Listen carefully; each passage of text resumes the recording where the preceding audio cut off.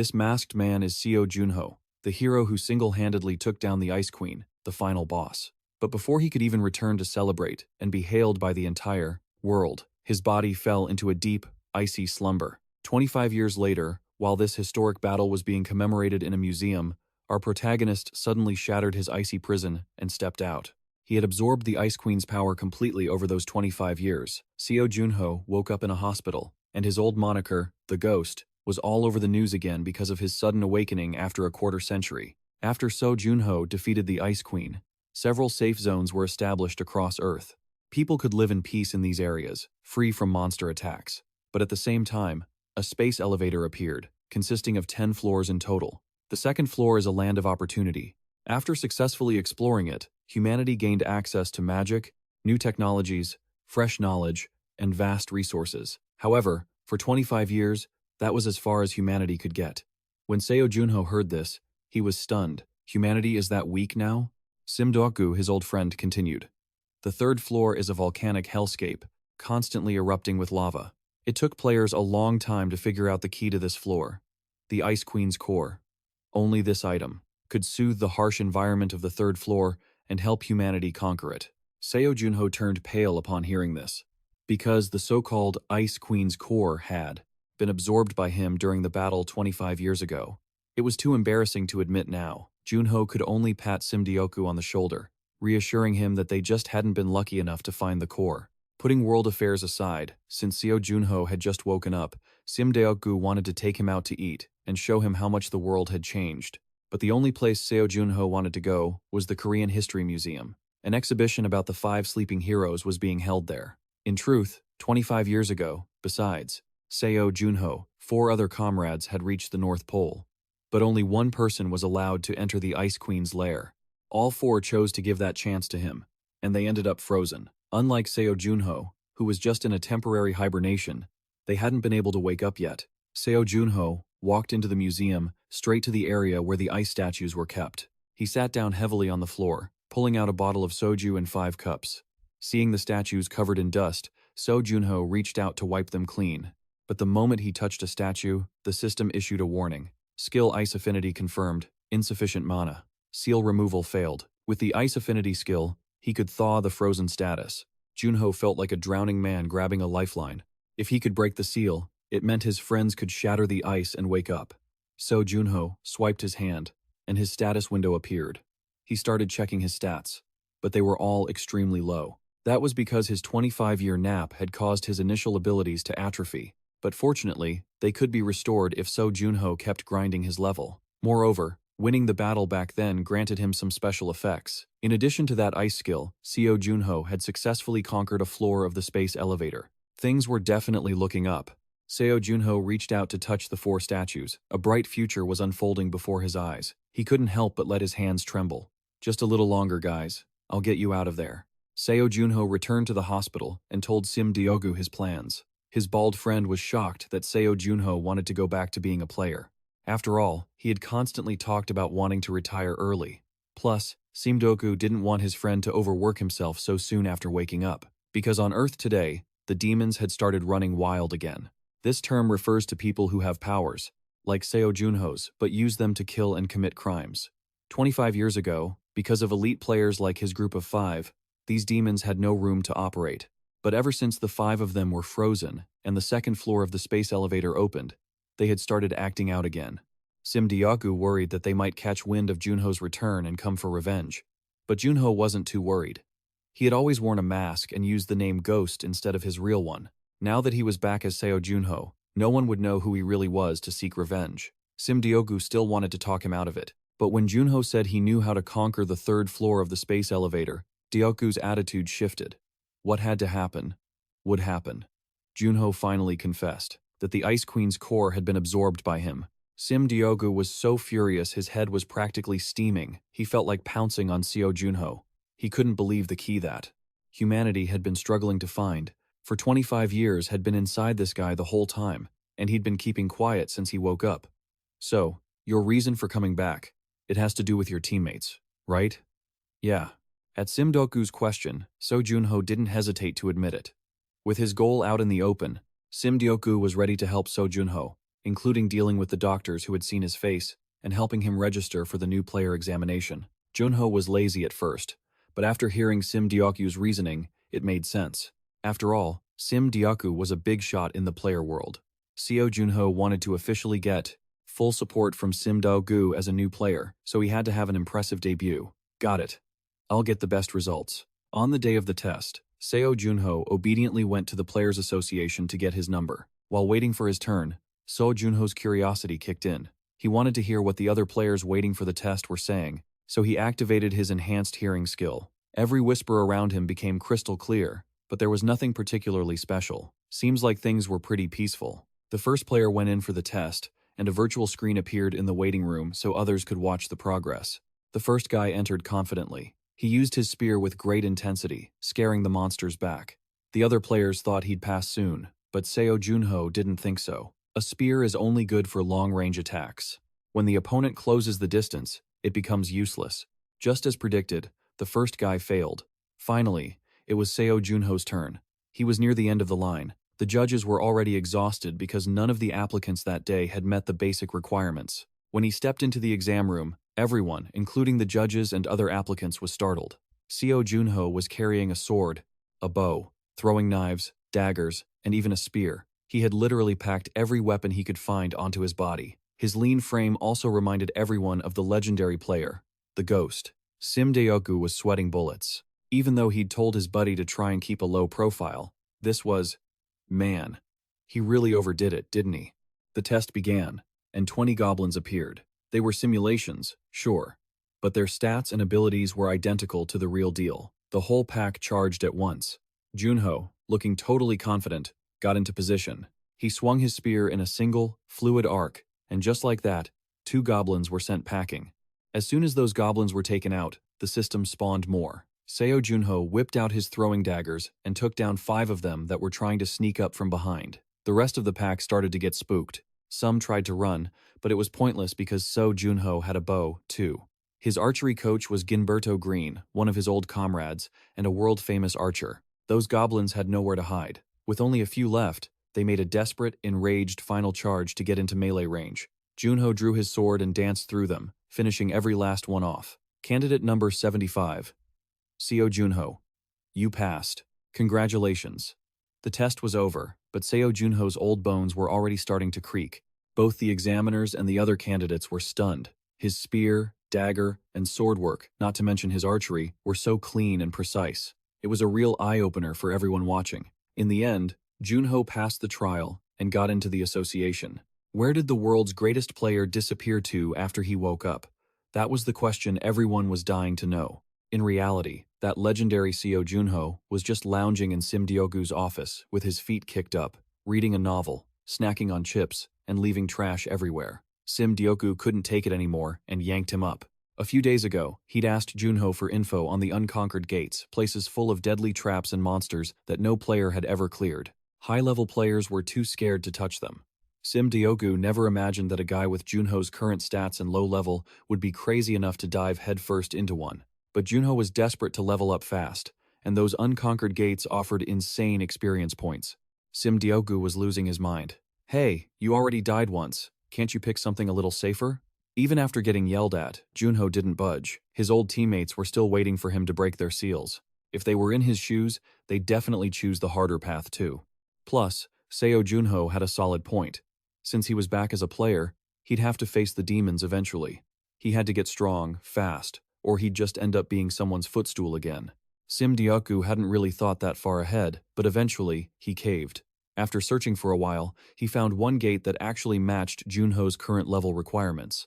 It was called the Dawn's Curse.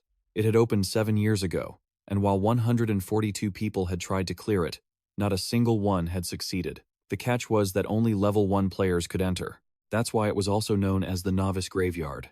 Sipping his soda, Junho checked it out. Looks like a breeze, he thought. Sim Deoku, being the thoughtful guy he was, hooked Junho up with everything he needed. After signing him to the association, the deposit was already in his account. Junho was technically Sim Deoku's subordinate on a 1-year contract, but let's be real, everyone knew who was actually bossing whom around. Junho decided to crash at the association for convenience. Sim Deoku even gave him a set of armor. It looked like basic gear, but it was lightweight, durable, and offered top-tier protection. It was made by Guan Noya, a legendary craftsman who was 98 years old. Junho's jaw hit the floor when he heard that. It really showed just how much Sim Diogu spoiled him. Out of nostalgia, Junho really wanted to go thank Guan Noya in person, but Sim Diogu forbade it. The old man's workshop was crawling with eyes and ears they couldn't control, and having Seo Junho show up to thank Guan Noya would basically be the same as outing his identity as the ghost. The guy was always acting before he thought. A hot-headed guy like Junho was lucky to have a cautious friend like Sim Diogu. With the armor sorted, it was time for weapons. Sim Diogu had a few solid options ready for him to choose from. Junho wanted to head to the gate immediately, but he had to get some shut-eye first. His body had just woken up from a long hibernation. It was way too weak to pull an all-nighter. 10 days later, he stood in front of the Dawn's curse. The condition to clear the gate was simple: survive until dawn. Inside, it was a desolate wasteland, filled with tombstones. The air was warm, actually. Hot as hell was more like it. Junho double-checked the info. It didn't seem too tough. Since the goal was to survive until sunrise, he decided to enter at dusk. Might as well cheat the system and save some time, right? As night fell, the place got even lonelier. Junho got this weird, creepy feeling, like he was being watched. His sharp intuition, honed from years of topping the server rankings, told him trouble was coming. The ground cracked open, and a hideous zombie crawled out. Junho didn't even bother drawing his sword. He just smashed the thing in the head with his bare hand. That hit was harder than the time your mom caught you at an internet cafe. It practically buried the zombie back in the dirt. But then, things got annoying. It wasn't just one zombie, there was a whole mountain of them. These things were undead monsters. They were a nightmare for newbies. They didn't feel pain, and the only way to put them down for good was a critical hit. Normal damage didn't faze them. All they cared about was attacking the player. Junho swung his sword in a blur, every single strike a perfectly placed critical hit. These guys were annoying and great at causing panic, but since this was Junho's second time being a rookie, he naturally had the experience to handle it. Blood stained the ground. One zombie tried to poke its head out of the dirt, and Junho kicked it right back down into the grave. Yeah, but there was still a whole swarm left. After a while, he leaned against a tombstone to catch his breath. Seemed like he was done. Man, he was exhausted. Wait, who's there? A faint voice echoed from the distance. A human voice. Junho's eyes widened as he followed the sound to a coffin. From underneath it, he heard a young guy sobbing. Junho scraped away the dirt covering the coffin. The guy inside was crying, explaining that he'd come into the gate with his friends, but he was the only one left alive. Please help me get out of here, the guy begged. Junho's face suddenly went cold, an unreadable expression. He told the guy to shout as loud as he could. The guy didn't understand why, but Junho just explained that he needed to pinpoint his exact location since he was buried under all that dirt. The guy hesitated, then let out a loud scream. Bingo. As soon as he pinpointed the location, Junho drew his gun and fired a few rounds. The scream turned into a pained shriek. A massive zombie burst out of the coffin. Junho didn't want to waste any more time chatting with it. He drew his sword and, with a few basic moves, sent that boss zombie to the afterlife. Actually, even though there are a ton of zombies, you can handle them if you've got a decent team. I bet this ugly, deceptive thing is exactly why so many people ended up losing their lives here. But Seo Junho wasn't that naive. Besides, the gate would never open if there were still survivors trapped inside. Once he finished off that cheating piece of garbage, the system notified him that Seo Junho had successfully cleared the Curse of the Dawn. Both his level and his stats went up. Even though it wasn't a huge boost, Seo Junho was satisfied just to see some progress. He even gained a new skill called Confession of the Dead. This thing lets him see the memories of the deceased. It might not seem useful for combat right now, but it's definitely going to come in handy later. This was the first skill Junho collected since returning to his role as a player, not a ghost. He felt a sudden rush of excitement. Right after returning, Seo Junho lazily lounged on the sofa, sipping coffee. Sim Dogu was reading the paper.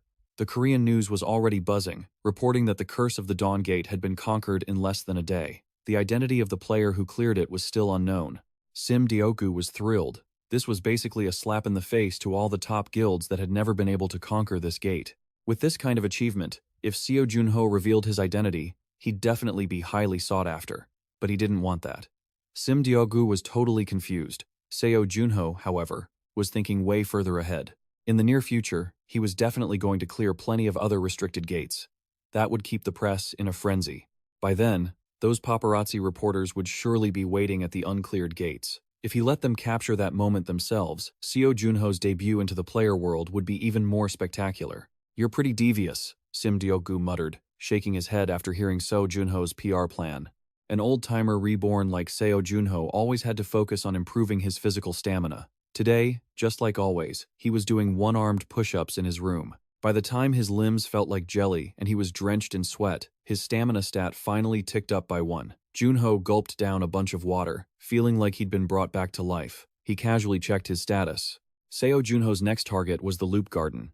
This gate appeared 9 years ago. It's also the oldest uncleared gate in Korea. The government was having a massive headache because when a gate is neglected for too long, its seal gradually weakens. Monsters will start spilling out. That's why whoever clears the Loop Garden will receive a massive reward from the government. Everyone wanted to succeed and claim that huge bounty. But there had been 124 attempts, and not a single soul had succeeded.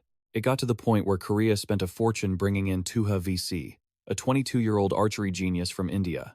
But even he failed. The death of that young player made everyone lose all hope of conquering the Loop Garden. "What a tragedy," Seo Junho remarked while researching Tuha VC's info. "If a monster rookie like that could lose his life, he shouldn't take this gate lightly."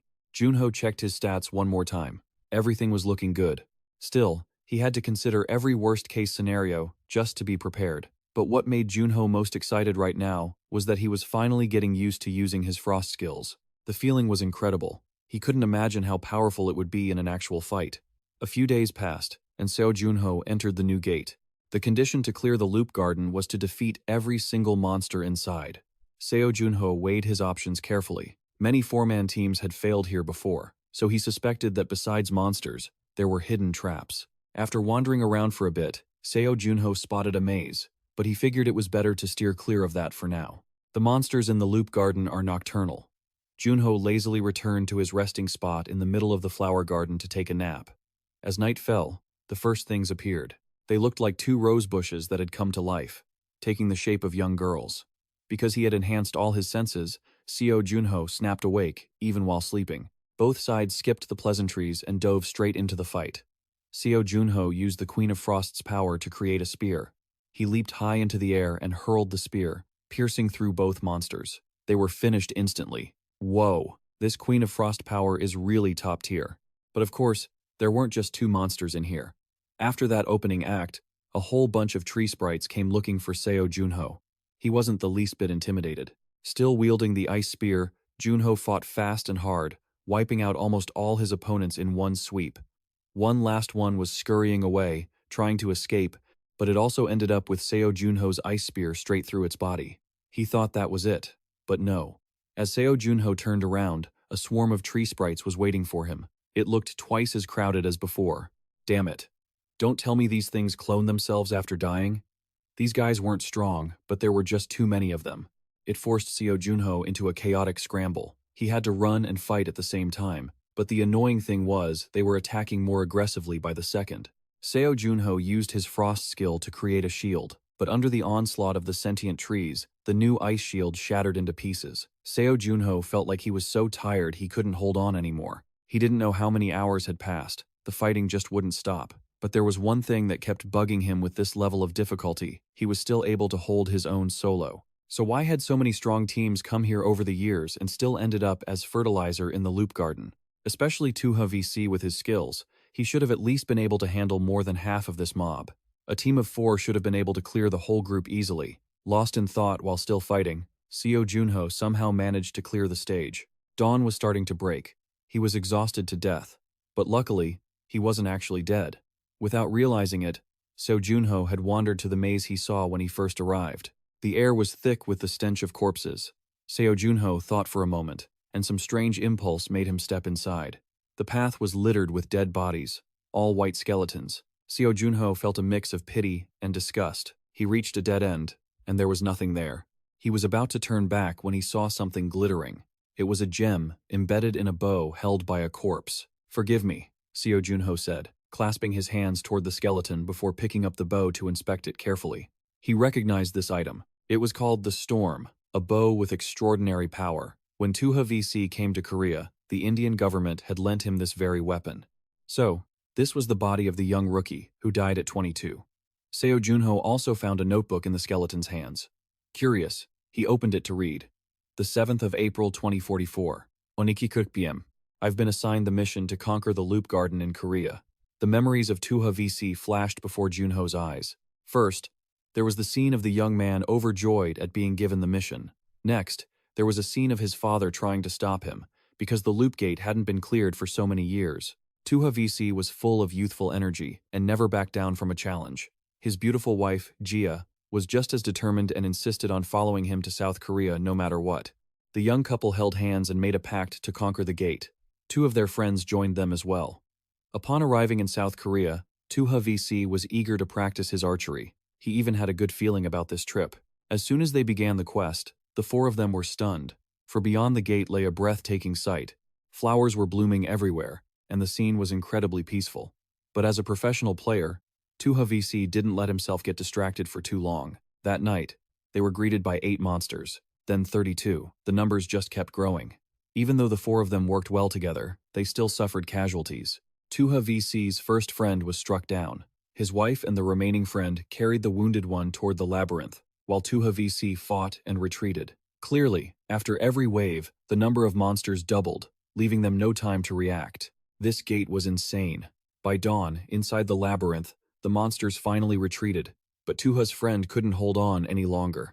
After leaving his final wish for him to look after his daughter, he took his last breath. Sunset fell once again.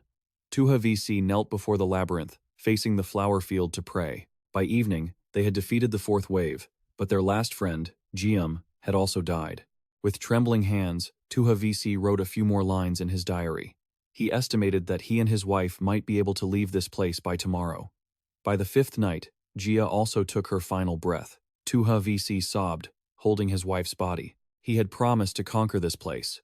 But what was the point if he couldn't conquer it with Jia? Suddenly, a shadow lunged from behind, wielding a sharp blade. Tuha VC dodged, and while the blade didn't kill him, it successfully cut deep into his right arm. He couldn't believe it. The person in front of him was Guillaume, the friend who had supposedly died the night before. Guillaume's eyes were blood red. One look, and Tuha VC realized he was a demon. He had hidden his identity so well that neither Jia nor Tuha VC had suspected a thing. Now that Loop's garden was almost conquered, Guillaume finally revealed his true colors. His goal was the storm bow, and the title of the conqueror of Loop's garden. Tuha VC gritted his teeth in rage, but the sight that followed made his face go pale. Tuha VC turned and ran into the labyrinth. Guillaume didn't rush to chase him because he knew the blade that cut his arm was poisoned. He knew Tuha VC would die sooner or later, but he didn't expect Tuha VC's shock wasn't because of his looming death, but because, unbeknownst to Guillaume, a swarm of tree spirits had silently crept up behind him. Damn it, there was a 6th wave of attacks. Before Guillaume could finish his evil plan, he was sent straight to the afterlife. Tuha VC ran to a dead end, where Seo Junho currently stands. His arm had lost all sensation due to the demon Jiam's poisoned dagger. Whether it's the monsters or the poison, I'm going to die anyway. If anyone finds this journal, please tell our families we are sorry. Those were the final words Tuha VC wrote in his diary. Seo Junho flipped a few more pages. It turned out there were still a few lines left. Tuha VC expressed his burning rage and his desire for vengeance against the demons. If it hadn't been for Jiam, he and his team would have conquered the garden. After reading the diary, Seo Junho finally understood. The monsters would double based on the number of players. Since Seo Junho went in alone, he started with 2, but because Tuha VC's group had 4, they started with 8. If Seo Junho had teamed up like that, the mere thought of the monster count was enough to make him sick. He stored the notebook in his inventory and borrowed Tuha VC's storm bow. Before leaving, Seo Junho didn't forget to leave a promise to help Tuha VC take revenge on the demons. See you later, young hero of India. A few mornings later, Simdogu rushed over to bring good news to Seo Junho. Just as planned, the press had been waiting and successfully got their scoop. Junho's name was now exploding across all the headlines. The Indian government even sent their gratitude to him, because Tuha VC's diary had been returned to his homeland. Simdogu only lamented one thing. The storm bow was stuck inside the gate because it was in Tuha VC's inventory. That thing was actually built by the Indian government for national security. This thing? Seo Junho pulled the bow out of his bag, leaving Simdogu in utter disbelief. This lunatic actually dared to steal a national treasure belonging to another government. Simdogu thought his friend had completely lost his mind. You're asking for death. I'm just borrowing it temporarily, Junho defended himself. Sim Dioku felt his head throbbing. A national treasure that India thought was lost was now in the hands of this reckless friend. Seo Junho explained. The demon Gyam had targeted Tuha VC's team precisely because of this bow. Even though the demon died in the gate, he certainly wasn't the only one after it. The media reported that the Indian government announced the storm bow was lost. But the cunning demons definitely wouldn't believe that. With their thieving nature, they would surely assume that the one who conquered the gate, Seo Junho, had snatched it. Therefore, he would become a prime target. The more Sim Dioku listened, the more sense it made. Hearing Junho put it that way, a face suddenly appeared in his memory. The demon archer Kaner, who was on the wanted list with his status unknown. He was famous for his bow collection, so Kaner certainly wouldn't pass up the storm bow. Junho guessed this guy would cooperate with other demons to hunt him down in the upcoming unconquered gates, and he would surely be even stronger than Tuha VC was when he was alive. Dioku was extremely worried, but Seo Junho was already strong and a daredevil to boot. He promised not to let the events of 25 years ago repeat itself, which finally put his old friend's mind at ease. On the other hand, after learning that Seo Junho had successfully conquered Loop's garden, reporters swarmed him like flies wanting an interview. Sim Diogu ordered security to chase them all away. But Seo Junho made a more shocking decision. He figured that if he wanted the demon's attention, he might as well make a scene. So, Sim Dogu, go ahead and organize a press conference. The event attracted a host of reporters from major and minor stations alike. And rightly so, Junho's debut was incredibly epic. He had cleared 2 long-standing, unconquered gates. Everyone speculated that this guy would be South Korea's next monster rookie.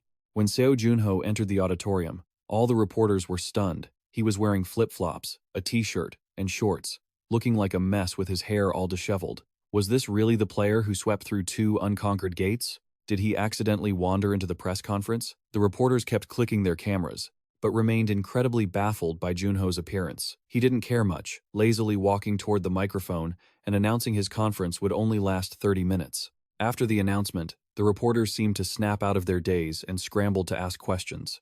Seo Junho answered each one with meticulous detail, relying on his wealth of experience, making everyone feel that Seo Junho didn't seem like a rookie at all. With only 30 minutes left, a reporter asked one final question. So, have you decided which gate you're going to challenge next? It seemed like this was the question Seo Junho had been waiting for, so he gave a bright smile. Not yet. There is one gate I want to enter, but my current level is too low. Which one is it? Seo Junho flashed a dazzling smile and answered firmly. The West Sea Gate. The room immediately erupted into chaos. Some people even dropped their pens in shock at his words. The scene was chaotic because the West Sea Gate was the final unconquered gate in South Korea. If he succeeded, Seo Junho would set an unprecedented record. Rumors suggested that a super tough boss monster lurked there, and the Player Association was currently debating whether to classify it as a Rank 1 gate. Most reporters thought it was far too much for a rookie like Seo Junho. He pondered for a moment, feeling that this negative reaction from the reporters wasn't surprising. Boss rank monsters completely outclassed ordinary monsters. They could even recruit weaker monsters as their minions and followers.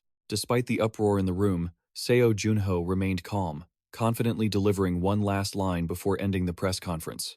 If I encounter a boss monster, I will win. This statement quickly became breaking news. Junho dominated the trending topics, even surpassing A-list celebrities. This even caught the attention of the president of the Goban Guild, the top guild in Korea. His subordinates wanted to reach out to Seo Junho, but he preferred to observe him for a little longer. If Junho actually cleared the West Gate, he would receive an invitation sent personally by the guild president himself. Meanwhile, Junho and Sim Deok-gu were buried under a mountain of paperwork. Since becoming famous, Seo Junho had been flooded with requests, but he was picky. He wanted to find a commission that offered plenty of experience points, had an appropriate difficulty level, and paid well. Sim Deok-gu said that was truly difficult to find. After some consideration, Sim Deok-gu presented one commission to Seo Junho. It came from a father seeking a cure for his daughter's terminal illness. The remedy required the core of a 9-tailed fox. Back when he was a new player, Seo Junho had nearly died because of this type of monster.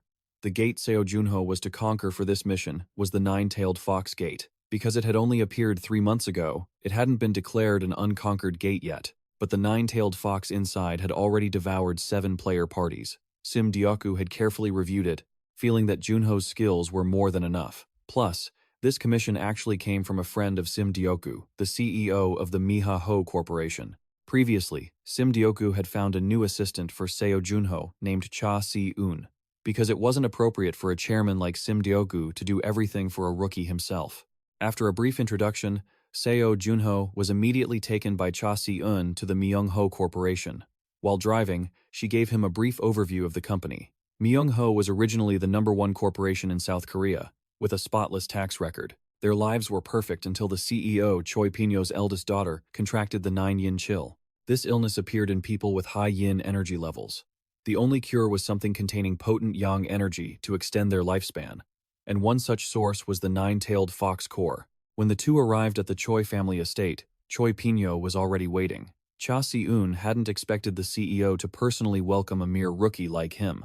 The two shook hands, but Seo Junho could easily see that Choi Pinyo was trembling.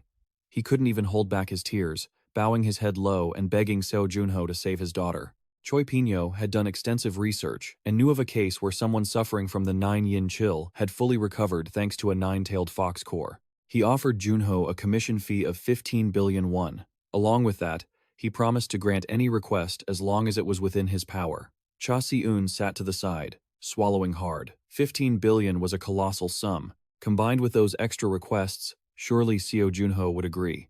"I'm sorry, but I have to decline." As soon as he said this, two people in the room were stunned. Choi Pinyo immediately raised the offer to 25 billion, even 30 billion won, but Junho still shook his head. He thought the guy just wanted more money, but Seo Junho said 10 billion was enough. He explained that, in the past, the ghost player had also received a similar commission. The client was willing to give up his entire fortune to save his daughter, but he had refused and only took 100 million. My reason is the same as his. One shouldn't take advantage of someone trying to save their family. On the way back, Cha asked Seo Junho if he had heard that story about the ghost from Sim Deokgu. Seo Junho started, muttering to brush it off. This secretary was a hardcore fan of the ghost. Although it was rumored in the community that the ghost was incredibly cold and decisive, Cha knew he was a kind and righteous person. Especially after hearing Seo Junho's words today, she was even more certain of it. Even though Cha's compliments were directed at the ghost, in reality, she was praising him. Seo Junho felt a bit embarrassed hearing her talk like that. Back at the association, Sim Deokgu revealed something. Someone as capable as Cha Si-eun could have worked at much larger guilds, but she stayed at this association because it held the rights to care for the ghost after he woke up. The more Junho heard, the more awkward he felt, so he tried to change the subject. The two went into the supply warehouse, which was filled with all sorts of weapons. Sim Deokgu tossed him a sword to test. When mana was poured into it, it would be powerfully enhanced and could easily pierce through a monster. All the other weapons used similar high-tech designs, but Seo Junho didn't seem very pleased. He felt these things were no different from toys. Seo Junho had once faced powerful predators like the Ice Queen. In such cases, high-tech weapons like these would become useless, because monsters like that could tear through any player's mana-infused gear. Junho told Sim Deokgu that a player could only truly get stronger by grinding with their own power. Relying on these advanced weapons would only make them lazier and lazier. He noticed a sword in the corner of the room. It looked entirely unremarkable. Sim Deokgu said it wasn't particularly useful, so he had tossed it aside, but Seo Junho drew the blade and slashed through the air toward Deokgu. The entire room trembled from the force of that swing. Chairman Sim was left speechless by his friend's action. Seo Junho sneered. The world had truly changed, and the true strength of players was being hindered by this pile of toys. The day of the commission arrived. Outside the gate were countless reporters, and alongside Seo Junho were 27 other players sent by other guilds. Cha brewed him a cup of lavender tea that tasted just right. He finished it in one gulp and reminded her to wake up earlier than usual tomorrow morning. Cha Si-eun didn't understand why, but Seo Junho just gave a confident smile and left her with one final remark. "After today's conquest, I'm going to be getting tons of commission requests." As soon as Seo Junho stepped out of the car, the reporters rushed over to swarm him for an interview. The other players were incredibly annoyed by the sight. Seo Junho looked thin and somewhat frail. In reality, he looked nothing like someone who had successfully cleared 2 unconquered dungeons. Furthermore, the sword he carried over his shoulder looked incredibly pathetic. When the players entered the gate at 11:28 a.m., it was a desert inside, staying true to the blistering name of this dungeon. The heat inside was maddening, leaving many players exhausted the moment they arrived. "Everyone, please listen to me." Out of nowhere, a fair-skinned young man shouted loud enough to grab the entire group's attention. He introduced himself as Cha Minggu from the Cheonhae Guild. This guild was ranked 13th in the country, and only true elites were allowed to join. Cha Minggu quickly made his proposal. His guild would pay 1 million credits to anyone who joined their team and followed their instructions during the raid. However, the final reward, the nine-tailed fox core, would belong to Cheonhae. Most of the players felt this offer was completely unreasonable. After all, who comes in here without wanting the fox core? But Cha Minggu knew exactly how to manipulate people. He pointed out that soloing in this terrain was extremely difficult, and bluntly added that if anyone wanted to change their mind later, the guild would only pay 500,000 world credits. Many people, after hearing that, agreed to form a team and follow Cha Minggu. Junho, naturally, was not among them. He trudged off in his own direction under the judging eyes of the other players. As the sun grew more intense, Seo Junho pulled his shirt up to cover half his face, moving faster as he went. The fire fox was named as such because it resembled the foxes in legends. As it cultivates, the number of its tails increases.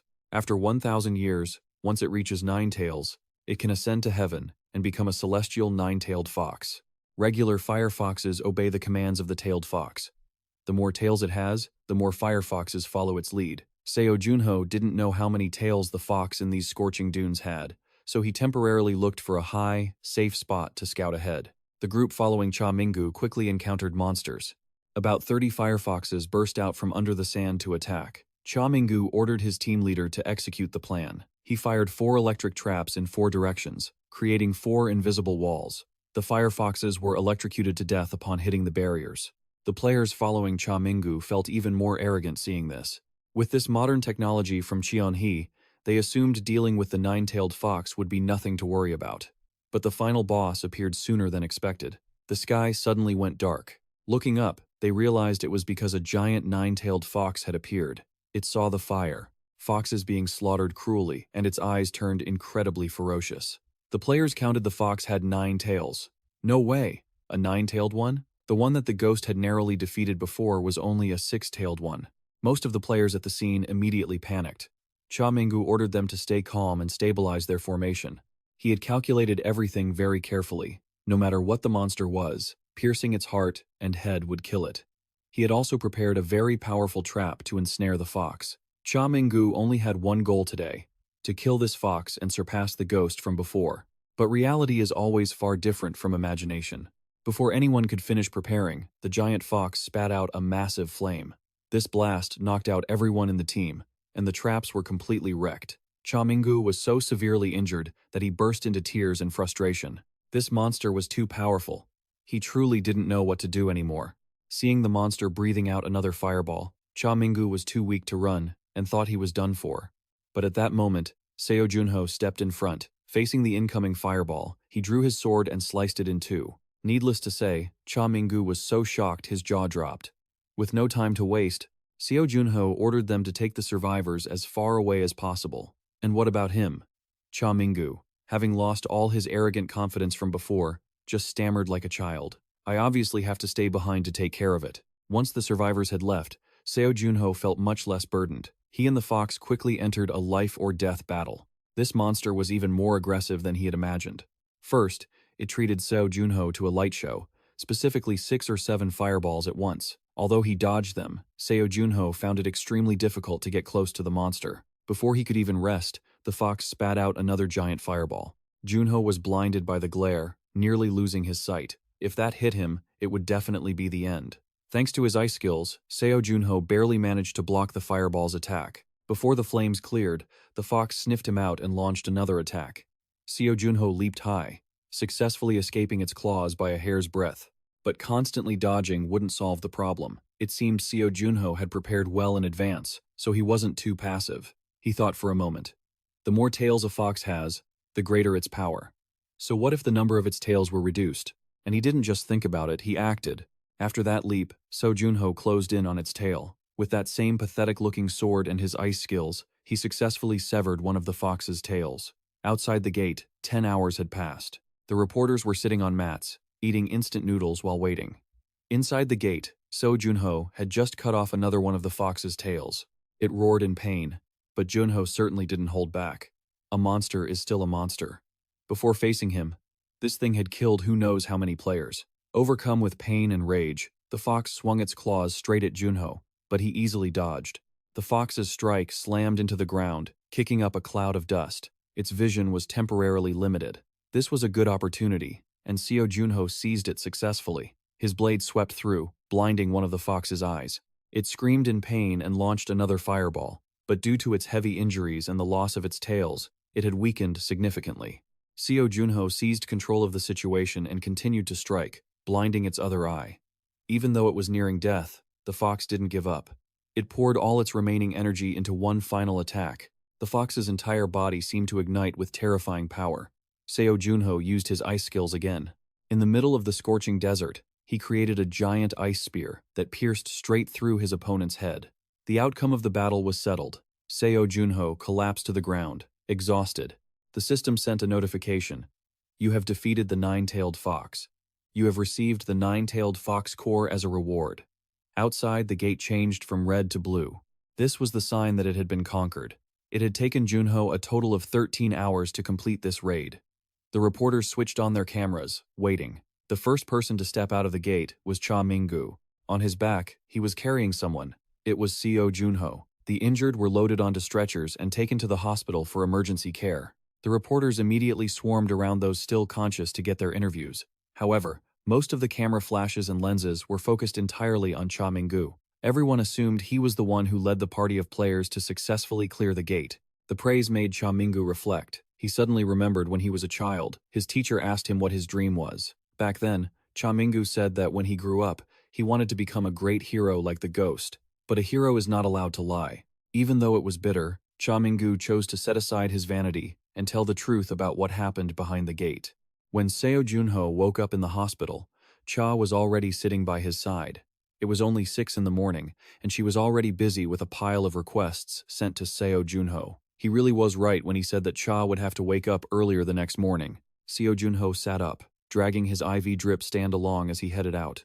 Cha tried to stop him, but Seo Junho reassured her that he was just exhausted and passed out. He said he had to go see Choi Pinyo, and that he could get some rest afterward, so it wouldn't be a problem. The two returned to the Choi family mansion. Choi Pinyo was deeply grateful that Seo Junho came over immediately after waking up. He led Seo Junho to his daughter's room, and she looked even frailer than Seo Junho had imagined. He immediately took the fox core from his inventory. Its intense heat gave Chairman Choi quite a scare. Seo Junho had to offer a few words of reassurance before asking him to step outside. Left alone with the patient, Seo Junho immediately began the treatment. But just as he was about to place the fox core into the girl, the system issued a strange notification. You sense medium-level yin energy from the target. You can absorb it using the ice skill. Upon absorption, your magic stat will increase. Is this hitting the jackpot, or is it a curse? Wait, the ice skill he already possessed was already overpowered. It allowed him to defend and attack at will. And now, it could even boost his magic stat by absorbing yin energy? Regardless of whether there was something hidden behind it, it was worth a try. Seo Junho reached out and began absorbing the yin energy from within the girl. He could feel an abundant source of energy flowing into his body. This method was also significantly safer than using the fox core. The patient's body wouldn't have to bear such overwhelming power. Chairman Choi was still sitting motionless outside the door. A while later, Seo Junho walked out, looking a bit pale and drenched in sweat. It's a success. She has fully recovered with no side effects. This statement seemed to strike the most vulnerable spot of Choi Pinyo, as the old man who had dominated the business world for so many years burst into tears once again. He collapsed onto the floor, clearly overwhelmed with emotion. Afterward, Junho and Cha drove back to the association. He was going to take a short break to recover after the event. Earlier, seeing Seo Junho's weary appearance, Chairman Choi wanted to offer extra compensation, but he absolutely refused. In return, the chairman made a decision. Whenever Seo Junho needed help, the Miho Corporation would support him with everything they had. That was the gratitude they owed to the savior of their family. Needless to say, that promise was worth far more than money. The entire territory of South Korea was influenced by the Miho Corporation. Not only were they financially powerful, but Choi Pinyo's eldest son was also the guildmaster of the Red Tower Guild. They were ranked 5th in the nation. To have the support of the Red Tower when needed was clearly a massive advantage. Junho didn't refuse this time. With such a great opportunity, he would certainly seize it and use it wisely. Returning to the guild, Seo Junho went straight to the president's office and lazily sprawled out on the sofa. Simdioku had just spoken with Choi Pinyo over the phone, so he already knew the situation. So, they might as well get straight to the point. Junho pulled the fox core out of his inventory under the wide-eyed gaze of his fake friend. After hearing Seo Junho's explanation of how he saved the chairman's daughter, Sim Deoku was so shocked he slammed the table and stood up. You can actually do that?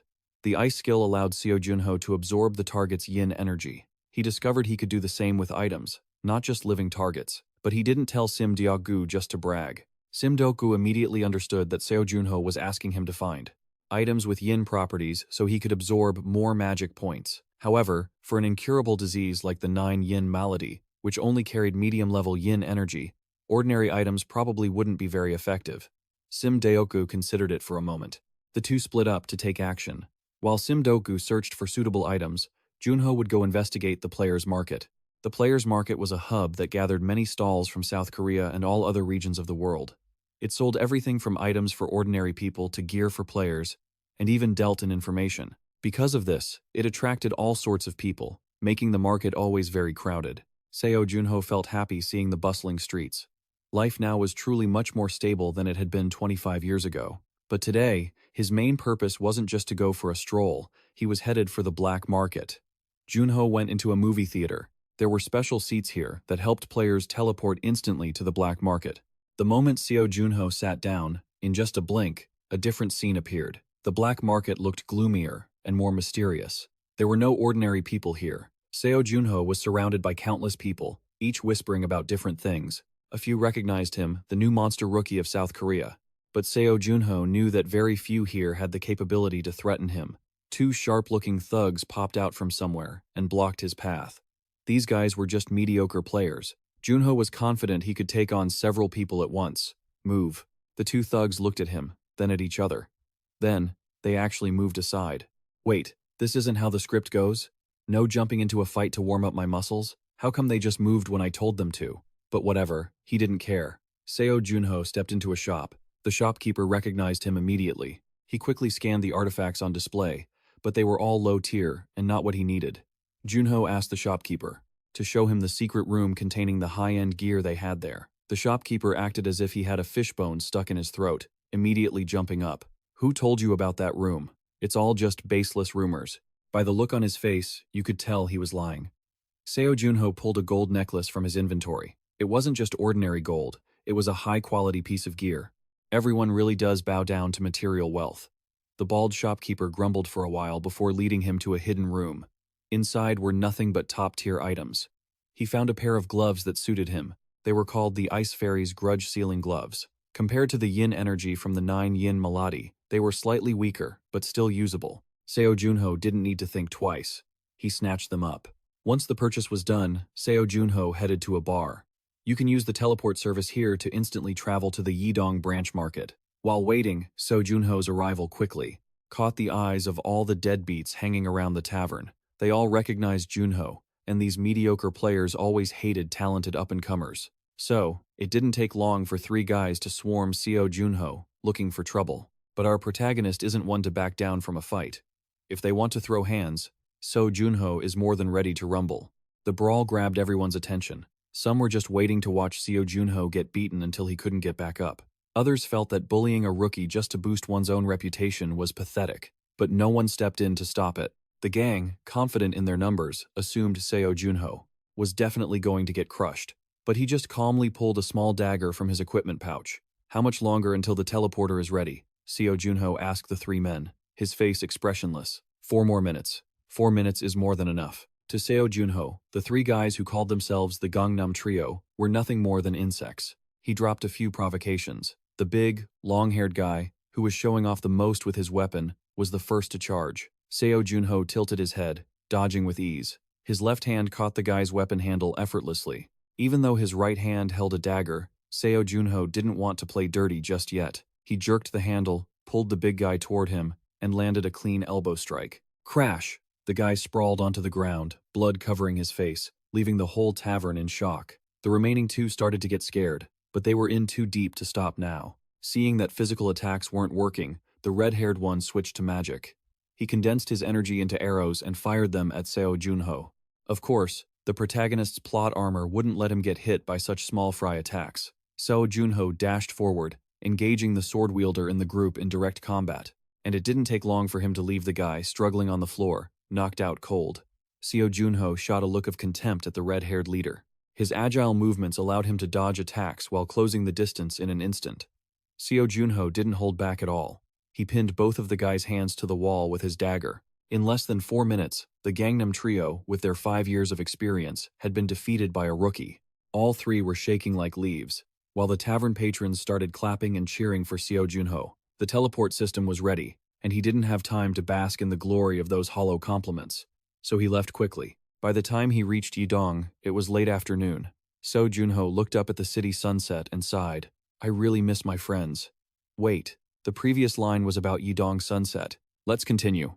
At the same time, inside a car, a candid photo taken at the black market during Seo Junho's fight had been leaked. A girl with orange hair sat in the car, eating ice cream while listening to her bodyguard report the situation. She seemed quite interested in Seo Junho. What was that guy's name again?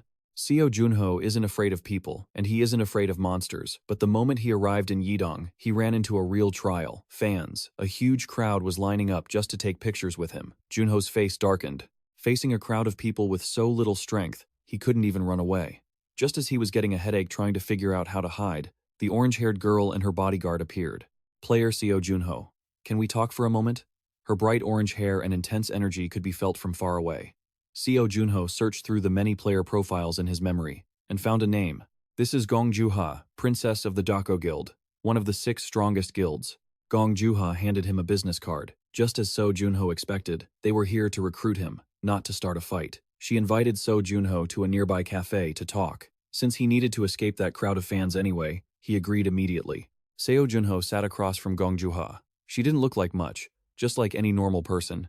But there's a rumor in the scene that even the demons fear Gong Juha. Junho doubted if this girl was really the princess of the Dako Guild. What does the Dako Guild want from me? He got straight to the point. Do you want to join us? Gong Juha was even more blunt than he was. The way she talked about joining one of the 6 major guilds made it sound like a trip to the grocery store. The vice guild master of Dako had sent Gong Juha to recruit Seo Junho, and she didn't like long-winded procedures. After studying the achievements Junho had made recently, she had already acknowledged his skills. Plus, on the fake profile that Sim Diogu made for him, his weapon skill was only ranked D. Gong Juha thought, if a rookie with only a D rank skill is this much of a beast, then once he joins Dako and receives proper training, he'll definitely grow even more. She had even carefully brought along a detailed draft of Seo Junho's training plan, which clearly listed the resources, salary, and leveling process. This is incredible, Seo Junho thought to himself. Now he understood why all the strong players left their associations to join major guilds. The benefits were just that good. With perks like these, Gong Juha assumed Seo Junho would definitely agree, but unexpectedly, he refused immediately. She couldn't help but stand up and slam the table. Why? Junho naturally had his own plans. Joining the Dako Guild would bring him money, experience, and fame, but in exchange, he would have to follow their orders absolutely and lose his freedom. Have you ever heard the saying, it's better to be the head of a snake than the tail of a dragon? Gong Juha sat back down. This guy was smarter than she imagined. He would rather be at the top of an association than be at the bottom of a guild like Dako. Besides, that place was full of elites. The climb to the top would be incredibly brutal. Gong Juha asked him once more. But Seo Junho's answer was still a refusal. She couldn't force him. Gong Juha stood up, disappointed. Before leaving, she was kind enough to leave him with a warning. That was, the demons have been operating with higher frequency lately, even on the first floor of the space elevator. Since the smaller associations hadn't gotten wind of this information yet, she tipped him off. Junho returned to report this to Sim Diogu. Even though he knew the disparity between guilds and associations, Sim Diogu was still shocked by the slow flow of information. But Junho didn't regret refusing Dako's offer. Sim Diogu had arranged a private residence for him on the 77th floor. The association's budget wasn't tight at all, so Junho's compensation and benefits were quite substantial. Before heading back to pack and move, Seo Junho remembered one thing. He informed Sim Diogu that the conquest of the West Sea Gate was exactly 1 week away. With his current level, Junho already met the requirements for this gate. Sim Diogu wondered why he was waiting a full week, but Junho had his own plan. If he wanted to hunt those demons, he naturally had to announce his schedule long in advance so the enemy would have time to prepare. After the announcement was made, the news that Seo Junho would be conquering the West Sea Gate became so hot that it even made it onto the news on TV. After the announcement, the news that Seo Junho would conquer the Western Sea Gate became so hot it even made the evening news. If he succeeds this time, Seo Junho will make South Korea the first safe zone in the world, with no unconquered gates left. The MCs are also discussing how Seo Junho turned down the association's offer to stay behind. This news has reached the demons, just as he intended. Khan still hasn't dared to show his face on the first floor. Since a wanted criminal like him is a common enemy to every guild, he decided to order the pair known as the Shadow Brothers to the West Sea Gate this time. On the other hand, Seo Junho met these Shadow Brothers. They joined as medics, but he thinks Secretary Cha will need to work overtime to investigate them. While waiting for information, Seo Junho tried training his magic a bit. He had been researching that gate. There's a high chance the boss monster is a dragon. Seo Junho has fought dragons in real combat a few times before, but it didn't go too well. Because they can fly, to fight them, you either have to latch onto their bodies or pull them down to the ground and smash them. Just calling it training while waiting for intel. But before Seo Junho could do anything, a zip file was sent to his device. Secretary Cha had finished compiling everything on the Shadow Brothers. The pair's real names are Vincent and Esfa, from the United States. They both awakened shadow skills and have completed over 200 missions. When asked why they came to the West Sea Gate, the two answered that they wanted to help Seo Junho clear this gate and continue their winning streak. Seo Junho chuckled. Can you believe this? This whole thing feels wrong just by looking at it. On the day of the conquest, as usual, reporters swarmed around the gate. Not just Korean reporters, but foreign media outlets also showed up to get the scoop. Sim Deokgu was pacing back and forth in the car, while Seo Junho was just chilling, playing games on his phone. That stubborn brat. Sim Deokgu threw a roll of toilet paper at Seo Junho's head. With such a huge event, how can he still be in the mood to play games? Even though Junho wasn't worried about the dragon, Sim Deokgu was very wary of those Shadow Brothers. For this conquest, besides them and Seo Junho, there was no one else. Sim Deokgu believed those two must have been sent by the demons. Although there was no concrete proof, Sim Deokgu felt like he was sitting on pins and needles. But Junho gently reassured his friend. Even if they attack me, I've already got a plan. Just as Seo Junho got out of the car, the Shadow Brothers took the initiative to come over and shake hands. Their overly enthusiastic attitude made Seo Junho feel uncomfortable, but he still replied politely, even speaking in English without needing a translation device. Junho stepped into the gate's territory, closely followed by the Shadow Brothers. The long-haired one, Esva, seemed to be in a rush. As soon as he passed through the gate, he wanted to attack Seo Junho from behind. But the slender back of the person walking in front seemed incredibly steady. Esva hesitated for a second. Seo Junho, who looked thin and weak, somehow didn't seem to reveal any openings from that back view. Esva broke into a cold sweat, truly not daring to make a move, only able to grit his teeth and curse internally for missing a good opportunity. The three passed an island. Vincent and Esva kept asking what to do next, but Seo Junho remained silent. The boss of this gate is named the Nameless Dragon. It doesn't even have a specific title, yet he felt an immense sense of threat. This gate didn't feel like a one-star gate at all. The dust suddenly swirled, and the sky turned dark. He knew this scene all too well, just like when the fox appeared. Vincent and Esva looked up, facing a giant, ferocious dragon. Long body, large horns, and vicious eyes. The sheer size terrified the both of them. How are we supposed to hunt this thing? Junho. Before Esva could finish his question, he turned his head and didn't see Seo Junho anymore. He had vanished, but the nameless dragon appeared right behind them, bringing thunder and lightning in its wake. You guys actually couldn't sense my presence? Seo Junho's voice echoed through the space, but the Shadow Brothers couldn't pin down his location. On this side, the dragon started attacking, every strike a lethal blow that forced them to struggle to dodge. Now, tell me, you guys are working with the demons, right? Seo Junho had by now found a tall, leafy tree to hide in, continuing his interrogation. Esva activated his Shadow Soldier skill, and they began to split up. The older brother would hold the dragon back, while Vincent would go find Seo Junho to deal with him. In the deep forest, Vincent started tracking Seo Junho's location. A familiar aura appeared, and he smirked. It seemed Junho was still just a rookie. No matter how talented he was, he still left openings when hiding his aura. Vincent held his long knife, slithering toward that aura like a snake. Seo Junho. My brother is fighting the dragon. We need your help. Despite saying he needed help, Vincent acted decisively. He gripped his knife tight and slashed hard at the shadow carrying Seo Junho's aura. But the impossible happened, he only hit the air. The shadow dissipated, bringing Vincent a feeling of absolute panic. In these dense woods, where darkness surrounded everything, this should have been his home turf to show off his shadow skills. Yet, at that moment, he only felt a bad omen. without a shred of confidence. Vincent felt like a blind man fumbling in the dark. Just a moment ago, Seo Junho's aura was very strong, but now it had disappeared completely. He looked here and there. Junho suddenly appeared behind him, like a demon from hell. "So, you are one of the dark forces.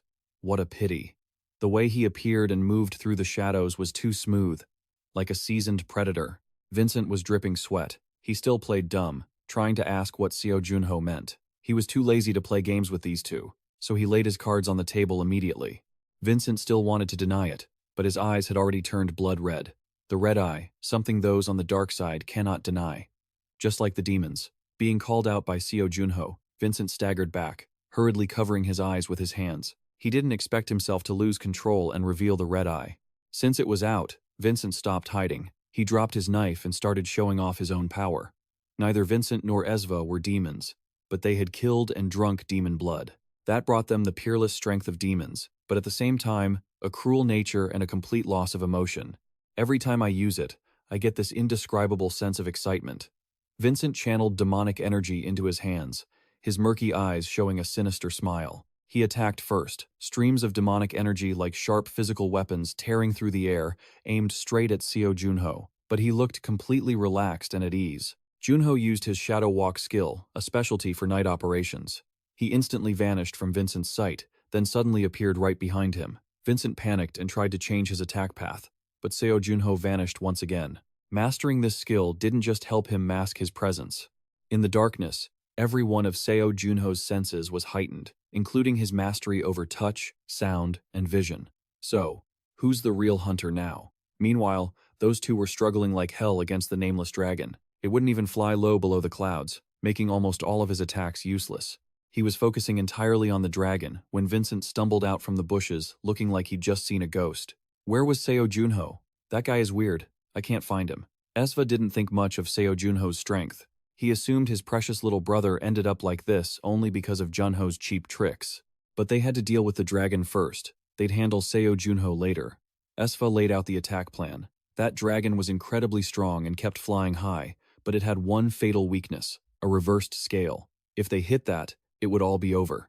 So, Esva would continue with the mission of distracting the dragon, and his little brother would use his shadow teleportation skill to get close to that reversed scale.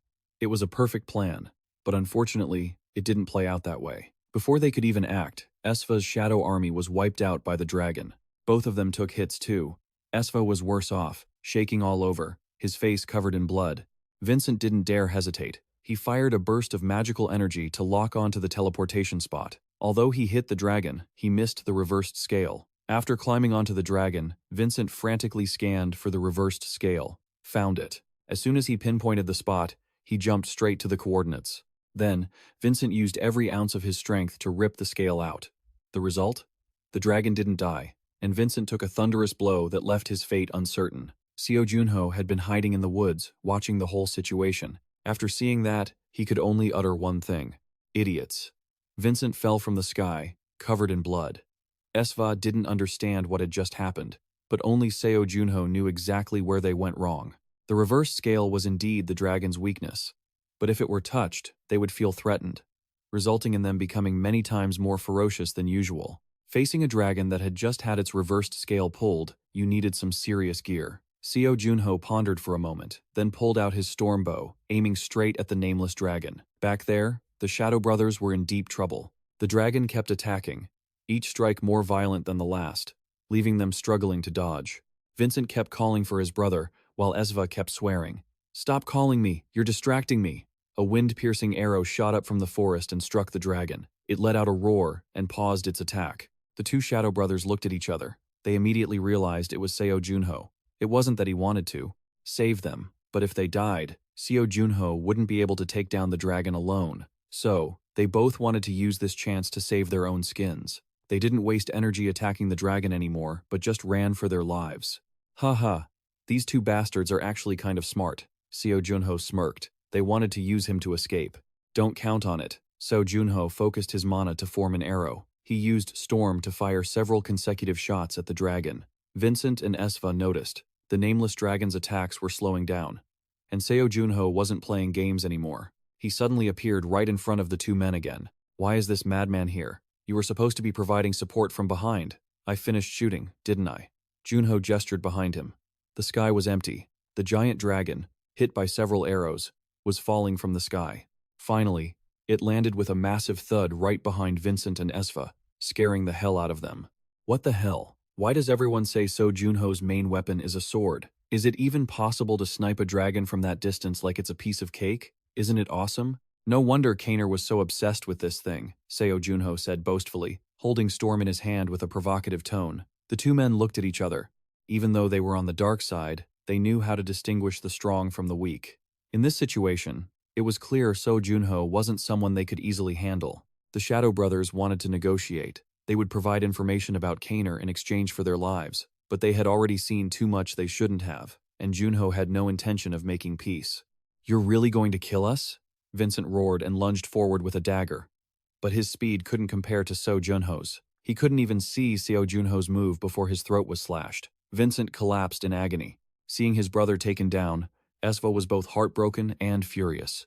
This guy was stronger than his brother, but in the end, he couldn't escape the same fate. If you pieces of trash have a next life, remember to spend it repenting. That was the last thing Seo Junho said to the Shadow Brothers. After taking care of the pests, Seo Junho headed toward the dying nameless dragon.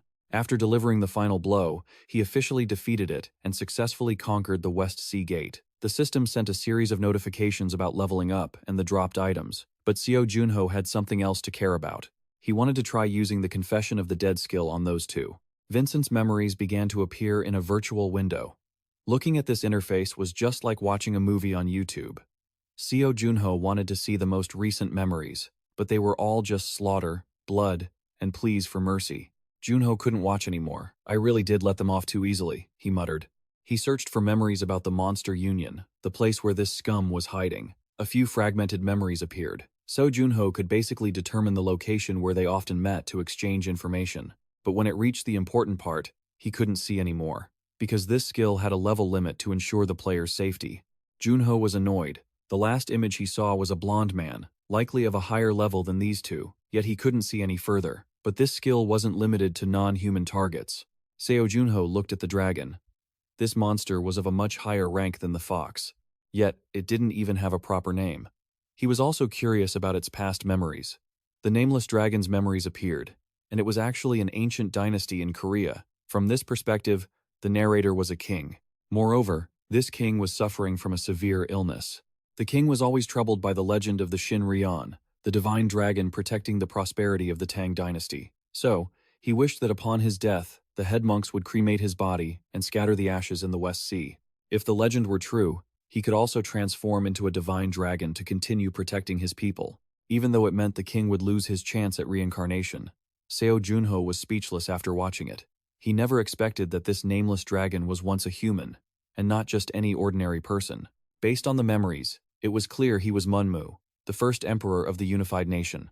"Oh my god, did I just kill an ancestor?" Seo Junho was sweating bullets. What was this feeling of being unfilial and heartless? He knelt before the dragon's remains and pressed his palms together in prayer. "This land has become a safe zone. You can rest in peace now." As Seo Junho prayed, a magnificent sight unfolded. The dragon's remains began to sparkle and slowly dissipate. Its silhouette appeared in the sky, though it was faint, like a shimmering trail of light in space. Seo Junho could hear a voice echoing from the sky. "Thank you." Finally, that light vanished, and the system issued a series of new notifications. "You have cleared the hidden quest of the nameless Dragon Island. You have received the item, Flute of the Tidal Breath. You have received the title, Helper of Ascension." The Flute of the Tidal Breath is exactly what it sounds like, a weapon shaped like a flute. Though it can only be used a maximum of 3 times, its power is absolutely insane. Junho didn't think that a mistake like accidentally killing his own ancestor would lead to such an awesome reward. Outside, a press conference was held after the gate was cleared. Several reporters were confused because Seo Junho walked out alone. They couldn't believe those 2 super-powered siblings had died inside the gate. Everyone expected Seo Junho to tell the truth at the conference about Vincent and Esfa being part of the dark faction. Surprisingly, he put on an Oscar-worthy performance, using crocodile tears to win over the public. Junho spun a tale about how the 3 of them got lost in the labyrinth and became separated. He claimed that by the time he made it out, Vincent and Esfa were already dead. He didn't forget to take full responsibility, which made the reporters sitting there tear up as well. It would have been a waste if this guy hadn't applied to acting school back in the day. Since it was a live broadcast, the Devil Archer was watching the news at the same time. He gritted his teeth in rage, deciding to consider Seo Junho lucky for now. The Archer immediately ordered his subordinates to the auction in Las Vegas to wait for a chance to hunt Junho down. Even though this might get him chewed out by the superiors of the Monster Alliance, that was still better than just sitting around doing nothing. Seo Junho returned to his office. Cha brought him several piles of commission requests. They were sky high. After setting the record for conquering the Western Seagate, Seo Junho's reputation soared to new heights, resulting in an endless mountain of commission requests. But Cha noticed a more serious problem. Junho's appearance was a mess. Specifically, his hair looked like a bird's nest. Although Junho didn't care about his looks, Cha showed him the profiles of various popular players, and honestly, he looked like a total slob compared to them. Secretary Cha handed him a business card with the address of a famous hair salon. Junho agreed, and told Cha she could take the rest of the day off for all the hard work she'd put into organizing the requests.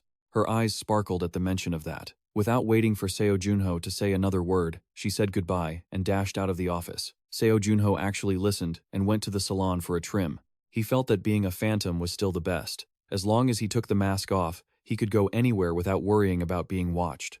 With his hair sorted, he stopped by a familiar place, a quiet library. As usual, when Seo Junho arrived, there was no one else inside. He grabbed a few books and headed to his usual spot. A familiar figure caught Seo Junho's eye. It was a girl wearing an oversized t-shirt, hair tied up messily, a novel in one hand, and she was happily slurping down a large bowl of noodles. It was Secretary Cha, and she choked on a mouthful of noodles. Seo Junho? The two sat across from each other in the library. The atmosphere was incredibly awkward. Cha glared at Seo Junho intensely, but he decided to plant himself there anyway. Who would have thought that a super-capable secretary by day and a famous monster rookie by night would bump into each other in a comic book library? Furthermore, they were both reading books that seemed a bit inappropriate for their ages. After some small talk, the atmosphere became more relaxed. Junho realized that the perfect Cha Seun actually had such an adorable side to her. Right on cue, Secretary Cha's watch beeped. They said their goodbyes because Cha had to go home to rest for work the next day. The following day, Seo Junho informed Sim Deok-gu that he wanted to go to the US. By peeking into Vincent's memories, he had learned the address where the Dark Faction members frequently exchanged information. Sim Deok-gu wanted to know where it was, but Seo Junho insisted on going alone. Honestly, at this point, Sim Deok-gu wasn't too worried about Seo Junho's safety. If anything, the Dark Faction members should be the ones worrying. Don't worry, I won't kill them. I'll make sure to squeeze every bit of info out of them before I bring it back. Having been friends for so long, Seo Junho naturally understood Sim Deok-gu's concerns, and Sim Deok-gu had no choice but to handle the arrangements for his upcoming trip to the US. By the way, Seo Junho pulled out a pile of dragon bones and tossed them on the table. These were items he'd looted after clearing the gate. He asked Sim Deok-gu to take them to Gwonnoya so he could forge a decent sword for him. That night, Seo Junho collapsed onto his bed, exhausted. He texted Secretary Cha, asking her to change his flight to Las Vegas to tomorrow. Before drifting off to sleep, Seo Junho opened his inventory. He gazed at the flute for a moment. This weapon was strong, but it could only be used 3 times, so he had to be very careful. Junho opened his status window to check his stats. His magic power levels were stable now. The other stats were decent too. Hunting on the 2nd floor of the space elevator wouldn't be a problem. At this rate, he'd be using sword techniques and breaking through to the 3rd floor before long. If he could master sword techniques, perhaps Seo Junho could rival the 9 absolute masters from the underworld. It had been 25 years. He wasn't sure how strong the absolute masters were now, or the Dark Faction members he was about to face. Regardless, the upcoming encounter was certainly worth looking forward to. The next day, Junho arrived in Las Vegas, the city where the gambling never sleeps. It was very crowded during this time because a massive artifact auction was coming up at the MGM Grand Hotel. Junho didn't know much about, nor was he interested in, these auctions. He opened his watch to check the address.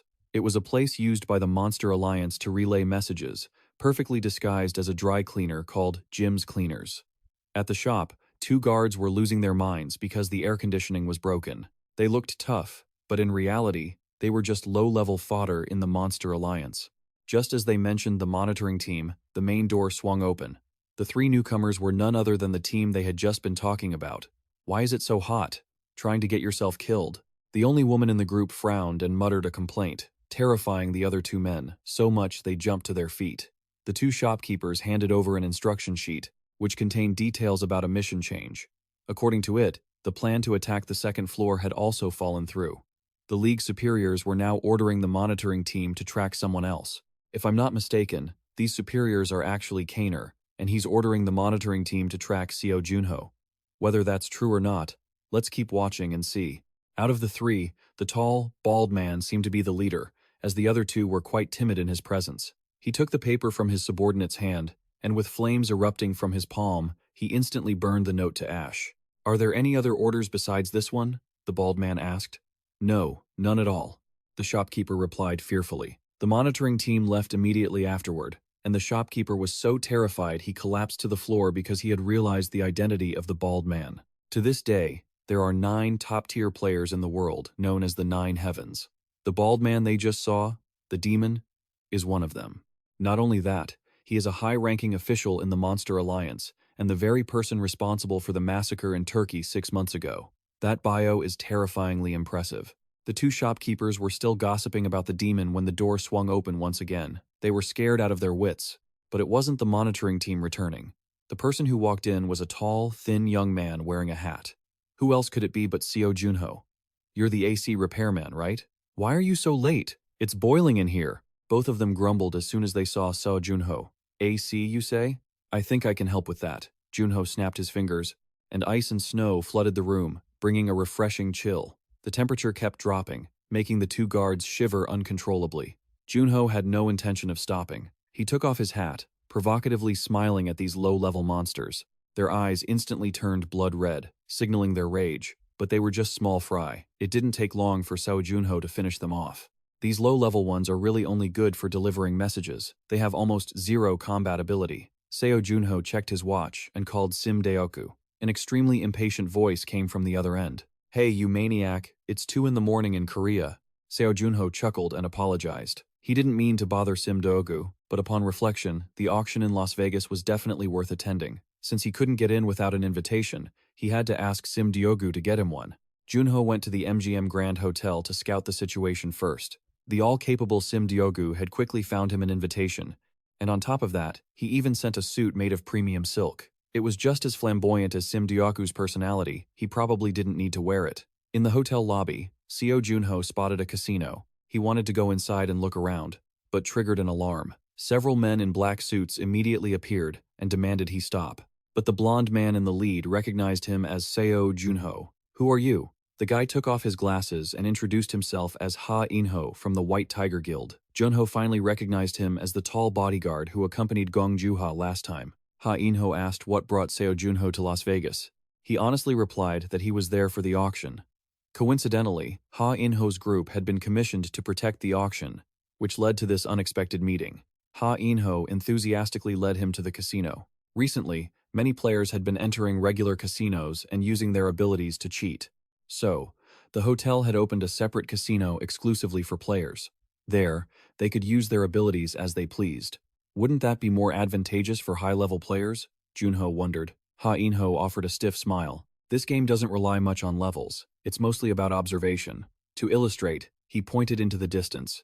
Princess Gong Juha of the guild hadn't known what winning felt like since she set foot in the place.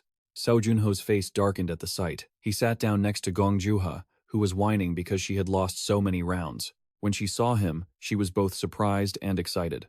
"Oh, did you come all the way here just to see me? Of course, you still want to be my subordinate, don't you?"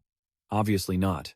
I'm here for the auction and just wanted to blow off some steam." Gong Juha was always scatterbrained, so she wasn't hurt or sad by this blunt rejection. She even generously offered to help him with anything he needed, since she was the captain of the security team for the auction this time. "I wonder who's gambling on the job," Seo Junho thought to himself. The rules of this game are actually very simple.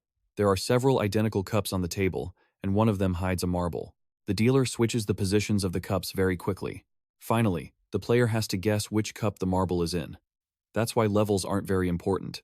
Observation skills are what matter. Junho bet everything on the first round and won. Gong Juha stared at him with wide eyes. She assumed it must just be beginner's luck. Junho didn't mind her reaction since it was too easy for him anyway. He got bored after playing once. Just as he was about to stand up, 2 more players sat down at the table. Coincidentally, it was the 2 members of the demon's monitoring team. The prey came to him without him having to search for them. Junho, of course, couldn't just walk away. There were now 3 players at the table, and the dealer switched to 5 cups. Junho and the skinny man both guessed correctly. On one side, he was happily chatting with Gong Juha, while on the other, he was secretly assessing those 2. The skinny man seemed tougher than the woman beside him. After a few rounds, the amount of money Seo Junho had won was enough to make Gong Juha's eyes pop. He had learned this observational technique from one of his 4 teammates. Every time the game started, Seo Junho didn't just focus on the cups. What he paid more attention to was the dealer who was using their ability to cheat. Once he grasped that trick, he had effectively mastered the game. The skinny man sitting across from him was also guessing correctly every time. Because the house kept losing, the casino switched dealers. While waiting for the new dealer, Seo Junho proactively offered to show Gong Juha an antique, which was a compass. He said this item would show him people who weren't normal. Seo Junho raised his hand. The compass needle spun around a few times and then pointed straight at the skinny man and the woman with him. Junho pretended to be confused, then stood up and told Gong Juha he needed to use the restroom. Immediately after he left, the skinny man also stood up with the same excuse. Taking long? The woman asked nonchalantly. Just 5 minutes. Seo Junho ran for his life out of the hotel, but ended up in a dead-end alley, with the skinny man following closely behind. I don't think this is the restroom, is it? He chased after Seo Junho because, if he wasn't mistaken, that compass could detect fiends. He figured Seo Junho had realized they were fiends, which is why he lied and panicked to run away. But right after that, Seo Junho decisively smashed the compass in his hand. How could such a valuable artifact be discarded so easily? The skinny guy suddenly snapped to his senses. Were you trying to lure me here on purpose? Seo Junho answered him with a calm, mocking smile.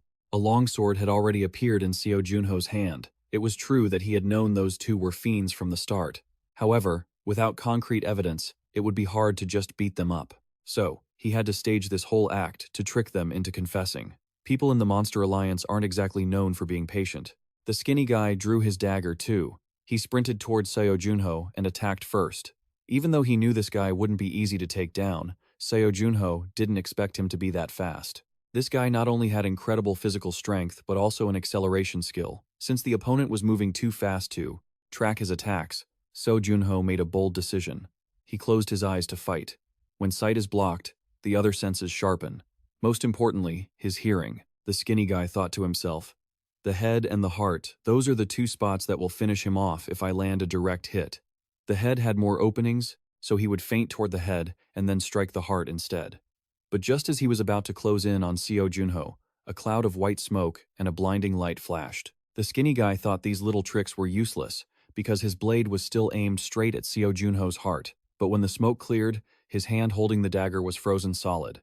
That was the extraordinary power of the frost skill he possessed. Seo Junho isn't an idiot. He had already predicted his opponent's attack path. That little feint was just a leverage point to make it easier for him to freeze the guy's hand. Shut your mouth, you bastard. Stung by being outplayed and having his thoughts read, the skinny guy was furious. Another blade quickly appeared in his other hand, but this time, Seo Junho grabbed it, and that hand got frozen solid too. Taking advantage of his opponent, panicking after having both hands neutralized, Seo Junho unleashed a final blow to finish him off. The stench of blood filled the air as the guy slowly collapsed. With an expressionless face, Seo Junho calmly left a parting remark. Anyway, being too careful isn't always a good thing. The black-clad woman returned to report to the fiend captain. The skinny guy had been gone too long, and she was certain he had been beaten to death. The fiend pulled up a list of all players currently in Las Vegas. She quickly recognized Seo Junho. The fiend looked through his profile and found it very strange. A rookie who had only debuted 2 months ago shouldn't be able to defeat his trusted henchman. But when he checked his recent conquest history, he realized Seo Junho had been involved with the Knight brothers. That was when he understood their deaths weren't simple at all. From now on, Seo Junho was officially on the kill-on-sight list. The next morning, Seo Junho wore the flashy outfit Sim Deoku had prepared to head to the auction. He ran into Gong Juha, who was holding a large insulated box and buying ice. She scolded Seo Junho because he had disappeared yesterday after saying he was going to the restroom. He never thought the drama he cooked up would make her lose sleep all night just wondering what that frost compass really was. Seo Junho apologized profusely and promised to treat Gong Juha to a meal as compensation, which barely calmed her down. He entered the auction venue first, while Gong Juha went in after buying the ice. Even though her fire-type ability was powerful, it made her more sensitive to heat than anyone else. The auction hall was huge, with the front rows reserved for key figures from various countries, like the Queen of England or the president of the French Player Association. As the captain of the security team, Gong Juha went to the front row. That way, if any trouble arose, she could handle it quickly. She sat in seat A14 and was about to greet the person next to her when she discovered it was Seo Junho. "How is it you?" Gong Juha asked, bewildered, then gently explained that the seats in the hall were assigned and couldn't be taken at random. But in response, Seo Junho pulled out his VIP ticket. It clearly had seat A13 written on it. She inspected it for a while. She couldn't believe this rookie had managed to get such a top-tier ticket. She looked him up and down. Seo Junho was dressed to the nines today. "Chairman Simdoku gave me this ticket and even prepared the clothes and accommodation for me," Junho explained, to satisfy Gong Juha's curiosity. "So, that's how it is." Gong Juha quickly rationalized the situation in her own way. She assumed Simdoku had chosen Junho as his successor to the association, hence the special treatment. Although that wasn't the case, Seo Junho didn't bother to deny it and just let her think what she wanted. Seo Junho was glad Gong Juha was sitting next to him. Yesterday, he had exerted quite a bit of effort dealing with the Monster Alliance's underlings. If he ran into a fiend today, he wasn't sure he could win. But with Gong Juha there, it was a different story. Her reputation certainly wasn't based on baseless rumors. Otherwise, she wouldn't be the captain of the security team for such a major auction. The lights in the hall suddenly went out. The auction had begun. "Congratulations to the guest, in seat A14. You have won the Frost Crown." Seo Junho gave her a very judgmental look. This girl uses fire magic, and yet she's buying something with a frost attribute? Is she always so overheated that she needs cooling gear, lady? The blunt young man couldn't help but ask, "Captain Gong Juha, didn't you just say that professionals should do their jobs properly?" Gong Juha forced a smile to save face. "Real professionals need to be versatile. That's just how it is." "Oh, I see." Gong Juha quickly tried to change the subject. "Aren't you buying anything, snakehead?" Seo Junho wasn't sure yet, as he hadn't seen anything that caught his eye. Gong Juha again assumed he wasn't interested in gear. Actually, he was very interested extremely, in fact. The problem was that there was nothing here that satisfied him. So far, he had only bought a necklace. Gong Juha wondered why he bought it when it only increased stamina recovery.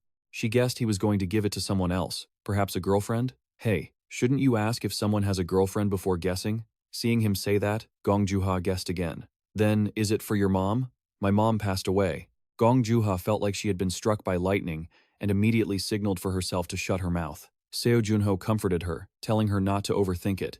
He was just buying a gift for his nephew. On stage, the host was introducing the next item, one that hadn't appeared in a long time. Item 84, the mysterious orb. Seo Junho froze. Among the skills he possessed, that item was triggering his sharp intuition. Was that skill reacting to the mysterious orb? The people sitting behind him kept whispering that this thing was useless. For over 20 years, no one has been able to identify this sphere. The bald guy even mentioned someone who had once said they would look into it but didn't end up buying it. They must have given up, which is why it's back up for auction. Bottom line, no sane person would want to buy that junk. Well, they're about to see a sane person do it. Junho couldn't explain why his sharp intuition suddenly kicked in, but since nothing bad had ever happened after following it, he wanted to trust it just this once. "Snakehead, do you want to buy that sphere?" Gong Juha seemed concerned about this too. But Seo Junho is the type to just go for what he wants. He doesn't need anyone's input. Finally, the most anticipated moment of the auction had arrived. The legendary grade magical orb discovered in the ancient dungeon on the second floor, Heaven's Breath. It was a sphere pulsing with a mysterious, beautiful blue light. What's more, it contained an abundant amount of magic. Rumor had it that the energy emitted from within the orb was enough to power an entire city, and that wasn't just baseless talk. So, how much would a magical orb like that cost? Seo Junho wondered. Gong Juha rested her chin on her hand, thinking, the price tag would likely be astronomical, but in reality, it would depend on what the world leaders were willing to pay. That was normal enough. But with such an insane figure on the table, it was time for the robbers to make their move. As the captain of the security team, Gong Juha felt something was off. By now, the bidding had already topped $500 million, and it quickly climbed to 550, then 600. Just then, the ceiling above the host cracked, and screams erupted everywhere. The host collapsed to the ground, frozen in shock. In the nick of time, Ha Inho leaped in, erected a massive shield, and announced that everyone was safe. Seo Junho judged that this guy was no pushover, being able to set up such a wide-range barrier in such a short time. He's a guardian knight, not some common thug. Thanks to the shield, the skeletons that appeared out of nowhere were blocked outside. Gong Juha was certain that only the undead could pull off something this insane. The only question was which bastard was behind it. Could it be the Bone Witch who committed the massacre in Turkey? That guy's power was far from normal. Seo Junho immediately guessed who was pulling the strings. Gong Juha agreed, so she contacted her team to evacuate the guests first, while also protecting the remaining people inside and the auction items. Ha Inho, go guard Heaven's Breath, then go find the Bone Witch. After giving orders to Inho, Gong Juha turned to find support from Seo Junho, but unfortunately, he had already vanished without a trace. Before she could even process it, she heard her subordinates directing the guests to evacuate. These people, desperate to save their own skins, weren't lining up, they were stampeding out all at once. The reason? The skeletons above had found the strength to shatter the barrier, so everyone was shoving each other to get out first, damn it. Dealing with the mess, Gong Juha punched a hole through the wall to clear a path for the civilians. Ha Inho, looking annoyed, reminded her that the building wasn't cheap. He wondered what they'd do if she kept breaking the walls. Well, the damage was done. It was too late to be stingy now. Gong Juha told him not to act like a cheapskate during such a critical moment. Haha, I think that's a good point. Just leave my name off the incident report, okay? Seriously, you're breaking my heart. Suddenly, a black hole opened up behind her and right in front of Inho. A bullet shot out of it, burying itself straight into Inho's left shoulder, right before Juha's eyes, before either of them could react. As Inho fell, the shield shattered. Damn it. If Gong Juha wasn't seeing red, something would be wrong. I was trying to stall for time to gather mana and reinforce the shield. Don't you dare get in my way. Gong Juha cracked her knuckles and charged headlong at 3 fully armored and armed skeletons. She threw a punch that ignited a fire, blasting through a corner of the building. The flames roared, incinerating the skeletons and lighting up the sky. Look at that. Is that really human power? Creation is truly biased. The sniper muttered to herself as she watched. The S-rank fire user was one of the strongest in the world. If she had a choice, she would never want to face such a terror head-on. Basically, a sniper rifle should just stick to sniping. Aside from that, found Heaven's Breath. Once she grabbed it, she could go get some sleep. Alright boys. The female marksman used her positioning skill to open a black hole like the one she used to hit Inho, easily snatching Heaven's Breath. Just as she got it in her hand, her phone rang. It was her boss, asking if she'd secured the goods. Hearing she had it, he ordered her to return immediately. Clutching Heaven's Breath, she couldn't help but mutter that this job was damn easy. Too bad she hadn't managed to take Seo Junho's life. While she was lamenting that, she saw something speeding down the street. What the hell? You're still alive? It was Seo Junho. You sure are lucky, aren't you? She got excited, raised her rifle, and aimed immediately. She locked onto Seo Junho's head, whispered a spell, and pulled the trigger, carefully opening a guided black hole, just like she did with Inho. Too bad the target was different, and so was the result. It wasn't that easy to hit him. She couldn't believe that even after all that, she still missed. She knew her positioning skill allowed her to shift the bullet to ensure it hit the target, making it impossible to dodge. But look at what that guy just did. She was furious. I'm not letting anyone get away this time. The determination was high, but it was no use. Spectral walk. Seo Junho coldly chanted and vanished like a shadow. This is ridiculous. She couldn't believe her eyes. A veteran sniper missing twice, and the target was just a rookie. There was no greater humiliation. Furthermore, looking at where that guy was heading, it seemed familiar. Yeah, it was exactly where she was hiding. Before she could turn around, the lower half of her body had been turned to ice. The frost quickly spread to her head, and she realized the man who had been her prey was now the hunter. You bastard. What are you doing? Surprised? You ask what I'm doing?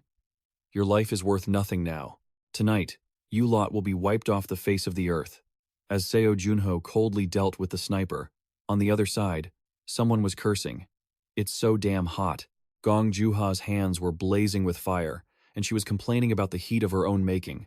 But she was a queen of optimism. Thinking of a vacation in the Arctic after this mess, she cracked a crooked smile. Just then, someone called, "We've got a major problem. We've lost track of Heaven's Breath." What the hell did you just say? Maybe someone took advantage of the chaos to steal it. We're trying to spot suspects in the crowd. Damn it. This is driving me crazy. Who was it? Who dares to snatch the breath of heaven? Have they crossed my path yet? They're asking for trouble. One disaster hasn't even passed, and another one is already here. Her subordinates were yelling as they fought. Just as Gong Juha turned around to snap at them, she saw a squad of pitch-black skeletons that looked like real, battle-hardened warriors charging toward them. What the hell are these things? The battlefield was thrown into total chaos as these black skeletons swarmed in without an invite. Gong Juha looked at her injured team members on the ground. These were elite players she had handpicked herself. They must have been worn out from the previous fights, which is why they were taken down so easily. The brown-haired bodyguard standing behind her commented that something felt off. The gear those things were using looked eerily familiar. Gong Juha frowned and told him to spit it out. To be clear, 3 years ago, remember the case of the missing players during a mission that rocked the entire second floor? The case where players infiltrated the second floor and vanished without a trace? What about it? I was in charge of that investigation, so I know the details inside out. The equipment and combat style used by the players who disappeared 3 years ago, they're exactly the same as what these black skeletons are using. After hearing that, Gong Juha felt a chill run down her spine, looking at the skeletons. Meanwhile, Seo Junho was deep in the archer woman's memories. In them, he saw a bald, dark-skinned guy plotting with her. I'll ambush the auction and draw Gong Juha away. While that's happening, you guys steal the breath of heaven. Use Chero Hotel as our base. Once you get what we need, regroup there. Stay away from the dangerous players. There was almost nothing in this girl's memories about the Demon Association. Did the squad leader not even share info with his own underlings? Junho realized he had to read the memories of the skeleton mage. According to the guard's memories, the skeletons attacking the auction hall were people who sacrificed themselves for Nazat Holo. So, Nazat Holo's disciple must be the one controlling them. And this demon is hiding far away from the auction site. He's definitely rigged his hideout with tons of magic traps, so charging in blindly would be like walking straight into his grave. Who says there's no way to get in? The demon was sitting comfortably amidst his magic traps when his communicator pinged with a message from his comrade. She reported that the mission was a success, but she was being followed not by Seo Junho, and not by the Goblin Gang either. The demon asked about the goods. She replied that they were safe because she left them in an alley near the hotel to shake off the persistent tail. Go find the organization's mark. The demon started thinking, not Seo Junho, and not the Goblin Gang. That meant an unknown variable had appeared, something outside their plans. How annoying. The demon snapped his fingers, instantly teleporting to the alley beside the hotel to hunt for the organization's mark. He could even feel the magic energy pooling there. Right in that trash bin? Saves me some effort. As he opened the lid, the light from the breath of heaven radiated out, filling the space. This is a top-tier magic core, but something's wrong. Is a magic core supposed to be this cold? The magic output isn't what I expected either. Just as the demon muttered in confusion, boom! The orb shattered right in his face. An ice spell seeped deep into the hand holding the item, making him scream. Damn it! This is a magic condensing trap, not the breath of heaven. Too late. His arm was already nearly frozen solid. And the trap was so sophisticated, it even forged the organization's mark here. The demon told himself to stay calm and prioritize defense, as the person who set the trap must be nearby. He immediately activated a spell, summoning a pile of skeletons to guard him. Even though he didn't want to waste more energy, he had no choice. Not bad. As long as I don't stay in a defenseless state, I'll be fine. Who knows how long Seo Junho had been standing behind him, with his sword drawn, just watching. When the demon finally realized it and turned around, he took a clean, sharp slash right to the chest. He gasped, coughing up blood. Wondering when he got there, then thought, maybe this guy planned to strike at exactly this moment from the start. He had failed completely. Before heading to hell to hang out with the skeletons he'd summoned, the demon wanted to know the name of the young man in front of him, but he gave him a hard no. Has he ever answered the questions of someone he's killed before? The demon couldn't answer that. Seo Junho ruthlessly finished him off with another strike. You've got a lot of nerve asking me that. The demon breathed his last. The skeletons immediately turned to dust, leaving Gong Juha and her bodyguard shocked. The naive girl even thought the wizard had destroyed the summoning order. After the fight, Seo Junho leveled up twice more than he'd anticipated. Was this because Marco's rank or skill level was higher than his? If he hadn't tricked him, he'd be the one getting beaten up right now. But more importantly, he hoped this guy knew something useful. A memory fragment appeared, showing the demon as a child, noticed by Nazat Holo for his summoning talent. Afterward, he was pampered and raised to become a captain of the hounds, with the ultimate goal of conquering the tower. The details needed him to go to the second floor. That's where the memory cut off because his skill level was still too low. Adjusting for flow. Conquering the tower. The details required reaching the second floor, but the memory cut off there because his skill level was too low. Seo Junho cursed under his breath. Damn it, those important memories are locked again. Even though he only saw scattered pieces, he could confirm quite a few things. Those bastards. Seo Junho gritted his teeth, daring to use orphans to train mages. If the kids didn't follow the brutal training, they were discarded without a second thought. Before becoming real masters, they were treated as nothing more than commodities. Junho didn't know how much more terrifying the things he didn't know could be. One of the players from the Amato orphanage was responsible for the tragedy in Turkey. He needed to wipe out these monsters before they did any more damage. As for that Nazat Holo, Seo Junho wondered if that was the name he saw in the Dark Brothers' memories. It was possible, but since he didn't know how many people were running that organization, he couldn't be sure. Seo Junho kicked the demon's corpse in frustration and grumbled, Nazat Holo, do you even care about your disciples? Just you wait. This time, I'll pull this weed out by the roots and send all of you straight to the underworld. The next morning, Gongjuha sighed, clutching her head. She looked pale as a ghost, leaning back in her chair, listlessly asking her subordinates if there was any trace of the heaven's breath. They said they still couldn't find it, which made her feel even more drained. She was dying to know what kind of hole that person who swiped the heaven's breath was hiding in. If they'd fought just a little longer, could they have tracked the magic and found the guy's location? What time is it? 7 o'clock in the morning, ma'am. Gongjuha snapped, frustrated. If it weren't for this mess, she'd be tucked away in the cozy, comfortable hotel bed by now. Ha Inho, despite being wounded, was working hard. He walked over with something in his hands and called out, Princess. Gongjuha just muttered a dry what, without bothering to lift her face from her hands. He handed her a box. Someone sent you a gift. Gongjuha assumed it was from a fan, and her mood shifted instantly. She turned into a narcissist, tossing her hair with a playful, arrogant air. Why do they keep sending these? I don't know. I've already written a notice telling them not to send gifts unless it's a fan signing event. Ha Inho gave a bitter laugh, then added, but there's an aura inside. He left it vague, making Gongjuha deeply suspicious. Is there something creepy in here? Inho had already checked it and confirmed it wasn't a trap, but the contents still took him by surprise. It was the heaven's breath. Gongjuha was so shocked, she wondered if it was a high-quality fake. Ha Inho confirmed it was, the real deal. And Gongjuha screamed in disbelief. The real thing? But that bone soldier mage took it. That was why Ha Inho was so stunned. Aside from that, he felt a bit weird having to drag around this arm brace due to his injury. But Ha Inho didn't forget to mention to his princess that there was a note in English inside the box. It read, took down 2 other demons besides the bone soldier mage and reclaimed the heaven's breath. The bone soldier mage is lying in the alley behind the XX hotel. Gongjuha stared blankly, asking Ha Inho, is that really a fan of the Gubao doing all this? Inho confirmed that was indeed the case, but she wondered, I haven't done anything for them, have I? Inho didn't understand either. I guess it doesn't matter. Thanks to that, they avoided getting into trouble, though just the thought of not being able to find it had terrified him. Gongjuha felt grateful, even though she didn't know who the person was. Can you find out who it is? I want to thank them. Inho was curious too, so he had tried to track down the mage's remains, but the person hadn't left a single trace. He couldn't help but marvel that a true expert must have done this. Skill like that had to be at least master level, but Inho still couldn't guess who it was. Gongjuha was just as curious. Right then, she spotted Seo Junho and shouted for him to stop. Seo Junho stood there, greeting her with a smile, while Gongjuha put on a sour, annoyed face. How could you do that? How could you just run away alone in such an emergency? Seo Junho looked stunned, confused, and completely blindsided. When did I run away? But thinking back, he did look like he was running away yesterday.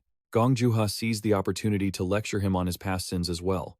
Like that time he said he was going to the bathroom and vanished, this was a recurring pattern. You have power, so you have to know how to use it right. Even the Phantom said it before. The strength of a player exists to protect the people. Seo Junho looked startled. Did I say that? Gongjuha glared at him. The one I am talking about is the Phantom. Seo Junho suddenly remembered that all that nonsense was just part of an interview script he'd read. He couldn't even remember what he'd blurted out. But Gongjuha's lecture on civic duty didn't end there. She kept going on about how he shouldn't run away in similar situations and must protect the safety of the citizens. Seo Junho bowed his head, acting as if he was sincerely admitting his mistake. Seeing that, Gongjuha beamed, bragging to him about the fan who helped kill the bone soldiers and the culprit last night, and even returned the heaven's breath. Part of the previous thought. Gongjuha smiles broadly. and shows him the letter. Continued from above. That helped her finish off the whole group of skeletons and the culprit, and even return the heaven's breath to her. Seo Junho mentioned that whoever did that must be at least a master. He was curious who it was. What if it's not a master? Gong Juha didn't believe that theory. I asked them to look into it, but they said they couldn't find a single trace from the mage's remains or the alley. If Inho, a master, couldn't find a trace, then if the person wasn't a master, they had to be a player of equivalent rank. Seo Junho couldn't help but smile smugly as he listened. He had a way to completely erase every trace using magic. It was all thanks to Sky holding his hand and teaching him how. Gong Juha noticed the English handwriting. On the letter looked very natural. Perhaps the person was from an English-speaking country. Besides, did they really need to know who it was right now? If they wanted me to know, they would have come forward themselves. Seo Junho's reasoning sounded reasonable enough, and Gong Juha felt that prying too much would be rude. Changing the subject, she remembered the auction was over. What are you doing here, Snakehead? I'm here to pick up the items I won at the auction. I heard you brought them here. Combined into the flow above, Gong Juha led him to the reception desk. Continued from above.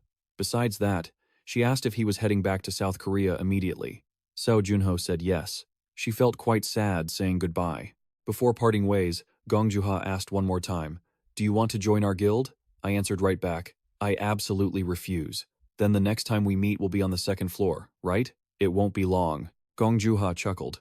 Everyone talks big like that. Seo Junho smiled and said, "You'll see." But since things were like this, she had a challenge for him. "If you really reach the second floor within 6 months, I'll have a gift for you." Seo Junho was curious what would happen if he didn't make it. Gong Juha said slyly, "If you don't, you have to fulfill a request of mine." Her ulterior motives were way too obvious, but he decided to accept the bet anyway. After closing the deal, Seo Junho went to pick up the 2 items he'd won the day before, the stamina recovery necklace and the mysterious orb. He had no idea what that orb was, but it made Seo Junho's powerful intuition react strongly. He couldn't identify it, so he tried channeling magical energy into it. A faint purple light emanated, and then died out. Is that all? Why is it so boring? But since there was a reaction, he decided to put it in his inventory and keep channeling energy into it regularly. Whether he broke it or nourished it, he'd get a result eventually. As for the necklace, it was sent to the second-floor residential border zone. The man who received it was about to mock the person who pulled this stunt, but upon reading the note and realizing it was from his uncle, he paused. "Uncle, what are you trying to do?" The next morning, Seo Junho was back in South Korea, picked up by Secretary Cha herself. Seeing him lost in thought, she asked if something was wrong. He scratched his head and said he just hadn't expected her to come pick him up. Seo said she's his secretary, so part of her job is to pick him up. If he doesn't have anywhere else to be, they'll head straight to the association. Before that, Seo Junho had a gift for his dedicated secretary. He bought a hardcover copy of Theung Get Son of the Get. His father was deeply moved by the gift. She had been trying to buy it every day, but couldn't get her hands on it. You really have great taste, getting her exactly what she's been wanting for so long. She should start reading it right away, while it's still fresh. Seo Junho is incredibly generous to his secretary, but she didn't dare to, because it's currently office hours. Seo Junho told her if she didn't have anything urgent to take care of right now, it would be fine. Besides, he just got off the plane and isn't feeling fully rested, so he's going to nap for a bit. She can just wake him up when they reach the association. In that case, she wished her boss a good nap and sweet dreams. On this trip, Junho also had a gift for Sim Deogu. This guy cares a lot about the value of gifts, and he especially avoids alcohol since he's sober now. Seo Junho told his friend that he'd already contacted Arthur and would be heading to the second floor soon. Sim Deogu thought that was a good thing.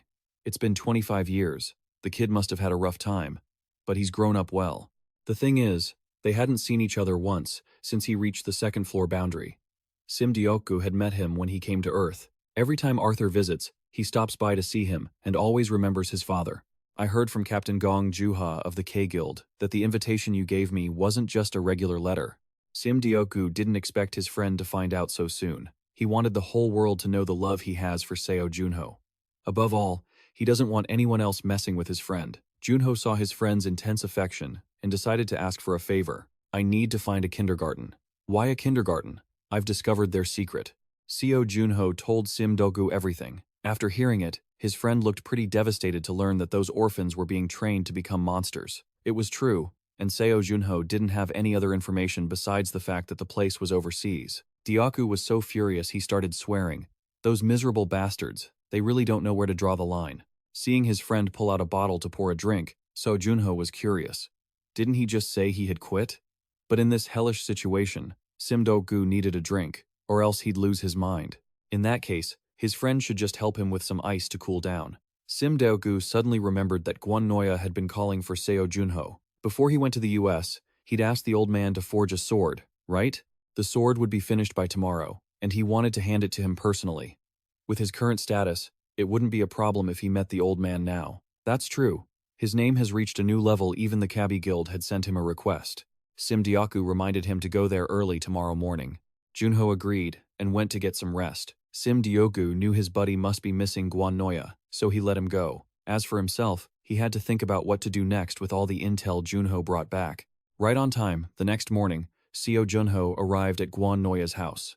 It's been 25 years, and it still looks the same, doesn't it? Still, that pointy-roofed wooden house. Now that he thought about it, Gwon Noya's grandson was supposed to be the one inheriting his shop. He'd just pushed the door open when he could already hear the sound of a hammer. It looks like the kid has been learning well. He wondered how that little crybaby had grown up. A large, heavy hammer struck the forge, muscles glistening with sweat and tanned skin. The blacksmith in front of him was as huge as a giant statue. He asked in a deep voice, "Who are you?" Why was Seo Junho stunned into silence? This is Gwon Noya's grandson? What on earth happened over the last 25 years? Does this guy look anything like the kid who used to cry? Not even a little bit. Just then, Gwon Noya's grandson realized the newcomer was the player, Junho, that the association had mentioned beforehand, so he happily led him inside. No sooner had Junho been led to the living room than Gwon Noya appeared. The moment he saw him, the old man cursed because it had been so damn hard to meet him. Long time no see, Gwon Noya. The grandson was surprised his grandfather and this young man had met before, so he asked about it. Gwon Noya told Pan to go get a cup of agarit tea to treat the guest. The big kid was about to ask again, but Gwon Noya gave him a stern reminder. Don't make me tell you twice. Pan left immediately without another word. The kid still listens to you so well, Seo Junho said with a chuckle. That's because you don't know him. Once he decides not to listen, no one can do anything about it. Gwon Noya sighed heavily. I'm sure you scold him pretty hard. He seems to be improving.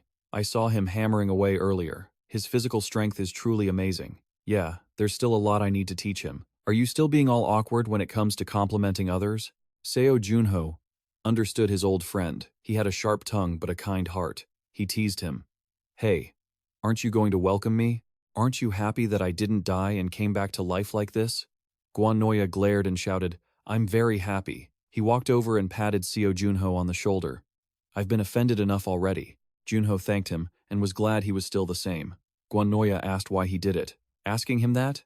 Even if his father rose from the grave, he wouldn't be able to answer that. Gwon Noya said he'd heard the news from Sim-dyoku but still hadn't heard exactly why he chose to be a player again. Seo Junho said he couldn't avoid this fate anymore. He snapped his fingers, and a thin layer of ice appeared above their heads, leaving Gwon Noya completely amazed. That's the Frost Queen's power, isn't it? So, with the power you took from the Frost Queen, you can resurrect your comrades? Gwon Noya still couldn't fully believe it, and had to ask again. Seo Junho confirmed it for him one more time. He said he would try harder. After all, they had agreed to stay together forever, and there was even a contract. How could he forget his old friend? Let's shake on it, buddy. Gwon Noya looked at Seo Junho's hand coldly. Hey friend, the person I signed a contract with was the Midnight Sun, not this rookie Seo Junho. Gwon Noya said something that made his face go blank, totally frozen. Seeing his friend look like a fool, the old man laughed out loud and said he was just joking. It's been a while since I've seen that silly look on your face, so I just wanted to see it. Gwon Noya laughed in satisfaction. As for Seo Junho, he was crying on the inside. You called me here not for the sword but to make fun of me, didn't you? Who said that? That thing you asked me to make out of the nameless cactus bone? Of course, I finished it. Oh, I only asked for it recently. You finished it that soon? Humph, forgotten already? I picked up the hammer for your sake, and you will pick up this sword for mine. Gwon Noya said solemnly, and handed the sword to Seo Junho. That is the promise between us. How could I forget, old friend? I was hibernating, not losing my mind, or getting Alzheimer's. Seo Junho heard his friend say that, and paused for 5 seconds, then complained. Oh my god, are you sure I even said that? Gwon Noya was teased so much he almost had a heart attack, telling his friend to go away and disappear. Seo Junho decisively drew the sword. It fit his hand perfectly. It was clear that over the last 25 years, Guan Noya had always remembered him. Seo Junho was very satisfied with the result. But seriously, who else brings a few bone fragments and forces people to make weapons out of them anymore? Guan Noya grumbled that his old-fashioned friend really knew how to make things difficult for him. I had to mix in a few new materials as well. Take a look at this. The mana infusion and durability have gone up quite a bit. Let me test it out. Junho uses the system's item appraisal skill to check it. The info shows it's the Black Dragon's Fang, a special item. It's a rock-solid weapon that won't dull or rust easily. Plus, any critical wounds it inflicts aren't easy to heal. If a high-ranking hunter smears their blood on this divine sword, they can track down an opponent's exact location. Junho can't help but feel impressed. Now this is a real sword. It's miles better than all that junk just rotting in the association's storage. Your skills haven't lost their touch, old man. I love it. Junho is grinning from ear to ear, but Guan Noya still looks unsatisfied. Haven't lost my touch? Kid, I've leveled up a lot in the last 25 years. Show some respect to a retired old man who spends his days playing Go. Junho is surprised his old friend is still so obsessed with the game, even though he hasn't won a single match against him. Hit right where it hurts. Guan Noya is fuming. You think I'm still as trash as I used to be? I'll spot you a handicap now, you brat. Just as he's losing his cool, Pan walks in with tea. Guan Noya snaps at him to be careful with it because it's rare tea. Hey, have you forgotten how many types of tea I've already tasted? Yet, he's still blown away. Guan Noya, looking smug, asks, doesn't taste like anything you've had before, right? When Junho asks what kind it is, the old man teases, you think I'll just give it up that easily? Beat me at a game of Go, and I'll tell you. Fine by me, but don't expect me to go easy on you. The result of challenging Junho? Guan Noya is so furious he smashes the Go board. This board again? Junho chuckles triumphantly. Hey, calm down. I won, so spill it. He decides to spare the old guy's ego. Otherwise, his blood pressure might spike, and he'll kick the bucket, then who'd make his weapons? Guan Noya slumps back into his chair. Have you ever heard of the demi-humans? Those creatures that stand on monster legs, but look kind of human? Are they called orcs or goblins? Guan Noya shakes his head, saying that's just how they used to be known. Since the second floor opened, the definition of demi-humans has changed. The creatures we call demi-humans now are intelligent enough to communicate with us. No way. You mean humans can actually talk to those creepy goblins now? The ones Junho remembers as just mindless, groaning monsters? Don't be so skeptical. Some demi-human tribes aren't very smart. Not all of them can talk. Guan Noya explains. But why are you asking about this anyway? Wait, weren't you asking about the tea? This agarit tea is grown by the elves themselves. Are you serious? You can just get that? Does that mean if I get to the second floor, I can find this tea? As it turns out? No. According to Guan Noya, unless you have a fated connection with the intelligent elves, you could search for 100 million years and never find it. Well, that's a shame. While he's at it, Junho wants his old friend to look at something else, the mysterious orb he bought at the first auction. For a second, Guan Noya wants to smack his friend. I'm not a sage from the astrological tower. I don't know everything, but he does know this orb feels like an elven artifact. Guan Noya has actually met an elder of the elf tribe. Does this mean he's been to the second floor? Actually, no, it was because they came down here to find Guan Noya. Junho never knew creatures from the second floor could descend to the lower levels. Guan Noya warns him not to repeat this, as it's top secret information. Got it, old buddy. Go ahead. I'm listening. Elves are mysterious and unique beings. They're clearly intelligent creatures standing right in front of you, but they make you feel like you're facing something primal, like water or earth. That's exactly how this orb feels, so maybe it belongs to them. Guan Noya isn't certain though. He tells his old friend that if he really wants to know, he'll have to go there and ask himself. He does add a warning. Some elven items run on the energy of the world tree. If you're lucky, you might find something useful. Alright, I'll have my secretary, Cha, look into a way to meet the elves. I'm heading out now. As Junho stands up, Guan Noya says wistfully, don't go too far. Junho knows his old friend always pretends to be grumpy like that. Walking to the door, he sees Pan waiting for him, telling him not to take it to heart because the old man isn't good at expressing his feelings. You think I don't know the old man's personality by now? But what is that box Pan is handing him? It's Garrus tea. He told me to give it to you. He's never cared about an outsider like this before. He must really like you. Tell him. I said thanks. Pan looks like he wants to say more but stops himself. Junho figures he'll find out soon enough, so he doesn't push it. On his way back, he talks to his secretary, Cha, about the elves. She says they are creatures that betrayed the world tree and live in packs. If a dungeon appears with them in it, it's incredibly difficult to clear. If you're lucky, you can get the legendary secret medicine, Alicia, in their village. Cha also mentions the dungeon with the Black Elves is currently in the primeval forest. She sends him all the intel he needs. It's a news report about the Cheonha Guild planning to attack the primeval forest dungeon. That's the same guild he ran into when dealing with the Foxfire. Cha adds that, besides them, players from all over the world will be showing up. Hearing that, Junho frantically asks for details. It's located in Grandin. The clear condition is defeating the Black Elf Chieftain, and only players between levels 20 and 30 can enter. Out in the rain-soaked forest, Kaner is so furious he throws his food away upon learning that the Hound Squad has been completely wiped out. He warns the ghostly white figure not to spout nonsense. Who would dare lie to you? It's the truth. Not just the Bone Necromancer, but all subordinates have gone silent. We're not sure, but it's likely they were counterattacked while trying to kill Seo Junho. Kaner clutches his head and curses. Damn it, this is a disaster. Nazat Holo takes his disciples very seriously. Talk about bad luck. He's already being hunted by the Sword Saint, and now this. The waves of the past are pushed by the waves of the future. He asks the White Ghost if the association has responded yet. The ghost says they've reported on Seo Junho, but he doubts they'll believe a squad of elite hounds was taken out by a kid who's only been active for 2 months. Just then, an uninvited guest arrives. As the door swings open, a clap of thunder shakes the room. Are you Kaner? The man standing there is an old man in wizard's robes. Kaner and the White Ghost drop to their knees the moment they see him. It's Nazat Holo. I've read your report. Are you certain my disciple was killed by Seo Junho? That is the situation, sir, though I'm not sure how he managed to do it. Before he can finish, Kaner is grabbed by the throat and pinned to the wall by a dark, sludge-like magical energy. Nazat Holo was beyond furious. He hadn't gone through all that trouble just to hear such nonsense. Choking, Kaner gasped for air, his eyes bloodshot as he shrieked that he truly didn't know anything. But he promised the moment he got a chance, he would drag Seo Junho right in front of Lord Nazat.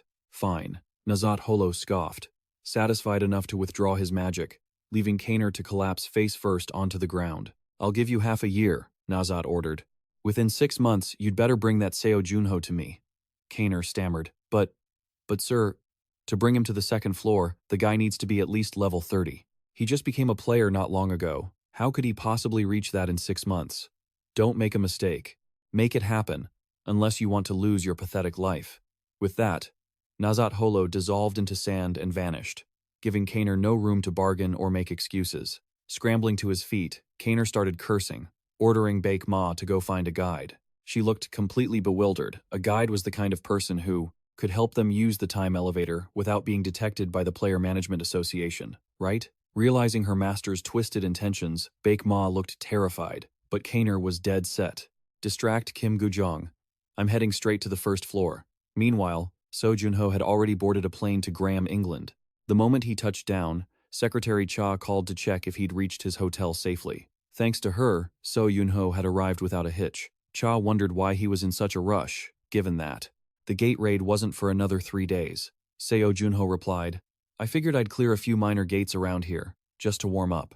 Recalling what Secretary Cha had mentioned earlier that this specific gate had 200 people fighting for entry, Seo Junho paused. In this world, ever since players and gates appeared, the system had suddenly emerged. They called it the system, and it was strictly fair. The difficulty of clearing a gate was always balanced so that neither the players nor the monsters had the upper hand. If 200 players were allowed to enter a gate, the difficulty of the raid would scale up accordingly, and he couldn't possibly protect 200 people while fighting monsters at the same time. This raid was likely going to be tougher than usual. 3 days later, 200 players poured into the West Sea Gate, gearing up for a large-scale assault. You could feel the overwhelming intensity radiating from them. Almost all the strongest players had gathered for this gate, regardless of their nationality. There was an endless array of high-end equipment never seen before in the country. The girl in the red hat looked around, buzzing with excitement, and called for the captain to take a look. She called until her voice went hoarse, but Captain Cha Minggu was still scanning left and right as if searching for something. Are you looking for Seo Junho right now? The red hat girl leaned in close, catching Cha Minggu off guard and making him jump. She knew he'd been waiting for ages. Cha Minggu couldn't help it. He was nervous and excited. So what else was he supposed to do? He had witnessed the sheer power of Seo Junho's strikes during the Nine-Tailed Fox raid. Cha Minggu had been so shocked that he felt ashamed for choosing the easy, safe path for himself. and he was dying to show Seo Junho the progress he'd made in this raid. "Oh wait, Captain, player Seo Junho is over there." Seo Junho was busy signing off on some delivery, and the two of them hurried over. He recognized Cha Minggu as someone who had participated in the nine-tailed fox hunt. Cha Minggu didn't expect his idol to actually remember him. Seo Junho also remembered that he had spoken up for him after the raid, so he shyly thanked him. Even though it was a bit late, Cha Minggu insisted that he and his team were the ones who owed him thanks. "Aside from the pleasantries, I actually have a proposal for you." "A proposal?" "Yes. Are you currently under the management of any guild? Have you joined a party yet? If not, would you like to join our Hagui team for this raid?" That was Cha Minggu's offer. Seo Junho didn't think it was a bad idea at all. After all, this gate wasn't exactly efficient to solo, so he had no reason to refuse. The two shook hands, sealing the deal on this promising alliance. At 11:02 a.m. at the entrance of the Wild Forest Gate, all players were ready to step inside. Inside, the scenery was fresh and peaceful, with sunlight shimmering on the golden flowers, but even if he tried, he'd just get tanned. That being the case, he might as well wear all black and save himself the trouble of thinking about it. Seo Junho was quite surprised to see everyone suddenly splitting up. He curiously wondered if there wasn't going to be any tactical meeting for those participating in the raid. Hearing this, Cha Minggu explained that it was because the warriors used terminal devices, so they didn't need to meet up after entering. As someone frozen for 25 years, Seo Junho had no clue what the hell a terminal device was, so he remained confused. To let players communicate over long distances, they'd created a device that helped establish a magical communication network. After hearing Cha Minggu's explanation, Seo Junho finally understood. Seeing his blank look, Ms. giggled. He came from the past on a time machine. After all, her mouth moved faster than her brain, and Cha Minggu jumped, unable to stop her. He hurriedly changed the subject to introduce the team members to smooth things over. Hagui's members included the mushroom-cut, bespectacled Nobita lookalike that was Choi Jin-pyo, whose job was to film the inside of the gate to provide feedback after the raid. Ms. was the spoiler. She offered to give Junho a first-hand look at her abilities so he could grasp things faster, and she prepared to read his fortune. Widening her eyes, they began to glow with a golden hue. Seo Junho felt a bit uncomfortable being stared at so intensely. "Wah!" she suddenly exclaimed. "You're amazing. You can take on 10 people by yourself. Does she have the ability to predict the future?" Seo Junho was genuinely surprised. "Right, she can see a person's near future, but it takes a long time to recover after using it," Cha Minggu explained. "But there's a restriction. She has to tell the other person exactly what she saw unconditionally, or she'll suffer a very serious injury." Ms. grinned and added, "Predicting the future is an extremely rare ability. Even during the darkest times, there were no more than 10 people who possessed it." Meeting someone with this power left Seo Junho completely stunned. But that wasn't all, because her power was, after all, just a prediction. Not only could she not see too far into the future, but there were also cases where the predictions were off, because the future always contained variables. However, being able to foresee the future still allowed the team to act more consistently and anticipate dangers to be prepared. Next, it was Cha Minggu's turn to introduce his own ability. He possesses a physical enhancement ability, and on top of that, Seo Junho can handle weapons. The team's lineup is pretty well balanced and solid. They should start moving slowly. They need to find a suitable spot to set up camp and build a communication network. 5 hours passed, and the team finally found a location to set up the network. After driving the stake-like device, which glows at the tip, into the ground, they can generate a mana-based network. Additionally, they can check their edges to see where other teams are positioned and contact them for updates. None of the teams have even caught a glimpse of the Dark Elves yet, let alone engaged in battle. Cha Minggu left a message that his team in Hagui is searching the eastern area. He told them to get in touch once they spot the Dark Elves, then hung up. It must be said that he is finding it very confusing right now as to why, with this pace of exploration, no team has yet discovered any trace of the Dark Elves. Could it be that there are very few of them? It's a bit strange. Since the area inside the gate is so vast, it's hard to conclude that there are just a few individuals. 200 players are scattered and searching, yet they can't find a trace of them. It's highly suspicious. Seo Junho coldly assesses the situation. Do you think maybe the Dark Elves are hiding because they're scared? Dark Elves are a race with intense pride. Even if the tribe leader orders them to conceal their tracks, if they see someone ransacking their territory, they wouldn't just stand by. Junho turns to ask me. Currently, he cannot use his future prediction ability. So, the last time she used that ability on him, Did she know roughly when he fought the Dark Elves? I don't know the exact time either. It was pitch black all around, so it was probably at night. Seo Junho thought for a moment and muttered, "Interesting." After that, he pulled a sleeping bag from his inventory and nonchalantly said, "The Dark Elves will likely launch a raid at night. No matter how hard we try now, we won't be able to find them." Sam felt that if they knew this, they should let the others know. Junho argued that since the information only related to future possibilities, they probably wouldn't believe it. For now, the team should just close their eyes for a bit and take turns resting. It's going to be a very busy night.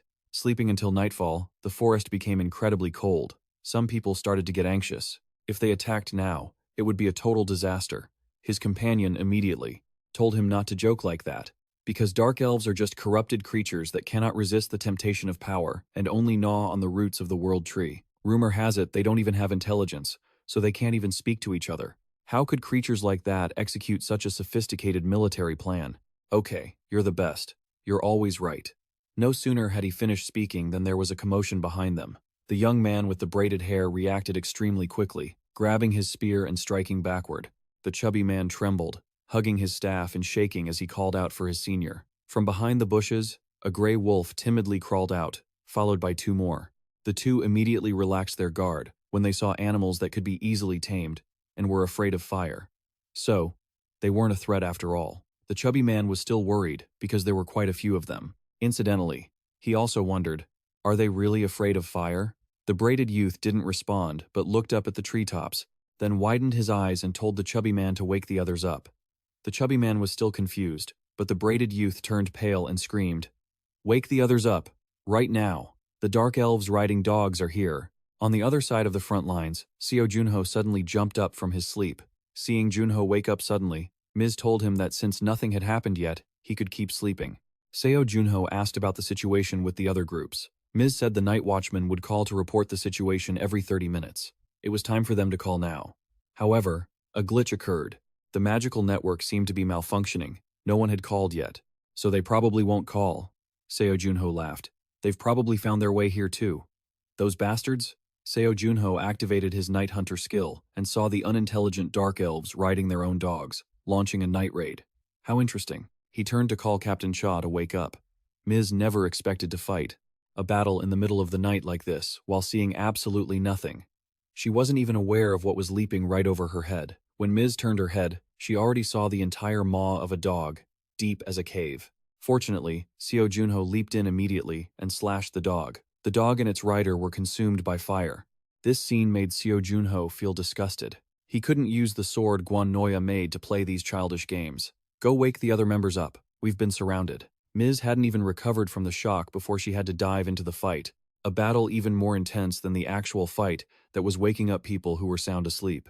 Meanwhile, the dark sorcerers riding their scorched dogs were still launching massive attacks. This time, they even had weapons. Seo Junho coldly slashed through them one by one. Another one held a knife, trying to sneak up from behind. Seo Junho turned and stood still, smirking. The knife stabbed into his back but couldn't pierce his armor. Seo Junho couldn't help but exclaim that they were indeed all the same. Right now, he was wearing black armor, a special item that was incredibly light, enchanted to reduce weight, and prevented anyone from C rank or below from tracking the wearer. Junho also really liked the features of the black armor crafted by Pan from the Kagun family workshop. Seo Junho had received it not long after arriving here. Simdogu had ordered it custom-made for him, and Pan had sent it over. After this attack, he would have to go and thank his bald friend. "You bastards. I can hear your heads rolling from right here." Seo Junho looked at the two elves in front of him and smirked. He wanted to provoke them so one would escape into the forest, and then he could follow them. If he wanted to use the confession of the departed, that was the only way to do it without being seen by the other members. "Come on, just one of you, show your face, and I'll send you off peacefully." The short-haired elf heard that and bravely charged forward. It was immediately finished off by Seo Junho with a single blade strike. The long-haired elf witnessed the whole scene and broke into a cold sweat, but Seo Junho kindly gave it a hint to prolong its life. Run fast before it's too late. And of course, it only prolonged its life for the distance from the campsite into the forest. After finishing off the long-haired elf, he couldn't help but acknowledge that this tribe leader's skills were on a different level. They said the goblins gnawing on the world tree roots would lose all cognitive ability instead of becoming stronger. Yet, this guy was still so smart. Not counting the tribe leader, The remaining 1,000 dark elves were enough to threaten the other players. Also, one could not underestimate the tribe leader's guardians, the Black Knights. Just as Seo Junho returned to the campsite, Cha Minggu spotted him. He said he was too busy dealing with the orcs to help Seo Junho during the raid, and he felt really guilty about it. Seo Junho didn't think it was such a big deal. Besides, they managed to take down those orcs, which meant they did their job perfectly well. Ms. was worried about the other camps. She couldn't get in touch with anyone. If they weren't in the middle of a brutal fight with the Dark Elves, they might have already been wiped out. Then we need to hurry, Seo Junho said. For what? To save them, of course. At that moment, other players were in a tight spot. Take this player. For instance, he was knocked flat on his back by an elf's hound and was praying to God for someone to come and save him. His prayers were truly answered when a sharp spear came flying in, sending the hound's master straight to hell. The orc was still standing there, dazed, watching its master fall, when Seo Junho flew in and took its head clean off. Seeing him, the player thought God had finally answered his plea. His teammates quickly rushed over to check on the situation. The blonde player couldn't believe they were still alive. They had been saved by Seo Junho's team. He bowed deeply, thanking him for saving the entire Blue One squad. Seo Junho told him not to be so formal, and asked if they had suffered many casualties. They had lost 6 teammates. The team leader was incredibly remorseful, not knowing how to avenge the comrades who had died here in vain. Just then, the reinforcements arrived. Yet, they were still late, even though they had run as fast as they could. Since everyone had arrived, Seo Junho prepared the team to head toward the eastern area. He asked the Blue One squad to head north, as other groups were still fighting the Dark Elves. Go get ready and go help them. We have to keep casualties to a minimum. Seo Junho explained the plan to them. There were still 500 Dark Elves in this village. Half of them had participated in the night raid, so if they could just make it through tonight, the players would have a chance to win. To win, all. The scattered players had to join forces, go north, and gather the scattered players. Once that's done, head to the east. The Blue One team leader hesitated at this request. Seo Junho immediately chimed in. I know your group has lost many people and lacks the numbers to keep fighting, but even so, we have to go. If we get picked off one by one, the strike team will be wiped out sooner or later. If that happens, how will you avenge your comrades? Your dreams will go up in smoke. Thinking about the revenge for his fallen teammates, the Blue One team leader snapped back to reality. Thank you for the reminder. From this moment on, we of the Blue One squad will follow the orders of the god of South Korea, Seo Junho. Meanwhile, in another corner of the forest, this player had fought to his limit. He sat leaning against a tree. His wounds were quite severe. He had been hit by the poisoned arrows of the Dark Elves, and now, in front of him, stood a pack of wolf pups and 2 large wolves. He welled up with tears, gritting his teeth. As a proud member of Bravo Squad, I'm taking you bastards with me. A wolf lunged to bite his arm, and he put a bullet right through its head. After killing that one, he didn't even have the strength left to hold his gun. His vision blurred, and he felt the end was very near. Just then, the pack of wolves was sent to the afterlife by flashes of sharp blades, leaving the Bravo Squad member so surprised he forgot to pass out. Before he could see who saved him, the bearded teammate found him. The senior told him that the one who saved them was Seo Junho. If it weren't for him, they all would have been buried at this gate since last night. Yet now, they were able to calmly eat cup noodles and welcome the sunny dawn. They had made it past the first hurdle. Although last night's attack by the Dark Elves caused losses, there were still 150 survivors. Furthermore, the Dark Elf faction had lost nearly half their numbers. Now, they wouldn't dare wander out of their territory. They would have to do everything to protect themselves first. If that was the case, they needed to strike first. But the problem was that these guys were arguing up a storm. The bearded guy wanted to rush, while the Blue One team leader wanted to wait for the other groups to be ready. The squad's medical witch sighed in frustration due to the lack of manpower, unable to treat the wounded in time.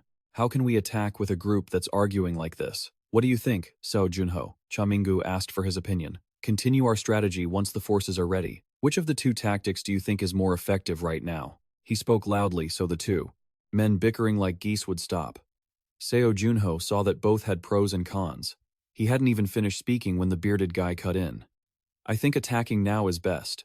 Seo Junho agreed with the idea, but everyone had to be prepared to sacrifice the whole legion to save one person.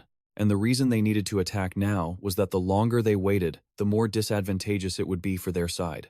The Blue One team leader asked how he could be sure of that. That wasn't hard to deduce. If he remembered the behavior of the Dark Elves clearly, he might have envisioned. a strategy to minimize casualties with prepared, strong forces. But one had to admit, after last night's raid, this forest was no ordinary place. The Dark Elves, though their intelligence was impaired, attacked in groups like an army. That meant there was an overwhelming presence commanding them. That entity was currently controlling the Dark Elves, perhaps because that being possessed intelligence, or the Dark Elves submitted to its power. This was absolutely certain. Since they attacked at night, everything inside the gate is unpredictable, someone suggested. Then let's say there are only about 500 Dark Elves left. So what do you think about the wolves? Even though defeating a wolf isn't difficult, regarding that, Seo Junho told him not to worry because there wasn't a single one left. All three couldn't believe what he said. He asked them if they remembered the size of the wolf that chased the last rescued person. It was just a small one. And this proved the witches had lost all the mature wolves and had to mobilize the pack of pups to hunt him down. That meant the Dark Elves couldn't raid on a large scale like last night anymore. However, that didn't mean everything was safe. Large-scale night raids might be out, but small-scale ones were definitely coming. Once the Dark Elves secured their forces, they would fire poisoned arrows at their tents and then run away. They would keep repeating that until the human army ran out of food, had no place to sleep, and their numbers dwindled. And until everyone was exhausted, they would strike. The moment they were sure they had the upper hand, they would launch an all-out attack. Realizing this, the captain of Blue One turned to apologize to the guy wearing the hat. The captain of Bravo, seeing that, awkwardly apologized for not thinking of the others. Finally, these guys showed a bit of teamwork. It really took a lot of effort on my part. Once their business was settled, he turned to ask for a favor from Ms. Poor girl. She just put a bite of noodles in her mouth only to be called out for a private meeting, talk about bad timing. In the end, she had to go. Seo Junho wanted her to use her clairvoyance. Now that Ms. could use her ability again, the two got straight to work. Oh, it looks like he found their village. He's heading east tomorrow to slaughter those Dark Elves. And just like he said, their numbers are pretty thin. Among them, one guy was emitting a very evil energy. Surrounding him were 5 fully armed soldiers. Ms. seemed to be talking about the tribal chief and his Dark Elf knights. He had already checked the enemy's info yesterday, so it wasn't much use. He told her to go back and share what she saw with the others. Even though he was still curious about other things, unfortunately, this ability has its limits. Before leaving, Ms. asked him about something that looked like ice. Is that your gear? Seo Junho brushed it off, urging her to go back to camp so he could think in peace. Once Ms. left, Seo Junho pulled out his ice magic to admire it. Is the tribal chief stronger than I thought? Is it worth using my ice powers? Last night, our guild's scout team discovered their lair and also confirmed the existence of the tribal chief and the Dark Elf Knights. As Ms. said, the Dark Elves at the entrance have lost their wits, so they just wander around aimlessly. But the Dark Elves around the chief's seat are lining up and forming a proper defensive formation. The new intel made everyone think about how to act before the monsters at the entrance start organizing too. The preparations for the raid need to happen as fast as possible. Just as Seo Junho instructed, their leader is currently busy doing stretches to warm up his joints. Is everyone ready? No one answered. He stood there wearing his fortune-teller glasses, looking like a statue, while Chain just laughed. The players quickly gathered and lined up neatly. Excluding those too badly injured to join the fight, 147 people finished prepping and were ready to go. Everyone quickly entered the forest to find the Dark Elf village. The Dark Elves are harmed by sunlight due to the curse of the World Tree, so they have to dig underground dens to live and avoid the sun. So, at the outposts connected to the surface, it's normal for them to dig dozens of tunnels leading underground. However, the anomaly lies right here, a giant entrance right at the base of this ancient tree, and there's only one way in. Some players were seeing this for the first time, even those who hadn't hit level 70 yet. You can tell the tribal chief is quite cunning. In a situation with only one entrance, they could ambush from behind, but on the other hand, if you don't wipe out all the elves inside, you can't get to the chief. Either way, they only had one path forward. Inside the entrance, torches were lit along the stairs leading underground. The group moved cautiously and headed straight, down to the assembly hall of the Dark Elves. It was a massive space that the players hadn't even imagined. At this point, a full-scale battle was inevitable. Over 500 elves, plus the one sitting at the very end. Seo Junho actually found that convenient. I was worried we'd be forced into a defensive position and get surrounded. But with this layout, can't we just charge in head-on? Everyone, try to take down 4 of them each. Hey man, be realistic about people's strength. Ah, I forgot. At this level, does the chief carry any elixir? The atmosphere suddenly dropped. Good lord. Is elixir that secret medicine that can bring the dead back to life for the elves? If they have elixir, usually they divide it up based on contribution to the battle, right? Ah, I was just thinking out loud. Seo Junho looked over cunningly, seeing everyone scrambling to prepare their battle formations. The Breakout Guild is moving out. The Iron Inost Guild is preparing to deploy. Huh, the protagonist finally gets to see his companions actually being useful. Good thing the motivation worked. Down below, the elves also noticed the disturbance. And so, the two armies clashed in brutal melee combat. The players gave it their all to hack and slash.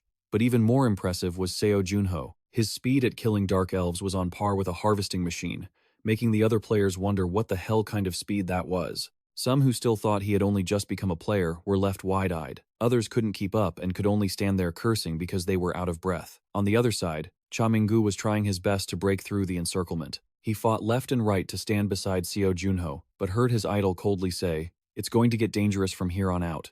You. Fall back to the rear lines." Wait, what? But do you mean you're going to charge into that path alone? That's a suicidal move. Cha Minggu panted, trying to stop him. I do suicidal things all the time, Seo Junho replied calmly, leaving the captain stunned. He always knew that standing side by side with Seo Junho was his own personal ambition, but he didn't expect he'd be playing second fiddle for a long time. Next time, I won't be left behind, Cha Minggu said, before grabbing his shield and heading back. Seo Junho was surprised at first, then laughed. He was actually looking forward to the next meeting with this guy. To do that, the whole guild had to get out of here safely first, and standing right in front of Seo Junho now was the Dark Elf Squad. 5 guys in full gear with helmets and shields, swords gleaming, standing neatly in wait. You guys look different from the riffraff from earlier, huh? Is appearance that important? Well, then, I should use a weapon that suits you guys too. Here he goes, pulling out his XXL-sized greatsword. The Dark Elf Knights were once elf knights who protected the kingdom before they fell. Besides traditional swordplay, they also use power from dark souls. If it were before they fell, Seo Junho wouldn't be a match for this group with his current ability. But as long as your contracts with those spirits are broken, you guys are no match for me. If we're just comparing swordsmanship, I'm confident enough to face any number of enemies. Because I've never seen anyone better at the sword than me. Seo Junho was incredibly confident. A dark elf knight quickly lunged forward, delivering a razor-sharp strike straight at the ground. Seo Junho nimbly jumped out of the way. He wasn't about to use his own body to test the spear's sharpness. Seeing this, the red-hooded knight charged after him. You swing, I dodge, dodge, dodge, and dodge again. Looking at his opponent and the flying debris, the battle which only needed one fatal blow to end, suddenly made Seo Junho feel as if he had awakened the demon within himself. He was as excited as if he were just playing a game. A single swing of his sword, and he'd already claimed the red-hooded knight's arm. The red-clad guy shrieked like a stuck pig. Clutching his wound and grinding his teeth, he glared at our hero, but Junho stepped on his foot to prevent him from running. Where do you think you're going, buddy? Stay and play with me a little longer, man. You swung at me with everything you had, so let me skewer you back so it's only fair, right? And just like that, the first one couldn't escape. Huh. That's it? How disappointing. As he spoke, Seo Junho wiped the blood from his face and scanned the others. I mean, try to be a bit more aggressive, will you? Ah, just as I was acting cool, a teammate brings me bad news. That's the real pain. The Elfelve army was surprisingly fierce. Several of our warriors had already fallen, and some were hit by poisoned arrows. Cha Minggu was struggling to maintain the defensive formation. Choi Jin-pyo was breaking his back, healing people, but there was no end in sight. As soon as one was treated, another arrived. Cha Minggu gritted his teeth and cursed. Damn it, how many of these guys are there in this den of sin? 1 against 100 people fighting 500 is already a lot, but they're also rotating their stamina by cycling through attackers to keep their front line defended. I thought we had taken out 100 of them, but at this rate, we're going to run out of steam first, the veteran player remarked. We have to keep attacking so they don't have time to rotate. Just then, the group of elves screamed and scattered in a panic, leaving everyone stunned. In the distance, a black-hooded knight was slaughtering his own comrades without regard for their lives. It must be truly desperate to get cheated on by your lover to end up on this path? Huh, knight? The veteran player was still confused when he saw Junho jumping around like a grasshopper in the middle of the crowd. Turns out, he was herding the black-hooded knights into the middle of the battlefield to use the enemy to destroy their own, breaking their formation to help everyone else. This isn't even serving it on a silver platter, he's practically chewing it for them. The veteran player, who was proud of himself a moment ago, realized he was just being a nuisance. Calm down. Between life and death, what's the point of pride? This is everyone's chance, so use it to completely wipe out their camp. Cha Minggu pulled out all the stops with psychological tactics, and the group finally settled down to keep fighting. Seo Junho, you owe me a thank you. Without this big mouth of mine, your effort to lure the Black Knights into trashing the elf formation would have gone to waste. Meanwhile, Seo Junho felt this was enough for now. He had to get back to dealing with the knights. Just then, a green-hooded knight arrived. He swung decisively at Seo Junho's back, but Junho blocked it. Don't look at me like that. Chasing me forever must be tiring, so let me send you off peacefully. Meanwhile, the chief was still sitting calmly, watching the battle. It was unbelievable. In the past, they were creatures with flashy appearances and brilliant intellect. Now, they were just ugly monsters, like fallen humans. The glory of the past was now just a mere echo, and just like that, Seo Junho finished off the last knight. This is the first time in my life I've fought against such a large force. No snakes, huh? Don't mention those filthy creatures in front of me. Finally, the Black Elf chief spoke up. I thought you were going to sit there chin in hand until you got cervical spondylosis and collapsed. Even the elven guardians of nature don't like snakes, eh? Oh, or is it because you're a dark elf? Do you know what they look like? Why be prejudiced against your own kin? Faced with Seo Junho's mockery, the chief stood up and drew his sword. I won't say much more. Raise your sword, human. I'll leave it to you then. Seo Junho smirked. What a reckless human. The chief was already annoyed by his sharp tongue. The Black Elf chief swung his sword, creating afterimages. Seo Junho realized immediately it was the sword style of the legendary elven swordsman, Xiamanus, who borrowed the power of nature. But that was a sword style that only elves with spirit power could use. How could a fallen dark elf possibly use it? He lunged with a strike, but Seo Junho managed to block it. After the massive collision, both of them retreated. At this moment, Seo Junho's hands were trembling. So, this was a sword style modified to be compatible with the enhanced body of a dark elf. It's a variation of the original sword style created by that guy. Looks like he even knows how to predict his opponent's rhythm. Interesting. Just as Seo Junho praised him, the chief slashed him. Do you fight with your mouth? You human! He was right, and Junho couldn't argue back, so he just grabbed his sword to keep fighting. After a few friendly exchanges, Seo Junho put his strength into a slash to push the Black Elf chief back. He realized the guy was strong and fast, but he lacked the overwhelming power seen in the memories of the Black Elf. By now, the massive army of Dark Elves had been significantly thinned out. The Dark Elves were appearing endlessly.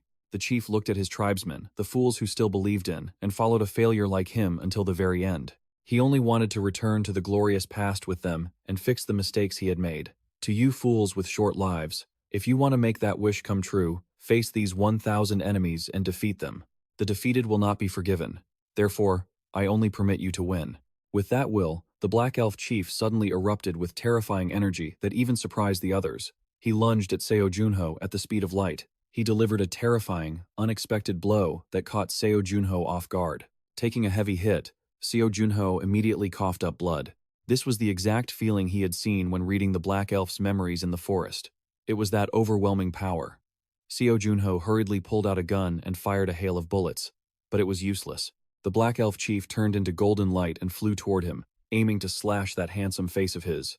You trying to pull a fast one on me? Two magical auras, one cold, one deep purple, clashed violently. After struggling to hold his ground, Seo Junho's legs began to tremble.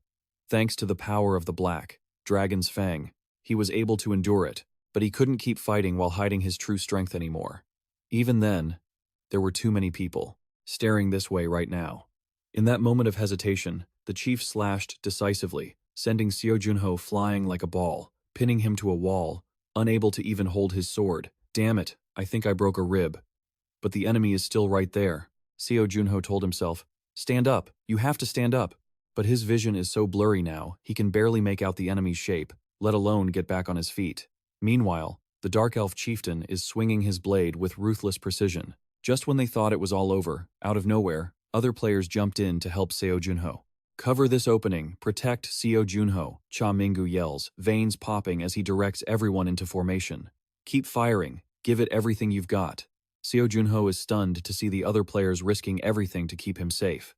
Choi Jin-pyo rushes over to help him patch up his wounds. Wait, scratch that to heal his torn wounds. However, because of his fractured ribs, the healing process will take at least 30 minutes. Others jump in to help with the healing too.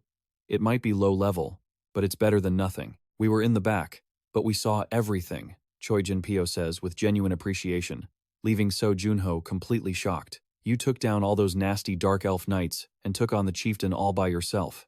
You've become the motivation that keeps us going, the others chime in. A rookie who hasn't even been active for 3 months is already that strong. While we were just shaking in our boots, trying to land a few hits to save face. There are only about 100 enemies left, so that's why we finally made it here to help you. Alright, if we can just take down the chieftain, we're done. Just then, Seo Junho shifts slightly, making Choi Jin-pyo jump. Whoa! You can't be moving yet. 10 minutes. Seo Junho grabs his sword, a dangerous smirk on his face. Just buy me 10 more minutes. That's all I need. 10 minutes? Right now, everyone is clenching every muscle they've got, veins straining as they fight to hold the line. Facing the chieftain up close, they realize he's a truly cunning monster. When Seo Junho was fighting the chieftain earlier, he was going toe-to-toe with him. Moreover, everyone firmly believes that if it's Seo Junho, he can definitely take down the chieftain. So, they just have to hold out for 10 minutes. In the heat of the moment, Cha Minggu loses focus. It takes an older player diving in to shove him out of the way to save his life. Cha Minggu frantically thanks the older man, apologizing for his lapse in concentration. The older man reminds him that everyone is betting their lives on this battle, and that Chieftain isn't just looking dangerous, he is actually genuinely dangerous. But the old-timer is certain that the monster is only gambling on a few short moments of time, so even if he has to lose his life today, he's going to defend his pride. Everyone, pull yourselves together, take him down. The Dark Elf Chieftain gnashes his teeth in rage. These bugs are as persistent as leeches. 3 players charge in aggressively, but the chieftain casually swings his sword twice, sending them straight to the afterlife. Just then, a fireball comes hurtling toward the chieftain, but the sneak attack fails. The chieftain wonders to himself why he's felt so strangely restrained. Even though these weaklings can't even take a single hit, he should have quickly wiped out the strongest one here, Seo Junho, but he feels like he's being too hasty. Is he actually afraid of something? When his eyes accidentally meet Seo Junho's icy, dark gaze, the chieftain freezes involuntarily, his grip on his sword tightening instinctively. There are less than 3 minutes left to hold out. Some are confident they can keep it up, but no sooner do they say it than a flash of a blade sends 2 of his teammates to the grave. The guy goes pale, wondering if he was wrong to think the battle was almost over. With a boss-level monster in front of them, that's as strong as an entire army. Even if they defeat 100 Dark Elves, as long as that guy is still standing, nothing changes. Some are clutching their heads in terror, even collapsing to the ground. Are you done making a scene? Right at that moment, Seo Junho is back. Why aren't you answering? I asked you, are you done making a scene? He turns to the others. You've all worked hard. And thank you, everyone. Leave that guy to me. Everyone is worried that he might not be able to handle it alone, suggesting that they should all just fight together. Seo Junho tells them he's fine. Just keep fighting the chieftain's troops. Besides, I've already figured out how to conceal my abilities. You trash. The Dark Elf chieftain curses and swings his sword, bringing it down with a heavy thud. I'll send you all out together. 2 massive sources of magical power collide with an explosive force. Cha Minggu turns pale, screaming Seo Junho's name. After the massive impact, as the dust and debris settle, everyone can see a giant purple sphere of magic. The Dark Elf, Chieftain, and Seo Junho are inside. Cha Minggu pounds on the sphere, yelling, "Is that the chieftain's skill? Junho, are you okay?" A moment of silence, then a voice echoes from inside. That's his technique, not mine. I'm stuck. Seriously. Hearing that, Cha Minggu tells the other players to hurry up and find a way to break the trap from the outside. Inside, Seo Junho breathes a sigh of relief, thankful for allies who trust him so much. What is this barrier? Are you hiding your true power? The Dark Elf Chieftain didn't live this long for nothing. He's pretty quick to read the situation. Seo Junho smirks. I've only shown you one skill. Why so tense? I have plenty more power hidden away. A few snowflakes start to fall, and Seo Junho begins firing ice at the speed of light. The Dark Elf Chieftain hasn't even realized what's happening before his feet are completely frozen. The ice quickly spreads up to his waist. The Dark Elf Chieftain is caught off guard, having no idea what kind of move he's been hit with. Not only is his body frozen, but sharp spikes are forming above his head, pointing down. After the enemy you thought you defeated recovers their strength, they can use new skills? Is this the second phase where the true greed is revealed? Is this how humans feel whenever a boss monster looks down on them? Seo Junho smirks, looking incredibly smug. The Dark Elf Chieftain is almost completely frozen solid, unable to say a word. Back before he came here, Simdoku chased him down to check on his training progress, surprised to see him finish so quickly. Besides, he had only just thawed out not long ago. Seo Junho says, "That's enough.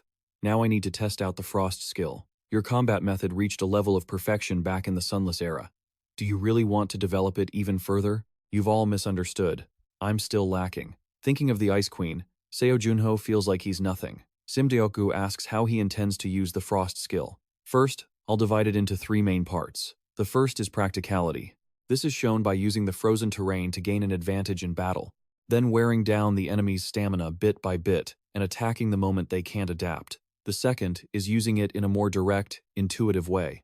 I'm reinforcing my armor with ice. Of course, this only becomes a real problem when I have to block attacks powered by blink skills. And finally, I'm infusing my attacks with frostbone energy. No sooner had I finished speaking than the sharp icicles on the Dark Elf Chief's head began growing rapidly. He barely dodged in time before he could be turned into a pincushion. Seo Junho knew the Night Guard's mana efficiency wasn't great, so wrapping the frost in solid matter would significantly boost its power. He unleashed a hail of ice arrows. The chief didn't even blink as he slashed them all away.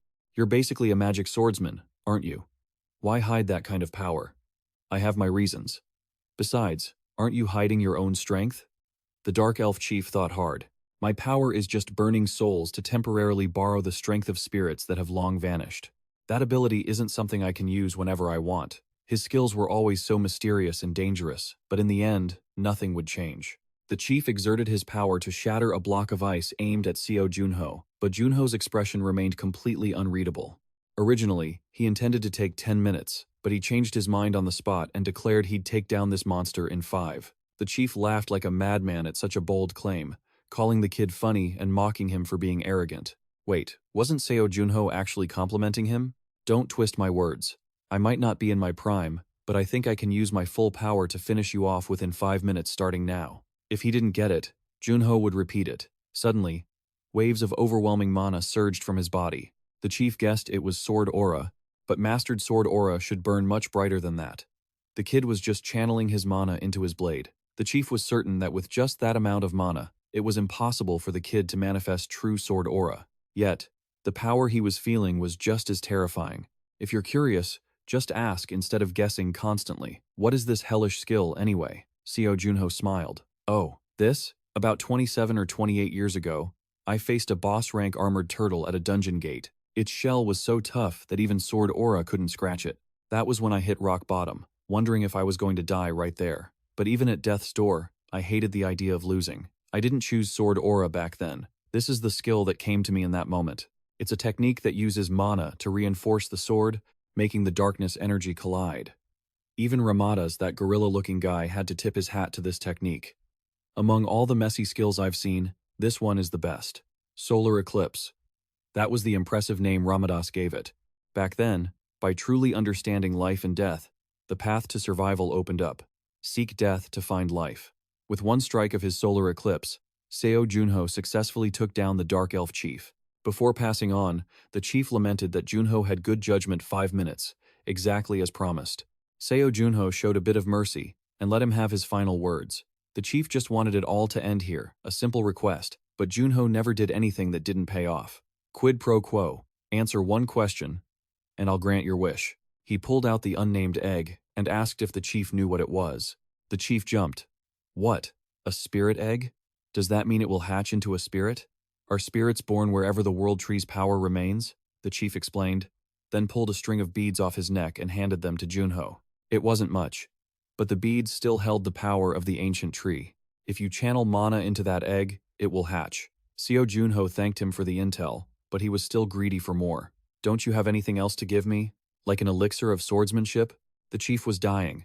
Living 2 more seconds in front of this greedy demon would probably be more painful than death itself. Have I really fallen to a human like you? He groaned helplessly. Oh, come on.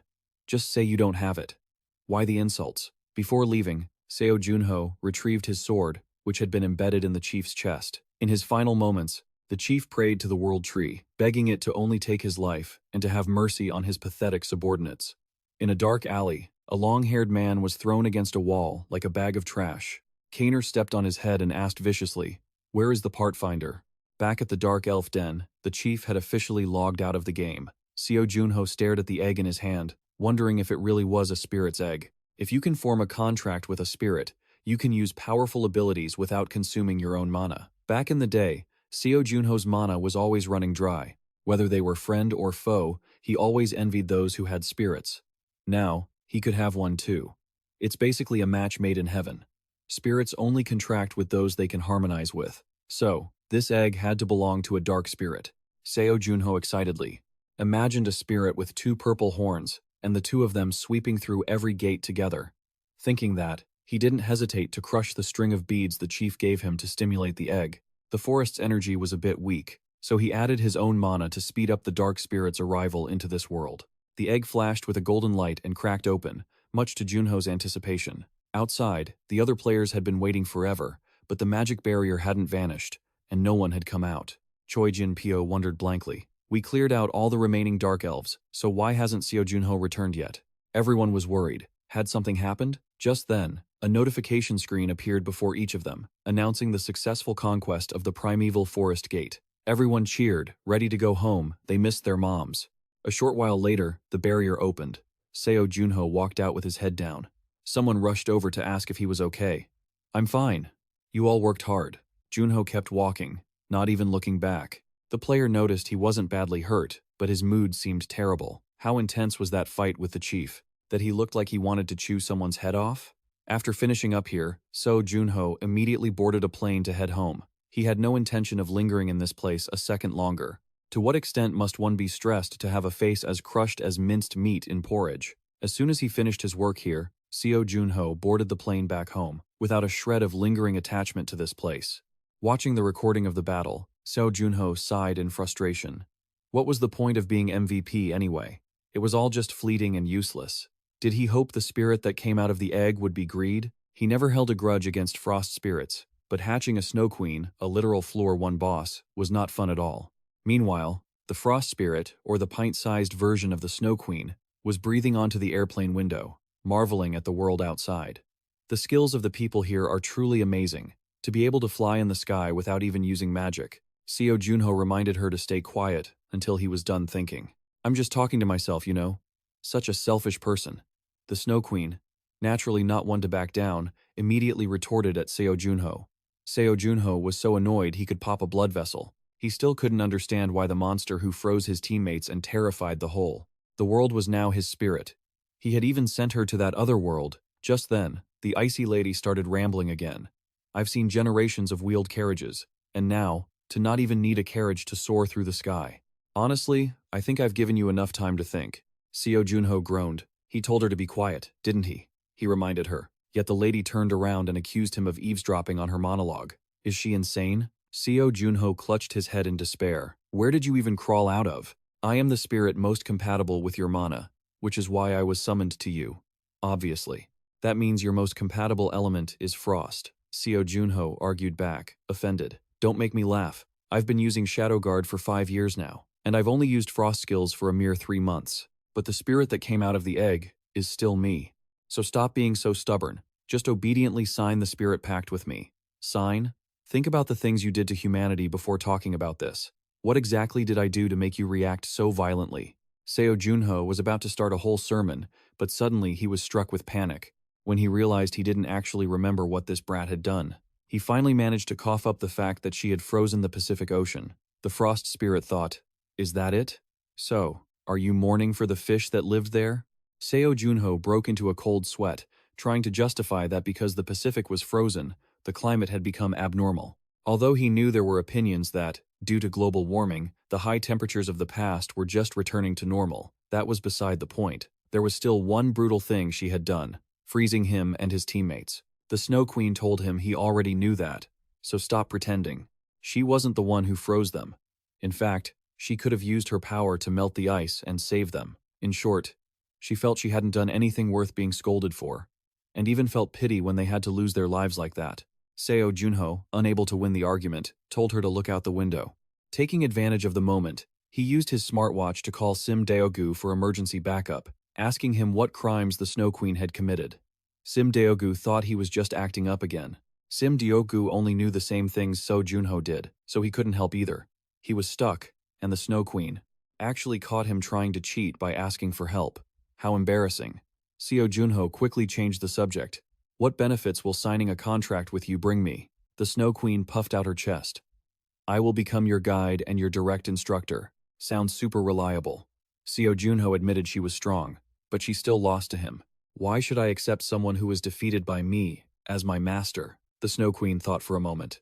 Actually, you only won because I was weakened by losing my power. Huh? Weakened? Where are you selling these excuses? I'm not a merchant. The Snow Queen wanted to slap his foul mouth, but she had to patiently explain. This body was once the queen of the Frost Kingdom, Nife, and the cruel monarch who reigned over all ice in this world. I swear on my life that what I said is not a lie. Geez, that's the oath mages use where they bet all their power. Could she really have been weakened? Weakened to what extent? Seo Junho asked skeptically. About 1%. The Snow Queen replied nonchalantly. This time it was Seo Junho's turn to want to slap her. Damn it, he almost got tricked by that ridiculous oath. Stop talking nonsense. Don't swear on your life anymore. I don't like it. Swearing too much ruins a queen's noble image. Seo Junho listened, feeling helpless. Why is he getting a headache? She wouldn't even dare to swear. Fine, then let's sign the covenant. But I have a condition. If you cause harm to me or those around me, the covenant will be voided immediately. The Snow Queen scoffed at his chatter, saying that was obvious. A spirit and their contractor are soulmates. I couldn't possibly harm you. The Snow Queen conjured a magic circle right behind her. Seo Junho frowned. He didn't know if this decision was right, but he had no choice. Truth be told, he wasn't strong enough to attack the one-star gate yet, but if he gained this power, it would be just enough, so he had to get the power from the Snow Queen who had been turned into a spirit. Seo Junho resolutely bit his finger and used his blood to sign the covenant. Returning to the Players' Association, Seo Junho immediately took the Snow Queen to the training room. The Queen complained that this place was boring as hell. It's for training, not for playing. Seeing Seo Junho pull out the console to tinker around, she asked what he was doing. Equipping the artifacts I looted from the last battle. What else would I be doing? That trip yielded two things, the Halo Ring and the Elf's Blue Bracelet. After equipping all of them, his magic stat broke through to 100, which was more than enough to clear the one-star gate solo. The Snow Queen also marveled that Seo Junho was much stronger now than before. Seo Junho glared at her. I didn't ask for your commentary. Now it's time for me to see your capabilities. Aren't you the one who knows my capabilities better than anyone else? You're a spirit now, aren't you? Naturally, that's different from how it was before. The Snow Queen seemed to understand, since Seo Junho was the one who entered the covenant. With her, as the contractor, he had to know exactly how talented his spirit was, so that the treatment she received later would be different. The Snow Queen reached out her hand. It looked like she was just stretching, but mana gradually radiated throughout the room, and everything began to freeze. Seo Junho felt a strange sensation, as if he himself were freezing. It was exactly how he felt when he first stepped into the Ice Queen's lair. Suddenly, she retracted her magic, leaving him stunned. Hey, what are you doing? I've lost interest.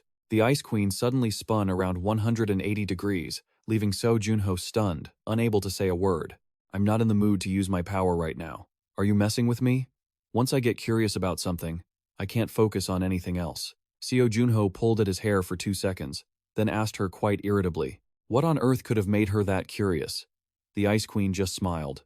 I want to see the human world. And just like that, Seo Junho had to go undercover to take the Queen out for a stroll. Looking at the crowded, bustling streets, the Queen shouted excitedly, asking about this and that like a child.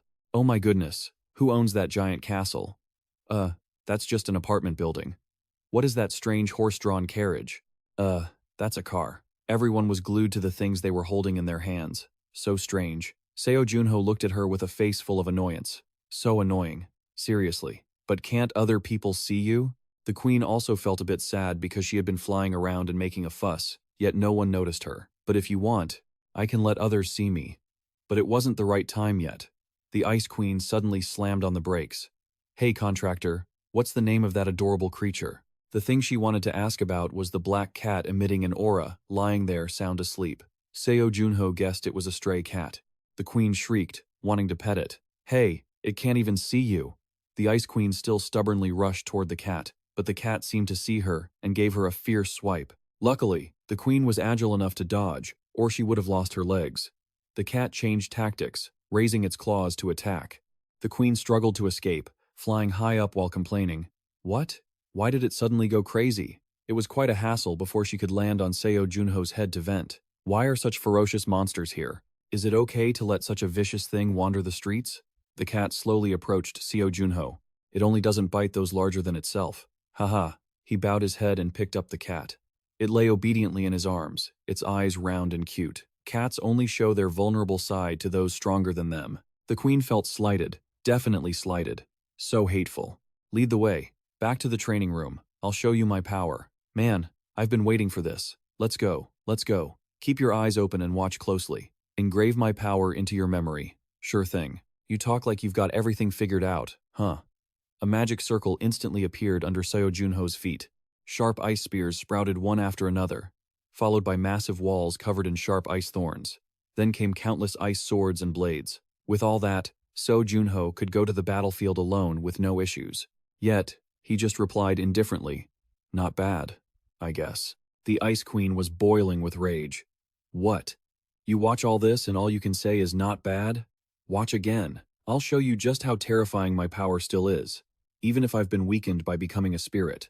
Everything you just made is stuff I can create anyway." Seo Junho glared at her. "Nonsense. You watch closely and you still say that?" The queen was so mad she pointed her finger right at his face. Just then, an ice spear flew by. It was both exquisite and optimized for maximum weapon efficiency, as if crafted by a master. The quality was magnificent. It was unimaginable that these could be created in just an instant. Honestly, Seo Junho couldn't match this technique with his current ability, but his response to the queen remained the same. "Those things. At a certain point, I can create them too. I just need a little more time. What I expect from you is something that I myself cannot do." What Seo Junho said left the queen deep in thought. She suddenly had an idea. "Don't tell me you're talking about this?" Seo Junho looked over and immediately confirmed it, to the queen's smug satisfaction. She screamed a bit too loudly out of excitement.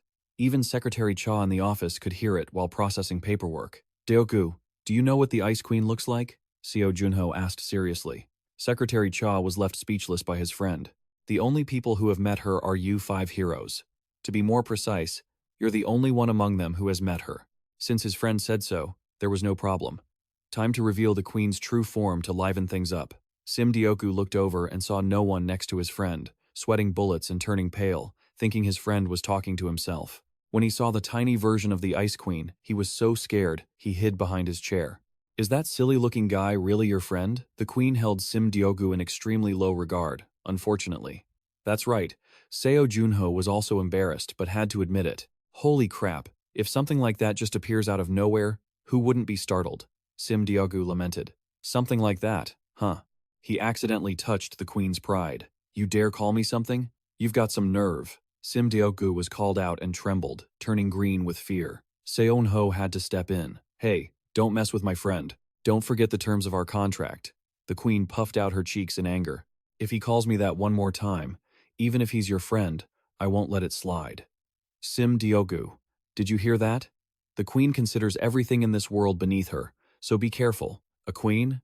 If she's a queen? Deoku gathered all his courage to calm down and absorb this surprising new information. First, the tiny spirit sitting so elegantly on Seo Junho's shoulder was the Ice Queen. Her presence today was thanks to the spirit egg won at the auction in Las Vegas, which hatched with the help of the tribal chief in that primeval forest, which meant that egg hatched into the Ice Queen. Regarding this, Sim Deoku temporarily accepted it. Besides, the person who hates the Ice Queen the most is Seo Junho. Seeing that he was fine with it, Deoku didn't need to worry. Seo Junho explained that she was very strong and would help him get stronger. Deoku asked what level she had reached. The level of a spirit depends on their power and is divided into grades from low rank to supreme rank. Normally, spirits only reveal their rank when asked, Deoku added. Seo Junho turned to ask her what level she was. The queen was silent for a moment, then answered loudly, "Of course it's supreme rank."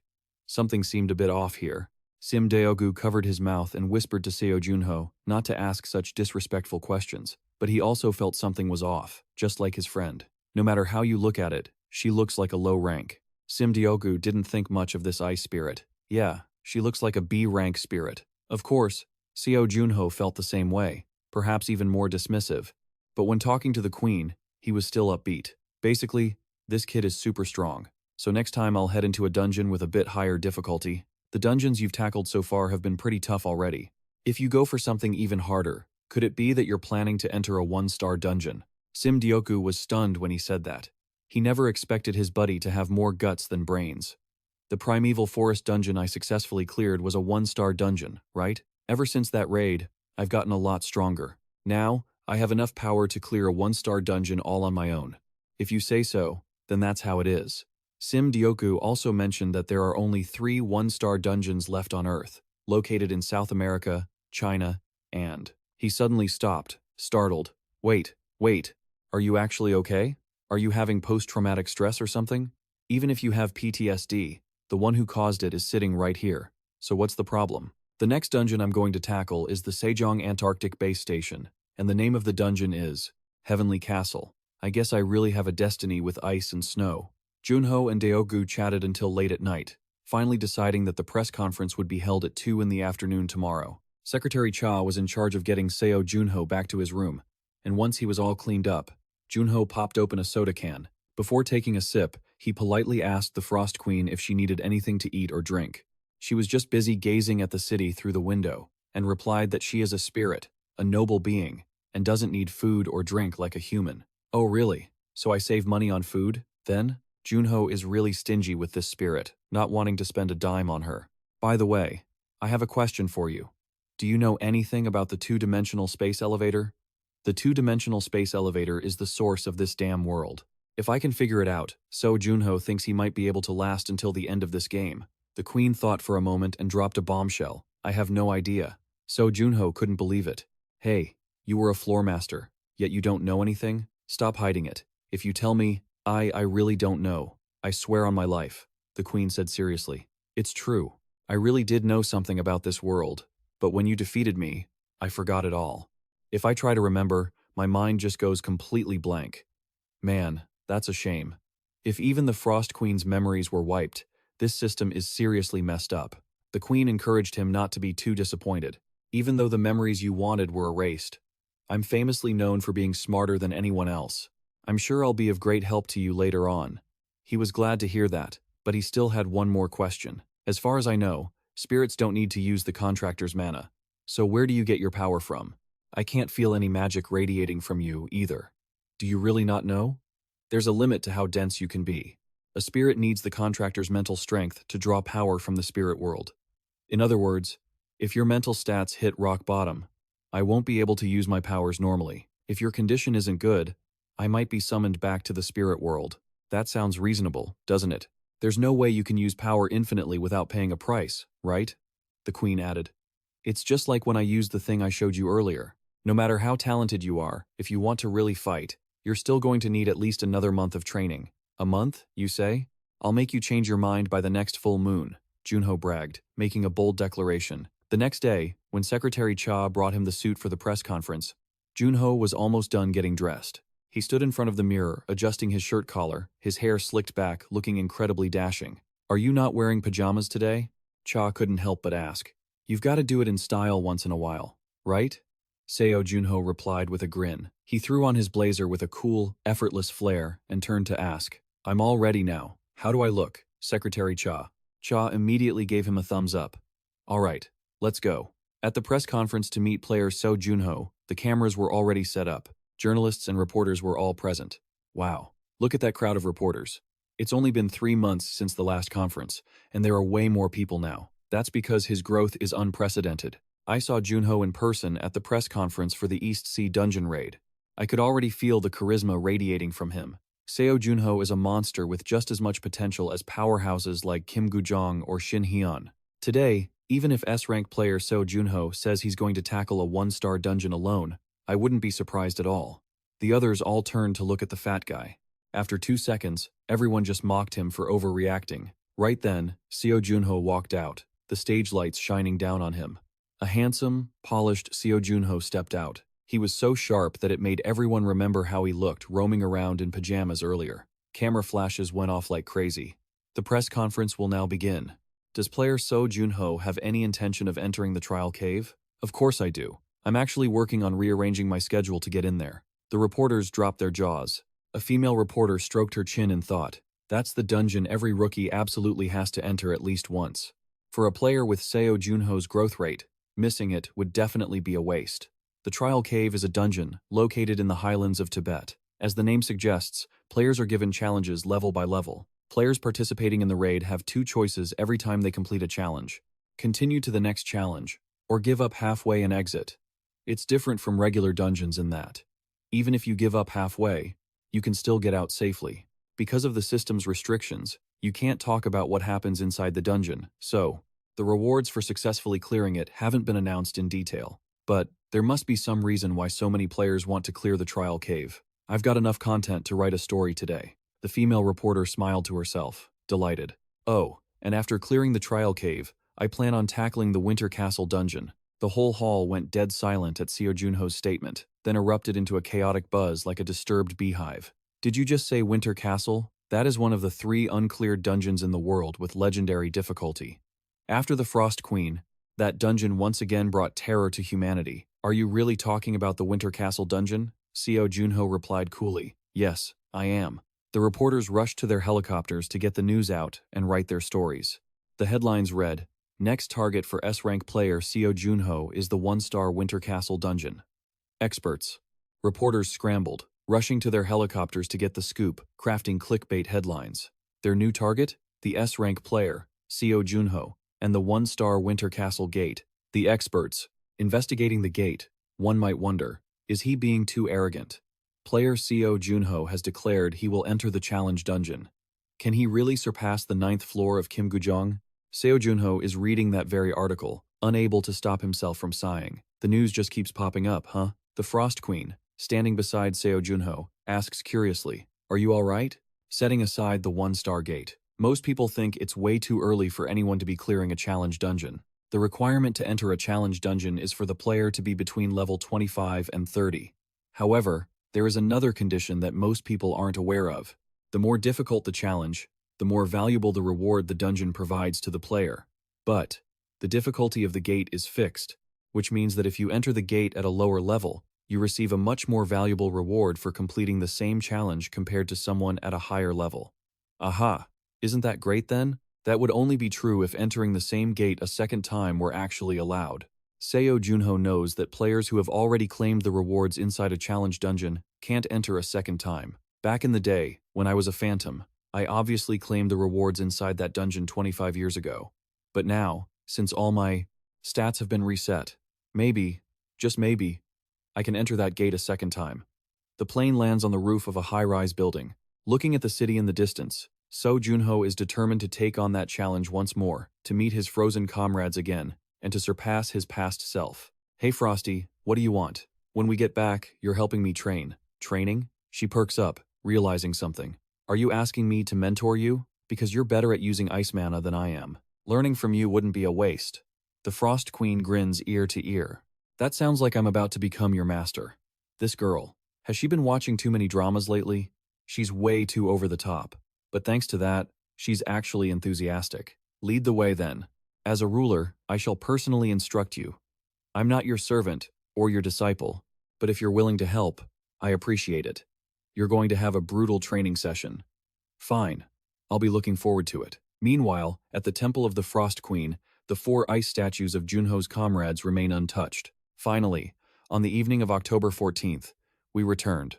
The Korean Players Association. The training room is covered in sharp ice spikes, and ice swords stuck everywhere. There's a deafening thudding sound coming from every direction. Seo Junho stabs his sword into the ground, panting like a dog. Once he catches his breath, Seo Junho stands back up, grabbing his sword again. The Frost Queen magically produced an ice chair, and even an umbrella made of bamboo. Seriously, why are you using an umbrella indoors? She's here to check on Seo Junho's training progress. You've actually managed to do something useful. I'm finding this more interesting now. Half a month ago, and now you can control 2 elements. First, darkness, and second, my ice. Why are you talking like I didn't already know that? You think too simply. When you use an attribute, you have to understand it deeply. The clearer your understanding, the more refined the technique. Now, let me ask you this.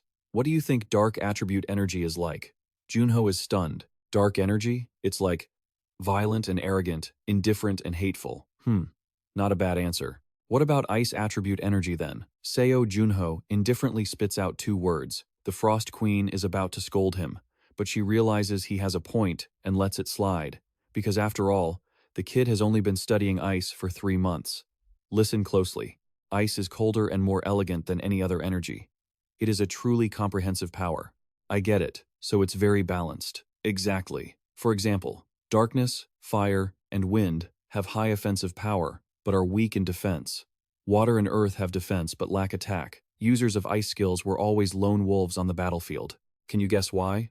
Now, I will teach you how to use ice energy myself. But before that, the Frost Queen flicks her finger, conjuring a massive sword. Even Junho has to admit, it's a sharp-looking blade. The queen boasts that it is the royal treasure of the Ice Kingdom of Nihheim, Fragarek. Try to make something similar, then I'll teach you. Wait, but I don't want to learn how to make ice weapons. Seo Junho protests. The queen makes herself a comfortable chair with a view and says, tradition dictates that you must excel in all skills. If you can't even do this much, I'm not teaching you. That's not fair. No negotiation. She vanishes instantly, leaving without a word, and doesn't even show her face. Now then, is this sword good enough? Look, how is it? Not good enough. With that, she flicks her finger and the sword snaps in half. The blade isn't sharp enough, the weight is terrible, and you call this a replica of the national sword? The queen crosses her arms, criticizing him while Seo Junho is boiling with rage. You've broken so many of them already. He sits cross-legged on the floor, complaining.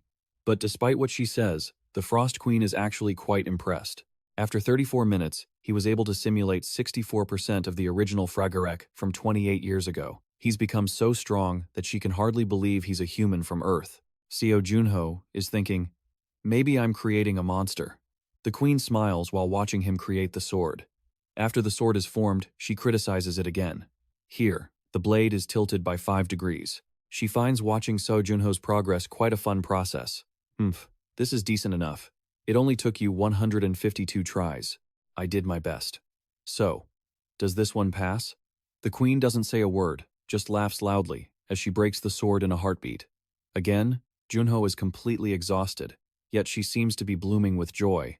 Oh, the sword was actually pretty good. I just broke it because I was annoyed. There is someone crumbling in the corner.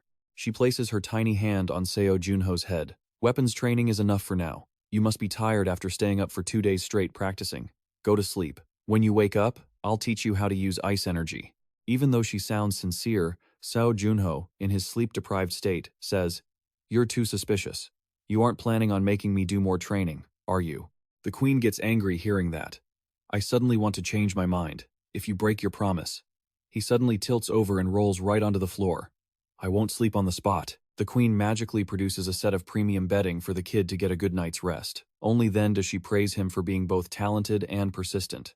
The gods are truly unfair. Become stronger, strong enough to protect those who are precious to you. Tibet Plateau, Challenge Dungeon Gate. Greetings, player Seo Junho. A dark-skinned monk with a head so shiny it reflects the light, sticks his tongue out and smiles. This humble monk is Jampa. I manage this place. Welcome to the Challenge Cave. For those who don't know, sticking your tongue out like this is a traditional Tibetan greeting. The Players Association contacted me beforehand, and they mentioned you wanted to take on the Challenge Cave. The Ice Queen is super excited. Look, he's even sticking his tongue out at you. But seriously, how can he talk while doing that? Beside the monk, there's a board listing everyone who has managed to clear the entire Challenge Cave. Looking at that board, it's been 25 years since anyone cleared the Phantom Stage. A system notification pops up in front of Seo Junho, entering levels 25 to 30. No team restrictions, no round limits, and difficulty unlimited. The monk kindly explains that besides those who have already entered, no one knows what's inside or what dangers are lurking. May the foe and wind bless you, and may you return safely. Stepping through this sunny gate into the pitch-black cave, Seo Junho can't help but feel nostalgic. 25 years, huh? Let's do this. The gate crackles with blinding light. Second entry detected. Manager authorization required. What? Even Seo Junho is shocked. Is this gate really that high level? After a flash of lightning and thunder, the space shifts into a room with a strange, pitch-black door. A man walks out. Hello, I'm Gray. Seo Junho is stunned. Is he the Floor 1 manager? Does that make him like a god? Of course not. I'm just a servant, entrusted with managing this place. Seriously? Can we talk with our heads held up? Doesn't your neck hurt from bowing all the time? If you're the Floor 1 manager, aren't you basically a god to the people on Earth? Junho is being snarky, but the manager just smiles warmly. Indeed. My administrative power is limited to the specific traits that form the floor, like the gates and monsters on the first floor, but it's genuinely nice to see some familiar faces after all this time. Player Spectre, better late than never, welcome back. Seo Junho and the Ice Queen stand there, frozen solid, before he finally manages to mumble a thank you. Beside him, the Ice Queen is panicking. Wait, you said, familiar. Do you know who I am? Of course. You are the Queen of Nihime, the supreme sovereign of the Frozen Kingdom. Hearing that, the Ice Queen gets confident this guy clearly doesn't know anything about her current state. So, what is this place? Seo Junho asks.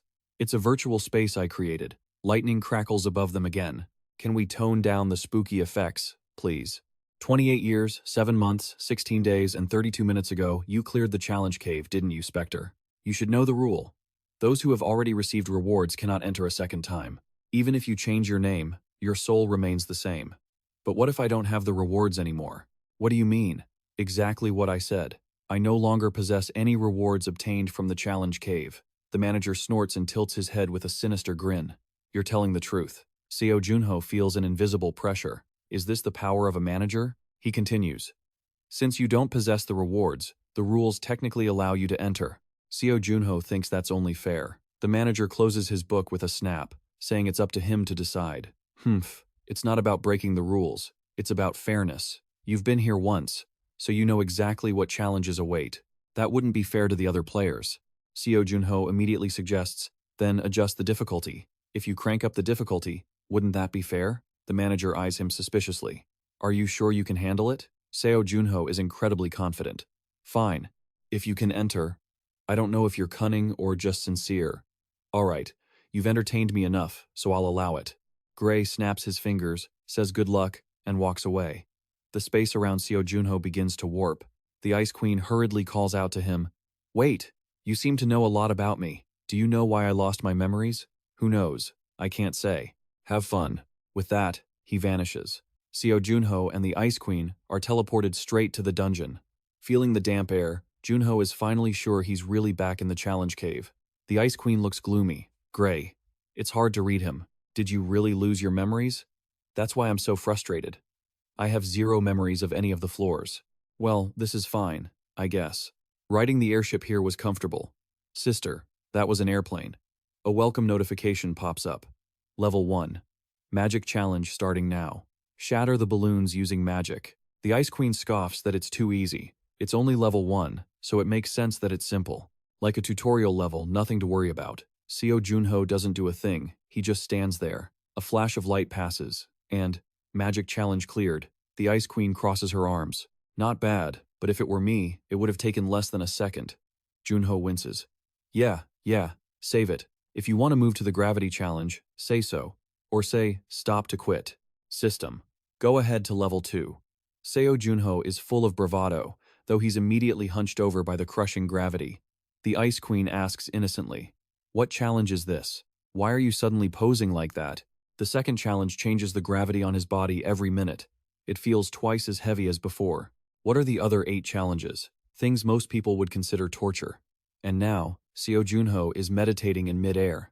The Ice Queen gets an idea. Contractor, you're not going to waste this opportunity, are you? You won't get many more chances to experience such extreme situations. Train, where are you going? Seo Junho is now floating as if he's in 0 gravity. He doesn't know if Gray thought it was too easy and increased the difficulty. But before he can finish his thought, he's slammed face first into the ground. Ah, this is brutal. Seo Junho pushes himself up, gritting his teeth, and yells, but that doesn't mean I can't do it. The Ice Queen thinks that's not quite interesting enough, so she suggests raising the difficulty. I think you should try running a bit now. Good lord, it's easier said than done. By the time this challenge ends, Seo Junho is sprawled on the floor, panting like a dog, wondering just how much the manager cranked up the difficulty. Despite the complaining, when the system asks whether to continue or stop, he jumps back up and yells, "Continue! You look exhausted. You should rest." The Ice Queen is acting unusually kind. While I still have the energy, it's better to get it all done. In reality, he's thinking that the more the player struggles, the more generous the rewards from the challenge cave will be. If I keep this up, I'll get even better rewards. What's the next challenge? The Phantom Challenge. It's a type of illusion. Last time, Junho fought like a maniac to save his friends from monsters and had to keep reminding himself that the phantoms weren't his parents. After half a day, it finally ended. This time, it's probably a different illusion. Seo Junho glances at the Ice Queen, suddenly hoping she might appear. But as if it would ever be that easy, I figured those frozen ghosts would be there to blame me for surviving alone. And sure enough, they were. Why did you abandon us? You lying traitor! The Ice Queen flew over in a rush. Don't listen to them. They're all Seo Junho knew they were just illusions, but seeing them still made his heart sink to the bottom of the abyss. But right until the very end, those idiots were still trying to make me laugh, even though they all knew they were going to sacrifice themselves. I won't let you disgrace them like that. Ramada's possessed immense destructive power and rapid self-regeneration. Sky was a powerhouse, excelling in both offensive and defensive magic. And the long-range support from Gilberto was incredible, while Mio could appear with her sword at her side in an instant. Trying to take them all on at once was basically digging your own grave. Can you immobilize Sky and Ramada's? I can, but it will drain a massive amount of your mental energy. No problem. How long do you think you can hold them like that? About 30 seconds. Seo Junho gritted his teeth. That's plenty. He decided to take down Gilberto and Mio first, since both of them were weak in defense. With a plan in mind, Seo Junho lunged forward immediately. The Ice Queen coordinated from the side. My soldiers, awaken from the frozen earth and shatter the enemy. The Ice Queen summoned several terrifying, massive ice golems. Sky immediately shouted for everyone to run while she handled them. The giant ice warriors swarmed Sky. Things weren't looking too good for Junho either. His mental energy was draining too quickly. Taking advantage of his distraction, Ramadas lunged at him. It's over. Freeze. The Ice Queen immediately rushed to save Junho. Don't mind me. Just do what you need to do. Good. Just hang on a little longer. Watch your own back. No sooner had he finished the sentence than he was shot in the groin. Gilberto tilted his hat, staring at him with sharp, glowing eyes. I'll finish you off with the next shot. The bullet grazed Seo Junho's face, immediately drawing blood. Even though they were illusions, they could still materialize Gilberto's magical projectiles. This is getting crazy. Just one hit from this, and I'm a goner. Gilberto took aim again. 1 second his head was visible. The next, the ghost was gone. Where'd he go? He panicked. Just as Gilberto thought it was impossible, Junho's shadow converged behind his head. This was the Nightwalker technique that helped Seo Junho easily handle his friend. He barely dodged the attack, but Seo Junho didn't think he could pull off a move like that again. After Gilberto, the next target was, "How dare you kill him?" Mio screamed as Seo Junho looked at her. Mio was known as the top swordswoman. Only a fool would try to take her down in a sword fight, but you will pay for what you did to my teammate. With your life. Mio was absolutely furious. She immediately grabbed her sword and lunged forward. Seo Junho realized he had one chance, deciding to exploit her emotional instability over Gilberto's departure to attack. Seo Junho decisively slashed right through Mio. How could you do this to us? Mio clutched her chest and fell. Seo Junho winced. This trial was truly horrific from start to finish. After all, it was the one scene he never wanted to witness. Just then, the Ice Queen's power couldn't hold out any longer. The Ice Queen panicked, but that sound also signaled to Seo Junho that his troublemaker friends had been handled. Ramada strode out, sneering. Did you really think you could hold me back with this cheap garbage? The Ice Queen was still channeling magic but cried out, Contractor, I can't hold on any longer. Sky waved her staff, piercing through the Ice Queen's giant ice knights and turning them into shards. Those shards even fell with the intent to crush her. The Ice Queen didn't dodge in time, but when she opened her eyes, she was still in one piece. Thanks, Ice Queen. You did well. Junho had arrived and used his shield to protect them both, but that didn't mean the battle was over. Ramadas was coming in with a rush of excitement, delivering a terrifying blow to Seo Junho that forced him to hunch over in defense. Hey brat, you think you can dodge me? Behind him, Sky had already prepared a massive third-tier spell. Ramadas, you idiot. I told you not to get involved. 3 magic circles fired 3 beams of light, all aimed at Seo Junho. Luckily, he was agile enough to jump and dodge just in time. Otherwise, he would have been done for. Seriously, those two were a perfect combination. Ramadas with his perfect tanking ability, combined with Sky's long-range attacks. They were a duo with terrifying power. At this point, you might as well just give up. But he had come too far to just retreat now. To defeat that duo, he had to use every ounce of energy in his body. Seo Junho closed his eyes, centering himself, trying to replenish his entire body's energy. When he opened his eyes, a single sword swing hit Ramadas. He thought this hit would end it all. But no. Wow, you slashed a line right across my chest. That's a new feeling. Holy crap, he didn't even have a scratch on him. Ramada's clenched his fist. Is that all you've got? He threw a punch straight at Seo Junho's face, but again, his agility saved him from an early grave. Junho gritted his teeth. This wasn't far from his expectations. That last move did absolutely nothing. His regeneration speed was insane. Oh, I'm not missing this time. Sky, from afar, was restless, and Seo Junho hurriedly jumped away. As he dashed, he thought, with Ramada's constant regeneration, attacking head-on like this wouldn't work. He couldn't use a normal strategy. He had to let him attack. What a pain. How much longer do you plan on running? Ramada's chased after Seo Junho, complaining about how boring it was. Sky, I'm exhausted too. Let's end this. Seo Junho smiled slyly, goading Ramada's until he blew a fuse, cursing him as an arrogant bastard. At this moment, the two were in a head-on confrontation. Seo Junho took the brunt of Ramada's punch, to the point where his internal organs were almost pulverized. Junho coughed up blood, thinking this guy was truly a monster. He couldn't believe he could break through all the ice shields and deal that much damage. But this was exactly the opportunity Seo Junho had been waiting for. He coldly punched a hole right through Ramada's chest.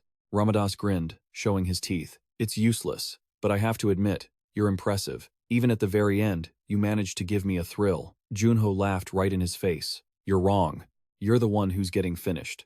The sword in Seo Junho's hand was enveloped in magical power, piercing right through Ramada's. This was the law of life. Ramada's tilted his head back, coughing up blood, and collapsed completely with a gaping hole in his body. Sky was shocked, rushing over to call her teammate's name, but Ramada's faded away in an instant. Sky was so broken, she collapsed. And now, only she was left. Sky had completely blackened. I will end you. I swear I will end you, the queen warned him. Contractor, that killing intent looks pretty dangerous. Sky, because she's the last one left. If I want to defeat the Berserk Sky, I need to use everything I've got left. Come on! Dark mana coiled around his hand, and he summoned the Grim Reaper's scythe. The only way to pierce through her destruction rays and that 7-layered mana shield is with one thing, the dark, biting sting of true disdain. Seo Junho lunged forward with the scythe. This weapon drains a ton of mana, but it's my only option now. Sky has gone full berserk. She's hell-bent on taking me down with her. Seo Junho didn't hesitate, slamming the giant axe down without mercy. He muttered, I'm glad you're just an illusion. If you were the real Sky, I probably would have lost. Before fading away, a strange light radiated from Sky. She shed a tear and said, Seo Junho, we'll still be waiting for you. Then, she dissolved into a pile of white dust. You have cleared the Phantom trial. If you wish to proceed to the next trial, say continue. The Ice Queen sighed. Even though he'd cleared the trial, the mood was still heavy. The system kept prompting him to move on, so Junho didn't waste any time. Through Seo Junho's blurry vision, the tiny face of the Ice Queen appeared, looming large. She was hovering over his bed, calling him to wake up. Seo Junho lay on the bed, looking like a total wreck. The dark circles under his eyes were brutal against his pale face. He clearly wasn't fully conscious yet. You've been out for 30 hours straight. I thought you kicked the bucket. Does this girl eat salt for breakfast? Why is she always spitting such unlucky stuff? That's shorter than I thought. I expected to sleep for at least 2 days, the Ice Queen remarked. That Grim Reaper move is powerful, but it leaves a nasty kickback. Even though it was just an illusion, I still found 5 heroes. That price is nothing. How many trials are left? I don't know exactly, but I don't think it's going to stop at level 10. The manager said he's been changing the content and difficulty, so nothing is certain. So, that means there are still 6 more of these annoying trials? The Ice Queen grumbled, unhappy. With every step, the trial cave gets more treacherous. So far, the challenges have been simple enough, but how much longer can I keep this up? Seo Junho thought as he pulled a shirt from his inventory. Are you all right? They were your old teammates, after all. It's been a long time since you've seen them, but they were just illusions. He sighed, feeling a bit wistful. I didn't get to see my parents this time. Huh, why would your parents appear in an illusion? Well, obviously, because they're dead. The Ice Queen froze, stunned by the shocking news, then hurriedly trembled and apologized to Seo Junho. It's fine. It didn't just happen yesterday. The Ice Queen placed a hand on his shoulder and leaned in. My parents died when I was 6, too, so I really understand how you feel. Seo Junho looked at her in surprise. Misfortunes never come singly, but neither do blessings. They both walked out of the break room. As soon as he stepped out, Seo Junho immediately started the 4th trial. Level 4. Insomnia Trial. Warning. If you choose to start the insomnia trial, you will be unable to sleep for 10 days. Seo Junho didn't hesitate to start another crazy trial 240 hours on the countdown. So, how does Seo Junho stay awake on this boring ice block? 20 hours passed in a flash. The Ice Queen seemed worried, hovering back and forth to check on him. Can you still take it? It's been fine so far. You must be starving. Here. No need. Being hungry helps me stay awake. Maybe try taking an ice-cold bath? 60 hours passed. Seo Junho buried his face in his arms, slumped over his knees. Contractor, you cannot sleep. Ice Queen, help me snap out of it. The dark circles under Seo Junho's eyes could rival a panda's now. The Ice Queen got the message and immediately used her magic to throw a handful of snow into his face. 98 hours passed. He was so sleep-deprived he wanted to smash his head into a mirror, fantasizing about a hot bath and sleeping until the next lifetime. While he was zoning out, the Ice Queen reappeared and shrieked, "Contractor, are you falling asleep while washing your face?"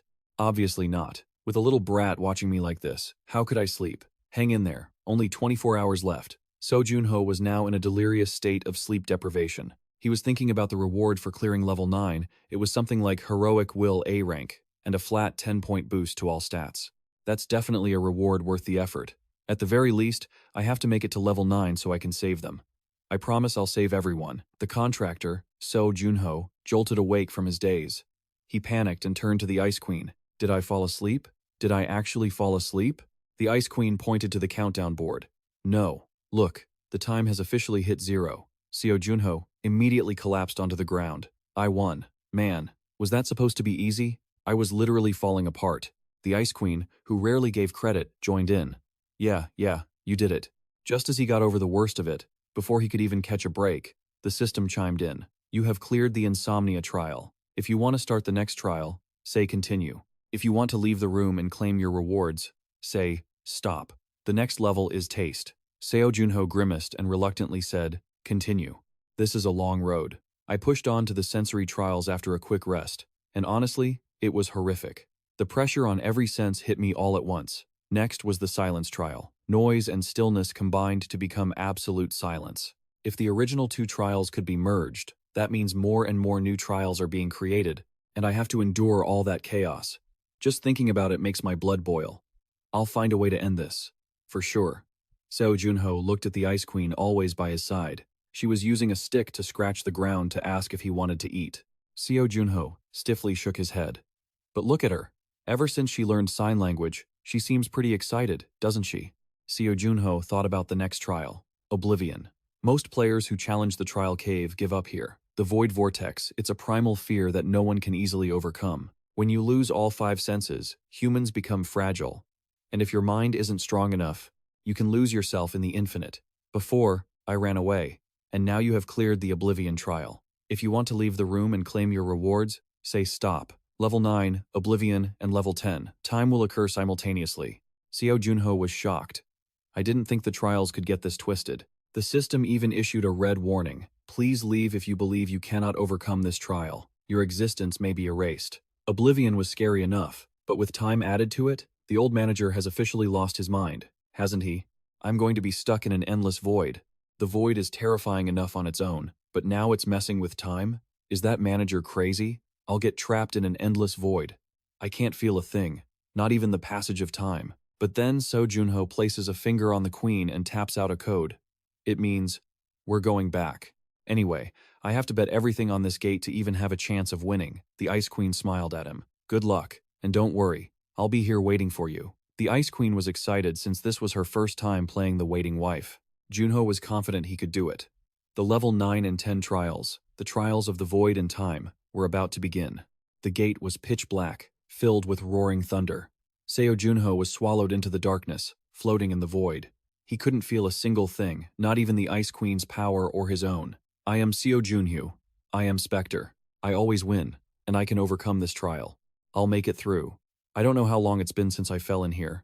I can't feel time or even my own existence.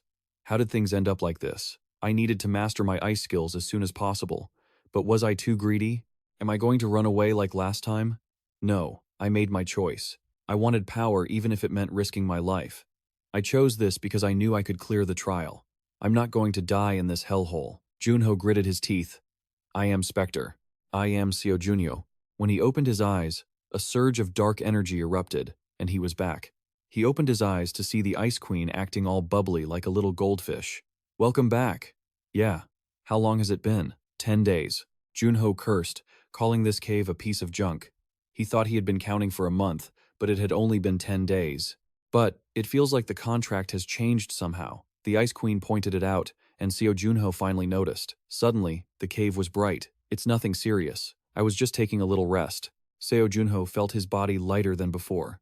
When he channeled his mana, he was shocked to realize his mana loss rate was 0%.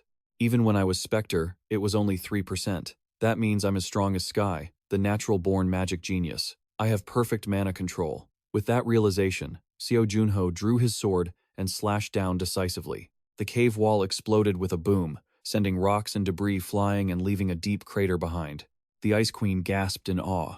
Your aura is much stronger than before. I even thought it was perfect earlier.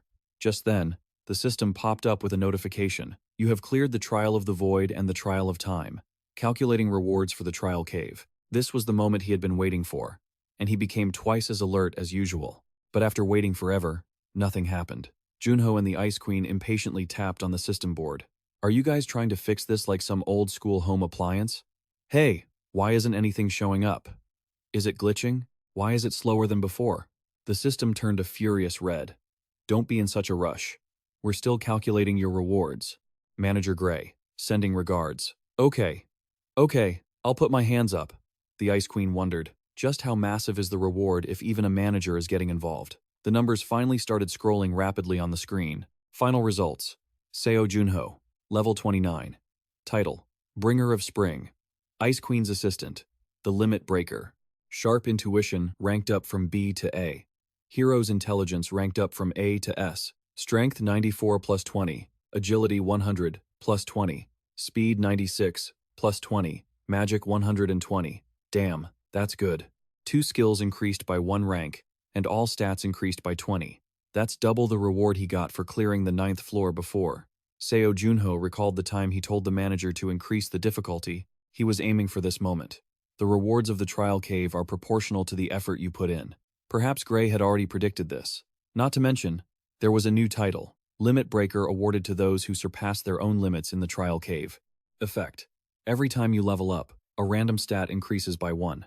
Seo Junho called out to the Ice Queen. Pinch my cheek. The Ice Queen pinched him so hard it distorted his face. Junho felt the pain. So, it's not a dream. A stat point per level. It sounds easy, but it's hard to pull off. Still, if this keeps up, by the time I reach level 130, I'll have gained a total of 100 extra stat points. The longer this goes on, the wider the gap between me and everyone else becomes. This is better than great. Hey, contractor, stop babbling, and let's get out of here. I am sick and tired of this cave. Seo Junho turned and smiled at her. Yeah, let's go. Any longer in here, and I'm gonna go insane. Before leaving, Seo Junho muttered to himself, even though I was delayed, I'm truly lucky. Ice Queen, I was born in the wrong era. Why do you always say such nonsense? Outside, Master Jampa was worried that Seo Junho had decided to move into the cave, as a month had passed and he showed no signs of coming out. Just then, the ranking board changed. Seo Junho's name appeared at rank 1 with the achievement of the 10th floor. Jampa beamed. We have a new legend.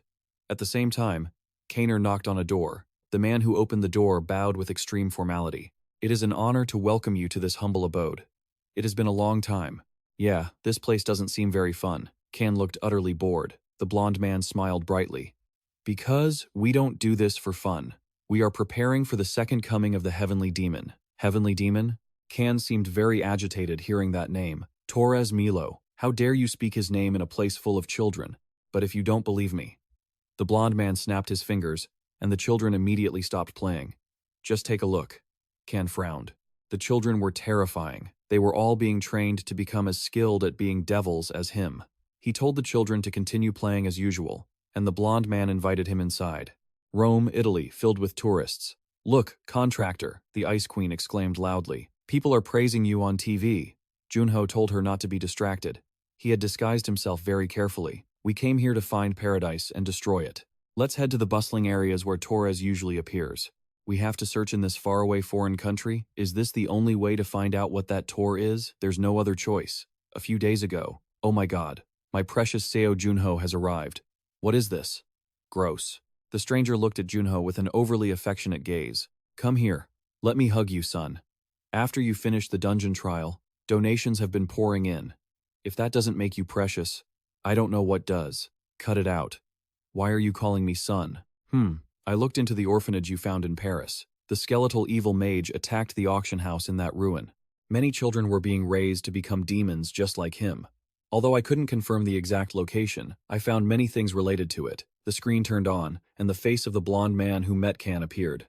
This man's name is Torres Milo. He was an active player on the second floor but retired.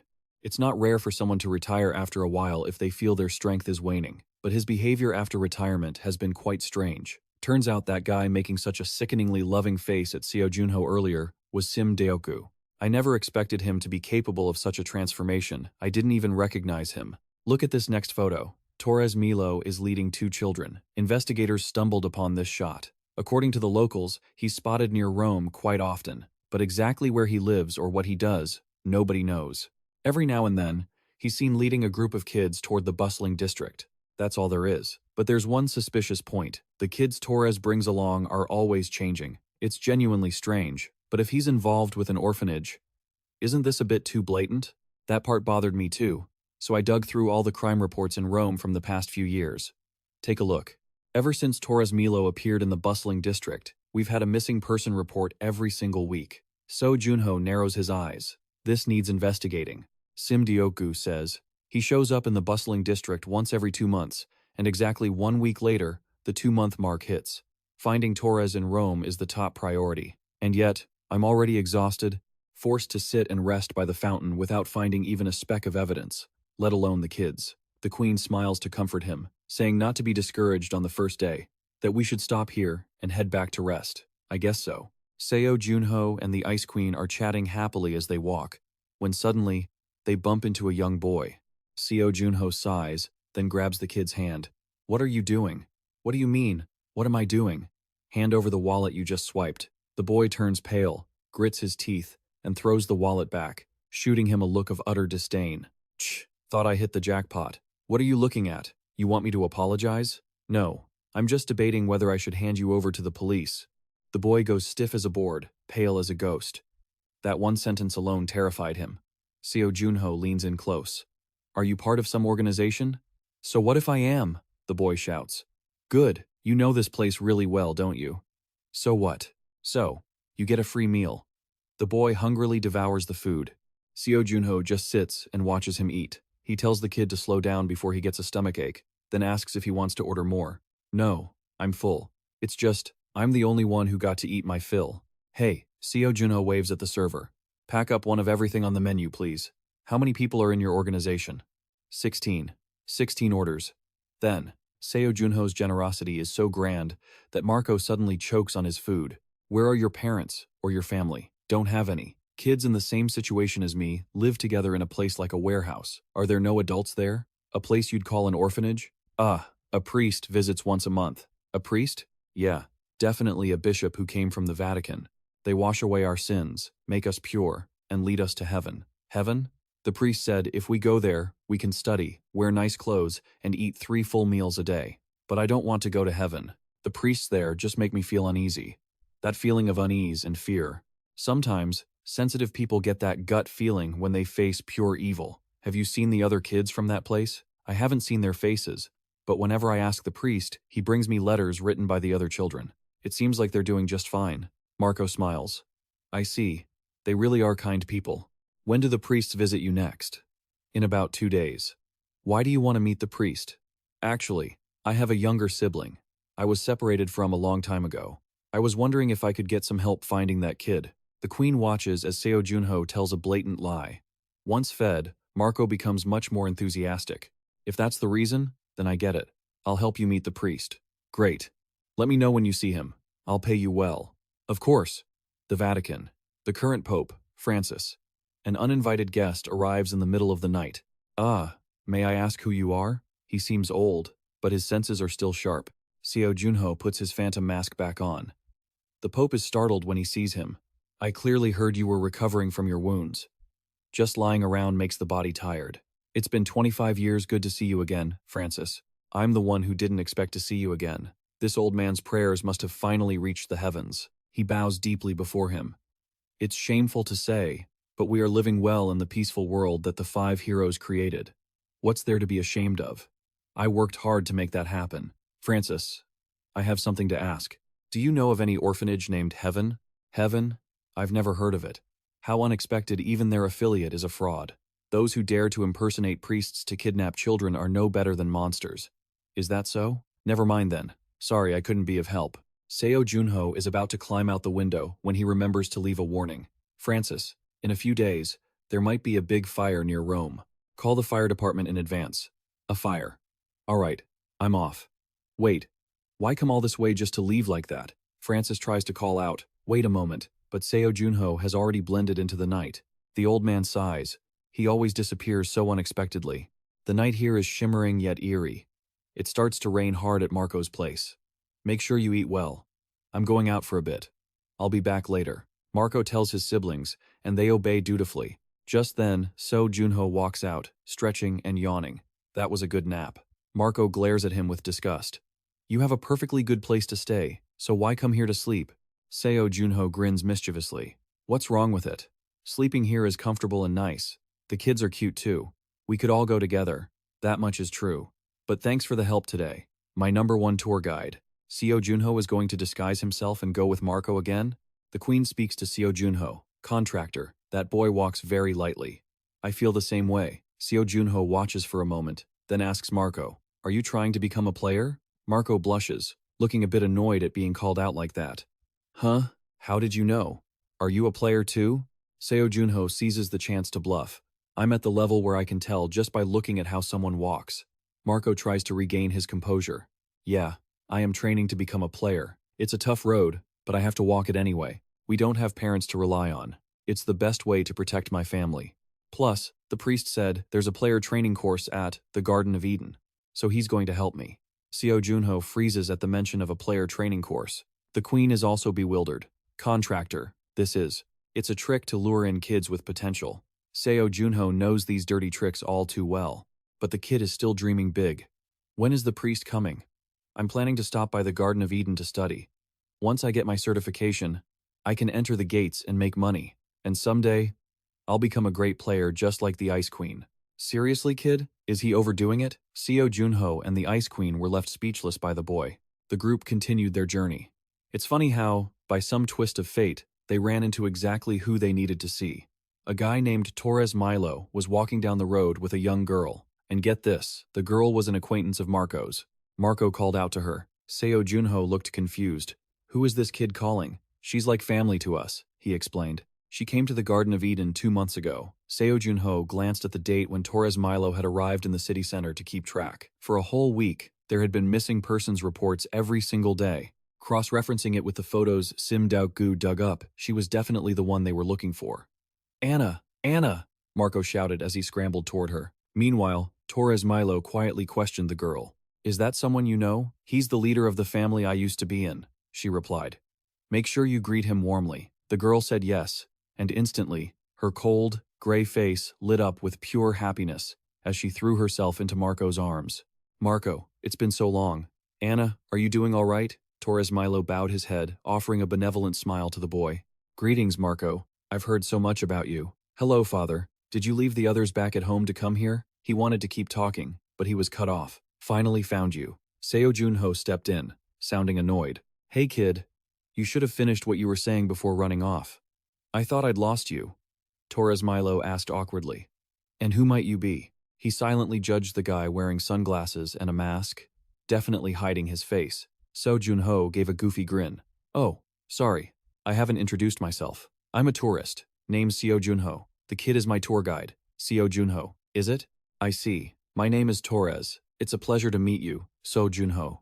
Likewise, the pleasure is mine. The moment they shook hands, Torres felt something wasn't quite right. He frowned, thinking, what is this bastard trying to pull? Could there be some hidden agenda? But on the surface, he just kept smiling. Your handshake is pretty strong.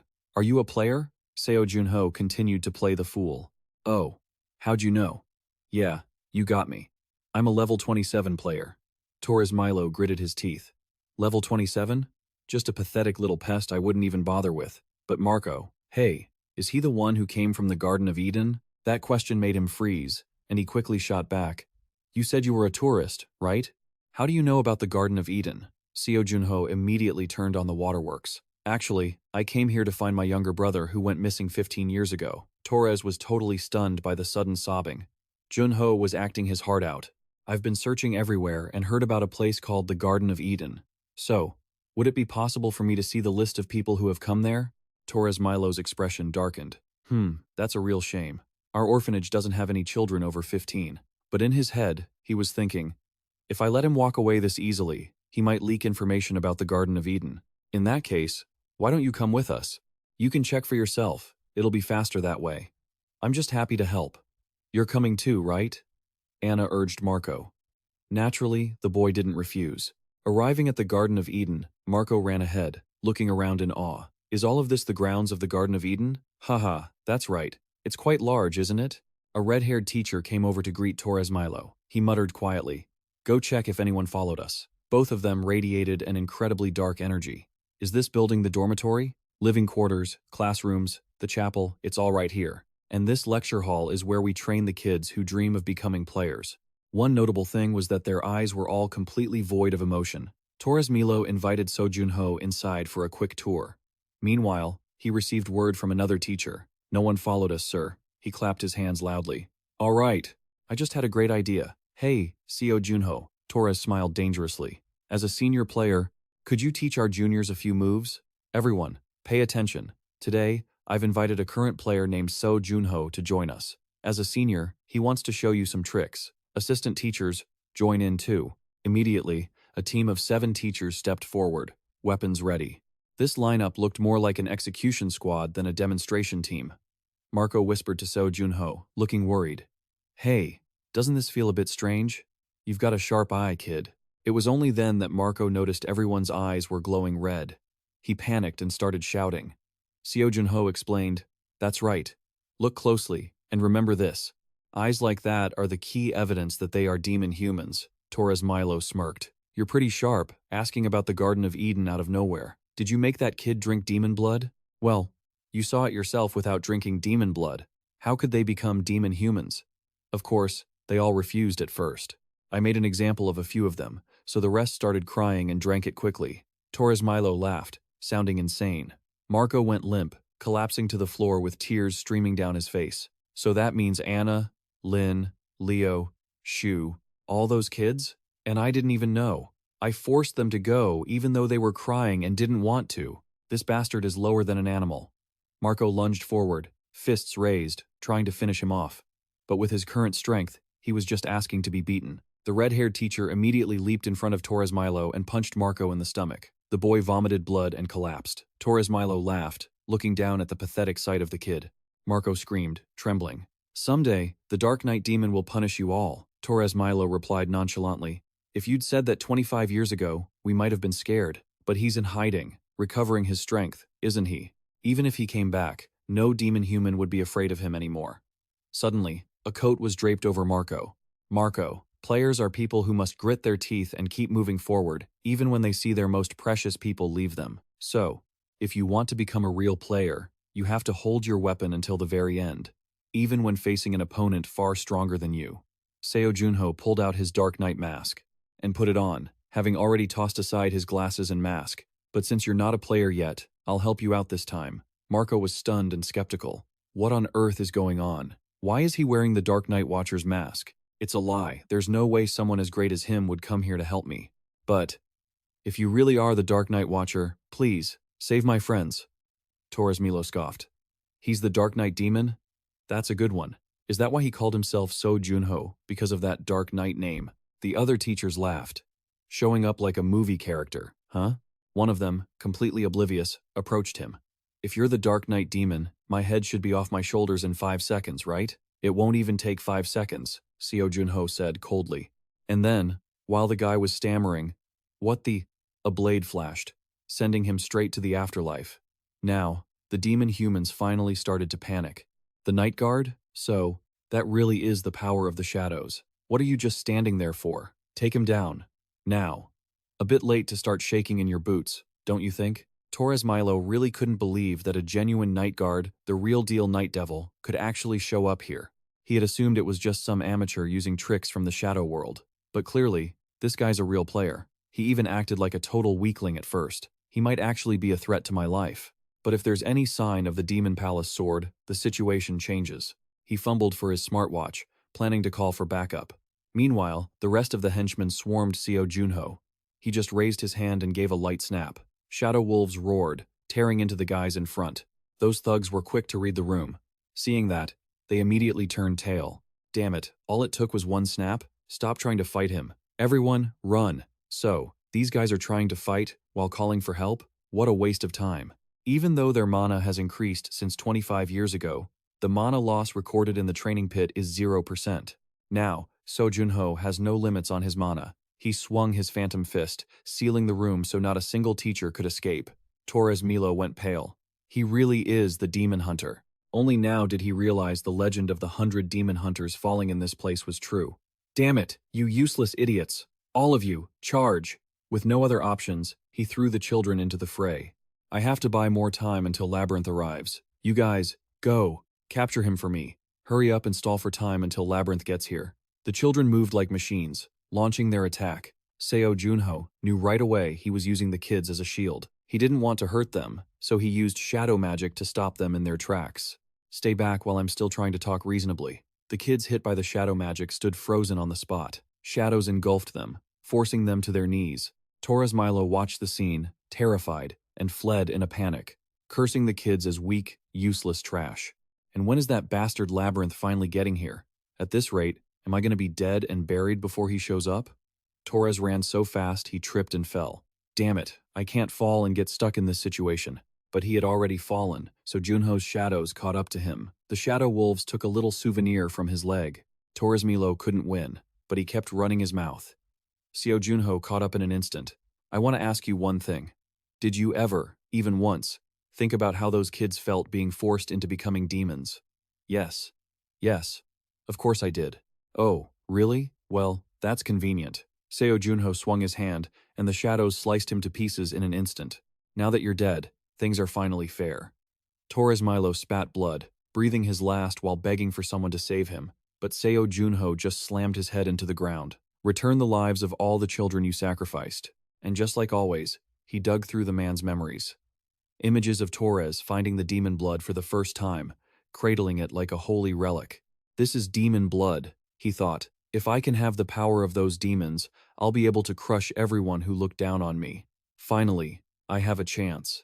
He didn't hesitate to gulp it all down. Seo Junho couldn't help but look on with disdain. Instead of working hard to improve your own actual skills, you were jealous of others' power and turned into a monster. Contractor, is this the truth you mentioned? No.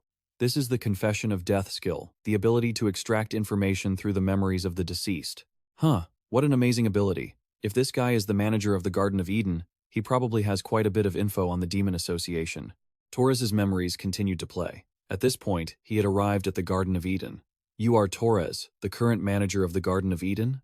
A bearded man, looking quite gentle, asked. Torres Milo knelt on the ground and replied, yes. The man then complimented him. Good, Torres Milo. I quite like your ability to manipulate minds. That's the very power that led to numerous incidents, like the mass disappearance of Tier 2 players and the town incident, isn't it? Torres Milo clearly felt the pressure of a higher-level threat. The man reached out. What a delicious prey you are. You don't need to be afraid. That man was Chef Rosen A. He smiled kindly. I just have a taste for your ability. Rosen used magic to conjure a golden orb and swallowed it, exclaiming, what an appealing flavor. I wonder what created such a taste. With the ingredients I have, I could probably recreate it. Regardless, thank you. Thank you. I think I have an effective recipe now. Since you've given me such wonderful ingredients, I'll tell you why the Garden of Eden was created. A delicious meal can only be made with the freshest ingredients. For example, demons. For instance, those little pieces of trash running around in the playground. Do you think those kids can become powerful demons just with demon blood?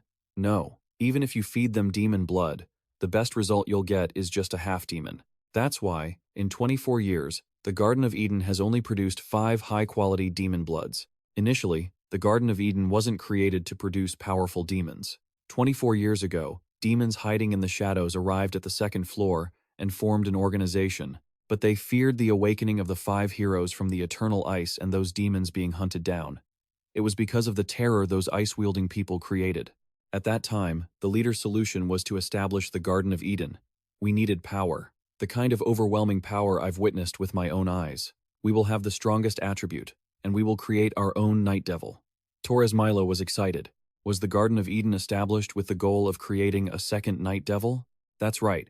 This place is a raw material factory used to select the children who have awakened as demons. I will collect those ingredients and synthesize them all, using my ultimate taste to create abilities similar to the Night Devil. If we can possess even half the ability of the Night Devil, no, just half of the Night Devil's ability, we will create the strongest demon. Of course, we've created entities that are close, but they're just crude trash. But there is still a better way to use the Garden of Eden. Since the real Night Devil has returned, I will now go back to the second floor and wait for him. What's meant to happen will happen. I'm looking forward to this meeting. The stream of memories ended there. Seo Junho trembled. The reason they were searching for and turning kids into demons was because they wanted to create a second Night Devil. Seo Junho was truly shocked to learn the truth. He shuddered, stunned, thinking, so, thousands of children were forced into becoming monsters here. Is this all my fault? Damn it. Seo Junho was so angry he threw his signature mask away. The Frost Queen hurried over to comfort him. Contractor, this isn't your fault. I know, but I just can't help feeling so guilty. Seo Junho covered his face in agony. Once a player turns into a ghoul, there's no way to turn them back into a human. Seo Junho understood that better than anyone. He had to be the one to put an end to this tragedy for the children who had already been turned. Inside the house, Marco was desperately trying to wake the kids up. Seo Junho walked back in, feeling dejected. The boy looked at him like he was his last hope. Mr. Spectre, Marco said, holding Anna out toward Seo Junho. They won't wake up. Do you think they suffered some kind of serious head trauma? I need to get them to a hospital immediately. Wait, the ghoul's blood. I have to drain it. If I can drain it out, they'll go back to normal, right? Please, you have to save my brothers and sisters. Marco sobbed uncontrollably. Seo Junho patted his head, feeling heartbroken. I'm so sorry, but that's impossible. I understand how you feel right now, but that's exactly why society abandons ghouls. If a normal human consumes ghoul blood, there are only 2 outcomes. Either they can't adapt and they die, or they turn into a ghoul. Just then, little Anna opened her eyes, which were glowing a deep blood red. Brother? Anna, are you okay? Brother? The other children started waking up too, making Marco beam with joy. Leo, you too? Are you guys all okay? Thank God. Overcome with emotion, Marco hugged Anna tightly, unaware he was embracing a walking disaster. Anna said coldly, Marco, something feels weird. I love you, Marco. But why do I just want to kill you? Her fingernails grew into sharp claws. Before Marco could even react, those razor-sharp talons were ready to tear into him. Seo Junho immediately reached out, pulling the boy away from Anna's claws. By nature, all ghouls are vicious and bloodthirsty. No matter the cost, their instincts drive them to slaughter the moment they wake. Those who had ingested the blood had turned into ghouls themselves. Seo Junho told Marco dejectedly, I am so sorry. Anna had fully demonized, becoming feral and bloodthirsty. Suddenly, the system blared a red alert. Detected demonic energy at lowest levels. What the hell? You can utilize the Night Watch ability to absorb the demonic energy. Seo Junho was stunned. I can absorb demonic energy? Is this like curing a sore throat by swallowing ice energy? Anna was restrained by Junho's darkness. Junho had never heard of Night Watch having an ability like that. He remembered what Roseanne A had said. If you inject ghoul blood into a non-human creature, they only turn into a half-demon. So, if a non-human creature is transformed, does that mean they can still be saved? Seo Junho had spaced out for so long that Marco had to call out to him, or else no one would be saved here. Mr. Spectre, no matter what happens, please let me handle everything for my brothers and sisters. I sent them to heaven, and then this happens. Are you serious? This memory is going to haunt you for the rest of your life. Player, holding on to everything you have, and trying to keep moving forward is what you taught me. Seo Junho and the Frost Queen laughed at the sight of the kid crying. They both patted his head, calling him cool, which just left the boy confused. Not many players are willing to shed tears for others. You're going to become a great player, Marco. Though, You don't need to carry such heavy responsibilities this young. Still half doubting, Junho tried using Night Watch to absorb the demonic energy inside Anna. Kaner finally woke up at 8. He couldn't believe he'd slept for 17 hours. Damn it. That chase with that Kim Gu-jong guy was way more draining than I thought. One day, I'll pay this grudge back double. Just then, he read a message from Torres, inviting him to the hall to receive something. Kaner cursed under his breath. Torres Milo, that dirty dog. He doesn't even know where this place is. How dare he order me around? If I get there and there's nothing worth my time, watch out. I'll take care of you myself. Walking downstairs, he was truly shocked. What the hell is this? The staff had arrived to clean up this Garden of Eden. Wait, the facilities, the ghouls, they're all gone? He gritted his teeth. What the hell is going on here? The Vatican. All the priests were staring at Spectre, who was sitting with his legs crossed, and Marco, who was looking incredibly tense nearby. Marco glanced at him. Everyone is looking at you, Mr. Spectre. Don't pay them any mind. If you want to come with me, you'll have to get used to this. Theoretically speaking, that's true, but the situation seems more depressing than it was 25 years ago. Just then, someone announced that Mr. Spectre had finished checking all 217 children who were saved. The results show that all the children have tested negative for ghoul blood. We sincerely thank you for planting a seed of hope in this barren land of ours. Marco was overjoyed. Pope Francis walked out, leaning on his cane with a beaming smile. Thank you so much for saving the lives of hundreds of children. If you agree, I would like to announce the news of this incident to the public and warn them about the dangers of ghouls. Do as you wish. In return for your sincerity, may I make a request? What do you want? The children I brought here, they have no parents or guardians. The children were targeted specifically because of that. The reason this type of crime happens in almost every holy city in the world is because the church failed to protect the children. Do you realize this? That is indeed true. Therefore, the church must plan to take responsibility. Really? Marco was moved to tears. Junho cheered the boy up. Did you hear that, Marco? If you receive an education from the sanctuary, you won't have to work extra jobs so hard anymore. Mr. Spectre. Seo Junho leaned in close. Don't tell me you're crying again. Marco, you're a big boy now. Why are you always tearing up? I'm not crying. It's just dust in my eyes. My eyes are watering because they're irritated. Get it? He shouted. From now on, I will do my best to become a great player and become your subordinate, and I will also pay. Sorry, kid, I don't take subordinates. Seo Junho patted his head. I don't take subordinates, but I do take comrades.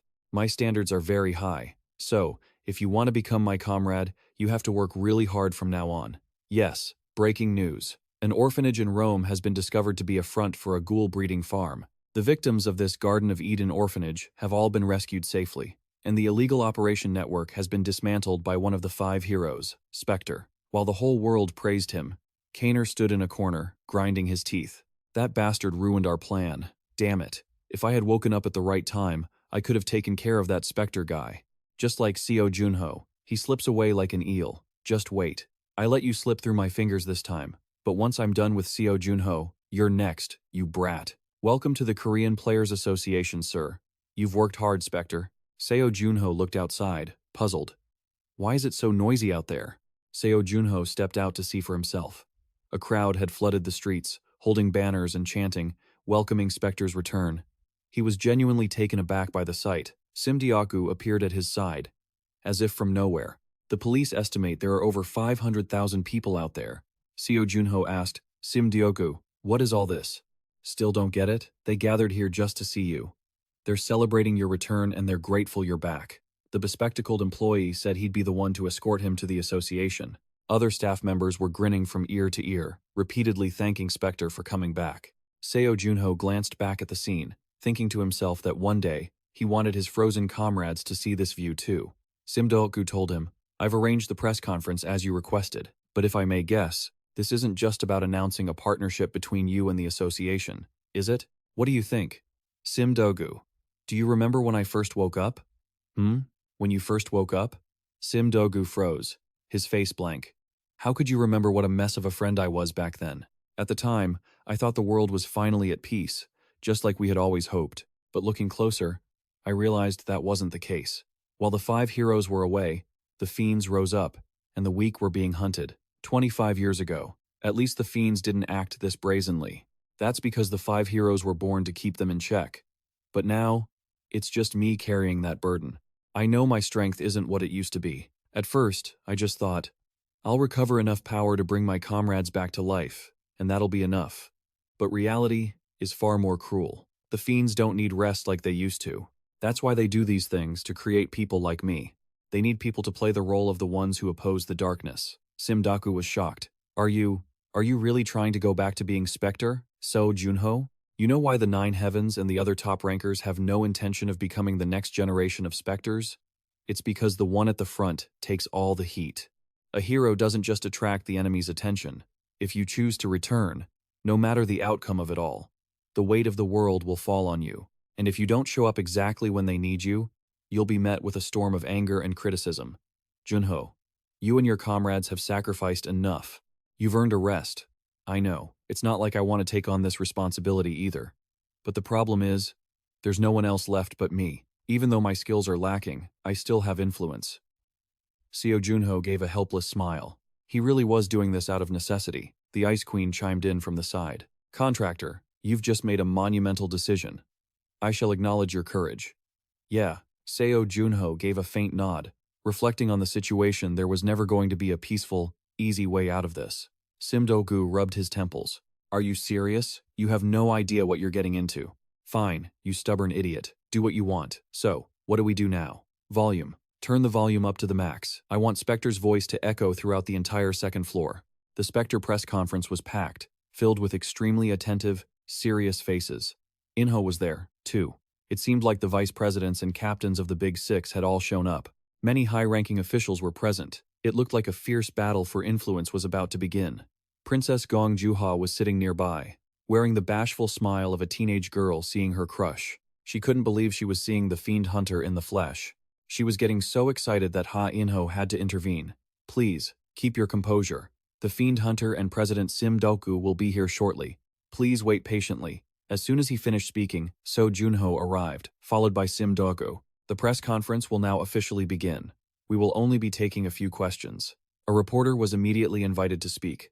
Everyone knows the Fiend Hunter has been frozen for nearly 25 years. Is this just a rumor or some kind of conspiracy theory? Can you prove you are truly the Fiend Hunter right here and now? As soon as he asked, the room erupted in murmurs. Was he out of his mind? Yet, Seo Junho agreed immediately. If that is what you all desire. Seo Junho drew his sword with a sharp shing, and the blade began to emanate that signature dark energy, a sword beam. The young man with glasses was stunned, and others gasped, marveling at how incredible it looked. 25 years have passed, yet this is that very same power. Seo Junho sheathed his sword, and the next question was posed. I have a question. After witnessing the incident at the ruins and other events, do you intend to return to the battlefield? Actually, I was planning on taking a break. When I first woke up, a friend told me, the peace this world enjoys is thanks to the sacrifices of you and your comrades. I was so proud when I heard that. I even cried. I felt so relieved thinking the world no longer needed us to protect it. But after seeing the horrors of the paradise, I realized this is not the time to rest. Do you know that in the last 24 years, nearly 6,000 children have been kidnapped and murdered by fiends? The journalist hadn't known the numbers were that high.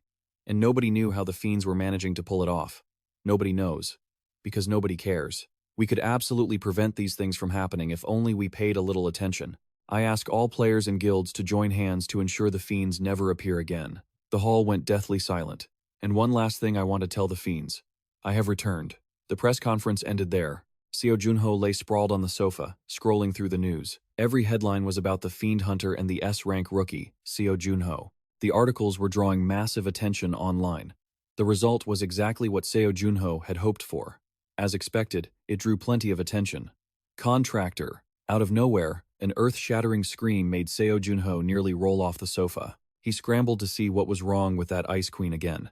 I've finished part 1. Hurry up and switch to part 2 for me. Turns out this burden is trying to watch a movie, but doesn't know how to use the remote, making me think the TV was burning up. I've already shown you how to use it, so why don't you do it yourself instead of just sitting there and screaming every day? The Ice Queen said indifferently, legs crossed. Contractor, I'm thirsty. Go prepare afternoon tea for me. Am I your servant? Please, I'm begging you. Contractor, fine, fine. Serving you is my pleasure. Dealing with this mess is a total pain in the neck. Seo Junho poured a drink with a sinister grin. Oh, you thought I'd just let you run me around in circles forever? Now it's your turn. Here, try this. It's what we usually drink when we're thirsty. The Ice Queen looked intrigued. Oh? What is this? It looks so refreshing and clear. Seo Junho just stared at her. The clueless queen didn't suspect a thing. She took a big gulp, and the next second, she was bouncing off the walls like a firecracker. The terrified little thing flew right up to Seo Junho's face. Contractor, this drink, it's attacking me. Seo Junho couldn't hold it back anymore and burst into tears of laughter. Ha ha ha, that's a carbonated drink. Guess it's a bit too much for you, huh? The queen was furious, clenching her fists and grinding her teeth. I will never forget this humiliation. Yeah, listen, I've got things to do, so you stay here and watch TV. Seo Junho changed the channel for her, and she suddenly became as obedient as a puppy. Mercy is a virtue the Ice Queen must possess. I shall forgive you this once. She was honestly so simple-minded. After taking down the ghouls in the celestial realm, Seo Junho had leveled up to 29. His magic was exponentially stronger now. Maybe he could finally start using those old techniques again. Sim Diogu called him, asking where he was. Me? I'm heading to the training room. Sorry to bother you, but can you get over here right now? All the captains of the Big Six want to see you. What's going on now?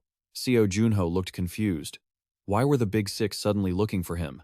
Did they come because of the specter? He asked Sim Diogu. No, they're here for Seo Junho's eyes went wide. They were actually here to see Seo Junho, not the specter. But when he thought about it, the press conference had been scheduled on such short notice, yet all the captains had arrived so quickly. It didn't seem like they were in a rush to get there early. They might have been on the first floor the whole time, waiting to recruit him. Seeing how Sim Diogu couldn't chase them away, there had to be more to it, right?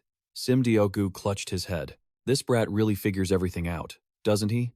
Yeah, I wanted to do that too, but they're a violent bunch. They'd rather destroy what they can't have than let anyone else get it. Ah, if that's the case, Seo Junho grinned, looking less than innocent. I've got a great idea. The 6 captains had been waiting for ages when Seo Junho finally strolled in. Greetings. What wind blows the captains of the Big Six to a dump like this? The purple-haired female captain answered first. Obviously, we're here to recruit you after you took first place in the trial dungeon. And what about the others? They all looked at each other. We're here for the same reason. Seo Junho put on a helpless act and shrugged. Sorry, but I can't transfer to another organization. I have personal reasons. The guy in the white suit waved his hand generously. If it's about the contract termination fee, don't worry about it. Our guild will cover the whole thing. That's not the reason. Seo Junho set something down on the table, and the man in the white suit's face darkened instantly. Is that the demon-slaying sword? That's the weapon the Spectre used in the Antarctic Gate, isn't it? I'm sure you all know what this is. The Spectre gave it to me as proof. Ever since he declared war on the ghouls, he's been looking for allies on the second floor, and I've been chosen as his official representative. The captains looked stunned. Who would have thought the Spectre was building his own army? Gong Juha flushed red. She never expected Seo Junho to be so close to the Spectre that he'd be chosen as his representative. Besides, the guilds were all thinking that joining the Spectre's forces to help kill the ghouls would be great for their public image. So, he's going to have to join a guild eventually. The Spectre had proposed 3 conditions. First, to avoid showing favoritism to any one guild, I must remain affiliated with the association. Second, guilds that agree to his proposal will receive a wealth of information he possesses and gain influence on the second floor. Third, the guilds that agree will provide all the information the Spectre requests, and in return, when he receives information, he will publicly acknowledge that guild's contributions. Gong Juha listened intently. Honestly, no matter what the Spectre proposed, the Big Six had no choice but to accept if they wanted his approval. Since that press conference, the guilds had been blamed and scrutinized for not doing enough to deal with the ghouls, caring only about their own pockets. In the end, the Spectre was the one holding the power here. My apologies, but I don't think this is something I can decide on my own. I feel the same. I have to consult with my guildmaster. Seo Junho quickly slipped toward the door to say his goodbyes. All right then, just contact me once you've all made your decisions. I've got an appointment, so I'll be going now. After he left, the guy in the white suit sighed. We were so focused on what we wanted that we got played. As long as Seo Junho is the Spectre's mouthpiece, no guild can recruit him. That means the Spectre sees the potential for Seo Junho to be as strong as one of the 5 heroes, right? Yeah, that must be why he chose Seo Junho as his representative. The Spectre has always proven his ability to find hidden gems with his talent. Gilberto Green, who only had a D rank skill, is a prime example. Everyone ignored him, but he was the only one who saw his potential. Spectre. Wait. Seo Junho. It was a surprise to see Gong Juha chasing him all the way outside. Our last parting was so emotional. I didn't expect to meet again like this. You're right. We did promise to meet on the second floor, didn't we? Don't tell me you think you'll get special treatment just because we know each other? Gong Juha quickly denied it, her face turning bright red. She shyly asked, I just wanted to ask one thing. Are you really close with the Spectre? Of course not. It's strictly professional. Then, have you met him in person? You already met him in person at the press conference, didn't you? That's not what I meant. I meant outside of official occasions, Gong Juha said in a rush. Oh, sure. I see him every day whenever I look in the mirror.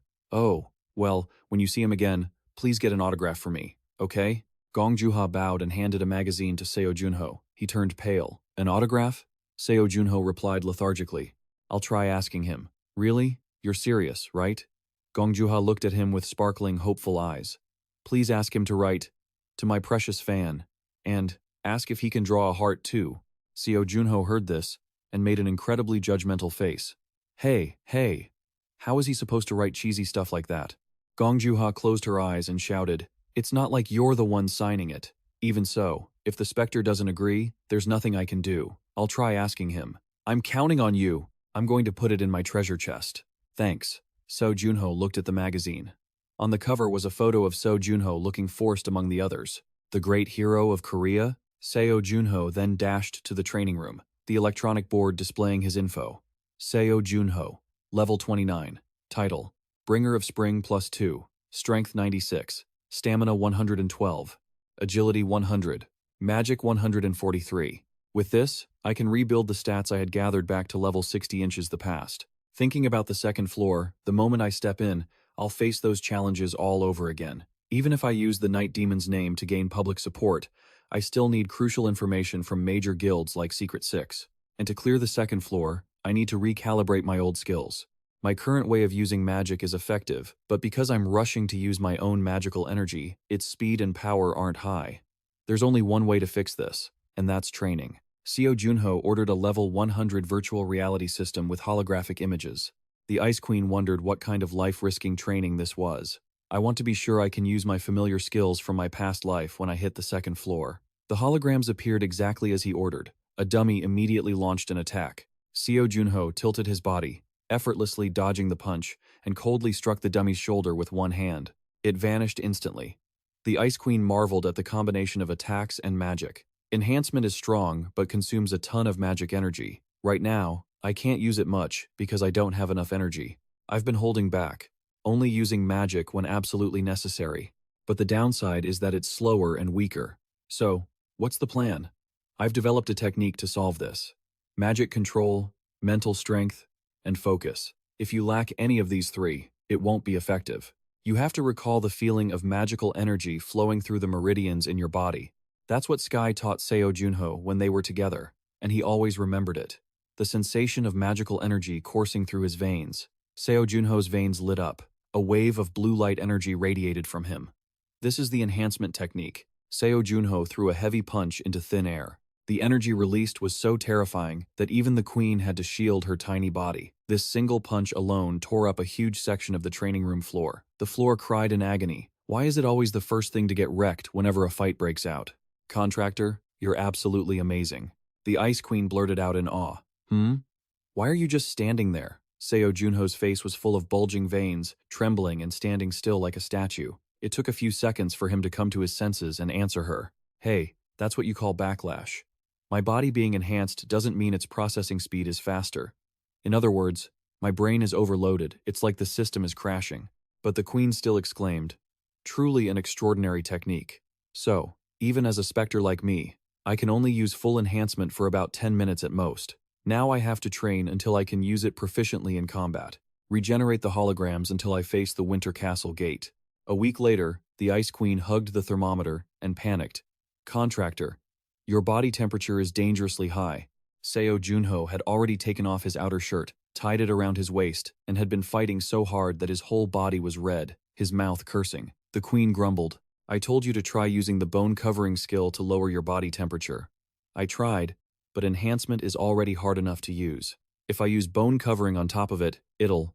Seo Junho dodged an attack and took down an incoming dummy before continuing. It's very hard to control. Whatever, it'll take at least a few more months before I can use it in combat.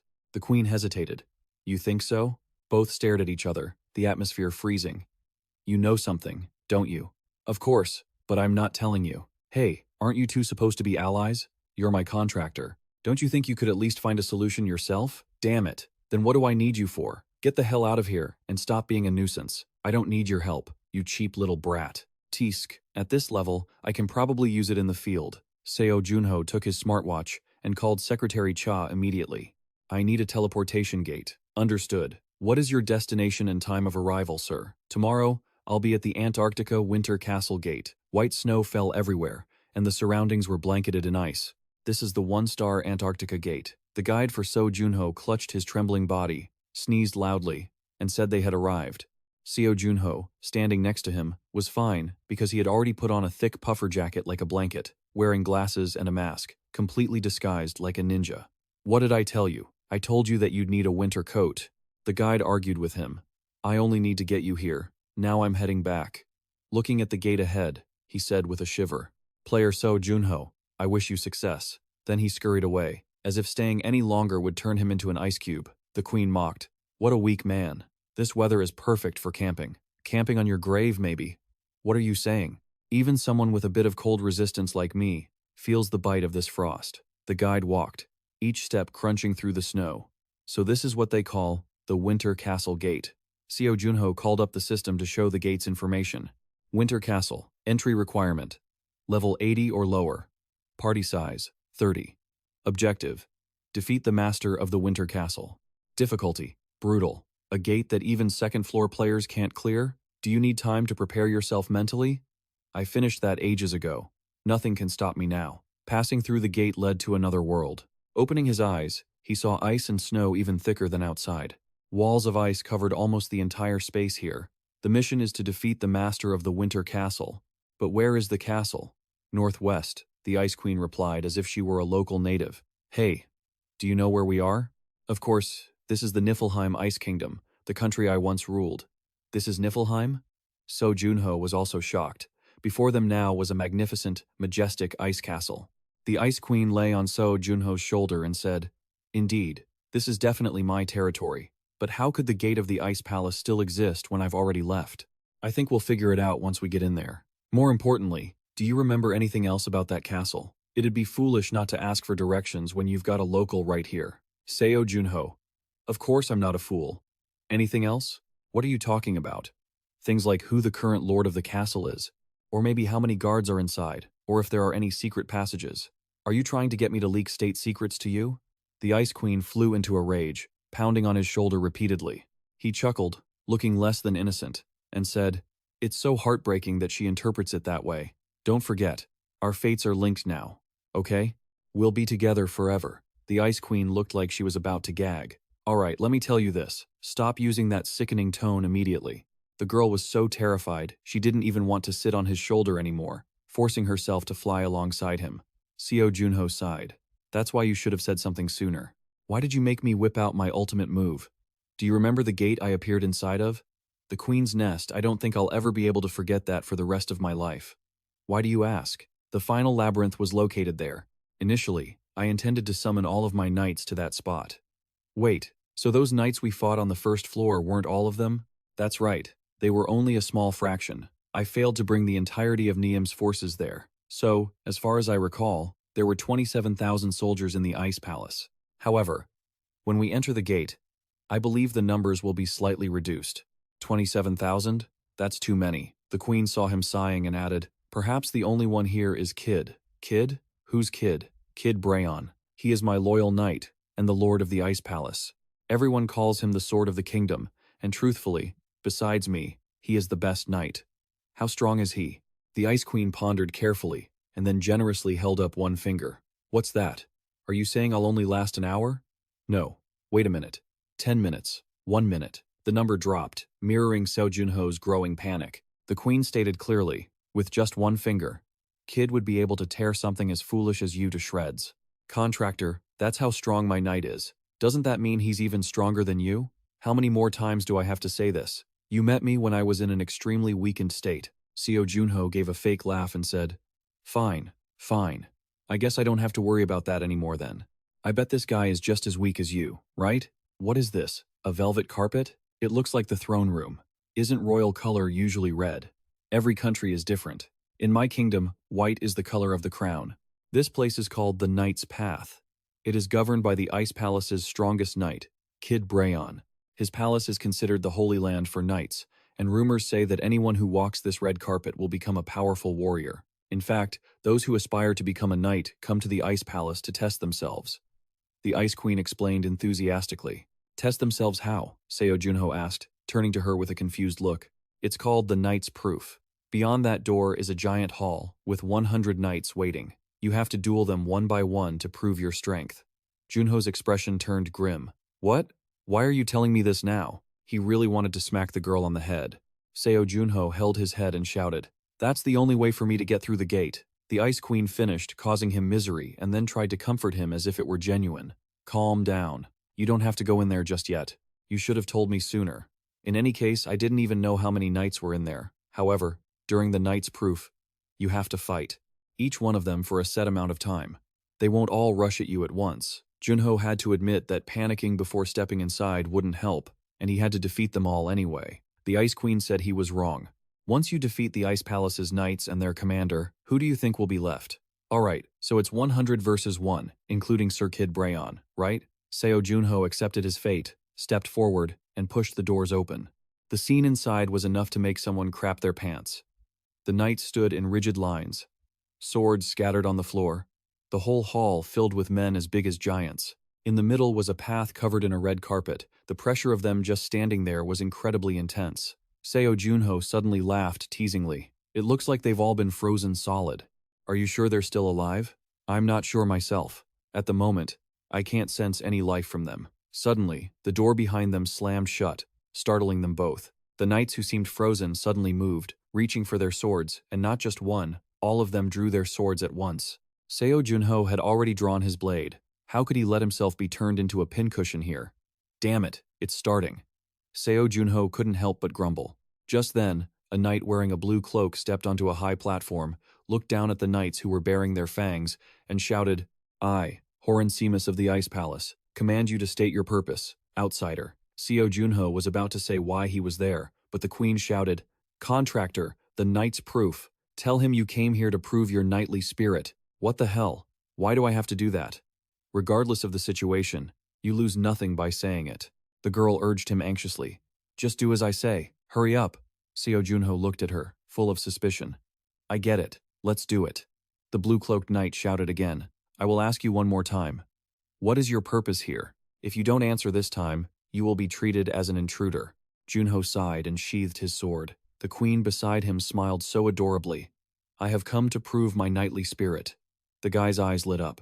So, it's been 3 months since I entered the gate. Seo Junho looks like a homeless beggar right now, and the reason for how things turned out today goes back to the moment I first walked in.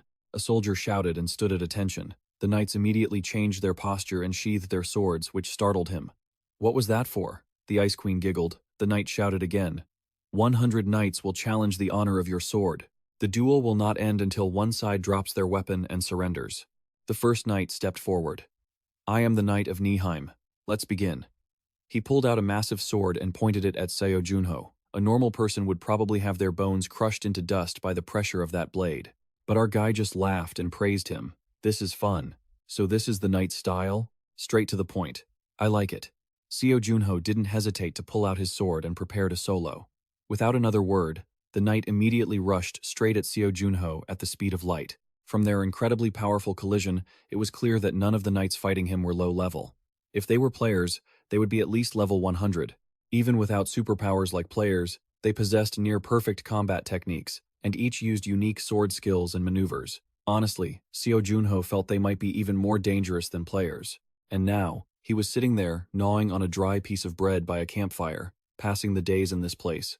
I never thought aura could be used in such a variety of ways. What do you mean? Players use one type of aura and a single skill set. They channel energy into the blade, creating light energy, like fire. But the Winter Palace Knights use aura spinning like a drill. I never thought the light sword could be used in so many different ways. What do you mean? Most players only use one specific type of aura and a single set of moves.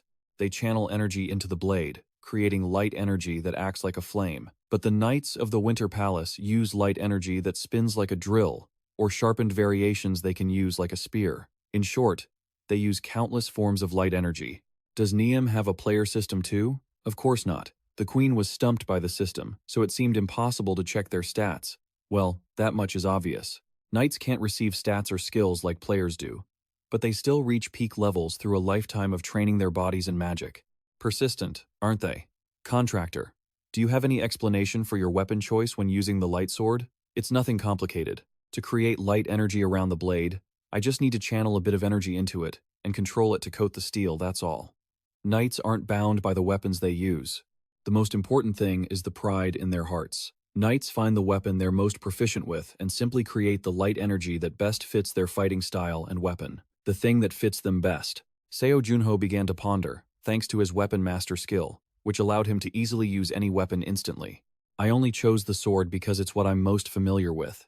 I don't need to overthink which weapon suits me best. But I still can't be like them since I already possess my own unique light sword, right? The Queen laughed heartily. Of course not. You're like a bottle filled with pure water. If you add something else to it, what happens? It changes color.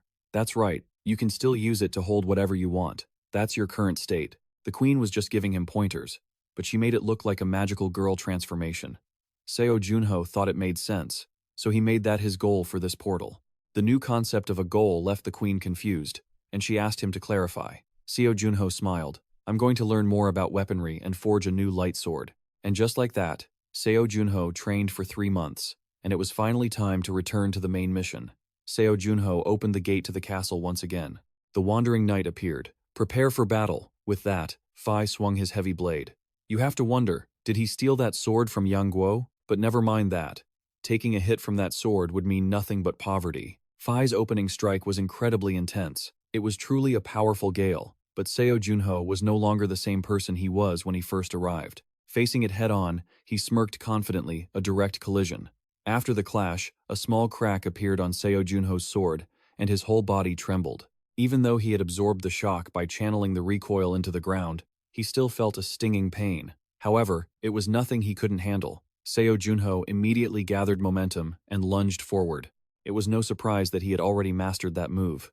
Seo Junho slashed down, his sword carrying a fierce, dark energy. The other knights erupted in surprise. He's using Fai's technique? He learned so fast. Seo Junho smirked. He looked like a thug who had just stolen something to his liking. Come on, now.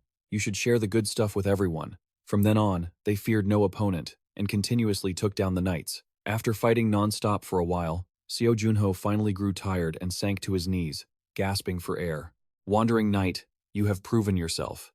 If you are willing, may I know your name? The blue-clad knight extended his hand toward him. Seo Junho smiled and shook it. Seo Junho, my name is Seo Junho. Seo Junho, is it? What a fine name. I won't forget it. Out of all the knights I have ever met, you have left the deepest impression. He gave Seo Junho a silver badge. What's this? This is the badge of honor, a symbol proving you have displayed the spirit of a knight. Those who pass this trial can request a private audience with the lord of the castle. Man, the moment had finally arrived. The knights he had defeated greeted Seo Junho with smiles. He also kindly thanked them and waved goodbye to everyone, then went with the Ice Queen to hunt the boss of this portal. Upon entering, Seo Junho immediately felt that the atmosphere here was completely different, as if a heavy pressure was weighing down on his body. This aura was radiating from Kid Brayon, the master of the castle, sitting there like a ghost. The Ice Queen seemed nostalgic when she saw an old acquaintance, Kid Brayon, the strongest and greatest warrior of Niam. Facing this man, Seo Junho couldn't afford to be reckless anymore. He immediately equipped his armor carefully. The Queen was still identifying her acquaintance. Kid is the best warrior in all of Nihime. This really is my knight, after all. Seo Junho looked him over critically. Well, he did look as strong as the rumors suggested. Kid radiated a powerful, sharp, and dark energy. The Ice Queen guessed that Kid already knew Seo Junho was a player. Junho had already donned his armor and was drawing his weapon. Judging by the bloodthirst pouring off him, I'd say that's right. So, shall we begin? Seo Junho twirled his spear to look cool, treating it as a warm-up. Both of them took their stances, ready to strike at each other. Very quickly, they both lunged into a powerful collision. After a few friendly exchanges, Seo Junho gritted his teeth and launched his spear at Kid. 4 or 5 spear strikes flew like ghosts straight toward Kid. Kid didn't change his expression as he deflected each one. Junho couldn't help but curse. Damn it, he's blocking these without any trouble at all. Seo Junho immediately used his enhancement skill. The Ice Queen hurriedly warned him. Hey, contractor, if you use that dangerous skill, I won't be able to hold back from fighting this guy seriously. Ice Queen, how long can I use the enhancement for? Right now, you can only maintain this state for 1 minute and 2 seconds. 1 minute and 2 seconds? Then start the countdown. As soon as he said that, Junho aggressively charged at Kid. Kid remained unflinching, as solid as a rock, blocking Seo Junho's attack. Seo Junho was shocked, and shortly after, a terrifying shockwave surged through his body. Bang! Seo Junho was sent flying into the wall, leaving the Ice Queen extremely worried. Stuck against the wall, Seo Junho looked at his shattered spear with regret. It seems like this thing can't be used anymore. The difference in weaponry is too great. Seo Junho jumped down and took out his beloved weapon to keep fighting. Kid stood still, watching that sword for a moment, then slowly approached Seo Junho. A layer of fog appeared before his eyes. What's this fog? The arsenic fog is Lord Kid's skill. This fog has its own unique properties, and it's also obscuring your vision. You can't see his movements clearly. His attacks are going to be even harder to parry. What the hell? I can't even see a meter in front of me now. The Queen began counting down the time from 42 seconds. Time is your enemy now, so stop using your power-up. Looking at the skeletons everywhere, you can feel that you're being watched with killing intent. So where is he? Just as he was thinking, the person behind him landed a deadly blow. Luckily, Seo Junho reacted fast, or he would have lost his head. He hurriedly put some distance between them and lunged back in. This time, it wouldn't miss. Junho slashed right through Kid Brayon. He wasn't even scratched. He just reached out and grabbed Seo Junho by the throat like he was snatching a chicken. Seo Junho coughed up blood from that single strike. He pinned him against the wall, not to kiss him, but to crush the life out of him right then and there. Seeing their teammate in trouble, the Frost Queen finally unleashed her power, firing a volley of sharp ice arrows at the knight to save Junho. The knight was forced to jump back to dodge the attack. Seo Junho realized he couldn't let him keep pushing like this. He flared up, radiating a dark, ominous magical aura. The Queen, seeing his lackluster plan, piped up. Hey contractor, why don't you try an ambush? I can't hide my presence from a guy that strong. Junho poured healing potion over the wound on his shoulder. This is the worst case scenario. I can't think straight because I've been overusing my enhancements, and this damn fog makes it even worse. Not only am I outclassed in every stat, but I'm also losing the terrain advantage he set up. But it's time to turn the tables.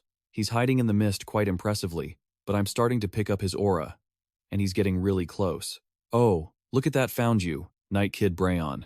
Kid Brayon saw a shadow and slashed, but it was like cutting through thin air, because it was just thin air, and where Kid Brayon was standing was a trap Seo Junho had already set. Stepping into it, Kid Brayon's feet were frozen in an instant. It was a simple trap. He figured it wouldn't be too hard to pull off.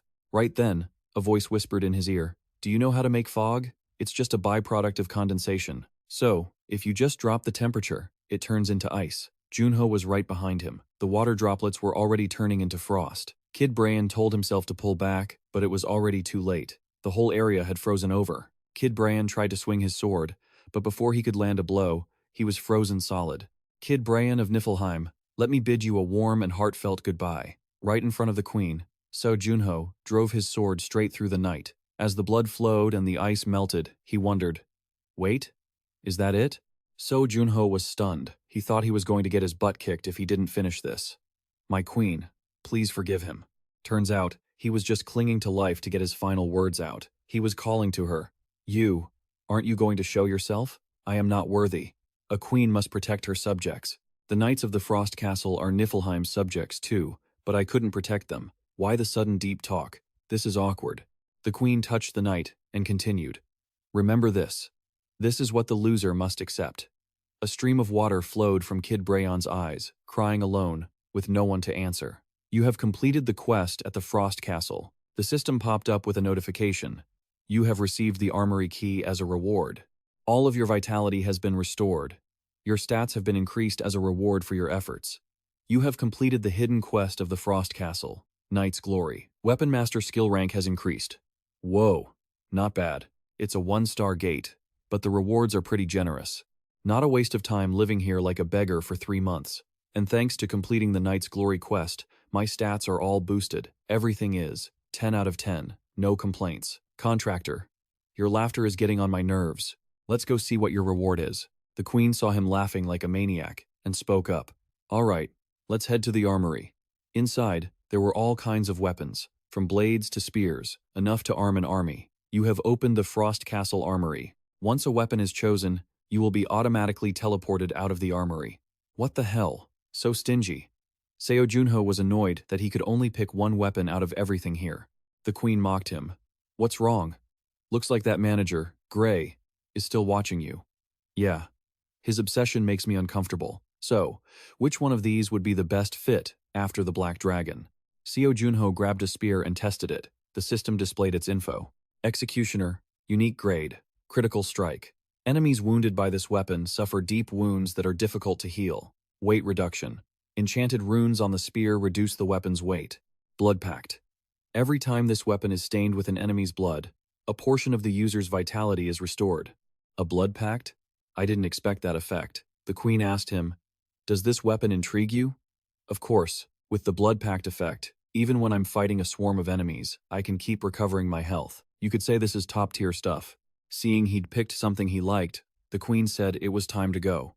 The gate was about to close. On the way out, walking through a long hallway, Seo Junho caught sight of a large mural featuring a beautiful queen. He couldn't help but marvel, she's so beautiful. But then something felt off. Wait, the outfit and that hair. In a way, don't we look surprisingly similar? This is the kingdom of Niflheim. It is my territory. Isn't that what the Frost Queen said when she got here? So, could it be? Frost Queen? Are you the person in the portrait?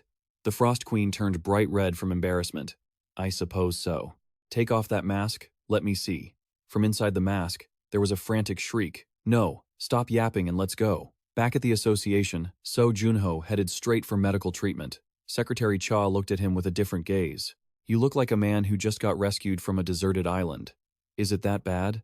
Do I really look that rough? It's even worse than that. Secretary Cha tried her best to downplay it. She quickly changed the subject. Regardless of how you look, it doesn't matter.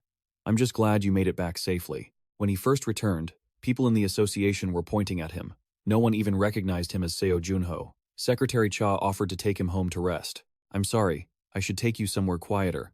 Nothing to be sorry about, Secretary Cha. I've been gone for about 3 months, so it's no surprise they reacted that way. Even so, it's gone too far. While you were inside the gate, people's dissatisfaction kept growing. The association's sponsors, they wouldn't stop demanding explanations, and some even asked us to return their investment funds. The government and the association have had a really rough time, but we couldn't do anything about it. You're the only one with significant influence on the association's reputation. Even if they don't trust us, we can't. Secretary Cha, whether or not we have a good reputation isn't the point. We don't need to pay attention to anything they say or do. You don't care about it? They changed their attitude after just 3 months.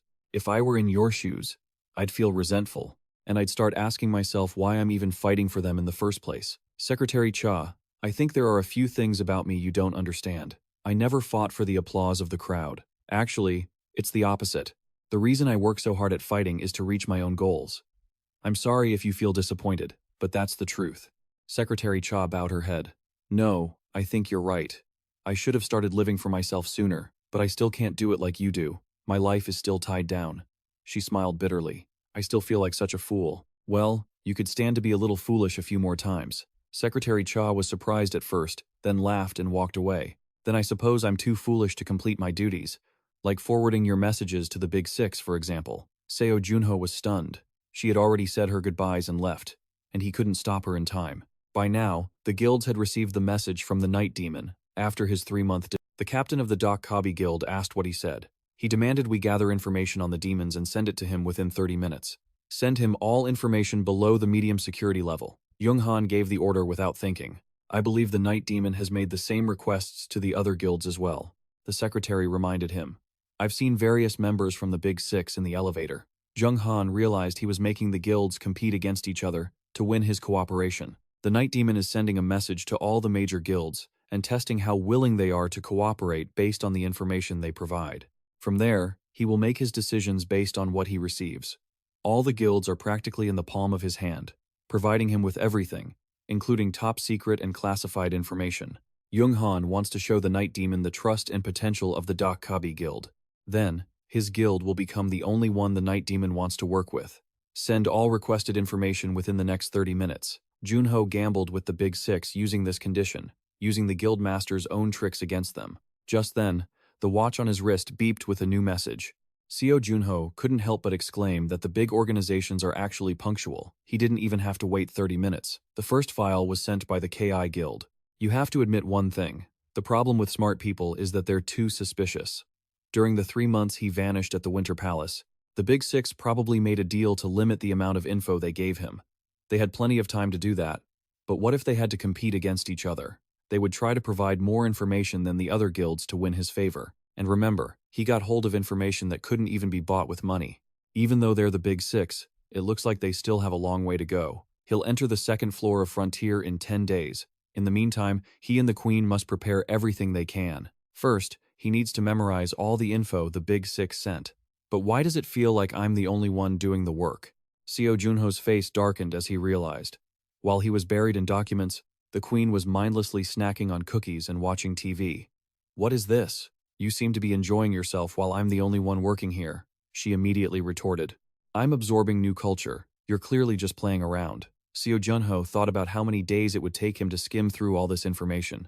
The vast Ruben Empire is the only empire that exists in Frontier. In other words, most of the second floor is under Ruben's control. The Big Six have spent the last 25 years infiltrating every corner of the empire, and now there are 3 main factions.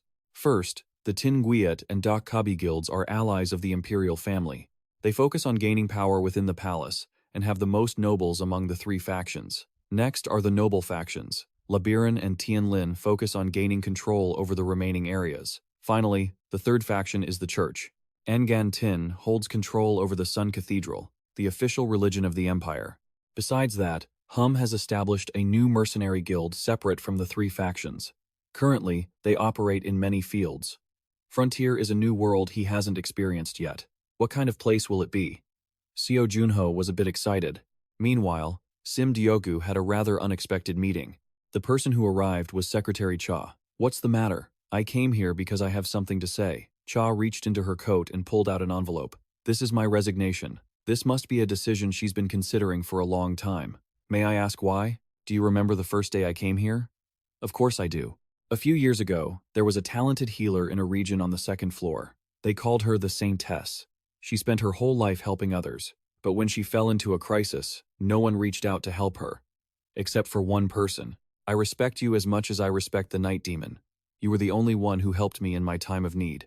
I wanted to keep working here. However, after my conversation with Seo Junho, I started to remember the passion that drove me in the past. Cha patted her chest proudly. Sim Do-ogu smiled happily, sincerely congratulating her. Finally, she had found her own path. Thank you, sir. Can I return this magic seal ring on the day I quit? Of course. Welcome back, player Cha. Right after that, Sim Diogu had to deal with his troublemaker friend. What? You made the Big Six compete against each other? The chairman's heart hurts. Can you guys stop being so dramatic? That's right. And this is all the information I received from them. Sim Diogu looked dizzy. There's nothing you wouldn't dare to do, is there? Sim Diogu studied the information for a while and sighed. I thought we were almost catching up to them. But the guild still has a long way to go. Well, isn't that motivation? That's right. One day we'll catch up to them. By the way, what has the guild been doing on the second floor? Recruiting players on the second floor and reorganizing our information network. We have been expanding our reputation in Frontier, but it's really hard to catch up to those who have been there for 25 years. They've already taken over the most valuable areas while we've barely set foot in the suburbs. So, what happens if our guild makes a big contribution in a war or something? You think that's easy? Who knows? Seo Junho stood up. Sim Doku, I'll be heading to the second floor in a week. Sim Doku's eyes went wide with surprise. He had to deal with 2 shocks in a single day. Someone saved this heart of mine, that's quite the shock. But I guess I have to accept it. I feel so ashamed. If our guild had a better reputation, we could have supported you on the second floor. You've done so much for me already, Seo Junho said, with a warm smile.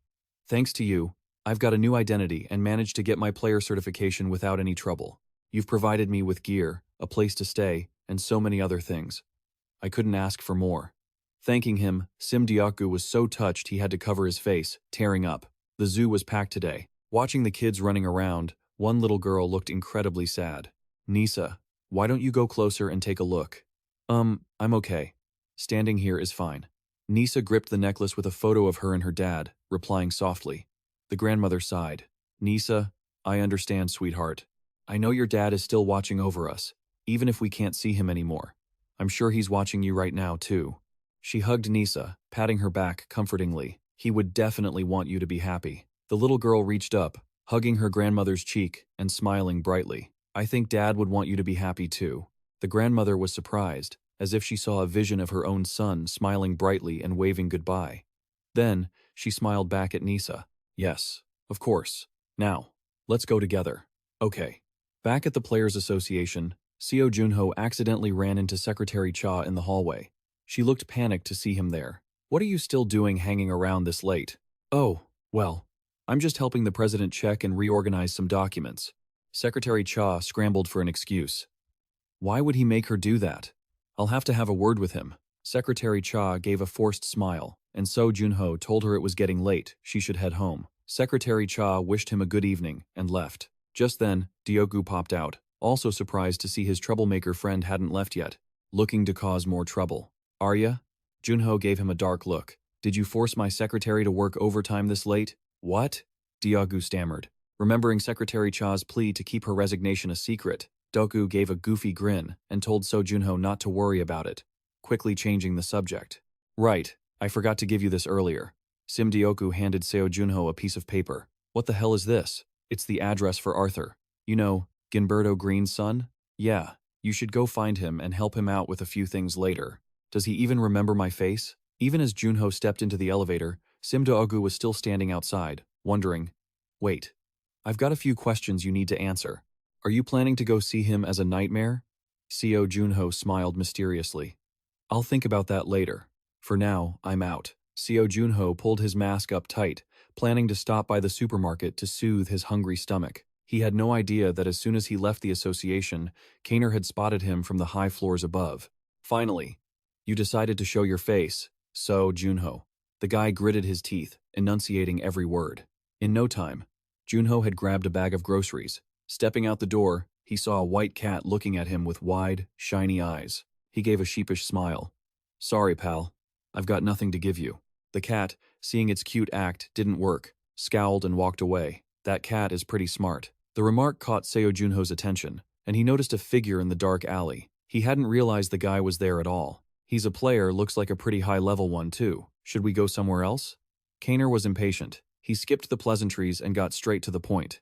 He even pulled out his weapon. I know you wouldn't want to fight in a place like this. After that, the two just stared each other down. Final Horizon. I thought that was a weapon specifically designed for sniping. You're an archer class, yet here you are, standing right in front of your enemy. Are you making a mistake? Seo Junho coldly sized up his opponent. Sorry, Kainer. Impressive. So, you know who I am. That makes things simple then. Seo Junho drew his sword and Kainer raised his bow. You said I was making a mistake? True. Usually, your judgment is spot on, but that only applies when there's no skill gap, or it's very small. The guy aimed his bow straight up at the sky. Seo Junho was surprised to realize this guy had something else in mind. Now, come with me while I'm still being friendly, Junho, unless you want to see everyone here end up dead. Damn it, what a scumbag. Kainer and Junho dragged each other to an empty lot to settle the score. First off, I have to give you credit. You didn't run away. You actually followed me here. You've got guts. Because of that, I'll give you two choices. 1. You obediently put on these magic sealing handcuffs and come with me. I'm not interested in that. What's the other option? That I cut off your legs and drag you around like a dog. He gave a dangerous grin. It looked like that was the option he preferred. Junho felt a sense of dread just from the sheer pressure of the guy's mana. This guy, he's a level 100 Kainer. Well then, let me choose a third option. Kainer looked puzzled at Junho's words. It just so happens we've reached the back of this cool mountain. This place will be your grave. Kainer's face twisted like a rag. He gnashed his teeth in pure rage. You arrogant brat. Your imagination is way too wild. Kainer immediately drew his bow, wanting to send this guy to hell right now. But Seo Junho's face remained calm, his sword swinging in cold, shimmering arcs. Kainer's eyes widened as his arrows fell like rain. He was stunned, reeling. unable to believe that a low-level player could knock down all the arrows from Kaner's magic bow. Seeing him standing there, Seo Junho decided to make some small talk to lighten the mood. Must be confusing, huh? A level 30 player blocking all the arrows of a level 100? But you know, sometimes in this world, abnormal things happen, right? I'm just showing you one of those abnormalities. I'll admit, I made a mistake. I think I underestimated the guy who attacked the first floor of the tower all by himself. The guy gritted his teeth, thinking, it seems there's no one on this first floor who can hold a candle to this guy. If he goes up to the second floor now, he's definitely going to grow even stronger. His potential is even scarier than I thought. In the near future, Seo Junho might even rival the 9 sovereigns. He kept aiming his bow. I really pity you. With that kind of talent, you can only make it this far. I'm going to tear you apart. Fish arrows. This volley of arrows was much meaner than the last. They wove through the air like a fishing net. Seo Junho barely managed to dodge them. But they didn't just fly in straight lines. They zigzagged, controlled by Kaner to track Seo Junho down. He's controlling the arrows by channeling his mana into them? Kaner gave a deadly smile. Welcome to my sea of arrows. Seo Junho tilted his body, dodging a nasty arrow. Fuck. This asshole is playing for real. That arrow left a hole in the ground that looked like an open grave. He gritted his teeth. That's just the power of one arrow? This guy isn't just controlling the direction. His magical energy was surging everywhere, so thick it made it hard for me to move and dodge the arrows. It felt like I was literally trapped in a sea of them. If I get caught in this state even once, there's no way I'm winning. Seo Junho had no choice but to activate his speed-boosting skill. Right then, an arrow came flying straight at him. Seo Junho furrowed his brows and slashed through it. Kan's eyes widened in shock. How could a level 30 player deflect an arrow infused with his own magical power? So that's how it is. Honestly, I'm pretty surprised you managed to dodge my attack. He thought to himself, this guy isn't just some lucky player. It was a good thing he realized that just in time. Seo Junho was an opponent he'd have to go all out against if he wanted a chance to win. Kan laughed manically. I won't be that careless ever again. He released a massive amount of magical energy that engulfed the space between them, making it feel like an arena. Seo Junho wondered what was happening. The chaotic magical energy from earlier was now strangely calm. It was like being caught in the eye of a storm. You should feel honored. I think it's time to say goodbye to you now. Savage Dragon Arrow. A fierce crimson dragon manifested around Kan. As he fired his bow, the dragon lunged aggressively towards Seo Junho. Seo Junho stood there, cold and unmoving, watching the arrow fly in and explode with a massive blast. Kan thought it was all over, but to his surprise, he saw the red flames quickly extinguished by blue frost, leaving not even a wisp of smoke. What is this? What's with this freezing magical circulation? While he was stunned, Seo Junho summoned a dark shroud that enveloped them both. That was when Kan realized he was a dual attribute player. He finally understood that Seo Junho had been hiding his true strength, and that dark attribute felt oddly familiar. If I could, I'd just show you the frost. Behind Seo Junho, Kan's dragon was completely frozen solid, while he just smirked. If it's going to be like this, I have no choice. I'll just have to send you to the afterlife. Seo Junho firmly resolved to send this arrogant redhead straight to hell today. I never thought you could stay so calm. If that's the case, I'll just have to force you to open your mouth. Open inventory. He switched tactics, summoning a barrage of crossbows. Let me finish you off with this volley of arrows. Seo Junho immediately triggered his enhancement skill. He knew if he hesitated, he'd be dead before he could take care of him, so he had to strike first to gain the advantage. The best plan was to get close and cut his throat before those arrows could reach him. With that thought, he charged in. Kan let out a mocking laugh. So you're throwing yourself into the jaws of death? Falling petals. Once you dive into this sea of arrows, which is like hell itself, there won't be a single piece of you left. What? What's going on? He was feeling smug, but then he was shocked to see Seo Junho smiling. Seo Junho had been waiting for exactly this moment. Just when Kan was certain of his victory and started to let his guard down, this was it. Seo Junho had somehow appeared right behind Kan. He unleashed a phantom image technique. Just then, Kan glanced back and managed to dodge. Damn it. I thought I was done and could head back to my hideout to sleep. Why is he reacting so fast all of a sudden? Am I the one who's screwed now? As expected, Kan swiped his claws, knocking Seo Junho out of the danger zone. This is a nightmare. That annoying regeneration ability. Even if his arm gets cut off, he can recover in an instant. He must have drank demon blood to become a demon human. But there's no way a human body can fully absorb that much demonic power. Most of them end up diluting the demon blood with water to drink it. However, Sometimes there are lunatics who want to harness the full power of the demons, so they drink the blood undiluted. But usually, they end up exploding and dying. Only a tiny fraction survive. Those who do survive are reborn as demon humans capable of using the traits of the bloodline's original owner. That vanishing trick of yours, you didn't use it from the start, so it must have a limit to how much you can use it, right? Ken approached him. I made a promise. This time, I'm sending you to the afterlife. There were countless arrows around him aimed at Seo Junho. He knew the guy had figured out his weakness. The afterlife? We've barely even met. What a waste. Of course, if you put on these magic sealing shackles now, I'll let you live. That's a good one, you jerk. Like hell that's happening. Ha. If you want to take me down, aim precisely for the throat. Got it? Kan taunted. Seo Junho's legs were trembling, but he still leaped forward. It seems you really don't value your life, do you? Seo Junho had a splitting headache, but he endured it.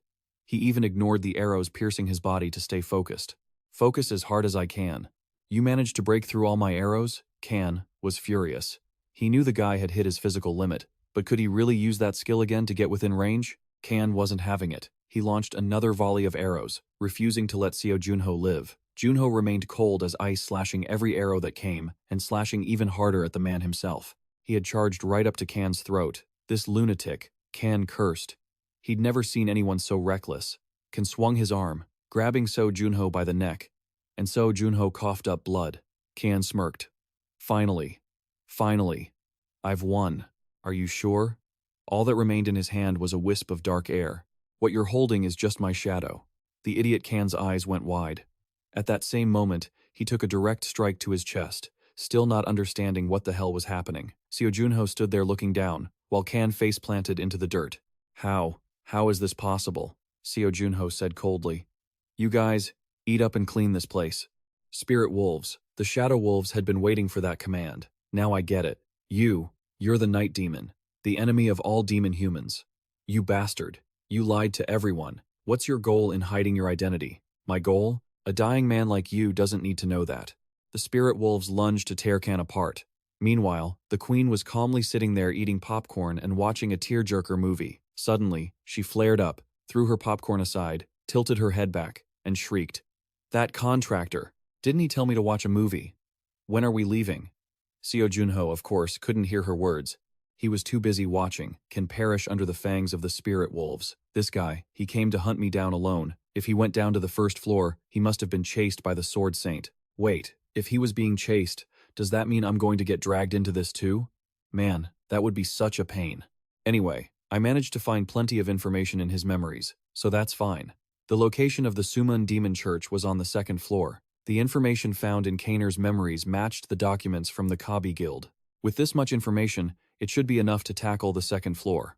Right then, the system notified him. By using your skill repeatedly, your ability has increased. Confessions of the Dead. C to B. Oh. Seo Junho suddenly felt excited. Does this mean I can see things I couldn't see before? The system responds. Cannot be used on targets whose memories have been read. Damn it. Then what's the point of leveling up? I should probably just snatch this Heaven's Edge bow and head out. Just as he was planning to loot and bail, Seo Junho felt a terrifying pressure. It felt like his entire body was being crushed. Could it be him? The seventh son of Guchon, Sword Saint Kim Gujong. According to Kaner's memories, he was clearly on the second floor. So how did he get down here so fast? Seriously, this has nothing to do with me. The Sword Saint is handsome, but his personality doesn't match his looks. He draws his sword the moment he sees someone. You didn't expect me to be here, did you?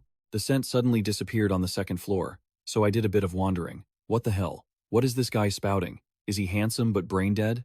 But the stench of filthy demons is rolling off you, and that smell of the myriad-mile fragrance can't be washed away no matter what you do. I absolutely won't let you off the hook this time. Kaner? Seo Junho looked down at the bow in his hands, his face turning pale. He thinks he gets it now. Does he think I'm the one who did it because I'm holding the Heaven's Edge bow? Hey buddy, I'm sorry, but I think you've got the wrong idea. Before I could even finish, Kim Gujong drew his sword and unleashed 2 basic strikes. Seo Junho stood straight, then slumped over. I won't be fooled by that silver tongue again. Sweat poured down Seo Junho's face. I won't make the same mistake twice. The Sword Saint seems furious about being tricked by Kaner last time, so he's coming in hot. But seriously, man, can you at least calm down for a second? Just let me finish my sentence. Seo Junho knew this hothead wasn't in the mood to listen. Damn, this is a headache, but I have no choice. I already took care of that caner. Still rambling? Let me prove it to you. Seo Junho turned on his watch to make the call, feeling pathetic that he had to prove who he was. Damn it. While the Sword Saint was on the call, Seo Junho looked at himself. He was a mess. I understand. If there's a meeting next time, I'll be there. Yes, Guildmaster. Finishing the call, Gujong turned and bowed deeply to Seo Junho. I apologize. I have misunderstood you. Player Seo Junho. It's fine. Honestly, I would have thought the same thing. Still, I want to compensate you. Could you tilt your face forward a bit? He dripped a purple solution onto the gashes on Seo Junho's face, and the wounds healed instantly. Seo Junho, that's a legendary elixir. He keeps a whole bottle on him for healing. Using such a legendary, rare medicine for a minor scratch like this? Gujong shook his head. Don't feel pressured. I just want to take responsibility for my mistake. Man, this guy is so righteous. He's practically glowing. But I'm a bit curious. I know your abilities well, player Seo Junho. You've cleared many dungeons successfully. You've even broken my own records. But even so, I can't believe a player currently only at level 30 could take down the demon dungeon of Caner all by themselves. I can tell you how I handled the dungeon, but if you agree to my condition, I'll tell you everything. Go ahead. Report that you were the one who cleared Caner, Kim Gujong, not me. And as for my abilities, please, don't mention them. Seo Junho stood up, looking serious. Also, I hope that one day, I can receive help from the Sword Saint Kim Gujong. Helping isn't a problem, but if player Seo Junho ever uses your power against human morality, I won't just stand by and watch. That won't happen. Not now, or ever. Seo Junho laughed confidently, then unleashed an ice ability that rivaled the ancient Frost Queen. I think we have a deal, don't we? Ice crystals quickly surrounded them both. I'll show you my secret. Kim Gujong's eyes widened in pure shock. So it really was an ice ability that could exploit that demon's weakness. Even S-class elemental abilities don't come close to this power. This is the key to getting the association to cover for me and helping me reach the 3rd floor. Seo Junho, you really read the situation fast. You know that this secret absolutely cannot reach the demons, right? The Sword Saint was silent for a moment before drawing his sword again. Of course. He slashed through the air, leaving Seo Junho dumbfounded. I understand, of course. All of his ice was blown away in a flash. Player Seo Junho, I cleared Caner right here an hour ago, you know. He sheathed his sword, looking incredibly cool. Let's talk, not fight. But if you are going to fight, can you give me a heads up so I can prepare myself, man? Living with this guy would give me a heart attack and leave me broke. Finally, I can go home. Junho started thinking about taking a shower and getting some sleep. How the hell is there no peace yet? He ran into the Ice Queen, who was snacking on popcorn, and his contract-bound partner Seo Junho was startled half to death. Do you know what time it is? She asked, like an abandoned wife waiting for her husband. It's 1 in the morning. Didn't you say you were just going out to meet friends? There were a few problems. Get home earlier next time. I see. The queen isn't throwing a tantrum anymore because Seo Junho looks so beaten up. She's genuinely curious, so she asks. Exhausted, Seo Junho pulled a beer from the fridge and said, I ran into a guy named Caner. The queen frantically wanted to know who that was. He was a high-level demon, much stronger than the one from before. I was a bit surprised. Didn't you say you were just going to meet friends? After saying goodbye to my friends and leaving the convenience store, I coincidentally ran into him. Frost Queen, this world is vast. There are many people stronger than I ever imagined. Seo Junho seemed deep in thought. Ever since I woke up from my icy chains, I've been rushing to find a way to save my old comrades. And today, after meeting the Sword Saint Kim Gujong, I finally realized how much players have grown over the last 25 years. The 2nd floor, Frenaria, is where the truly powerful players gather. I finally understand why the 9 heavens is compared to heaven. After seeing it all with my own eyes, Seo Junho felt insecure when meeting someone so skilled and kind. He even gave me his number. Why did you stop mid-sentence? You've made me quite curious. It's nothing. I just feel like I need to try harder. There are 8 people in this world as strong as Kim Gujong, and among them is one enemy I must kill, the undead king, Nazat Holo.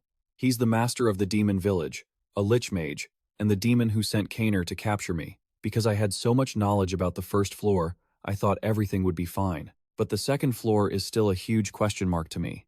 The queen gently patted his head again. Listen up, contractor. You'll do just fine. Seo Junho blushed and looked up. You said I've done a great job before, right? What exactly do you mean by that? Why are you suddenly comforting me? That's a surprise. Well, You just looked so down. Of course I'll do a good job. I am the living legend of this world after all. The queen let out a long, dramatic hiss. Since when did you get so arrogant? Come to think of it, I need to head out a bit early tomorrow. Why? What are you planning to do now? There are a few people I need to say goodbye to before I reach the second floor. Meanwhile, the Sword Saint returned to give his report. Kim Gujong, answer me. Kim Gujong. What is it? Do you remember what your mission was, or did you just toss it aside in these few months? No way I could have forgotten. Right? There is no way our pride and joy, the Sword Saint Kim Gujong, would ever forget his mission. Then where is it? Where is the heavenly bow? The guild leader of the Moonlight Guild, Sun Chan, held out his hand, demanding the item. He didn't even have it to give back. Kim Gujong kept silent instead of answering. Sun Chan exploded in a rage. Damn it, seriously? Say something. You took down Kaner, right? The news is all over the front page. That's right, I took him down. Then why didn't you bring back his heavenly bow? That was your main mission. Don't tell me Kaner was stronger than you anticipated. Of course not. If I wanted to, I could have sent him to the afterlife whenever I felt like it. I was confident I could make him spill every secret he knew. But before I even got there, that newbie player Seo Junho had already beaten me to the punch and taken him down. Because of that, he had the rights to the loot, and I ended up making a deal with him. I was just careless and let him finish the job before he could hand over the heavenly bow. Sun Chan was shaking with anger. Oh, the Honorable Sword Saint Kim Gujong. Born perfect?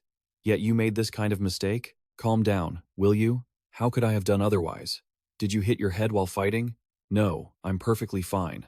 Fine. This mission is a shameful failure, but there's nothing more we can do. I'll report it to the Duke personally. I'm sorry. From now on, you are forbidden from saying sorry again. So what's the real reason? Stop trying to deflect with these ridiculous lies. I get it. You're impossible. Kim Gujong felt helpless dealing with this hot-headed guild leader. What? I've never seen you smile like that. I couldn't get the heavenly bow, but I got something far more valuable. Exactly what is it? The Sword Saint looked up at the clear sky, a hopeful smile on his face. Meanwhile, Seo Junho was busy spending a few minutes in a silent memorial for his friends. Hey guys, it's been a while. The system notification popped up. Insufficient magic stat. Unsealing failed. There's no solid proof that nothing's changed, but it feels like there's some progress, right? Don't you think? Seo Junho turned to the queen. So that's how it is. What? Why do you look so discouraged? Do you feel guilty? She looked startled, her face paling as she broke into a cold sweat. Seo Junho sighed. Just tell me if my friends are still alive or not. That's enough.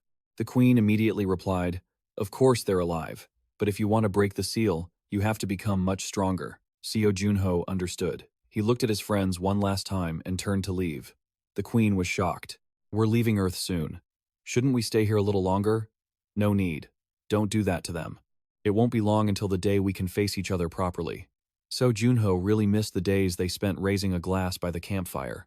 It won't take much longer. The plane took off for the artificial Pacific island. As soon as Seo Junho stepped off, he stretched and groaned. Almost missed the flight. It's all because I was playing Go with that old man. We sat there for 7 hours, and it was always just 5 more minutes. I'll stay here and live well while I wait for your return. If it's you, I believe you can do great things anywhere.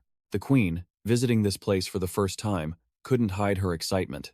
Wow, was this really built by human hands? That's right, this is an artificial island built using human technology. Seo Junho felt a bit embarrassed by her over-the-top reaction. Earthling technology is amazing. That tower, reaching into the sky. Is that a space elevator? The queen whispered that she could feel everyone's eyes on them. This was something he had already anticipated. Player Seo Junho, right? A staff member approached him. I received notice from the association that you would be arriving. I'll be your guide since there are many things you need to watch out for on the second floor. First, arriving at the second floor of Frontier means you've entered the Ruben Empire. Nobles in the Ruben Empire hold immense power, so absolutely do not cross them. Also, obviously, there are demons in Frontier, so players must be careful. There are many who target the association's loopholes to commit crimes, so I advise you to stay alert around strangers. I understand. Thank you. Then, I wish player Seo Junho success in your battles. Stepping into the elevator, he realized it wasn't as big as he thought, just a 1-2 person elevator. He pressed the button for the second floor. The rapid change in altitude caught both Seo Junho and the queen off guard. They could clearly see the view outside. The queen exclaimed, "Isn't it supposed to be glass on all sides?" Nifi, look over there. What? What is it? There are so many other elevators around. No wonder the demons could avoid the association's eyes and get to the second floor. So that's how it is. They were moving so fast that the queen couldn't keep her balance. She grabbed onto Seo Junho's hair to stay upright. Very quickly, they reached the second floor. The doors opened, and the system immediately announced. Arrived at the second floor. Frontier. Activating Bringer of Spring. Tidal effect. All stats increased by 30. Wow, I didn't expect to get such a huge boost right upon arrival. Junho's eyes lit up. This is the second floor, Ruben. The landscape is completely different from Earth, like stepping into a fantasy game. On top of that, the air was saturated with so much magic that Earth couldn't even compare. Seeing Seo Junho standing there, soaking it all in, the others on the second floor figured he was just a newbie too excited about arriving for the first time, not worth trying to recruit into their guilds. On top of that, he was just standing there mumbling to himself. Just then, a veteran player walked over, asking why it was so noisy. The moment he saw Seo Junho, he was so shocked his jaw practically dropped. That's player Seo Junho, isn't it? He looked at the others, whose eyes were sparkling. Wait, is everyone here from the Scout Guild? He pushed a junior aside. That guy needs to be invited to our guild immediately. A girl with orange blonde hair darted past him. I won't let that happen. I scouted him first. So, I'm the one who's going to lead him. Gong Juha must have heard the news and come to ambush him. Seo Junho, completely unaware of the eyes on him, was only focused on enjoying the mana-rich air of this place. Anyone looking at you would think you actually came here for mountain climbing. So what? I'm just adapting. Don't act like that in public. It looks incredibly immature. It's sickening. The queen sneered. Just then, Seo Junho spotted Gong Juha enthusiastically greeting her. Hearing Seo Junho call her name, Gong Juha turned around. I've been waiting for you, snakehead. Oh, what a shame. If you'd arrived 2 days later, I would have won the bet. Wouldn't I? Sorry, but I'm the type who can't stand losing. You didn't have any trouble with the translation, right? Besides, you've got Vita to explain everything to you anyway. Haha, I only told the captain about it. Gong Juha offered to show him around and go get some coffee. This is a cafe that only nobles are allowed to enter, you know. It's a perfect place when you want a quiet conversation. If she says that, then she's a noble too. Gong Juha is a semi-baron without a territory, but she still counts as a noble. I guess I wouldn't have been able to get in here if I wasn't with you. Of course not. Is the coffee to your liking? It is. But isn't this just an Americano? You can find anything famous from Earth right here. Gong Juha advertised it enthusiastically. So, what's your first impression of this place? First impression? It feels really fresh. It's a completely different feeling from Earth. Feels like walking into a virtual world. Right? It'll take some time to adapt. Gong Juha raised her coffee cup. Snakehead, have you ever thought about this? What would happen if humanity hadn't been able to close the gates 30 years ago? You mean what would happen if we couldn't stop the monsters coming out of the gates? I'm not sure. Probably wouldn't be a pleasant situation. Here in Fran, that actually happened. 1,000 years ago, this place had many gates, but we couldn't stop the monsters pouring out of them. Humanity was wiped out once. Even though a long time has passed, and all the gates in Fran have disappeared, there are still monsters bred from the things that came out of those gates. This is a world that has already fallen? Seo Junho fell into deep thought. Gong Juha asked shyly, by the way, how did that thing I asked you for last time go? This? Seo Junho pulled out the magazine. She hugged it with tears in her eyes. Thank you. I really love that night demon. And look, the heart is here too. Glad you like it. Gong Juha handed him a letter.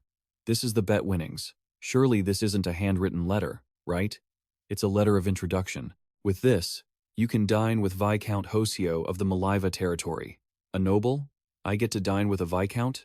It's just a meal. But if you manage to please the Viscount, who knows, you might get a quest. A quest? You mean like a quest in a game? Exactly. If you help the people in this world, they'll reward you. That's why everyone wants to get close to the nobles. They give out huge rewards. Also, the best way to get to another city is to use a teleport gate.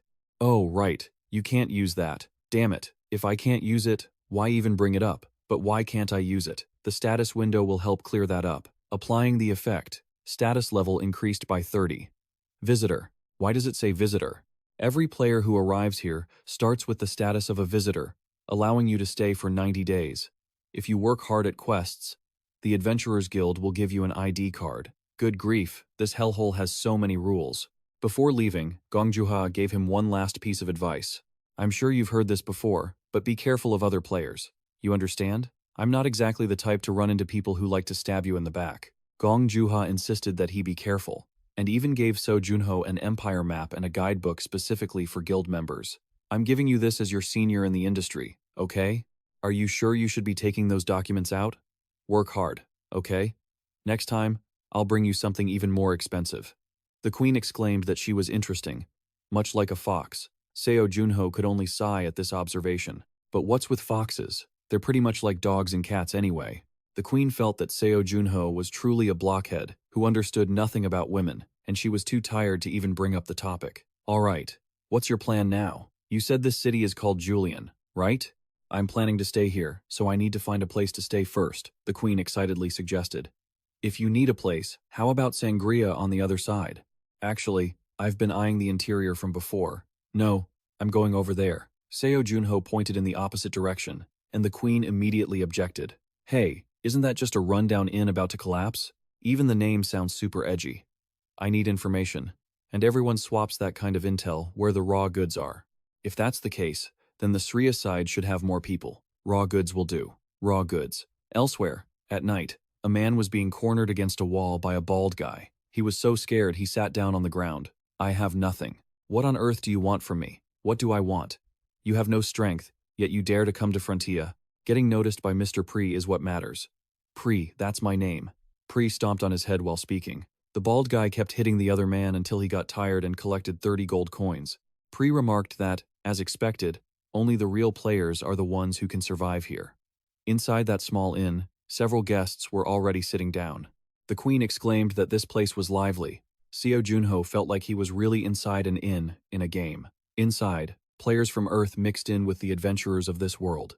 You can distinguish players from adventurers by the fact that only players have the vitality stat. How do you plan to get information? I have a plan. The waiter brought the menu. Seo Junho ordered the best dish in the house, a bottle of wine, and a cup of tea. After confirming the items, the innkeeper quoted a price of 51 copper and said it had to be paid up front. Seo Junho remembered Gong Juha explaining that 1 copper equals $1, 100 copper equals 1 silver, and 100 silver equals 1 gold. Seo Junho pulled out his money pouch and dumped it out. Is this enough? The innkeeper was shocked. Is this gold, not copper? Oh? This is my first time here, so I'm a bit confused. The owner took 1 gold coin and said he would return the change, also warning him not to show off that pile of gold to others, or he'd be taken advantage of. Junho thanked him and put the money away. Before coming here, Simdok-gu had given him 1,000 gold. Hey contractor, you were just showing off your wealth, weren't you? No way. Captain Gong already filled me in on the prices around here. You know, money always finds its way to the big spenders. Sure enough, here comes a sucker. Scarface approaches Seo Junho to chat. Let's get straight to the point. I'm pretty interested in your cash. Why don't we head somewhere private and talk? Seo Junho pegs this guy as just another fly buzzing around the inn. He looks like pure trouble. The queen is sizing him up too.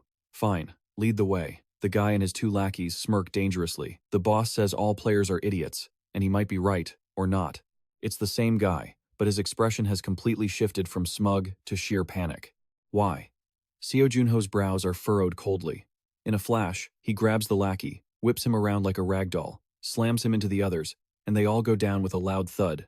Holy shit, this isn't just strong, this is insane.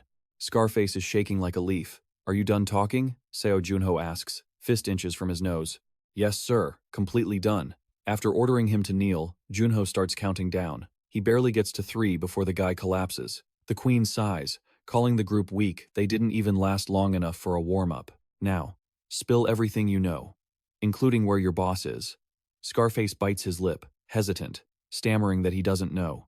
But when he catches Seo Junho's demonic glare, he immediately changes his tune. Boss, he's probably at the casino. Junho heads straight to the casino. The smoke makes him cough incessantly. Scarface said his boss is Pri, a notorious thug in Julian. The casino, the bars, the boss has his hands in everything related to entertainment. The boss even works with the nobles, so he's got way more info than us small fries. The atmosphere here is totally different from the inn. Let's get down to business. Mind if I sit here? Oh? I've never seen your face before. That's because I just arrived in Julian. The guy with the handlebar mustache grins eagerly. Haha.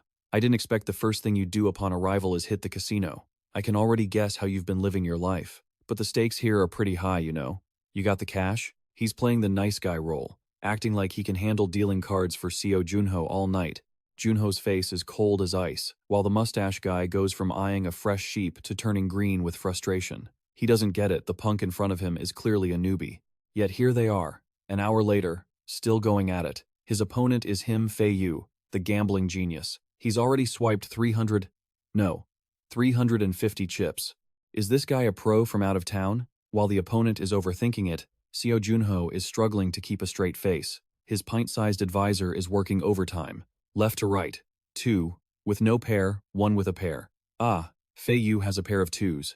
Hearing that, Junho immediately raises the bet. The boss, Pri, watching from above, can't help but marvel. He's good. Is today his lucky day? This is the first time I've ever seen Fei Yu lose money. So, who is this punk? He seems to be a player with some serious gambling skills. I have to say, the Queen's intelligence unit is pretty good. Good gambling skills? Are you sure he isn't cheating? How dare he mess with my money? Bring him here. The lackey obeys. Meanwhile, Fei Yu is looking devastated, biting his lip until he's nearly bleeding. At this rate, he's going to be kicked out of the game with nothing to show for it. He signals the dealer, a contractor. The house is trying a second deal scam. The Queen frantically warns him. They're cheating. The dealer's in on it too. Seo Junho had already anticipated this. He actually thought they'd try to act sooner. I think I'll stop here. Are you serious? Why don't we play a few more rounds? I've won so much, I'm actually getting a little scared. If I keep playing and lose now, that'd be a real shame. Fei Yu tries to drag it out, but Seo Junho is already standing up. Right then, Pri's subordinates block his path. Our boss would like to buy you a drink. Please follow us upstairs. The boss is obviously the head of that last bunch, right? Even the Queen can figure that out. Seo Junho doesn't hesitate to agree. Might as well, he thinks. On the way up, the guy enthusiastically introduces the VIP room, saying usually only nobles are allowed in here. It's so dark here. Be careful. The Queen warns Seo Junho. Before they even step inside, they hear a voice greeting them. Players who set foot in this casino always use all sorts of special abilities to cheat. Can you guess why I still let them in? Because I'm confident in my ability to take that money back. Pri turns around with a grotesque smile. Combined with the lighting, he looks even more irritating. Looks like you're quite the celebrity. Player Seo Junho. You're pretty impressive. He already looked into him? Pri sits like a king, reading the file he collected on Seo Junho. He seems to have underestimated him, but after seeing the file, he exclaims that Junho is quite famous. Junho is also impressed that this guy managed to dig up so much dirt on him. Pri sneers. Players tell me everything when I ask about you. This is why you should behave yourself. I control everything entertainment related in this city. And of course, I have intimate connections with the nobles. No matter how strong a player is, down here, they're just extras. In the end, they can't go against the nobility. Am I wrong? No, you're right. Junho pulls out the chips. Then let me propose this. I'll return all the chips I won. In exchange, you sell me information on those nobles. What? Pri is caught off guard by this request. He's getting annoyed. You want to return the money you swindled me out of, and then buy information? It would be so easy to just take your money by force. I was trying to solve this peacefully, but I guess that was a waste of time. Pri's 2 lackeys are ready. Junho also switches to a cold expression. You guys should have listened when I was trying to resolve this with a conversation. The guy in black glasses, pretending to be blind, lunges forward with a cane. He swings a vicious strike. Seo Junho dodges in an instant. He moves lightning fast, reaching out, grabs the fake blind guy by the face, slams him into the ground, and tosses him back at his boss. Seo Junho seems disappointed that the fight ended before he could really do anything. What the hell are you idiots doing? What did that bastard just do? Pri's group is in an uproar. Seo Junho calmly bends down to pick up the chips. There are 2 more guys ahead with weapons ready. Seo Junho gives a sinister smirk and infuses mana into a chip, flicking it away. The chip blasts the 2 guys away like a bomb. In less than a heartbeat, this mess is cleared up. He sighs. Some people really just have to be beaten before they'll listen. Stay there. Pri pulls out a gun from somewhere to threaten Seo Junho. Good effort, he says with a smug laugh. This is a gun that players love to use. Leave all the chips and get the hell out. If you do that, I'll spare you. And what about the info on the nobles? You actually think I'd just hand this over to you? I already told you to get lost while I was still letting you live. As he said that, dark tentacles shot out like magic and snatched the gun away. Lai was stunned, unable to believe the gun was now in Seo Junho's hands. Now it was his turn to throw those words back at him. Seriously, while I'm still letting you keep your pathetic life. P was completely bewildered. Since when was this guy only level 30? Even though he was shaking like a leaf, P still tried to threaten Seo Junho. Think carefully, because you could get into serious trouble if you mess this up. This isn't just a private matter between the two of them. Seo Junho didn't care about that at all. The Ice Queen could sense that he was genuinely planning to pull the trigger. Could it be? Is he really going to be this petty? You're a lot bolder than I thought, she muttered. I was about to say that if you'd spoken a second later, you'd be a dead man. I was going to tell you not to shoot. Why didn't you say that sooner?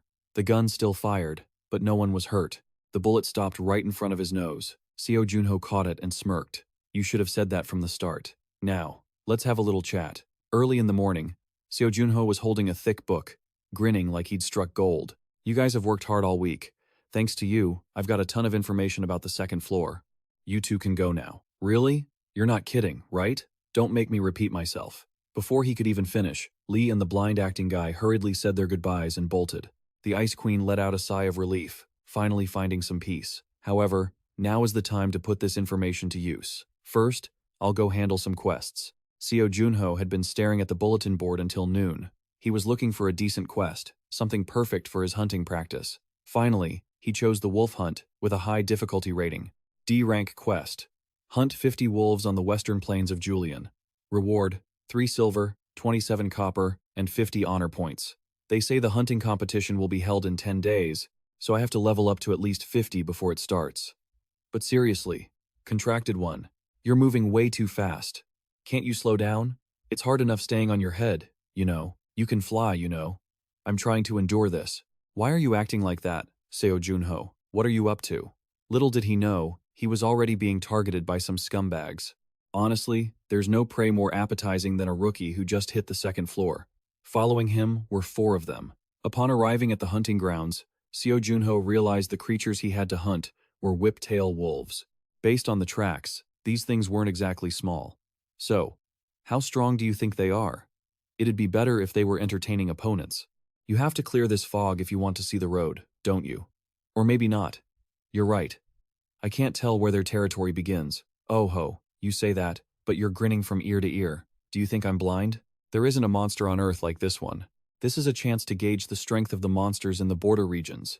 You still shouldn't let your guard down, right? Obviously. Wait. A long snout with sharp jaws emerged, making a sound. The whiptail wolves had finally arrived. Ha! Seo Junho immediately drew the high-end weapon he got from the Ice Palace to play with these monsters. Not only were they massive, but their tails were actually like whips. Alright, let's see what you've got. Just from the first encounter, Seo Junho understood why other players didn't take this quest. These wolves were much stronger than he thought. I was planning to play around a bit before finishing, but I'm changing my plans. Seo Junho didn't show any mercy this time, instantly slicing off all the whiptails lashing at him. The wolves, now missing their tails, were in such pain that even the UI changed color. Seo Junho leaped into the air with his blade, shouting, "You guys are the perfect opponents to get used to the stats from the Bringer of Spring." Meanwhile, the group of robbers was watching Seo Junho's every move. It's just him, and there are 4 of us. Why are we hesitating? What? You don't know who that is? That's Seo Junho, the famous super rookie from the first floor. They say his talent is on par with Kim Gujong, but he hasn't been on the second floor for long, so he's around level 30, while I'm 70. I think the weapon he's waving around alone is worth hundreds of gold. We'll jump him all at once. He won't have time to react. I'll approach him without making him suspicious. The rest is up to you guys. The other 3 looked at each other, annoyed, thinking the hollow-cheeked guy was so cunning. He took the easiest part for himself. If that thing is really worth hundreds of gold, we're set for life. Let's go collect the loot. At that moment, Seo Junho stepped on a wolf's head and let out a breath. When I return to turn in the quest, my honor will increase. Didn't that little fox girl mention that? You get more perks with higher honor. Why do you keep calling Commander Gong a fox? Anyway, I don't think it's easy to boost honor just by finishing quests alone. It would go up a lot more if I could bump into a criminal somewhere. You're relying way too much on luck. Is it so wrong for an awakened to get lucky once in a while? Oh, looks like your wish came true, the Ice Queen chirped. What do you mean? Someone's been closing in on you for a while. Didn't you notice? Maybe they're my fans. What kind of brain works like that?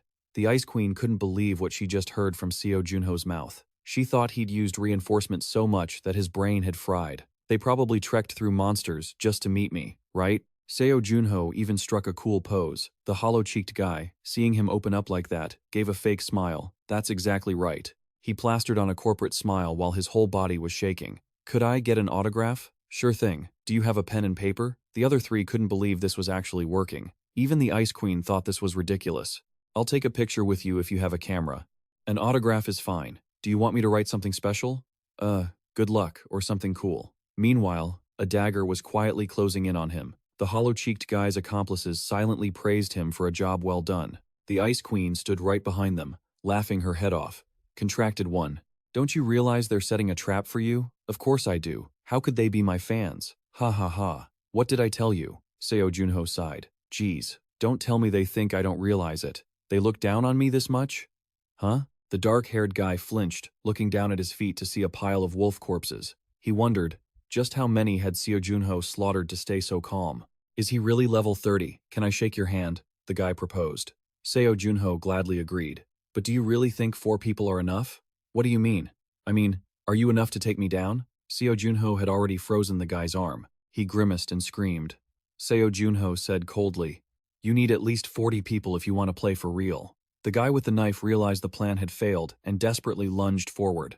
Seo Junho gently flicked his hand, striking him with a palm blast, and the guy tumbled to the ground. Damn it, get out of the way. The dark-haired guy started firing flames. Seo Junho used the frozen guy as a human shield against the fire. After the guy took the hit and exploded, Seo Junho sprinted toward the dark-haired guy, grabbing him by the face. The guy tried to apologize, but it was too late. He took a shot and went down. One guy was left, desperately trying to run away. Before leaving, he said he didn't want this to happen. Unfortunately for him, he got hit by Seo Junho's long-range ice arrow and died too. If it's like this, it won't be easy to bring them back, the Ice Queen reminded him.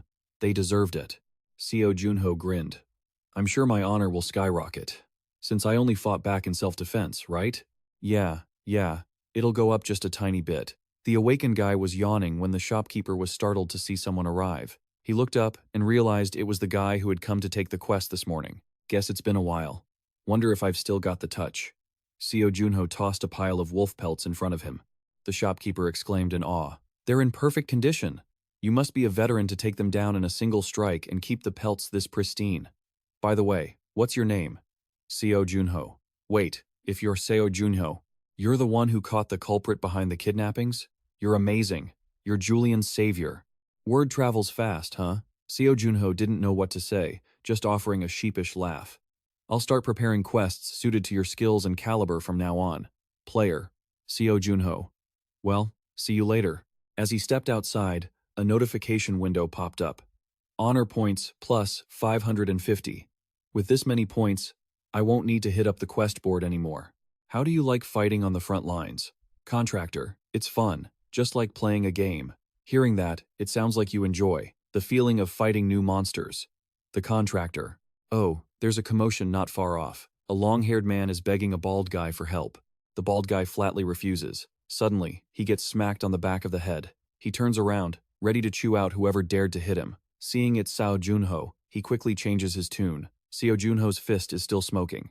He glares at him. Still bothering people? Boss, this isn't fair. Why would you think I'm the one bothering him? He's the one pestering me. He keeps asking me to take on an impossible quest. Seo Junho looks at the old man. That aura and presence. It's not ordinary. What's the quest? Seo Junho asks P. The contractor hesitates before mentioning his workplace. This isn't the place to talk. This old-timer is Hakan. He's a retired mercenary. I'm still active. Hakan corrects him. Right. This is Seo Junho, a player. He might not look like much, but he's incredibly strong. Stronger than you? Hakan asks skeptically. Well, if we're talking about the exact difference in our power levels, we'd run out of ink. Probably 3 pages worth. P whimpers. Seeing the two going in circles, Seo Junho asks Hakan straight up what's going on. P explains. He asked me to raid that dungeon with him, but why the hell would I go into a place like that? Seo Junho thinks. A dungeon. The materials collected from the boss monsters sell for a high price. Do you have any info on the dungeon? It's the tomb of the great thief, Seraphim. 10 years ago, my wife and I were mercenaries, and we raided that dungeon together. Inside, we found a stone slab with ancient script. It told the legend of a 5-colored goddess statue, said to grant the owner robust health. Ever since that day, We started searching for that statue. We planned for that to be our final adventure before retiring. But last year, my wife suddenly fell ill with a terminal disease. To be precise, she has a tumor. It wasn't discovered for years, so it grew to an untreatable stage, and surgery isn't an option. Now, the goddess statue has become the one thing I must find. Even if I have to go alone, I finally got word that the statue is in Seraphim's tomb.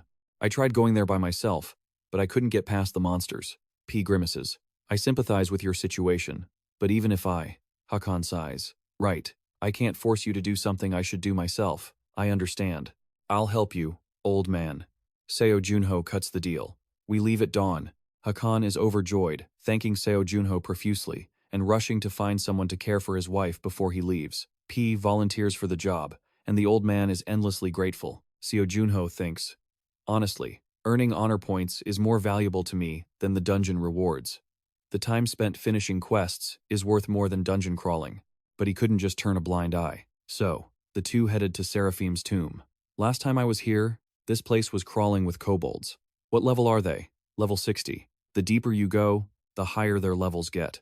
Their fur is blood red, and they're twice the size of normal ones. So they're blood kobolds. They're the type to charge in head-on without caring if they get hurt. Swish.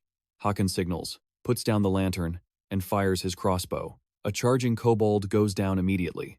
Seo Junho praises his aim.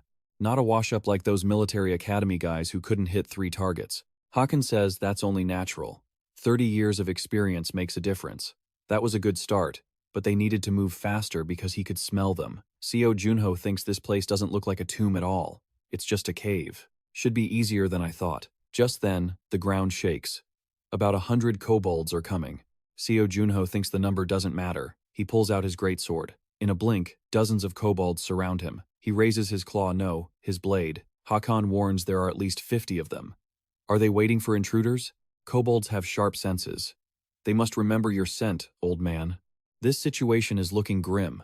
Hakan immediately leaves his last words for Seo Junho. Seo Junho, run, now. Come back once you've gathered people you can trust. Find the goddess statue and give it to my wife. It might sound shameless, but this is my final request. I'm not doing that for you. You deliver it to her yourself. She'll be happier if it comes from your own hands. He swings his blade, slaying a kobold. The rest go into a frenzy. Seo Junho calmly takes them out one by one, sending them straight to hell. Hakan is shocked. With one dash, the kobolds on both sides of his path drop like flies. I told you, numbers don't matter. Seo Junho gets into the rhythm, swinging left, right, front, back. Freeze them, then one slash to finish it. Hakan is stunned, just standing there watching this terrifying display of combat. Seo Junho's on a roll, slashing here and there, never stopping. Oh ho! As expected, it only took a second. The queen praises him excitedly. Truly worth the training time. Hakan hasn't been able to close his mouth since it started. His skills. In 30 years of mercenary work, I've never seen anyone this strong.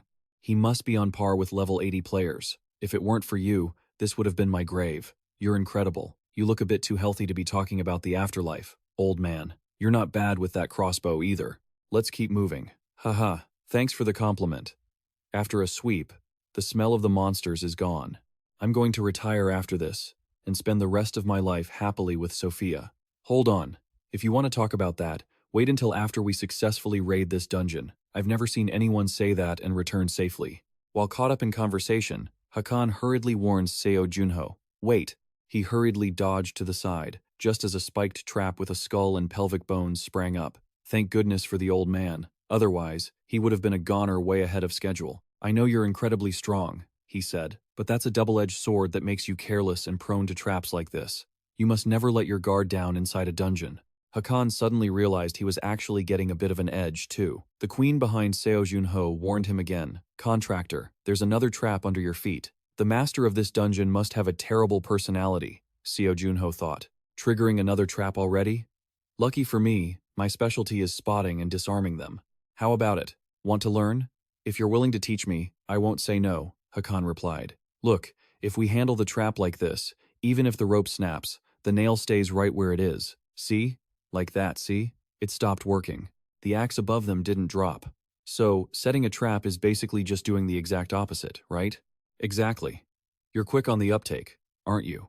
Seo Junho was already thinking that combining this with his ice skills might be a great idea. Soon enough, they found the statue of the five-colored goddess. Hakan was so overjoyed he was acting a bit reckless. The old man wouldn't stop talking, expressing his gratitude over and over. Seo Junho, however, felt like things wouldn't be that easy. Hakan rushed toward the statue. "Sophia, if only you could be here to see this. I'll bring this statue to you soon." Just then, Seo Junho shouted at Hakan to get back. A terrifying monster appeared behind him. Seo Junho lunged forward.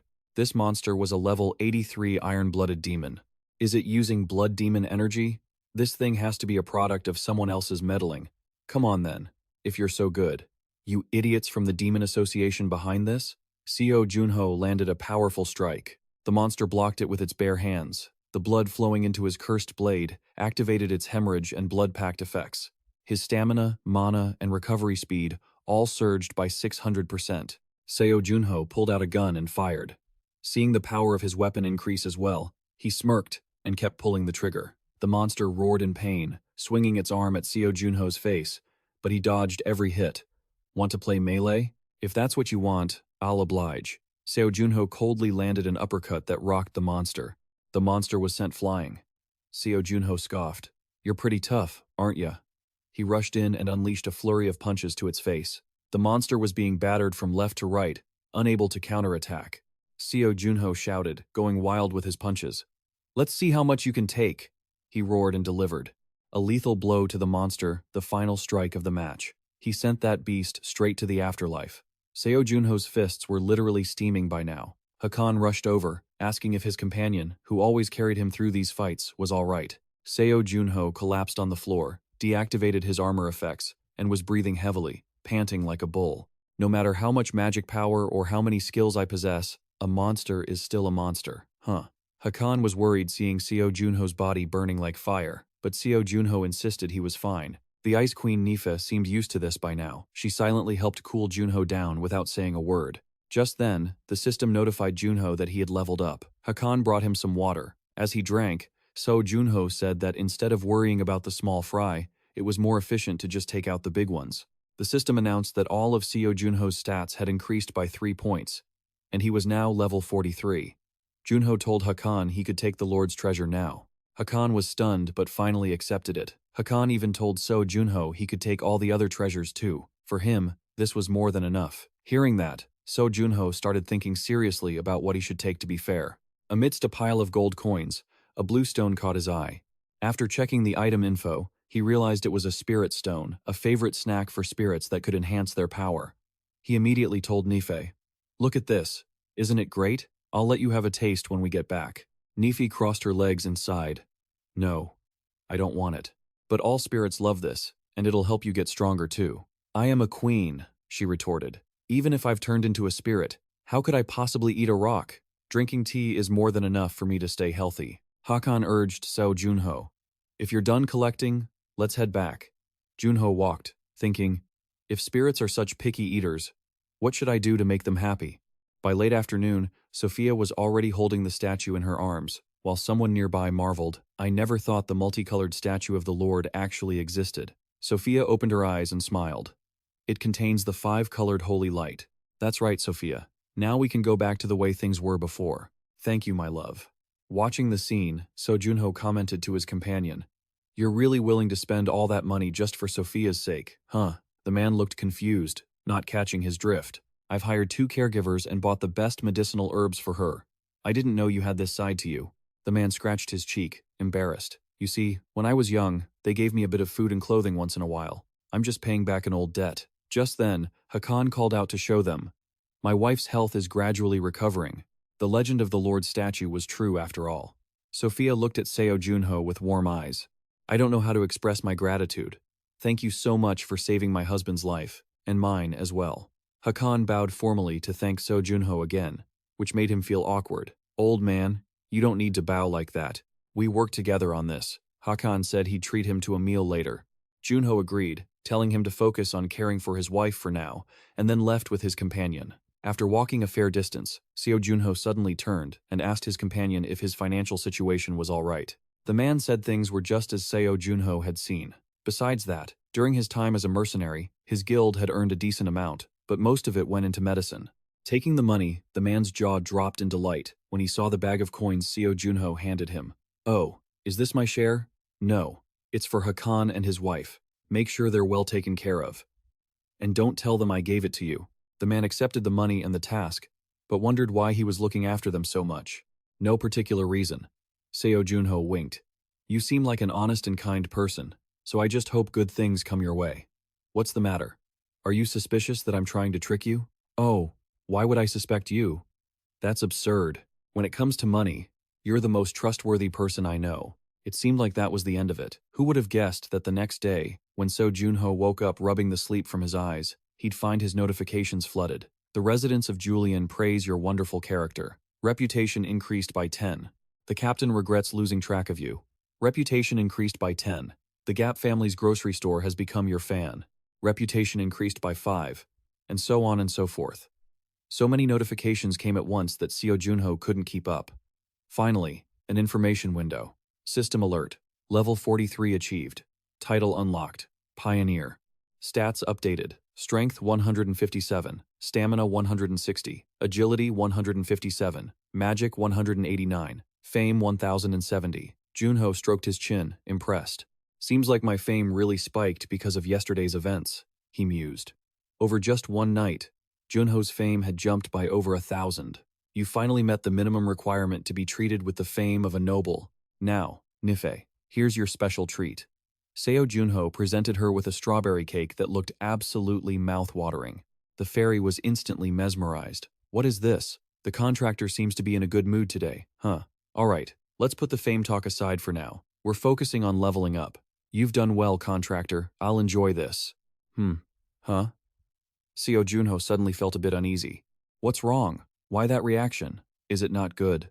"No, it's perfect." Knifey was eating so happily she looked like she was floating. The cake was soft, and the strawberries were incredibly fresh. "Contractor." Hearing that, Seo Junho beamed and told her to eat as much as she wanted. He had felt a twinge of guilt earlier because he had secretly grated some spirit stones he'd swiped from Safarim's tomb into the cake. There really was no other way to get such a picky eater to eat. "Finally, you've started to understand my tastes." Nife continued to praise the food, completely oblivious to the dark schemes in the mind of the man who had signed a contract with her. Once Nife finished her meal, Seo Junho swiped through his digital screen to look for monsters capable of unleashing high-level magic. If there was any info on them in the community, he could investigate. Unfortunately, he couldn't access that data. He needed to gather more PP to view it. "Contractor, what is PP?" "It stands for player points, a digital currency used on the second floor. We earn them through various activities. There were many ways to gather fame and PP on the second floor, but Junho couldn't spend his whole day just grinding community activities. However, he already had a plan. "Call Gong Juha. Sorry to bother you. Could I ask you something?" "Of course. What is it?" "I want to farm PP. Is there an efficient way?" If it's you, maybe video streaming?" Videos of hunting or boss raids are super popular. The more views you get, the more PP you earn. So I can farm PP while leveling up, huh?" Note: text merged with previous line for natural flow. Thanks. Anything else on your mind? Have you ever heard of monsters using high-level magic? Gong Juha sat bolt upright. "High-level magic using monsters? I'm sorry, but I've never heard of such a thing. Why the sudden question? Just curious." "Thanks for the answer." Click. Junho looked lost in thought. Even Captain Gong didn't know anything about it. Nife teased him for being naive, but the queen suspected Gong Juha might just be playing dumb. Junho didn't rule that out either. He explained that perhaps the Big Six already knew, but they might have agreed to keep it hidden. But honestly, I think it's more likely the Big Six, including Captain Gong, truly don't know anything about this. After all, it's been 25 years since the gates opened. To this day, there's been zero information about monsters using high-level magic. That means these entities must have appeared only recently. Seo Junho walked over to the window, staring at the pitch-black sky. "We can't afford to waste any more time." A bright flash of lightning struck. Nifi asked if he meant they should go hunting right now. That was exactly what Seo Junho had in mind. "It's starting to pour. I have to get stronger." They headed to a hunting ground near Julin. Junho led Nife into the forest. "Remember what I said earlier? This time, we're working together. I'm really looking forward to it." Nife was excited about the hunt. Seo Junho, seeing her pumped up, brought up the idea of her handling the swamp slimes on her own. The queen looked bewildered. "Wait, you mean I have to do it all by myself?" "Exactly. Let's see how much power you can really exert. Oh, wait. That's not what I meant. Do you need anything from the black market? Niffy thought seriously. What do I need? A guardian's power relies on the contractor's mental state, so just staying focused and calm is enough. Seo Junho was confident he could do that. The queen laughed, clearly excited. Well then, contractor, this is the first time I'm showing you how I hunt, isn't it? Just watch, it's going to be a magnificent sight. Nife was very proud of her abilities. Entering the swamp, they were immediately surrounded by slimes. It was the first time Seo Junho had been swarmed like this, and it felt pretty intense. He couldn't help but wonder if Niffy was okay. She snapped her fingers. Contractor, don't underestimate a guardian like that. Instantly, the surroundings and the monsters were encased in ice and snow. The slimes were frozen solid, but she wasn't done yet.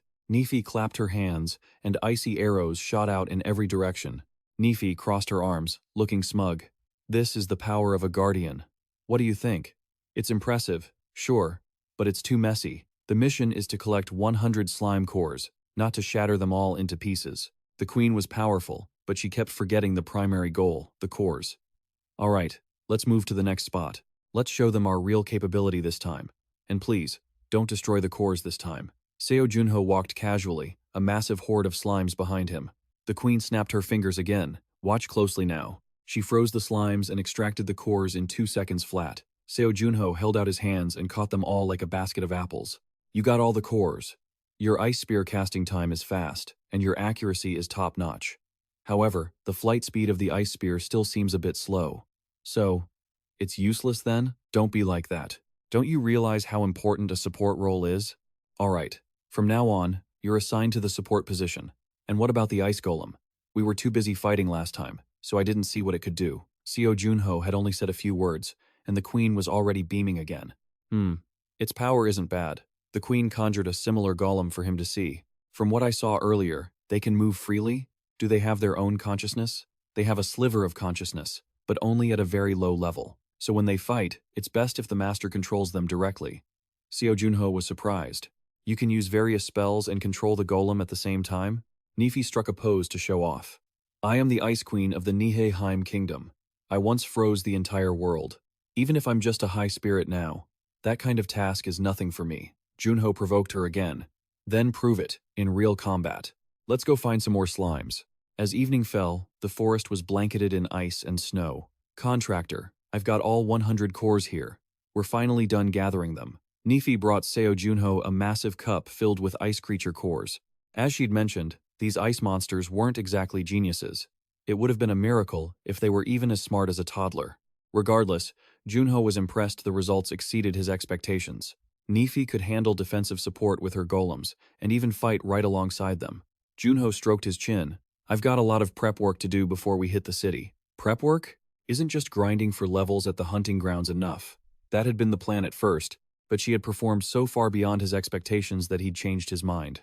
Junho immediately thought of his current goal, the upcoming competition. He used to just want a decent result, or maybe catch the attention of a lord. But now, he felt like he could actually conquer the entire competition. To start, along with training the ice golems, Seo Junho quickly hit level 50. So, as a reward, he treated the queen to a platter of assorted pastries. Nife cheered like a child. Ooh, donuts today? This must be a special treat because I worked harder than usual, right? Go ahead and eat. I'm going to meet someone and we'll be back soon. Take your time. Stay safe. Nife dug into the pastries, exclaiming that these were even better than the last batch. She had no idea that today, Junho had slipped double the amount of spirit stones into the dough compared to before. Following his notes, Junho went to find Sasa Onkenkenny, one of Bree's debtors. She was an alchemist. Alchemy in Franer was famous for producing high-tier potions that were incomparable to anything on Earth.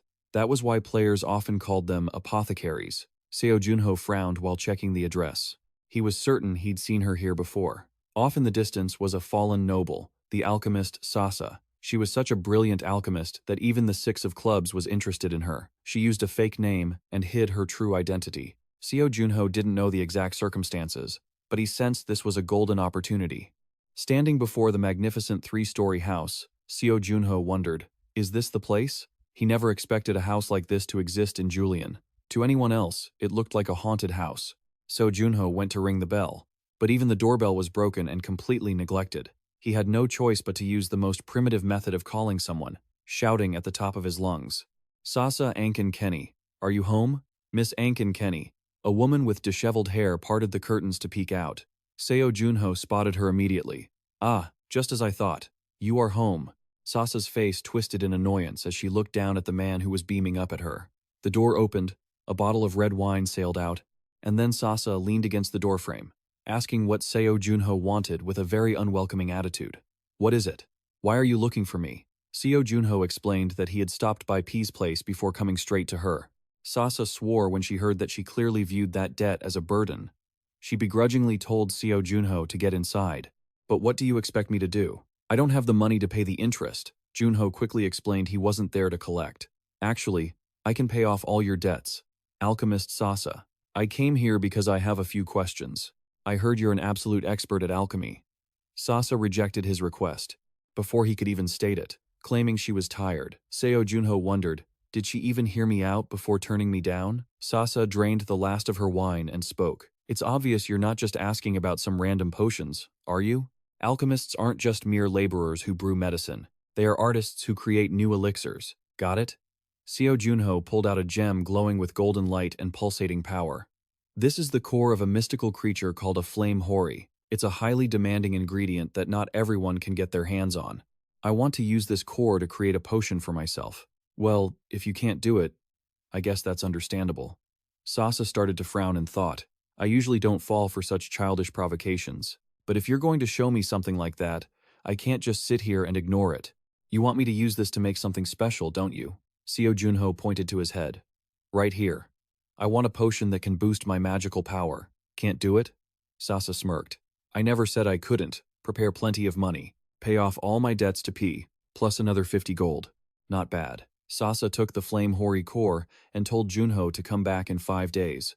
Junho calculated that would be just enough time to reach level 50. When he returned, Nifei had curled up under her blanket and was fast asleep, blowing bubbles. Being the cruel person he was, Seo Junho woke the sleeping queen by yanking her blanket away.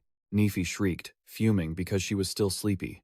Seo Junho said casually, "If you just eat and sleep, you're going to turn into a chubby ghost. Stop whining. It's time to hunt." "Hunt? In the middle of the night? What are you hunting?" "Well, a thunder bear, of course." The target was standing tall not far away. Seo Junho seriously discussed tactics with Nifei. "Listen closely. Our goal for the next 3 days is, first, to reach level 50. Second, you and I need to practice our combat coordination. And lastly, we need to find a method by recording video using the community video function." "Huh? A video? But won't your abilities be exposed if you film them?" "No. I won't use my main abilities while recording. That's why I'm counting on you to handle the filming." Just then, the Thunder Bear charged at Seo Junho, ready to deliver a blow for the history books. Seo Junho didn't flinch. He swiftly pierced right through the beast. The giant bear coughed up blood. Seo Junho immediately turned to ask the queen if she caught the scene on camera. Nifei told him to look for himself. After watching it, Seo Junho said, "It seems a bit too short, doesn't it?" "Really, contractor? Do you not know how to deal with a thunder bear? If you want to entertain and stir up emotions in your viewers, you need to be careful and redo it properly." Nifei hadn't been exposed to human civilization for long, but she had already adapted well to viewer preferences. Junho admitted that the goal was indeed to entertain and stir emotions. And while he did it poorly, he had his own strategy, not that he was brainless. Nifei criticized him. "You took down a thunder bear like that, and you call that a strategy to attract viewers? What other choice do I have? That's the only way I know. How can you expect to find a method with such pathetic videos?" Suddenly, another thunder bear appeared behind Nifei. Junho immediately switched to serious mode. "Alright, let's focus on taking this monster down. We'll talk about the video later." Nifei didn't bother arguing with him, deciding to deal with it later so Seo Junho could have time to improve. "The new lightning bear just arrived and it's absolutely furious. Are you ready?" "Alright, let's team up." Amidst the beast's savage growls, Nifei unleashed ice to pin it down.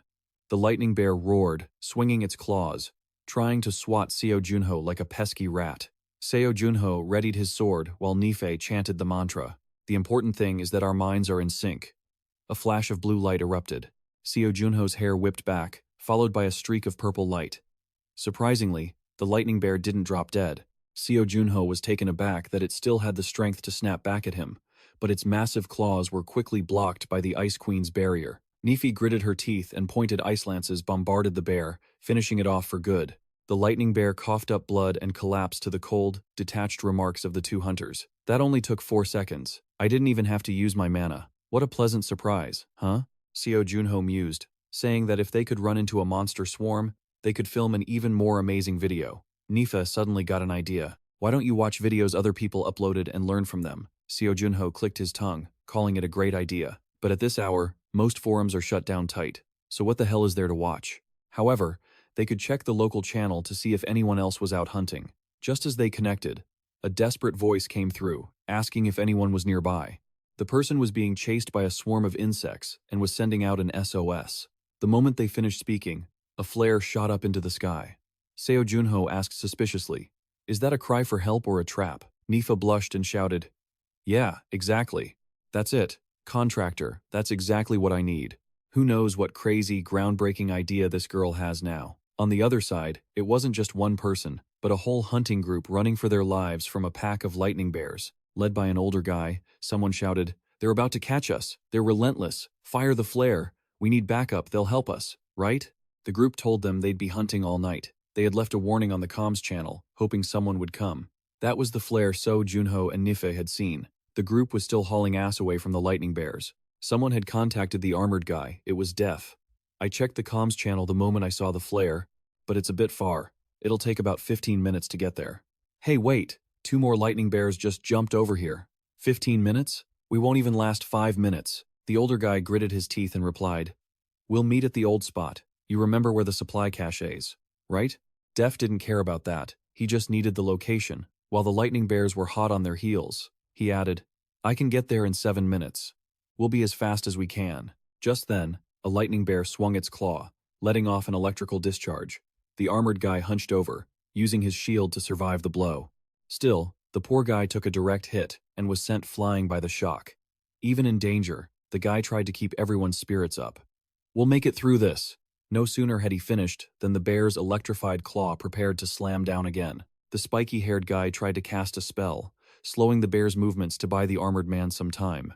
Seeing that, the armored guy lunged forward to taunt the beast.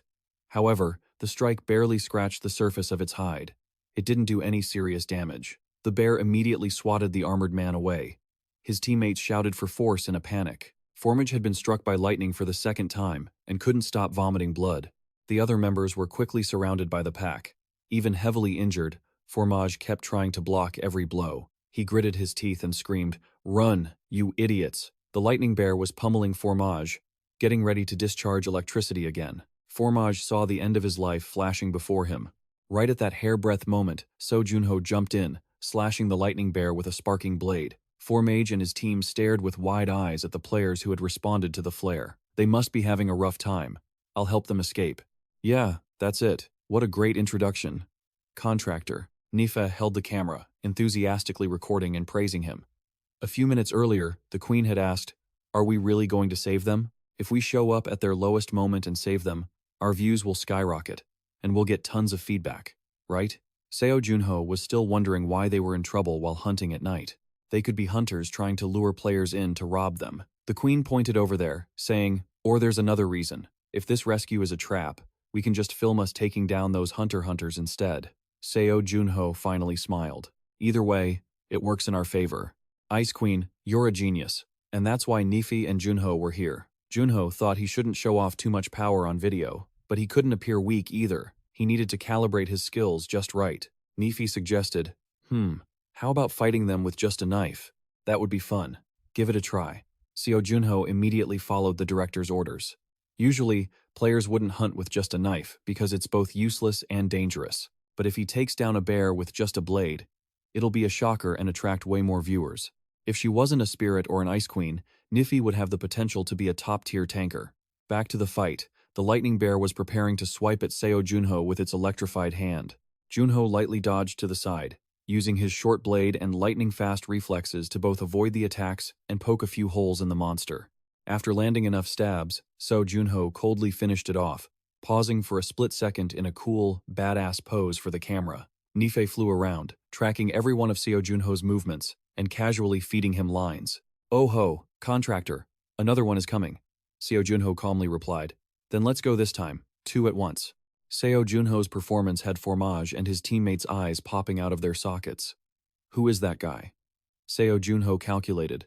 He'd shown them speed, and now he would show them power. With that thought, Seo Junho charged. This time, he didn't dodge. He actively used that short blade to clash directly with the lightning bear's electrified hand. Of course, the knife was conductive, and since he was so close, Seo Junho took quite a bit of voltage, enough to make it look like he was getting an X-ray. Among all my comrades, only a few can handle this much power, but they can't do what I do. As soon as Seo Junho finished bragging, he cleanly sliced off the bear's fingers. Taking advantage of the moment the beast was stunned, staring at its injured hand, Seo Junho delivered a strike that took its head off. A powerful, decisive slash that sent the lightning bear's head flying in the blink of an eye, left all the witnesses staring in complete and utter shock. Seo Junho didn't dwell on it. He just casually wiped the blood off his knife with his sleeve.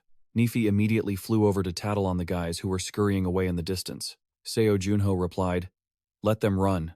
We've shown off enough for today." Just then, the only woman among the survivors approached to thank him. He just glanced at her without answering. Forage was being supported by his teammates and spoke up. "I sent a distress signal, but I honestly didn't think anyone would actually come."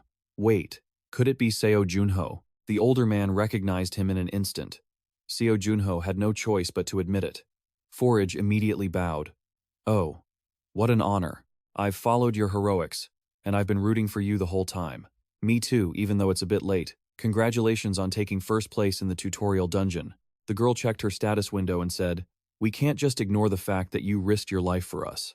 We'll pool our resources together and send them to you as a gift." Seo Junho saw a notification pop up. An anonymous user has gifted you 100 proficiency points. The notifications were flooding in so fast that Seo Junho couldn't help but groan. Forage explained that when he first arrived on the second floor, proficiency points were the hardest thing to gather. He wanted to give Seo Junho even more, but he couldn't. He added that once Seo Junho started climbing the rankings, he would keep hitting that recommendation button. "I didn't do it for the rewards.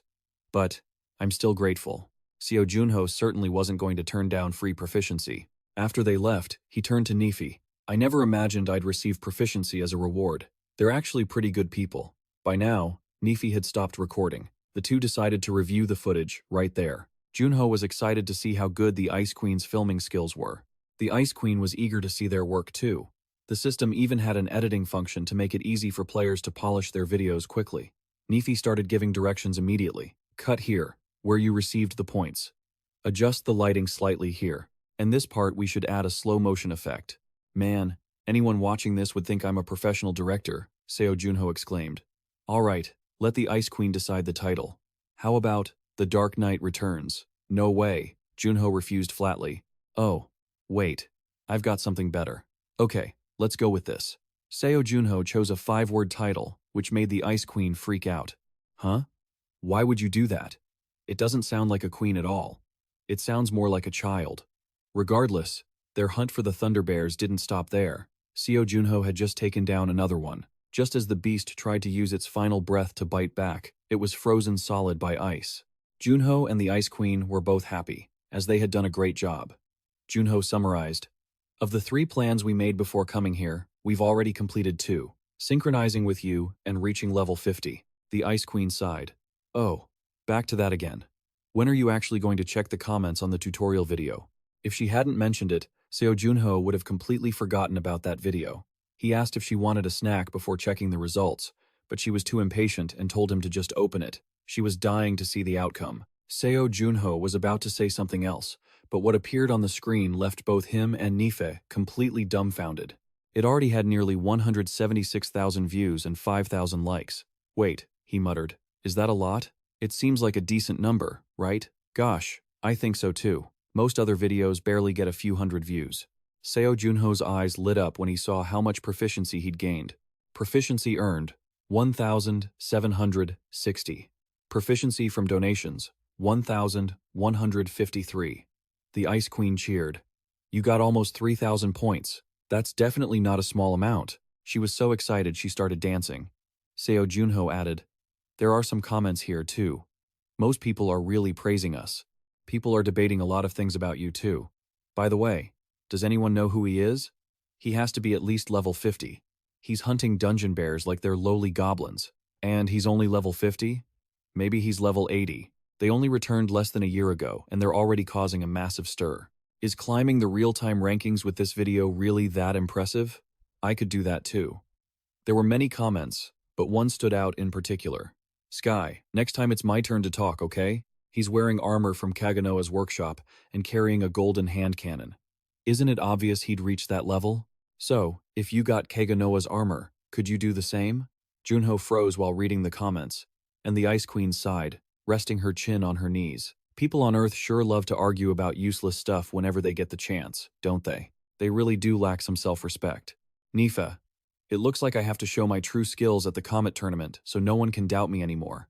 Seo Junho radiated a dark, intense energy as he said this. You could say the keyboard warriors had driven him over the edge. At that moment, Gong Juha and the blonde knight Ha Inho were watching Seo Junho's video. Inho exclaimed, "Amazing. It seems there was a reason you chose me as your proxy. I guess I won't be called a snake's head anymore." Gong Juha looked regretful. But, isn't he a snake? Did Seo Junho receive guidance from you? Why the sudden change? I've seen all of his skills, and I didn't miss a thing. But his sword technique looks strangely similar. Well, if you wanted to learn, you should have studied swordsmanship instead of switching to sword dance skills, right? I guess you're right. Either way, a few days ago, he had asked how to earn proficiency. Now, they didn't have to worry anymore. Seo Junho's real-time rankings soared like a storm, shooting straight into the top 4. At the same time, Nazan Halo sat on a throne adorned with ominous skull armrests. A subordinate entered to report that he had located Seo Junho and his room at the inn. Should I bring him here? No, this location isn't suitable yet. There are too many eyes in the city. Just keep an eye on him. It won't be too late to move when he shows himself. Understood. Watching his video, I noticed his physical capabilities are quite high. A level 90 person should be enough, but I'll go just in case. Nazan gripped the skull tightly and ordered them to bring 2 of their men along as well. So, you mean all 4 of us should go? Naza's red eyes glowed intensely, cold enough to send shivers down one's spine. 3 times. That bastard has escaped 3 times now. And out of those 3, Cinder was actually your superior. So make sure you take proper revenge for your superior. Thank you, my lord. Nazan winced, tilting his head while resting his hand on his chin, then added, but if he somehow survives this time as well, I will intervene personally. Nazan displayed raw fury at the thought of Seo Junho, the man who had escaped his clutches 3 times, slaughtered his subordinates, and freed the future generations that he and his minions had worked so hard to cultivate and select. Under the bright, sunny blue sky, our Ice Queen was soundly asleep inside a roll of toilet paper. Seeing this scene, Seo Junho smiled very gently, thinking, I really should buy her a proper bed soon. I can't believe she's using toilet paper as a mattress. After saying that, Seo Junho headed out. Alright, now let's join the Koba hunt. The Koba eating contest attracted a massive number of participants, so many that people were cursing under their breath. There was also plenty of chatter about how performing well in the contest would allow one to meet the nobility. Hey, look, isn't that him? The guy from the dagger video? The person whose name is in the top 3 most searched keywords? That's really Seo Junho, the Black Knight. He's the most famous rookie right now. The Fountain Square was packed. Not just with players, but even veteran adventurers had shown up. And as expected, the news feeds were already buzzing with information about the event. Seo Junho figured he should scout around more and exchange information, but for minor things like quest details, he could just take advantage of the newsfeed. Just then, a bearded guy spotted Seo Junho and called out, Don't just stand there. You're the player Seo Junho, right? Whoa. What a coincidence, right? Haha, I'm MC, the captain of the guard.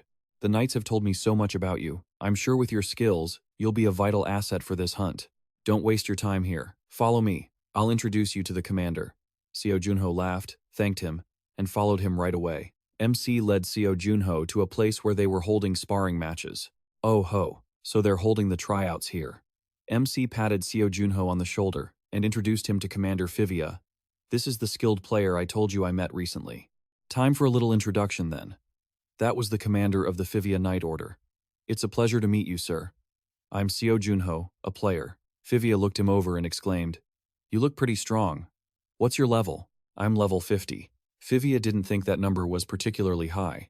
Meanwhile, their lord wanted to minimize unnecessary casualties in this hunt, and for that reason, testing the skills of the applicants was necessary. Fivia gestured for Seo Junho to go wait with the others and step onto the training stage when his turn came. In these matches, the players' opponents were Julian's knights, who looked quite formidable. Seo Junho also wanted to see just how strong they really were. On the stage, a soldier in armor introduced himself as an adventurer named Phi from the Melbourne territory. The other was a knight named Weaver. Phi asked seriously if Weaver was sure that using just a wooden sword would be enough. Weaver swished his sword and said, "Start." Phi immediately lunged forward with a sharp spear. Weaver's wooden sword blocked the attack solidly. To Phi's surprise, Weaver commented seriously, "You've got some spirit." With that, he knocked Phi's spear away. He pressed the wooden blade against Phi's throat, accompanied by Weaver's cold judgment. Everyone was in awe, feeling that such standards were a bit high. It felt like only level 30s could pass. Was that the level of frontline knights? The next person was Baek Jonggu. Was he here to fight empty-handed? This time, it was Weaver's turn to ask if he was sure about his choice. Jonggu insisted firmly that he was certain about his choice. "Please, Weaver, make your move." Seo Junho watched the match intently. Jonggu charged with his fists, throwing a punch straight at Weaver, but it was blocked by the wooden sword. Jonggu didn't hesitate, immediately gathering momentum to throw another punch. Weaver calmly blocked that as well.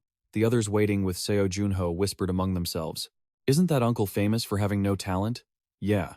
He started as a player when he was 16, but 16 years later, he hasn't improved at all. It looks like he's been training somewhere, but his skills are still the same. I guess effort isn't as important as innate talent. Just look at Seo Junho. He's been advancing like crazy since he debuted, that's clear. But why does he keep practicing so hard? I heard it's because he wants revenge. His family was killed by a demon. By now, Jonggu had fallen flat on the stage. Seo Junho thought about what people were saying about Jonggu demons, revenge, and lack of talent. Jonggu got back up and charged at Weaver again. But this time, before he could land a hit, he caught an elbow to the chest and was kicked to the ground by Weaver. Yet, Jonggu used the momentum of that kick to push off the ground with his hands, retaliating with a kick of his own, then popped up fast as lightning to charge in with his fists again. Just then, a voice shouted, "Enough!" Commander Fivia cut the match short. "Big Rionu, is it? You don't need to push yourself this hard. You know this is just a simple skills test, right? The hunt won't be easy. You could die in it." "I don't care," he replied decisively. Commander Fivia couldn't help but give up on this stubborn man, so he had to arrange for him to come to the plaza in front of the city hall 3 days later before dawn. He immediately thanked him. At this moment, Seo Junho wondered why he was so worried. It was because he was like Ginberto. After losing his wife, Ginberto became a hunter to protect his only child. People looked down on him because he was only rank D. But in the end, he became one of the 5 strongest players in the world. But even so, it was clear that Ginberto was more talented than Jonggu. If talent were measured on a scale from 0 to 10, Ginberto would be a 2, while that guy would be at about 0.5. "Next person, please step forward." Seo Junho stepped onto the stage. As they passed each other on the way, Jonggu stared at him without blinking. Seo Junho walked straight onto the stage. As usual, the two introduced themselves before the match began. Weaver swung his sword. Jonggu, down below, frowned and watched without blinking. Junho walked calmly toward Weaver, step by step. When he reached a reasonable distance, the uncle swung his sword, aiming at Seo Junho's neck, but he twisted his waist to dodge, grabbed Weaver by the collar, and threw him to the ground. The whole process took only a few seconds and was as light as a feather. Weaver's face turned bright red as he was pushed down. Right then, Fivia spoke up to cut it short. "Stop it there. You passed. So, do I have to come to the plaza in 3 days? Of course, I'll see you then." Jonggu closed his eyes again, looking deeply satisfied. Meanwhile, the sun was already high in the sky, but the Ice Queen still wouldn't get up, still sleeping and drooling with bubbles. In the morning fog, Shiori woke up immediately and asked Seo Junho, who was peeking in, "Hey, is it morning already? Do you like this place?" Nefi climbed out of her tiny mansion, stretching and yawning as she replied, I don't know. It's a bit of a shame that I only have a bed for furniture, but it's better than before, right?" At this moment, Junho was holding a cup of hot coffee while searching for news about Banggu. He was the sole survivor of a tragedy where a ghoul slaughtered his entire family. Now that he'd become a player, he had trained and dedicated himself so much, yet his rankings still weren't high. Why was he still the same as he was 16 years ago? The queen watched and said coldly, I don't know who that guy is, but he seems to be struggling. Seo Junho introduced him to her, saying he was the guy he saw at the strength test earlier. The queen added, "But his reputation doesn't seem very good. Do they not know that mocking those who are trying? hard to train and improve themselves every day is wrong? Seo Junho completely agreed with Nifei. He turned to check his status screen. Level 50. Title: The One Who Brings Spring. +2. Strength 174. Stamina 174. Speed 174. Magic power 1196. Reputation 1220. This was the result of Seo Junho hunting like a madman. Only then had his stats improved so much. Once his magic power reached 200, Seo Junho thought he might have a chance to wake his friends up. This time when he went to find Sasa, she looked even more haggard than before. Sasa was also very happy to see her gold mine arrive. Seo Junho asked worriedly if she was okay because she looked so washed out. It's just that completing what you ordered was difficult. So, did you finish it? Sasa pointed to a purple potion on the table, looking dead serious. Obviously, I, a genius alchemist, succeeded. You can look forward to this medicine. The effects will sharpen your mind. The system also displayed Brain Power Enhancement Potion. Sasa frowned and warned. But the ingredients you gave me were too strong, so absorbing them all will be very difficult. If you feel like it's too much, just spit it out. Because if your brain can't handle the power of the potion, it could be damaged. As soon as Sasa finished, Seo Junho's face turned pale, grimacing so hard he knocked the bottle over. Luckily, he had already gulped it all down. Sasa was worried. Are you okay? Why did you try to drink it all in one go? Sasa stood up and scolded him. Did you hear my warning? I told you it was dangerous. Suddenly, Seo Junho got so hot that he actually burned Sasa. The Ice Queen immediately appeared to help him cool down. Try to hold on a little longer. I think you've almost absorbed it all. You can cool yourself down with ice magic. A moment later, Seo Junho's body erupted with power. His eyes and his whole body glowed, surprising even Sasa. After a long while, she asked, How is it? At that moment, Seo Junho's whole body was still radiating golden light, but his consciousness hadn't returned yet. 2 seconds later, he said, It's great. Everything looks much clearer. Seo Junho immediately waved his hand to pay Sasa 50 gold coins as promised. Besides, he promised firmly, I will avenge you with my own hands, so you don't need to worry about them chasing you anymore. If you have any other requests, I'll stop by again, for sure. Sasa could also feel that. The potion had definitely worked, which was why Seo Junho looked like that, and since he was generous, Sasa didn't mind making another deal next time. After drinking the potion, your eyes look completely different from when I first saw them. Early that morning, Seo Junho went to the plaza to gather with the group that had passed the first trial. During the hunt, Officer Fivia was giving a heartfelt, or rather chilling speech, summarized as follows. Over the past few days, the eastern gate of Julian has been locked because the brutal goblins have occupied the Two Knolls Mountain, and so, we have only one goal: defeat the goblins hiding in the Two Knolls and eliminate their leader. Don't forget that rewards will change based on your contribution. Just then, Bongu realized Seo Junho was standing next to him. Junho had come with the determination to do whatever it took to meet the city's leader, Fivia declared. Now, from this point, we will maintain formation to advance to the eastern gate of Julian. At the same time, a large notification board appeared. Julian Castle Event. You are participating in the Goblin Hunt. As the signal was given, everyone there raised their hands, eagerly joining the event. The chosen ones were led through the gate. Before them lay rows of endless mountains. Is this the entrance to the Two Knolls? I hate mountain climbing. But fine, I'll endure it a little longer. If I can find a trail, I can go up the mountain to find a water source. So, everyone encouraged each other to keep going for the sake of a drink. The Ice Queen flew after Seo Junho and exclaimed, Everyone seems quite relaxed. Even though it's a team thrown together in a rush, they don't seem very guarded against each other. Seo Junho thought that whether they guarded each other or not, he'd only know for sure once the battle broke out. At this moment, he was silently calculating what to do first. Rush to the front lines to clearly establish the distance between the two sides' strength, or attack cautiously to avoid being pinned down by the surrounding enemy forces. Plus, high-level monsters would appear later, so it was best to observe the situation first. Suddenly, Weaver raised his hand to signal a stop. The old guy had smelled the characteristic scent of the goblins. Junho suddenly thought he should admire everyone's skills a bit, just to be polite. Weaver grimaced and shouted, There's a group of goblins ambushing from the mountain flank. Hold the formation. A mob of goblins was rushing toward the army. Weaver didn't know exactly how many were coming, only that now they were hissing and raising their weapons, ready to attack. Weaver led the group, slashing at the monsters energetically. The goblins saw their comrades being tossed aside and angrily tried to bite back. Seo Junho equipped the shield provided when they arrived to join the fight, and just as he rushed in, he blocked a goblin's axe that was coming down on his head and stabbed it right in the neck. "Go away so I can kill the others." Seo Junho clutched his shield and charged straight into the middle of the goblins, ignoring the shouts of others about the knights stealing all the credit. Seo Junho drew his sword, spun, slid forward, and finished by piercing through a goblin. After giving himself 2 seconds to breathe, he saw Bongu fighting a goblin, and of course, he still wasn't using a weapon. Even in the middle of a fight, he just punched the goblin in the...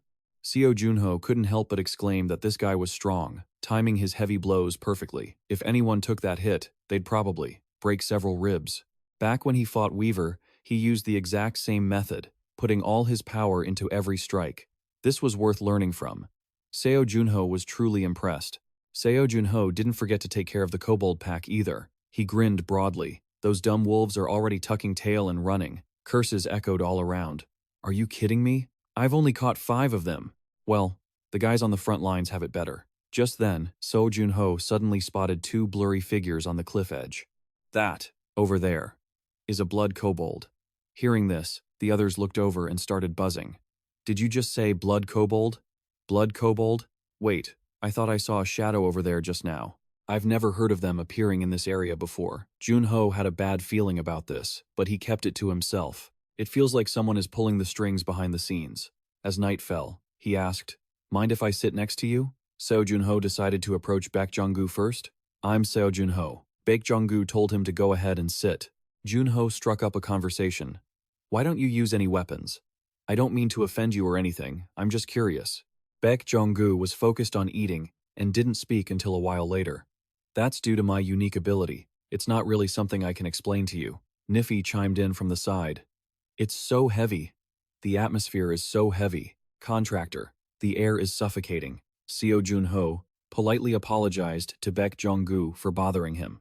Upon hearing that, Baek Jong-gu stood up, saying he'd patrol the area and be back soon. Seo Junho thought, why is it so hard to get close to this guy? The queen glared at Baek Jong-gu, clearly displeased, asking what the point of getting close to him was. "Is that so?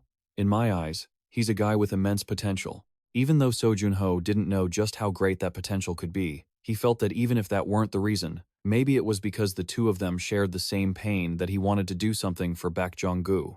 The next morning, the group set off again. The queen sat slumped on Seo Junho's shoulder, sighing that home was the only place to be. He smiled and encouraged her to hang in there for just one more day, saying they were almost at the hideout. Just that little bit of comfort was enough to get her to say okay. Looking at the massive crowd, Seo Junho thought to himself that with this many people, even if a blood kobold really appeared, it wouldn't be much of a threat. By the way, none of the tracks I marked turned out to be useful. At this rate, the supplies. What's that? A brilliant, blinding light erupted from a cliff not far away, and behind such bright things, there is always darkness. In this case, a blood kobold. Seo Junho was shocked when he saw it. Right at that moment, the kobold army was panicking because the ground was collapsing. Before them lay a landslide. "Everyone, get off this mountain right now." Rocks and debris were crumbling everywhere. The kobolds had triggered this landslide. "Hold on as tight as you can." Damn it. Those damn kobolds. How could they use such a smart tactic? Just then, a huge boulder fell straight towards Seo Junho. He furrowed his brows, silently calculating whether to dive underground. But that was a terrible plan. It would only avoid danger for a split second. Once the landslide passed, hundreds of blood kobolds would swarm down the mountain. That meant everyone would be done for, so someone had to stand their ground. Seo Junho immediately equipped his armor. "Contractor, it's time," the Ice Queen shouted a reminder. Seo Junho didn't hesitate, instantly buffing himself before rocketing toward the cracking cliffside at breakneck speed. Seo Junho gritted his teeth and dashed straight at the kobolds, standing on the cliff. The monsters stared at him in stunned silence before letting out a shriek. They fired stones, infused with energy downward.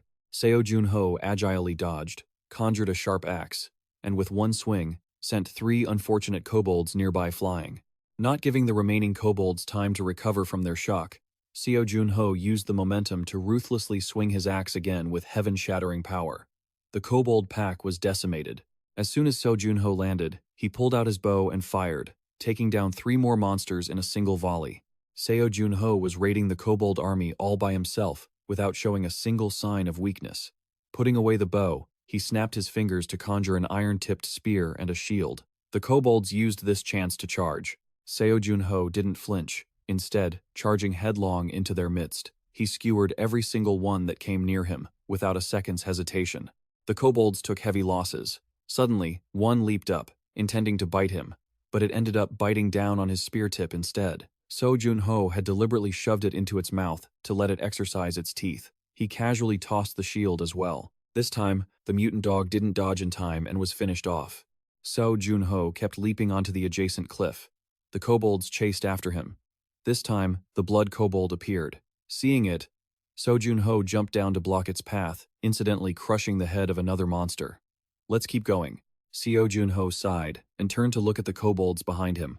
They were still baring their fangs at him as usual. But this time, Seo Junho pulled out his signature weapon. A blade flashed. Seo Junho's basic sword move sent the kobolds flying. Ice and snow blanketed the ground. Heavy breathing echoed in the dark space. Baek Jong-gu had been buried under the landslide. Feeling the intense cold, he quickly remembered the landslide and realized he must have been knocked out by falling rocks. He frantically tried to escape. With incredible strength, Baek Jong-gu threw off the debris and poked his head out. When he surfaced, he saw Nifei freezing the ground, coughing and complaining about the cold. Baek Jong-gu hurried to search for the others. A few people also scrambled out. Baek Jong-gu sensitively picked up the sound of fighting. He wondered in confusion. Weren't they all swept away in that landslide? But the flashes of light up there and that shadow fighting so intensely couldn't possibly be a fake. Baek Jong-gu looked on in astonishment at the kobold that had just landed in front of him, convinced that someone was truly fighting up there. He immediately climbed up to join the fight. As soon as he crawled up, the sounds of fierce combat reached his ears. Kobolds were scattered all over the ground, and the person still hacking away like a madman was none other than Seo Junho. When he saw him, Baek Jong-gu froze, watching Seo Junho slice through the monsters. One strike, one kill. Baek Jong-gu couldn't help but wonder, don't tell me he's been fighting all by himself this whole time? He meant to call out, but hesitated. And when he saw him, focused on one kobold, oblivious to another sneaking up from behind, Baek Jong-gu immediately charged in. Player Seo Junho. When Seo Junho looked over, Baek Jong-gu had already punched the kobold behind him in the side. He grabbed it and delivered another blow to finish it off. Junho took out the other kobold and thanked him. Baek Jong-gu also thanked him for holding his ground and fighting alone. Phew. What about the others? What about the players and the other adventurers? Before Bayon could even reply, their voices echoed. You miserable kobolds. What do you think you're doing? Planning to gang up on us? Huh? A few people had already scrambled up the ledge. They were all stunned by the scene before them. Whoa. What is this? He took all those down by himself? Is he a monster? He's been surrounded by hundreds of kobolds this whole time. Are you kidding me? Well, the more you contribute, the better the rewards, but you still have to stay alive to enjoy them. It was clear he was leagues ahead of the rest of the assault team. No, he's ahead of all of us. Damn, this guy is seriously impressive. Everyone turned back to trash talk the kobolds, while an older team member spat on the ground and grumbled. Thanks to you bastards. I've eaten so much dirt I might have to skip dinner. They quickly spotted the blood kobolds, and the whole team got fired up. They were eager to hunt the blood kobolds too. However, they kept reminding each other not to act unless they were sure, and to stick close together. Someone got teased and shrieked in response. Overall, the mood in the group was pretty cheerful, even though they'd nearly been buried alive under rocks just moments ago. Seo Junho watched them with a smile, though he sighed more often than not. The whole crowd surged forward with intense energy. The kobolds snarled back, baring their teeth. Mr. Pivia appeared, commanding the assault team to take them down right then and there. Everyone fought with ferocious intensity. Just then, a massive figure emerged from behind the kobold pack. The kobolds crowded around to protect it. The players, determined not to let these mangy dogs infect them with madness, unleashed a massive, earth-shaking blast. Taking advantage of the kobolds being blown to bits, Seo Junho thanked Bayon for preventing him from getting sneak attacked. Bayon replied that even if he hadn't done anything, Junho would have reacted in time anyway. He looked at Seo Junho and said, "You should go." "Go where?" "To the Blood Kobold Lord. You've got every right to hunt him first. Go."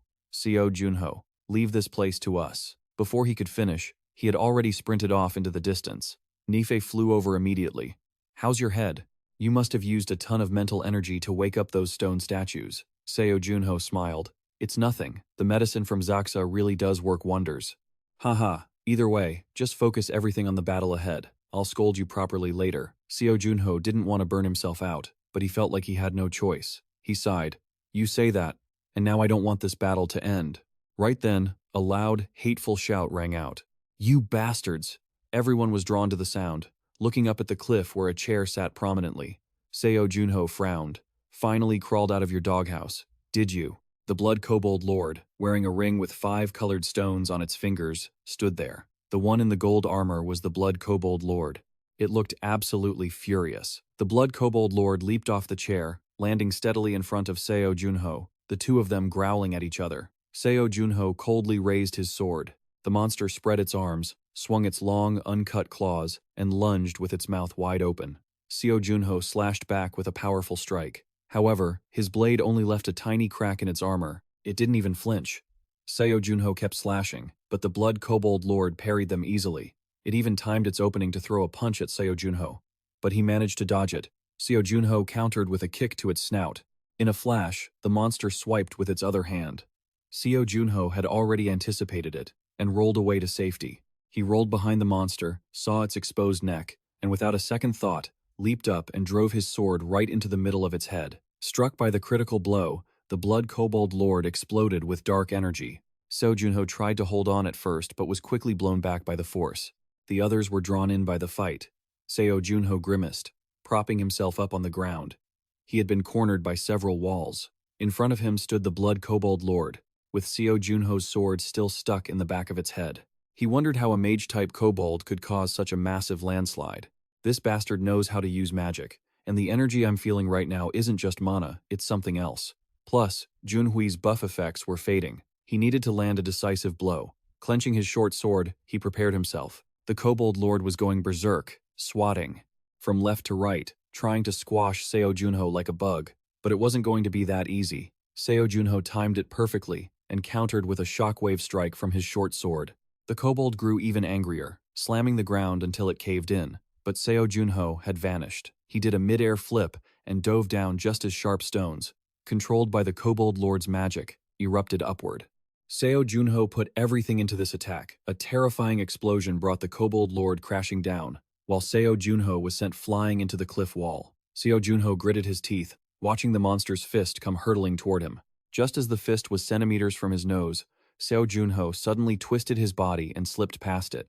The kobold punched straight into the cliff face. It was the flow manipulation skill. Seo Junho banked like a bird, swinging himself back to grab the sword still embedded in the beast's head. The Kobold Lord looked over as darkness enveloped him. Seo Junho channeled dark energy and shoved the sword in deeper. This time, the Lord was finished. The rocks it had summoned collapsed. Nephi flew over instantly. Are you okay? Didn't I tell you from the start not to push yourself? Nephi, stay alert. Why? Seo Junho didn't answer. He just thought, it was the Blood Kobold Lord, and it even possessed Magi. Last time, because of Hagen's accident, I couldn't use it. But now, Seo Junho placed his hand on its head and activated the skill. Confession of the Dead. The Blood Kobold Lord had been fated to be a leader from birth. It expanded its power and territory day by day, unifying other tribes through conquest. But one day, 2 red-eyed, masked figures appeared before the wolf pack. The memory was cut off there. Seo Junho was certain those guys were his targets. Let's keep watching. Watching those 2 slaughter the kobold pack, it was clear their levels were much higher than his, perhaps even higher than Kaner's. One of them grumbled, I don't have time for this. Just give it the magic stone. Look here, good doggy. Here's your favorite stone. I'll put it inside your heart, so you can always remember me. At that exact moment, the wolf instantly transformed into the Blood Kobold Lord. Looks like we skipped a few steps. The other guilds are putting pressure on us to show better results. How dare they interfere with my business? Are they trying to take me down? Be careful. Don't let the guild leaders find out. What were the results of the experiment? Its power has improved significantly. And since it hasn't gone berserk, it seems its intelligence has been successfully enhanced as well. Good doggy. Do you know the city of Julian? Your mission now is to attack and seize that city. There's no time limit. Just do your best. Seo Junho grimaced, thinking about the magic stone those demons had implanted in this dog. Based on his memories, this is still just the testing phase. But if they manage to keep developing them, they'll be able to capture even more powerful monsters to use against the guild. I need to get stronger as soon as possible. Seo Junho stood up, but the queen immediately shouted, Cut! That's no good at all. Nephi criticized, It's too dull. This scene lacks any life. You have to really get into character. Wipe the sweat, stagger out, and then lean against the wall. That's how it should be. But I'm not even sweating. Then why don't you use a buff spell? Hurry up. Sigh. All for the sake of the craft. Just for the craft. As the dust began to settle, the others who entered the gate finally had a chance to look toward where Seo Junho had been, only to find things eerily quiet. Byung-gu gasped for breath and asked, Is the battle finally over? The whole group waited nervously for the victor to emerge. They were praying it was Seo Junho. If that monster walked out instead, the whole lot of them would probably drop dead from shock. A blurry figure appeared, leaning against the cliff wall. Who is that? Is it him? As Seo Junho emerged, people covered their mouths, tears streaming down their faces. They knew they could rely on him. The group erupted into cheers. This is our victory. Seo Junho. Seo Junho. Did you record the fight? If you did, make sure to edit it and post it on the forum quickly. Next time you visit the M-Slam Guild, I'm treating you to a meal. If it weren't for the Black Knight, I wouldn't have made it out alive. I don't really like players, but I'll always support you. Everyone was crowding around. Seo Junho proactively draped his arm over Byung-gu's shoulder, letting him support his weight as he laughed. Great. What was that? Wait, the feeling of winning a battle really is amazing. Seo Junho thought to himself that in the past, no matter how exhausted he was, he could never show it on his face. If he showed even the slightest bit of weakness, it would be enough to throw the whole world into panic and fear. So this is what it feels like to lean on someone else's shoulder? Player Seo Junho. Thank you for your heroic actions. Because of you, 497 members of the expeditionary force managed to survive. Fivia reached out a hand toward Junho. On behalf of my subordinates, I wish to express my deepest gratitude. Seo Junho was glad that more people had survived than he'd expected. Fivia praised him for his significant contributions, putting him at the top of the rankings, and mentioned that the commander would be calling him soon. Seo Junho was definitely going to wait for that call. Everyone came to greet him while the queen sat on a branch, sighing. Byung-gu said to Seo Junho, joining this expedition was truly the right decision. You must have leveled up a ton, right? Well, not exactly, but I've certainly learned a lot just by watching you. Seo Junho tilted his head, confused about what he meant. Like the saying goes, tough on the outside, soft on the inside. Perhaps focusing only on physical strength was a mistake. Here is my community ID. If you ever need help with anything, just reach out to me. Seo Junho took the piece of paper and said, I'll be in touch. And player Byung-gu, you're going to become stronger. Haha. I'll work hard so I don't let down player Seo Junho's expectations. I won't forget today's lesson. I'll keep training both my body and my mind. With that, he walked away. Nefi had been waiting for this moment and immediately zoomed over. Contractor, can I nag you now? Couldn't you have waited a bit longer? You're not the hero anymore, so there's no reason to sacrifice yourself for others. Do you realize that by sacrificing yourself, you're also sacrificing the feelings of those who care about you? If my knight ever dares to risk his life recklessly again, I'll strip him of his title and punish him severely. Seo Junho lay on the bed, wincing. Why does this little thing talk so much despite her size? Are you not tired? You've been nagging since we left the gate. And we're already home. Naifa stood with her hands on her hips, pointing right at his face. Are you even listening? Are you listening to me? From now on, you have to consult with me first. Seo Junho gritted his teeth, wincing as he turned away. All right, I got it. Damn it. I can't even get any sleep with this young lady around. I was really worried. He sat up. From now on, I'll be more careful. Happy? You sound so reluctant. Even though she was a high-level spirit, Nife kept grumbling. Suddenly, she began to glow. Huh? What's this? Seo Junho's eyes widened in shock. The system was showing an upgrade notification. Nife seemed to have grown a little larger and let out a soft cry. Could it be? The next morning, as Seo Junho was brushing his teeth, the Ice Queen was sitting in the bathtub. You've grown a bit, haven't you?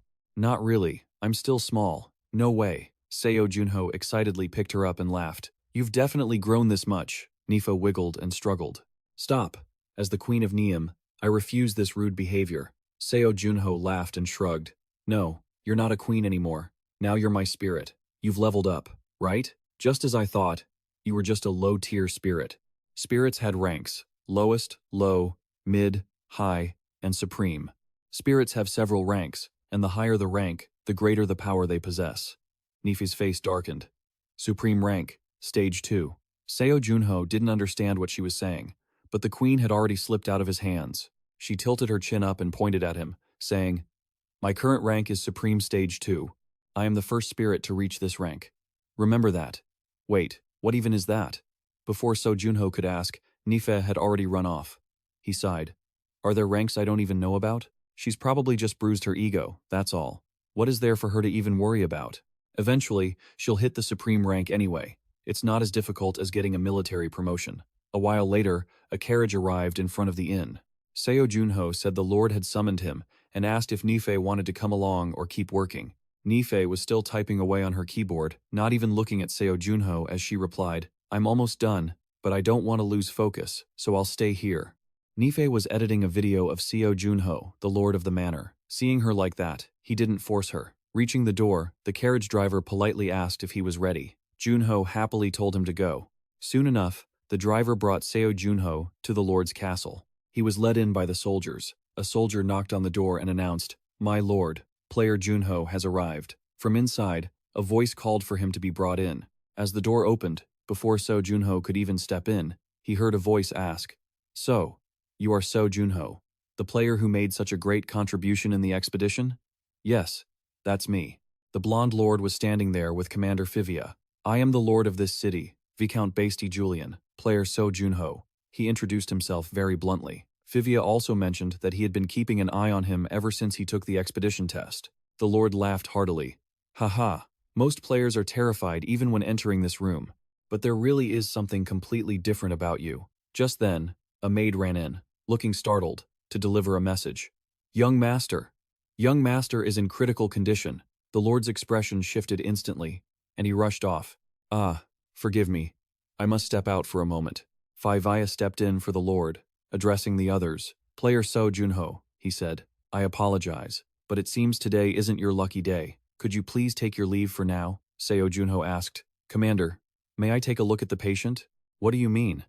"This could be a disease that only players know about." Commander Fivia narrowed his eyes at him for a moment before leading the way. "Just watch from a distance. You can't do anything more than that.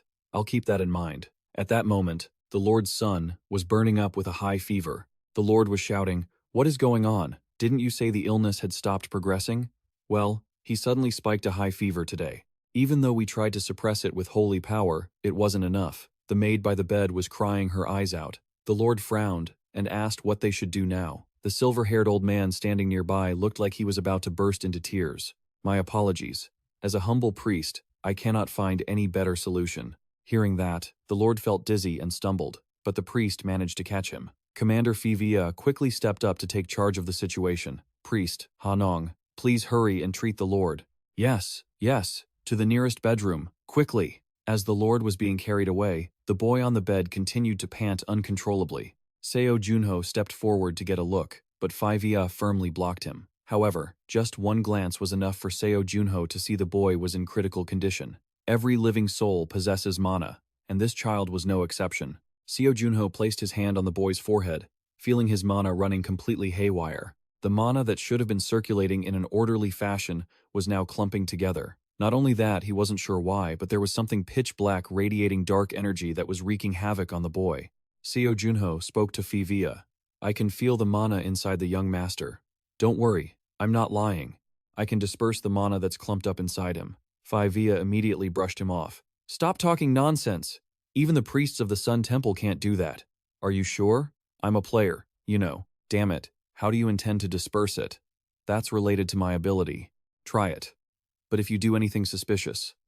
Seo Junho pulled over a chair and said nonchalantly, "Then you can go ahead and chop my head off." When he touched the young master's hand, a system notification immediately popped up. Detected dark magic from the target. Based on the Shadow Supervisor attribute, you can absorb it. Upon absorption, your magical abilities will be enhanced. Seo Junho began to absorb the dark magic from the boy's body. However, Seo Junho still reminded himself to be careful to avoid causing any harm. After all, the source of that dark energy was located near the boy's heart. To untangle that mess of mana threads, Seo Junho thought he definitely needed Skyalon, the one recognized as the greatest mage from the upper world. But unfortunately, there was no other way right now. First, he would have to try and negotiate with the easygoing ones. Later, the Lord, having regained his composure, rushed over with his wife to check on their precious son. Seamus was in much better condition now. Mr. Via also told the Lord that this was all thanks to Seo Junho. The Lord wanted to thank him, but Junho had already left. He said he had a friend capable of curing the illness completely and would bring that person over to take a look. The Lord was stunned and muttered, "He's already put me in his debt for such a massive favor." Meanwhile, at the chairman's office, Sim Do-gu rushed back in.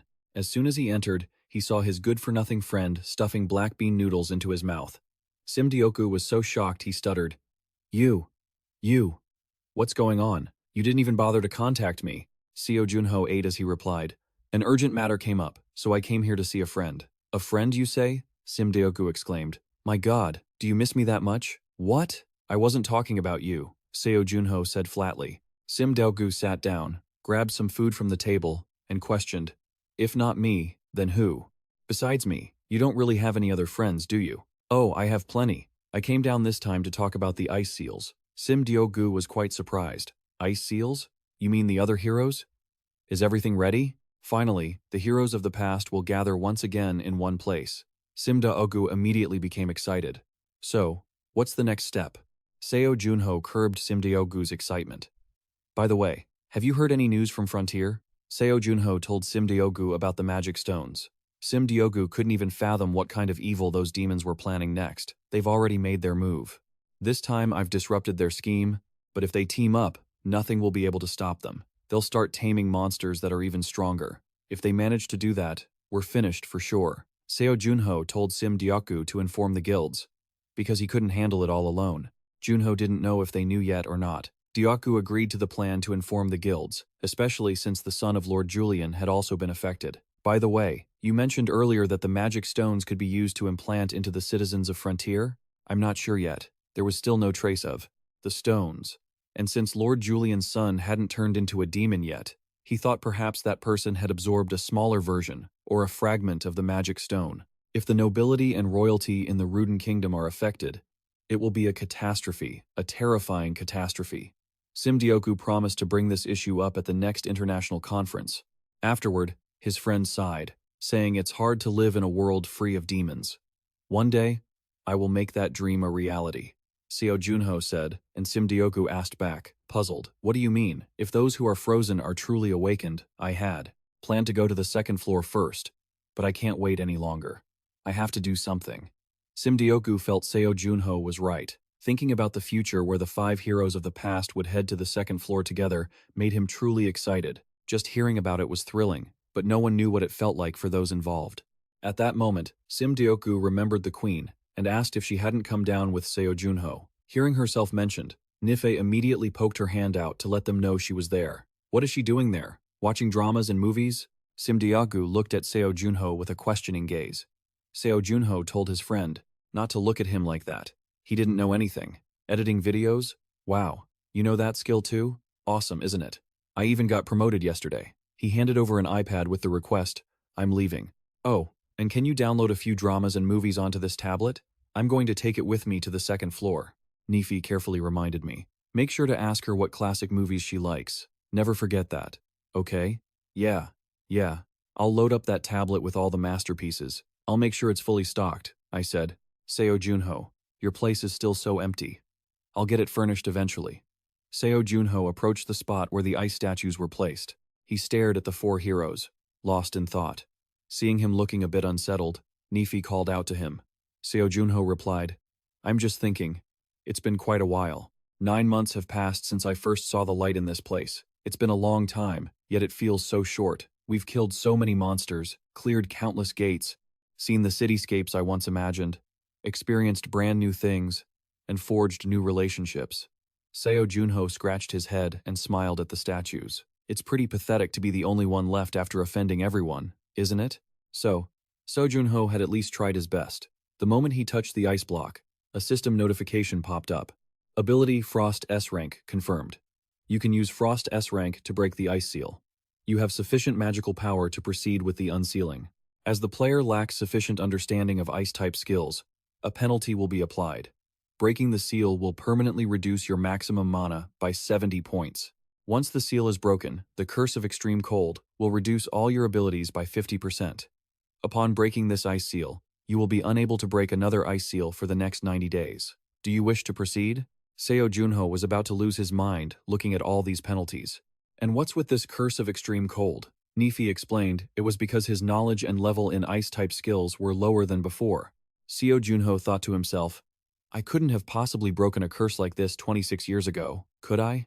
Is it because that guy was strong, or is my ice-type level just too low? If I upgrade my ice-type skills, would the penalty be reduced? But the real problem was, who should he awaken first among these people? Gilberto would recklessly push for levels because of Aether Mio. If he was still the same personality, he'd just follow his family's orders regardless of what I said. What about Ramadas? As soon as he hears about monsters or strong mages, he'd ignore everything I say and just charge into battle. And Sky. She's obsessed with magic. If she heard about the existence of a fantasy world, she'd probably be so thrilled she'd lose her mind. Awakening the right person will make things move faster. Nifa stood there, hands on her hips, urging him. Hey, contractor, have you made up your mind yet? Seo Junho gritted his teeth and made his choice. The system warned him again. If he broke this seal, he couldn't break another for 90 days. Do you agree to break the ice seal? Give her back to me. The bastard broke the seal. 70 mana points were permanently drained. You are now affected by the curse of extreme cold. After 30 days of the ice melting, Sky still hadn't woken up. She fell right into Seo Junho's arms. Sky slowly opened her eyes. Seo Junho smiled and said, Welcome back. Hello. Sky stared at the bustling city, deep in thought. I don't see any more gates. Just people going about their business, without any fear. This is the peace we created. You, me, Ramadas, Rupert, and me. Sky was speechless. Junho smiled again. Monsters aren't a threat anymore. Seeing Sky stay silent, Seo Junho tilted his head and asked, Are you crying? He immediately got elbowed in the gut and coughed up blood. Hey, where are you looking?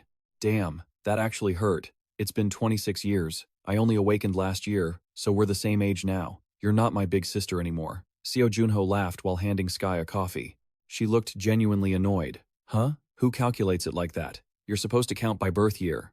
Seo Junho sighed. Can't we just be comfortable with each other? If we're the same age, I can't call you big sister, right? You're so stubborn. Do you still remember the Ice Queen? Do you think I'm stupid? Of course, I remember. We fought together for 3 days and 3 nights. I'm sorry, I couldn't keep my promise to see you all again. Sky patted Seo Junho's head, telling him he'd done well. Without you, we couldn't have defeated her, so don't feel guilty about anything. Seo Junho nodded. Sky asked what had happened to him. Seo Junho gave her a knowing look. You're better off seeing it for yourself. He pointed at her coffee mug, and it instantly froze solid. Sky was ecstatic. What is this magic? Is it a new ability? Actually, it's Frost X rank, something that's never existed before. Then you must have received some kind of title for that, right? Like the first person to hold an X rank skill, for instance. Seo Junho blanked for a moment, then realized, I guess there really hasn't been one. Sky explained that from the first time she used magic, she'd received the Magic Beginner title. You get titles for first-time achievements, after all. Right. When I cleared the 10th trial of the dungeon, I received a title too. Junho wondered why he hadn't thought of it sooner. Sky stroked her chin thoughtfully. You're only at the 9th trial, right? Even if you tried again, you probably wouldn't clear 30 levels, would you? Seo Junho looked at her with pity. Check your status. You might be level 1 right now. I'm still level 80. Seo Junho was startled when he heard Sky say that. The ice curse lowered my stats, but normally, they recover on their own after a month. Seo Junho asked Nifa in a low voice what was going on. Nifa guessed it might be because he touched the Ice Queen's core. Junho wondered if he was the only one out of the 5 who went back to level 1. Nifi didn't know. Sky suddenly turned to look at him, suspicious. Who are you talking to? Oh, that's... Seo Junho looked at Nife. She nodded and materialized, leaving Sky frozen in shock. Nifi was about to say she was the Ice Queen, but Sky had already hugged her. What is this adorable thing? Hey, contractor, save me. The Queen of the Frost Kingdom, Nihime, the one who froze the world, was currently being pampered by Sky. Seo Junho watched the two women with a blank expression. Nife gave up and slumped onto Sky's shoulder, though her mouth kept running. The invader who attacked your planet. The Ice Queen. That's all. Sky was stunned. You're the Ice Queen? I'm sorry. My selfishness caused you a lot of harm. Apology accepted. I'm a generous person. In exchange, can you satisfy my curiosity? Yes. One who stands in a high position must take responsibility for their mistakes. I will do my best to cooperate. Seo Junho looked at Sky and marveled at how amazing she was. It wasn't every day you could win over the Ice Queen with just a few words. The next day, when Junho and Sky went out, they attracted a lot of attention. Isn't that the player Seo Junho? When did he get here? Who's that pretty girl with him? She looks just like Miss Sky Killon. No way, that's impossible. The two went to meet Sim Diogu. He congratulated Junho on getting what he wanted, while also asking about the severe penalty Junho seemed to be suffering from. Seo Junho said that losing 70 magic stat points is a shame, but he wouldn't mind if it helps his teammates. Sim Diogu remarked that, realistically, this actually lightens the burden on Junho. Sky jokingly asked if Sim Diogu likes using the word realistically that much. Junho noticed the tension between the two, even though they had met before. Sim Doku asked about the penalty again, a 7-0 point reduction in magic stats and a 50% reduction in all stats for 1 month? That's right. Seeing the stats he worked so hard to grind for all this time, now followed by negative modifiers in parentheses, really stung, even though he knew they would return after a month. Sim Dioku warned Seo Junho seriously. The second floor is tricky. Maybe you should finish helping the Lord's son and then come back down. Or do you want to spend a month as a kindergarten teacher? Sounds fun, but I'm not really interested right now.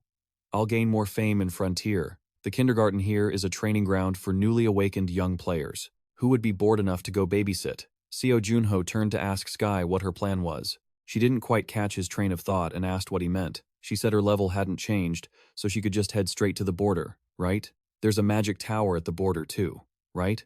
I'm so excited to see new magic. If we're going to act, we should announce our comeback today. Well, just to prevent others from touching the ice statues. Seo Junho immediately said he had already taken care of that. He knew it wasn't something the demons would ignore, so they had to act as soon as Sky awakened. She glared at him.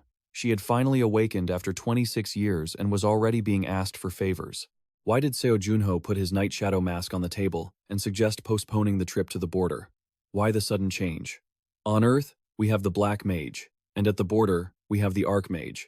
The demons will have to be wary of us. Sim Dogu exclaimed that this was a great idea. He took responsibility for organizing the press conference that afternoon. But Sky, don't the demons always avoid you because you're too strong? Don't worry, just slaughter a few and they won't be able to run away anymore. Oh, let's also release this photo, the one where only 3 ice statues remain. Sim Doku realized immediately that Seo Junho was baiting the demons. Junho knew they rarely revealed themselves, so he wanted to use this opportunity to eliminate them bit by bit. The press conference was held, and the hall was packed. Seo Junho put on his mask, waved goodbye to his teammates, and headed to the battlefield of public opinion. Sky was kind enough to wish him luck. It's your first time back in 26 years, so make sure you do a good job. Got it? Seo also reminded him to be careful. Seo Junho told everyone there was no need to be so nervous. It was almost time for the main character to appear. Seo Junho stepped confidently in front of the cameras. First of all, I want to thank everyone for attending this sudden press conference. Let's begin. 3 times. That is the number of times monsters have attacked Earth in the past 4 months. The frequency has dropped significantly compared to the past. The number of attacks has dropped sharply. I've found some interesting data. Crime rates on Earth have plummeted. However, crime rates in Frontier have increased by 37%. For a long time, I've been thinking about how to wipe out all the monsters. If only I had 2 bodies, that would be great. This thought has crossed my mind countless times every day. A reporter from the Silver Star Guild immediately asked a question. First of all, our guild fully supports the heroic actions of the Night Demon. Have you finally found the answer to your worries? Yes, if I can't have 2 bodies, I can at least find someone with similar strength. I'm not the type to ramble, so I will introduce my partner, who is also an Archmage. Don't steal my spotlight. It's me. Sky, the Archmage, appeared like a goddess. Her arrival immediately caused a global sensation, and headlines were quickly written. One of the 5 hero Archmages, Sky Keon, has returned after 26 years. Is the Night Demon a sign that the 5 heroes are returning? Archmage and Immortal Heroes are currently trending keywords. The Night Demon lives on Earth, while the Archmage lives in Frontier. The flames have started to scorch the feet of the demons. Everywhere, people were talking about Sky's return. A fun poll was held globally asking, who do you want to see awaken next? The British royal family announced they would return all the assets they had been holding for the Archmage. They were just trying to polish their public image. But if all 5 heroes returned, that would be a different story. They would then have to face extremely difficult problems. Late at night, 2 museum security guards were complaining to each other. One optimistic guy said that if all 5 heroes awakened, he would tell them he had been protecting them. The other laughed at the joke, telling him to stop talking nonsense and just finish their 7-hour shift. No sooner had he finished the sentence than something launched from behind the bushes, knocking them both unconscious. 2 figures in black cloaks appeared and pulled the needles from the faces of the unconscious guards. Ha, what a nuisance. If this were Frontier, we would have dealt with them already. 2 demons, one young and one old, arrived. The elder demon told the younger to be patient. If a guild member dies, a signal is sent back, so all they needed was information from the guard. The young demon tasted the guard's blood and said, "There are only 8 players nearby, and they aren't even that strong. The hero's ice statues are still inside. Where are the night demon and the archmage? They are just country bumpkins, they wouldn't know. Humph. They are 2 rivals, we must be careful." After taking out the guards, the 2 demons faced a new challenge. A door made of mithril. The elder demon told the younger to move aside, then used one punch to blow the door away. The young demon praised the elder as a master of shockwaves.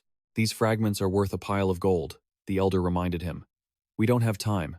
Get the statues first." The young demon sighed in regret, but had to prioritize the main objective since he had come all this way. He reached for the statue. The young demon was bewildered when the statue didn't shrink. He wondered why it wouldn't get smaller. The elder told him to stop messing around and hurry up. The hot-headed young demon wanted to finish quickly so he could go to sleep. He cursed the elder under his breath for doing nothing but nagging. Just then, ice began to seep into the palm of the young demon's hand, where he had touched the statue. Bam! An ice golem appeared, grabbing the young demon by the neck. He immediately punched the ice golem to try and escape. Once he was pinned to the ground, he warned his teammate, "It's a trap." Looking at the 2 ice golems in front of him, the young demon was about to say something arrogant, but Seo Junho's sword was already at his throat. "Impressive. Should I finish him off?" "No, don't overexert yourself." Sky stopped him. "I need to see just how weak I've become." The young demon, only now realizing that the person standing behind him was a night demon, was terrified. He wanted to curse out a slur, but he was finished off by Seo Junho before he could even get the first word out. The young demon only just realized with a jolt that the person standing behind him was a night demon. He wanted to curse at him, but, unfortunately, he was taken out by Seo Junho before he could even finish his first word. Meanwhile, the elder demon had already fled from the chaos. He thought he would get away if he just kept running, but a series of high-level magic spells had been waiting there since the afternoon. With a flick of gravity, the magic prison unleashed lightning spears, and with Sky's arrival, they all came crashing down on the old devil. "What?" the old devil stammered, stunned. He scrambled to defend himself, but how could he possibly hold off Sky's attack? He was absolutely fried by the lightning. Sky kept pumping up the voltage. The devil tried to tense his muscles and grit his teeth to hold his ground, but it barely made a dent. In the end, he took the full force of a high-tier blast. He wasn't blown to bits, but he was left in a sorry state. Before he could even catch his breath, he was greeted by the friendly face of Seo Junho. Junho didn't even give him a second to react, immediately grabbing him by the face and slamming him into a shroud of darkness. Still, for an old devil, he sure was persistent. "Night Devil, I'm not planning on dying here just yet. Oh, don't worry, I'll send you off peacefully. You arrogant brat, you've always been this way. Wait, do you know who I am?" The old devil glared at Seo Junho like he wanted to swallow him whole. "Of course I know you. 27 years ago. You remember the Paris Ghoul massacre, right? I was there too." The old devil took a combat stance. Was Seo Junho reminiscing? "Forgive me, but after being frozen for 25 years, a lot of memories get a bit fuzzy." "Oh, wait. So even if you die today, I guess it doesn't really matter, does it? Since you've already lived an extra 27 years, right?" Seo Junho said, summoning his shadow hounds. The dark wolves lunged at the old devil, but he didn't seem too intimidated by them. "I'm not the same as I was back then," he shouted, swinging his fists to pummel the wolves. No matter how hard he struggled, he was still caught in the grasp of Seo Junho's shadows. He couldn't help but curse those damn system attributes. He knew he couldn't afford a long, drawn-out fight with the Night Devil. He reminded himself that he had to finish Seo Junho in one blow if he wanted any hope for a bright future. So, the old devil gathered every last bit of his remaining strength and lunged at him. Facing that incoming fist, Seo Junho pulled out his massive sword to block. Bare hands against a giant sword? It was pretty clear whose was going to snap. But the old devil's fighting spirit hadn't broken yet. He wouldn't stop until his right arm was completely mangled. He finally landed a powerful, explosive hit, but it barely fazed Seo Junho. The shadow hounds kept tearing into the old devil as if nothing had happened. Still having enough strength to fight back, he thought, I cannot let the night devil turn the tables on me. How long do you plan on mocking me? After punching the wolf, he lunged at the night devil again. This was the first time Junho had seen someone so eager to throw themselves into a dead end. But hey, if that's what he wants, so be it. It's his final moment anyway. As their eyes met, Seo Junho's shadows wrapped around him. It's over. With one swing of his sword, Seo Junho nearly sent him to the afterlife. The old devil gritted his teeth, thinking, is there really no other choice but to use that skill? As long as the opponent doesn't know my ability, I can definitely catch them in a trap at least once. The old devil let out a roar, unleashing a wave of shockwaves toward the night devil. Junho immediately realized this was why he'd been hiding his powers. He was aiming for a single, game-changing blow. But if he wanted that to happen, he shouldn't have brought up what happened in Paris. To the devil, it had been 27 years. But for someone like Seo Junho, who had been a statue, it felt like only 2 years had passed. Junho understood now this guy was the one. He snapped his fingers to block the blast with ice golems, but they were quickly shattered. Seo Junho waved his hand again, and the rest of the ice dispersed. The old devil finally realized, could the Archmage's spell have affected even this place? No, that's not it. This is the Night Devil's ability. He's become a monster even more terrifying than he was 27 years ago. Early the next morning, Seo Junho went to see Sky. Oh, there you are. Where's the other one? I captured him and read his memories. You did? How? I used a skill I picked up called Confession of the Dead. I gathered a lot of clues since he was one of the first-generation players from about 30 years ago. Huh? No way. That skill is insane. Seo Junho, I've changed my mind. Sky spoke suddenly, leaving Junho confused. Didn't I say I'd work with you before? But I've thought of a more efficient way. I'll go hunt the ghouls myself and bring them to you. You just need to read their memories and level up safely. Seo Junho, the situation is too dangerous for you right now. Junho realized Sky was right about one thing. He really couldn't afford to use abilities that drained too much mana. But that's too much trouble for you. It's fine. You've been carrying this burden alone on your shoulders for 10 months. Now we can share the load. When Ramadas, Mio, and Rupert return, you can just be a figurehead, like back in the day. I had a lot to worry about back then too, you know. What are you talking about? What figurehead? Exactly. Whenever you had a request, it was always, Sky, please help me with this and that. Ahem. Let's go help the Lord's son, Julian, first. Junho led Sky to the second floor. She was just as excited as he was when he first stepped foot here. Though, she was drawing a bit of attention, making people turn and stare. Sky wondered to herself just how much her magical knowledge would expand if she stayed here. Seo Junho had to get back into character. I'm here, Lady Sky. I'll be your bodyguard on the way to the Julian estate. Sky was momentarily startled, but quickly played along. Guard me well, then. Player Junho knew acting was his specialty. Look, it's the Archmage. So the rumors that Sky Keelan awakened are true? Aside from the gossip, there was something even louder, Our Lady Sky. She loved the place, her eyes crinkling with a smile. Oh, this place is amazing. I wonder how many miraculous discoveries have been made here. If you're free, feel free to explore the Magic Tower, too. Seeing her bouncing around the fountain like a kid, Seo Junho offered. Legend says the Tower Master is also the commander of the Royal Knights and the Archbishop of the Solar Cathedral, someone as strong as the heavens. Just then, Commander Vivia spotted him and Sky. Ah, is this the friend you mentioned? The one who can heal our young master? Yes. None other than the Archmage Sky Keelan, one of the 5 greatest heroes in our world. Commander Vivia was stunned. Wait, that's Sky Keelan? She didn't look the part, did she? After all, it was hard to imagine a legendary Archmage bouncing around someone else's fountain. Oh my, so you know her? Of course. The legend of the 5 great heroes is famous even in our lands. Not only that, but their stories are performed by traveling bards everywhere. Seo Junho thought, really? By now, Sky had climbed down from the fountain. Vivia immediately greeted her. To meet the great Archmage of Earth in person. This is my honor. And you are. Sky as she danced in the water, around her body to create a shimmering effect or just for fun. I'm Sky, commander of the Royal Knights. Sky let a few drops of water hit the ground after performing a dizzying dance. She laughed and said, my goodness, I didn't expect this place to be more welcoming than Earth.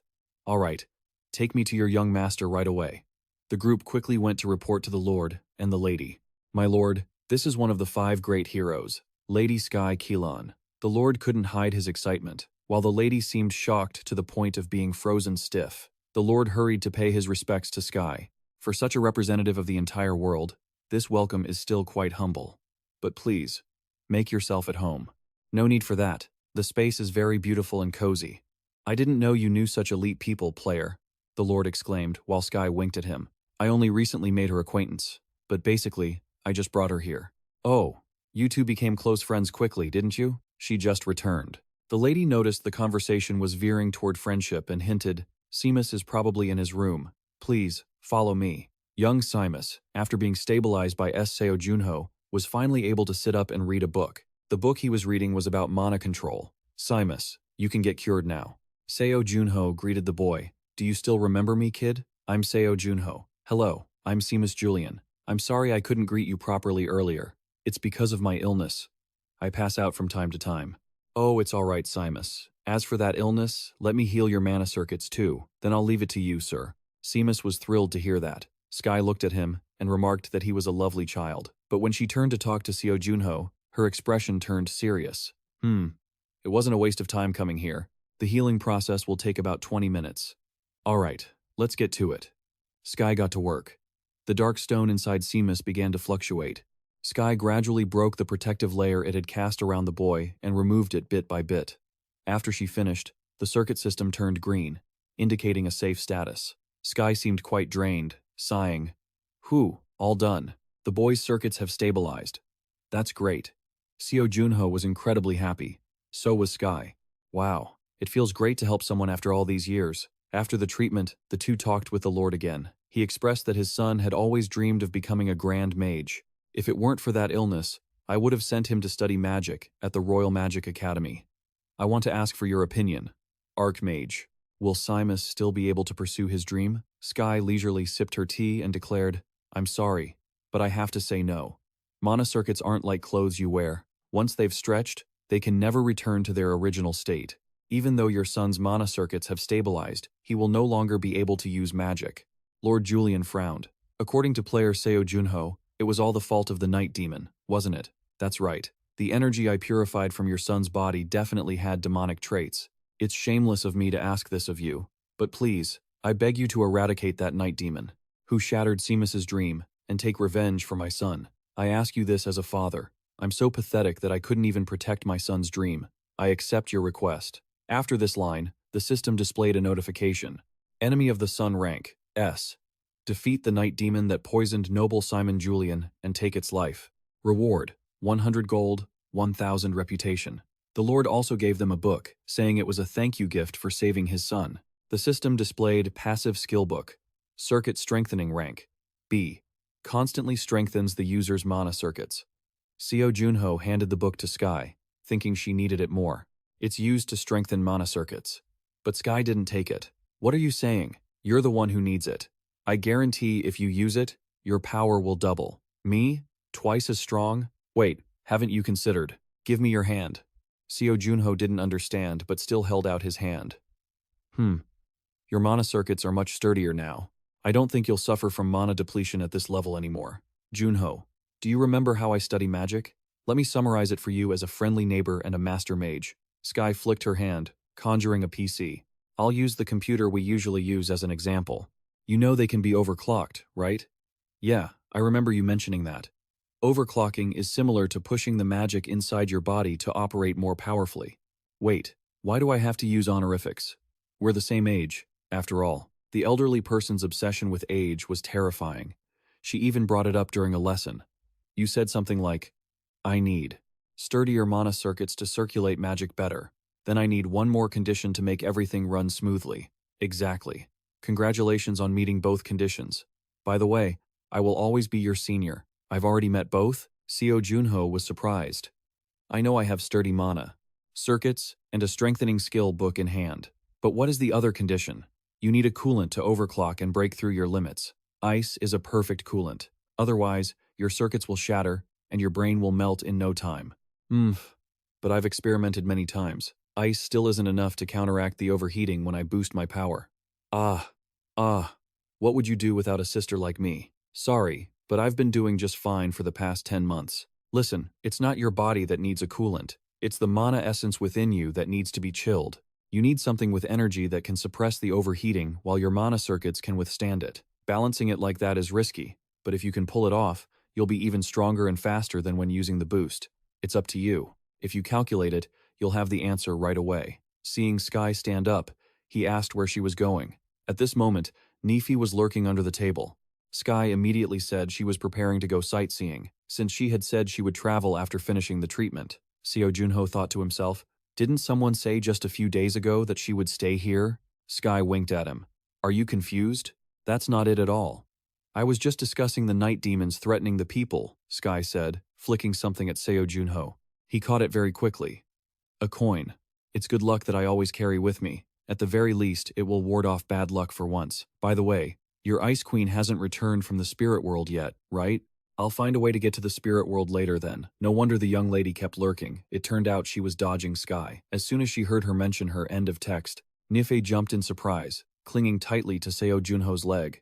He told her to be patient, as spirits needed their privacy. She replied that she would reconsider after dealing with those ghouls, then said goodbye and walked straight off. Only then did Nife peek her head out, clutching her lucky coin. Being a mage and so superstitious, what a character. I know all too well that she'll push herself too hard again. I'm so worried. She's been fighting alone all year, so she probably thinks it's her turn to shoulder this burden. Meanwhile, Sky had already blinked to the roof of a house. She was determined to give her all for him. She was always the type to repay a favor tenfold. Before fully recovering her strength, Seo Junho realized he still had a long way to go. The only thing he could do was level up quickly and regain his strength. Junho thought he had to master overclocking if he wanted to keep up with Sky. He wouldn't hold her back. Hey, whose Seo Junho are you talking about? It's my black armor. You want to fix it?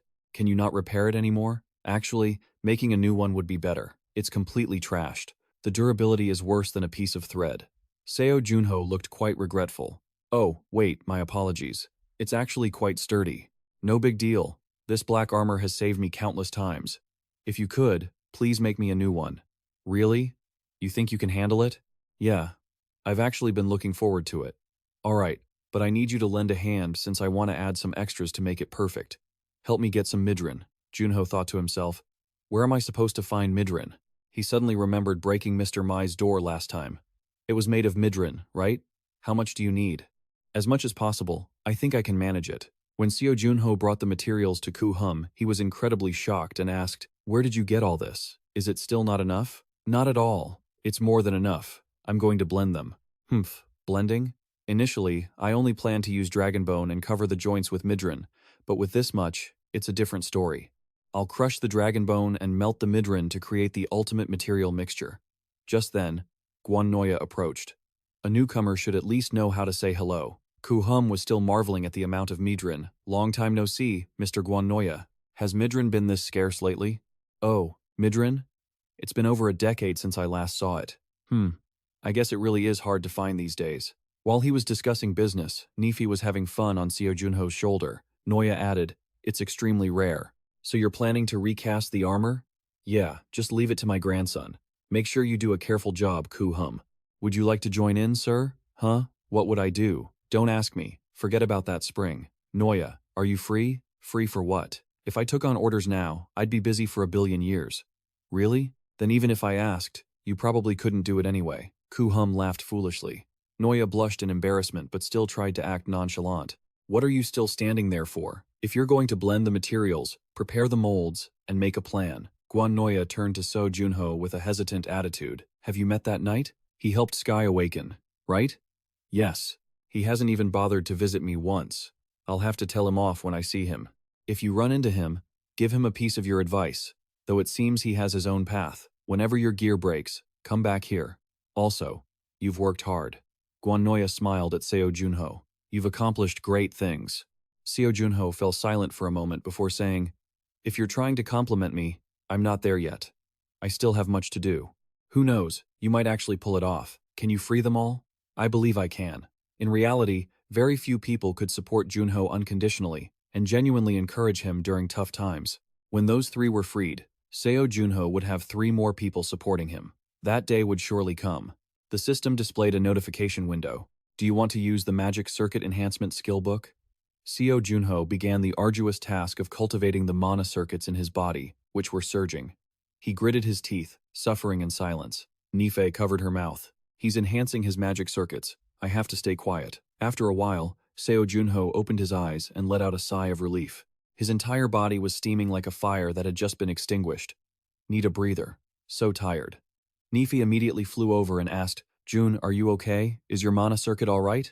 I used to have only 2 mana-containing circuits. Now I have 4. Nife breathed a sigh of relief. The mana capacity was larger, but if he used all 4, the consumption would also increase. Seo Junho grinned.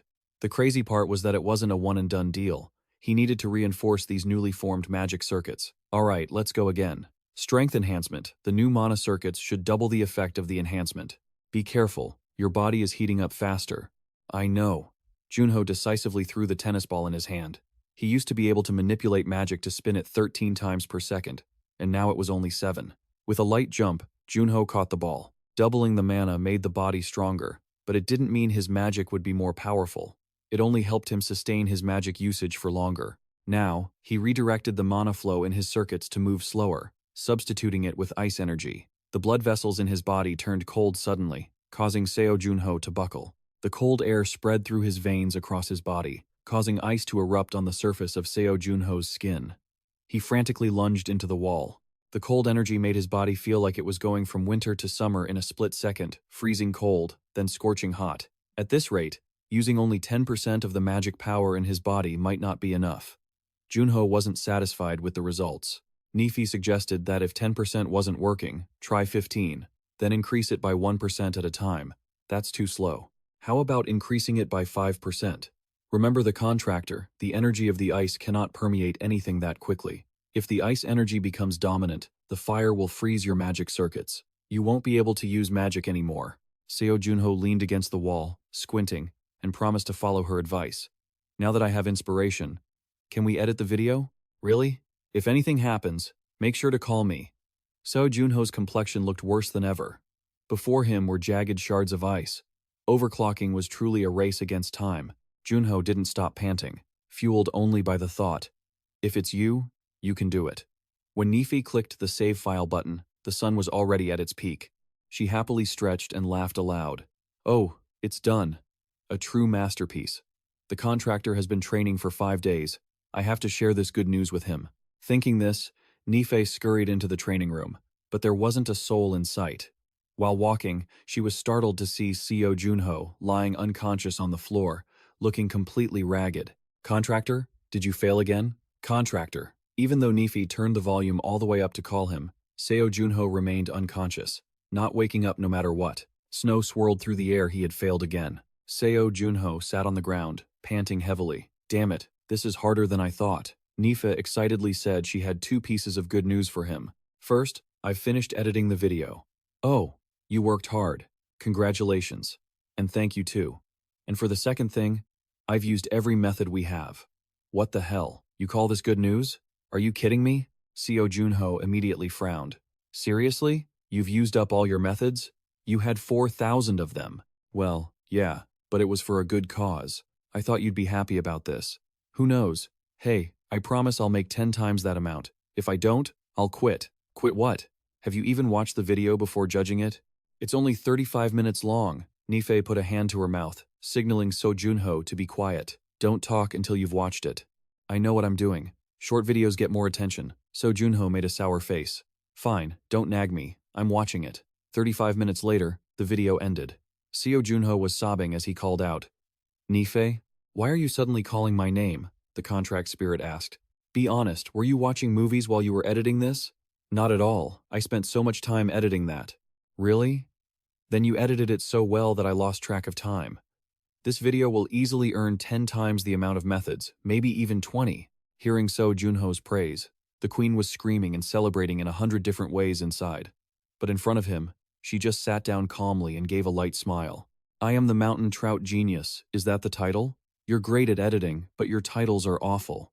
Nife hugged his sour-faced expression affectionately. Hey, that was my first masterpiece. Go easy on me. And just like that, it was uploaded. Under the clear blue sky, the queen was restless, unable to sit still from the early morning. Meanwhile, Seo Junho was calmly preparing to train. I can't help it. When I'm alone, I get even more nervous. What are you so nervous about? If you're curious, just watch it. Fine, I'll watch it with you for another 10 minutes. Are you expecting much? Of course. I want it to rank first. You're pretty ambitious, aren't you? Well, you have to aim to be the best. The top-ranked videos all belong to members of the big guilds. It depends on the audience's reaction, so it's a bit of luck, too. Although he said that, he was secretly calculating. In the year 2050, the world population would reach 8.4 billion. Fran had 2.7 million players. The most viewed video of all time was a giant hunt by the Goblin Guild, with 123.5 million views. As the Queen panicked over that number, Junho received a message from Skyha. It was a link to a private group. He didn't understand why she sent it, but what was more surprising was that she had 1.4 million followers. That's so unfair. Even if she was a hero before, getting 1.4 million followers in a week. Isn't that crazy? You have 7,000 followers. So what? I've made so many videos.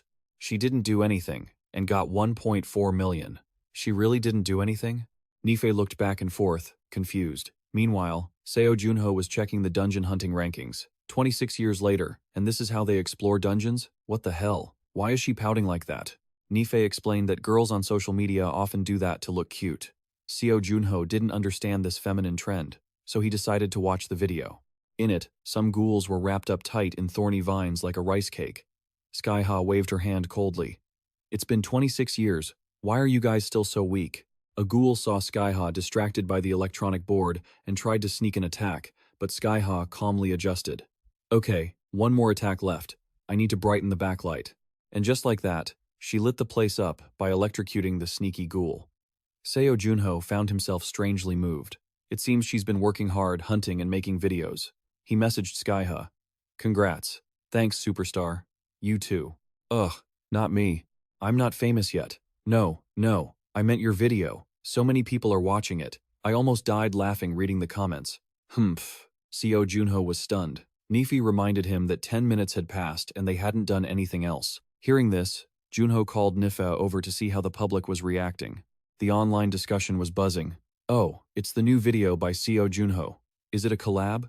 My friend at the scene said it was bloody. Yeah, that's her. But what the? Haha, isn't this a game?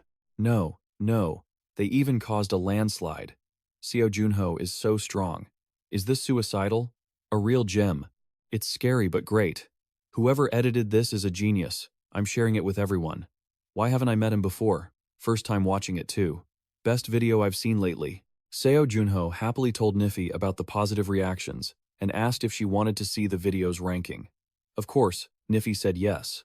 Their mountain dungeon hunt video was ranked 43rd. Seo Junho laughed out loud. Rank 43 is awesome. We aren't even part of a big guild. Nife slumped against the wall in disappointment. But I was hoping for more. Total earnings, 38,700. 47 methods, nearly 40,000.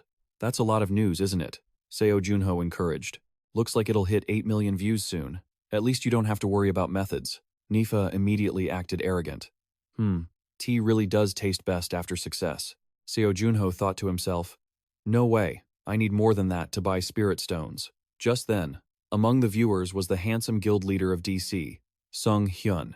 He watched the video and immediately realized Junho was the person they were looking for. His secretary said, correct. At the time, all 6 major guilds were hunting for clues about him. Good, bring the files you prepared to me. It's also strange, Sung Hyun muttered while trimming his nails. He grew up in an orphanage, his studies were average, then he became a player. For someone as special as him, isn't this past a bit too normal? Yes, it seems the association interfered. Apart from this fake file, did you find any other information? I'm sorry. It seems the president of the Simgu Association arranged to cover it all up. He turned us down before, didn't he? Yes, he said he'd rather be the head of a snake than the tail of a dragon. Gong Juhaha said the same. They're like best friends. Well, have her invite him to join. Perhaps next time I go dungeon hunting, I'll invite him along. Sung Hyun threw the cute bare nail clippers on the table, thinking about Seo Junho's head of a snake comment. But what he saw was the performance of a dragon. Sung Hyun couldn't help but feel that some things only make sense after careful thought. But it would be better if Seo Junho worked with them. In the icy night, a candle flickered, illuminating the face of a man struggling with all his might to get back into his prime, or rather, to get stronger. Snow and gear were scattered all around Seo Junho. Seo Junho closed his eyes and panted heavily. Another week had passed, and the viewership remained stable. The final method profit was 42,250. Congratulations on earning just enough points to stay in this game. Are you worried about me? Nefi began to put on an act. I knew this would happen. How's your training going? I can maintain the enhancement for at least 40 minutes now. But what even happened here? I just can't seem to get past the 4-2-minute mark.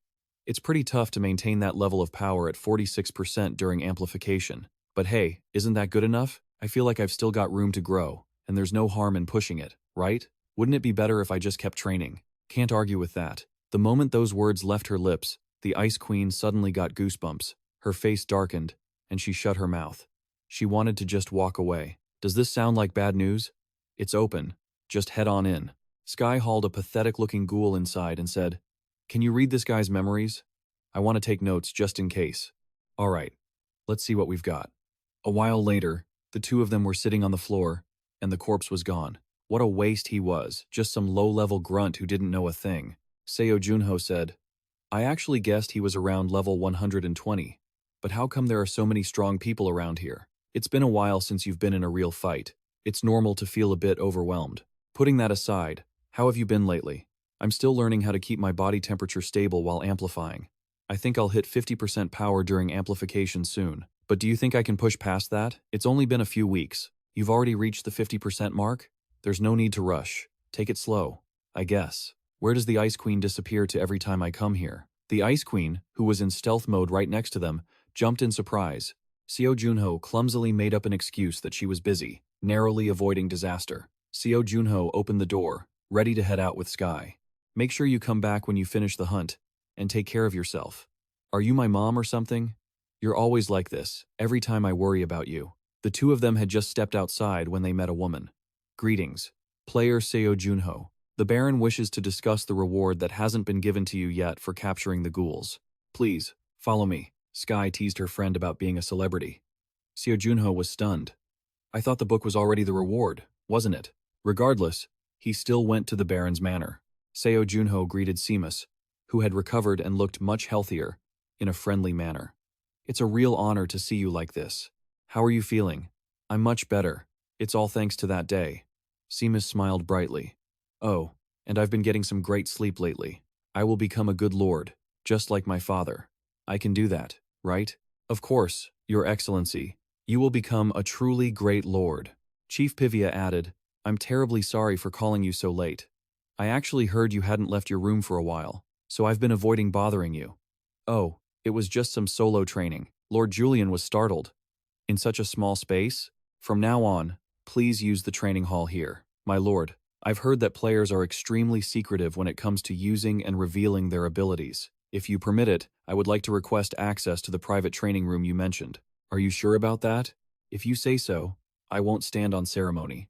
Seo Junho felt there was no reason to turn down such a great offer. Now then, player Seo Junho, you've likely heard about this already, but I called you here today to reward you for stopping the ghouls' massacre. To be honest, I thought you already gave me my reward.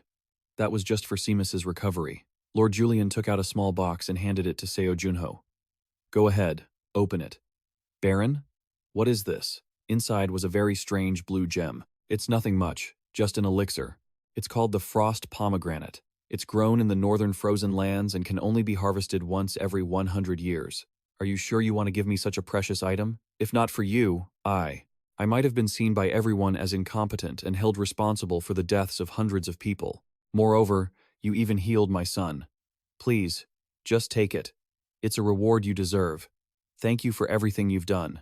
Returning home, Seo Junho dove back into training with his amplified meridians. By now, his strength had reached 38%. Seo Junho lunged straight into the middle of 2 rows of target dummies. After absorbing the Frost Pomegranate, all of Seo Junho's stats increased by 15 points. At this moment, his strength had reached 42%. Then, 43%. Knifey suddenly popped out and asked, Contractor, is the belt working well enough? The belt you've equipped increases your body control, and your perception of magic has improved significantly. Even if you get injured on the battlefield, this belt will be a huge help. Please don't break it. I'm tired of doing manual labor. Also, the armor's base is white armor. But if it gets damaged, feel free to bring it to me. I'll fix it myself. Seo Junho remembered how happy he was when he received the letter and the armor, and he marveled at how much effort his old friend had put into it. Because of the special nature of the material, it must have been difficult to craft. The name White Armor has a nice ring to it. The Ice Queen, munching on a cookie, said, "Those guys have zero naming sense. I think it sounds cool. I wouldn't expect anything better from someone who uses salmon as their online handle." "What did you say? I thought you said something about salmon? That's my nickname, you know?" At this moment, the special belt worked its magic, and his energy output hit 44%. Junho could now circulate magic through his body 24 times per second. His current stable amplification stat was 60%. Seo Junho donned his armor in a heartbeat, shredded the target dummies, and dashed toward the candle like a gust of wind. The stabilization stat was at 63%, and his body temperature was at 37 degrees. Seo Junho slashed the candle. The body was cut in two, but the flame kept burning. "In 3 days, the frozen territory will end. Now is the time to finish what I started at Julian." Meanwhile, the ghouls tracking Junho were still following him closely. The target has left the castle. Seo Junho has headed into the fields toward the north gate. Finally, after a long month and a half, he's leaving. What a bastard. And what about Sky? 3 weeks ago, Seo Junho escorted her to Julian. I checked her community account. She's currently in the Oolong Forest, east of the Empire. It's far, though distance means nothing to an archmage. Doesn't matter. We'll kill Seo Junho before she even realizes what's happening. I've waited long enough. Let's start the hunt. The final hunt had finally begun. After a long period of isolation, Seo Junho was finally out hunting. He couldn't help but sigh at how long it had been. Nefi remarked that it had been about a month and a half. Returning after a long absence, Junho's targets for the hunt were these howling whiptail wolves. Junho was eager to see how his strength would fare without amplification. Seo Junho was now strong enough to deflect the giant whip-like tail without even needing his armor. He felt these things were weaker than before, so he boldly grabbed its tail with his bare hands and held on tight. He wondered, could he actually pull it? Just how strong was this thing, anyway? Gritting his teeth, Seo Junho gave it a try. With a surge of enchanted mana, he swung the massive wolf around like it was nothing. It was surprisingly slow to react to his attacks. The experiment was a roaring success, ending with a knockout punch from Seo Junho. "By the way, you guys are the first monsters I've hunted since arriving here. Plus, I haven't finished my fairy wolf quest yet. You guys are just plain unlucky." Seo Junho drew his greatsword, leaving the wolves feeling frustrated but unable to fight back. Meanwhile, a young-looking old man was being stalked by a group of demons at midnight. They had noticed that Seo Junho's behavior often leaned toward being a bit of a hero. If he saw the weak in trouble, he wouldn't just stand by, so they wanted to use that to lure him into a trap. Nino chose a perfect spot for the ambush. "I'll stay here and lead. Pay attention, you two, move out." "Yes, sir, but what about Signer?" the ringleader thought to himself. "Seo Junho, you're just bait. You're not my actual goal. My target is the Sword Saint, Kim Woo-jin." Signer figured that for someone so brutal, Seo Junho was quite lucky, but I guarantee no amount of luck will save you today. My stats have dropped by 50% since last month. But why do I feel stronger now? Maybe it's because of the overclocking, so my power has increased compared to before. Nefi suggested that, instead of fighting monsters, he should go after the demon tribe. Junho replied, "No matter how many demons there are, they aren't stupid. Where would I find them in a place like this?" Nefi smiled brightly and pointed in one direction. "You're looking for an answer? Well, maybe some demons are living in that wooden cabin over there. You tend to run into a lot of surprises around here." Seo Junho looked toward the wooden cabin, where a man was slumped against a tree stump, motionless. "Ice Queen, I'm sorry, but there's nothing there. See? No monster traps. Hunters and mercenaries use those, but mages wouldn't buy them. Near the trap, there was a suspicious pool of blood, but it was too dark to tell for sure. But the Ice Queen's sharp nose wouldn't let it slide. Contractor, that smell. It's the stench of blood. I smell it too. Ice Queen, go scout the perimeter. Leave it to me. Contractor, there are no monsters. Oh my god, there's a dead body here." Seo Junho immediately dashed over and used his Confession of the Dead skill to see what had happened. I hope what that woman said isn't true. Just then, someone ran up and called out to his uncle. Before he knew it, they were blaming Junho for what happened to the old man. "You're the one who did this, right? Not planning to answer me? Speak up. What did you do to him?" Seo Junho looked at him with a confused expression and spoke calmly. "Why are you asking me?" The guy was stunned. Seo Junho's face darkened, and he said coldly, 10 minutes ago, You were the one who attacked him. How did you know? As the guy was speaking, Seo Junho lunged forward, ran a sword through him, and thought, you were the one who set the trap, and you have the nerve to ask me that? He coldly finished him off, guessing that this guy wasn't alone. Seo Junho could see 3 more figures rushing toward him through the darkness. He immediately activated his pocket dimension battlefield.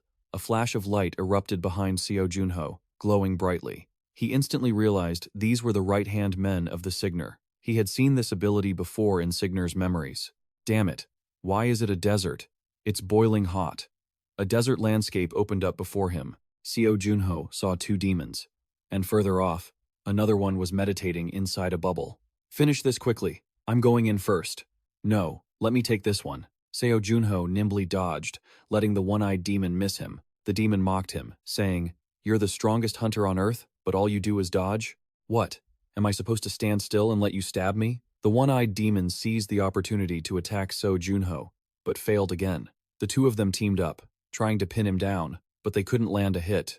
Junho dodged as fast as lightning.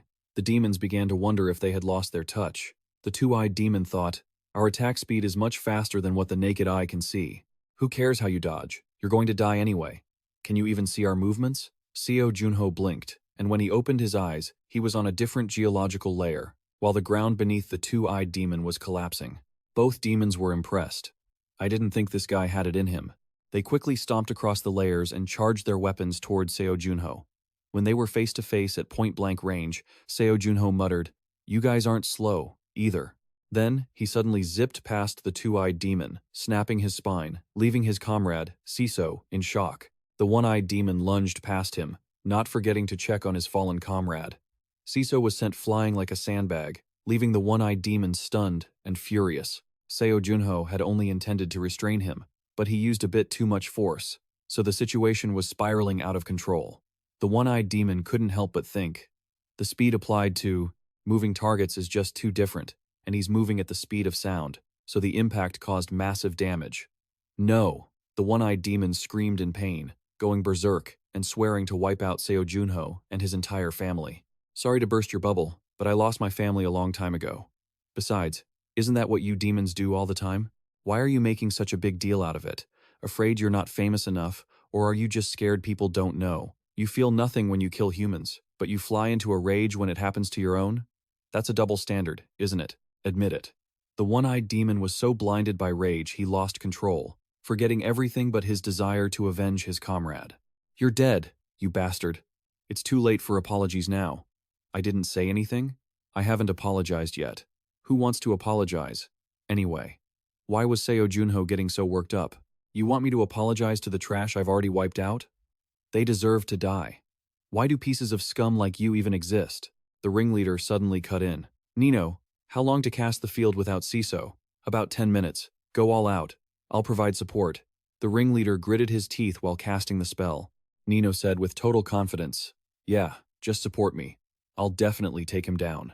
Getting a boost from his comrade, Nino acted like he was high, laughing loudly. Ha ha ha. This feels incredible. This is for Seo, you bastard. He laughed like a madman and fired a barrage of arrows, raining them down on where Seo Junho stood. Seo Junho didn't flinch. He immediately activated his armor and boosted his power to 63%. Seo Junho launched himself straight into the rain of arrows. Amidst the hail of fire, he darted around like a bird, not a single arrow hitting him as he flew straight toward the safe zone. The 2 demons casting the formation were furious, cursing him as a little rat. Are you done yet, Nino? No, just a little longer. Seo Junho just kept on flying. Nino snapped and poured on more power. There's no way he'll dodge this. A massive stone pillar slammed down towards Seo Junho, but he was quick on his feet, using Shadow Flash. He blinked right behind the one-eyed guy, a flash of purple light, and just like that, Seo Junho sent the guy straight to the afterlife. He didn't waste a second, lunging forward to deliver a crushing blow to the leader's face. Before kicking the bucket, the guy spat, I'll wait for you in hell. Why on earth would I go down there? Junho retorted, then slammed him hard enough to send him straight to the abyss. The demon was punched so hard its magnetic field barrier shattered, sending it flying. Seo Junho chased it down, slamming it from bush to brush dozens of times without stopping. He gritted his teeth, thinking, I'm losing control, 64%. The Ice Queen, his contractor, called out worriedly, 66%. Just as it seemed nothing could stop Seo Junho's rampage, Sky suddenly appeared like a deity, casting a spell to help him calm down. How did you find me? Seo Junho asked, stunned. Sky replied distractedly, I gave you a coin, remember? I placed an enchantment on it, so I can tell whenever you're under magical attack. Now, let's extract some intel from these bastards using Confession of the Dead. Suddenly, Sky lunged forward and hugged the Ice Queen, causing her to shriek. Let's talk. I'm not sure what they discussed or what they pulled from the demon's memories, but now the two were disguised, sitting in a roadside tavern. Sky hid her face behind a wide-brimmed hat and whispered, There's a branch of the Demon Guild on Mount Kano. At least we know one of their strongholds now. So, what's the plan? Do you want to move in, or wait for the right moment? Seo Junho, face hidden under a hat, replied, Their meeting night is the full moon of the even-numbered month, so we still have 5 days. Both of us are pretty weakened, so we need an edge. I've been hunting to level up and getting used to training with the ice golem. That's my ace in the hole. Reinforcement. The better I control it, the greater my combat advantage. The Ice Queen, now back inside Seo Junho, happily munched on snacks while listening to their plan. Sky stroked her chin. I felt comfortable here the first time, but it's different now.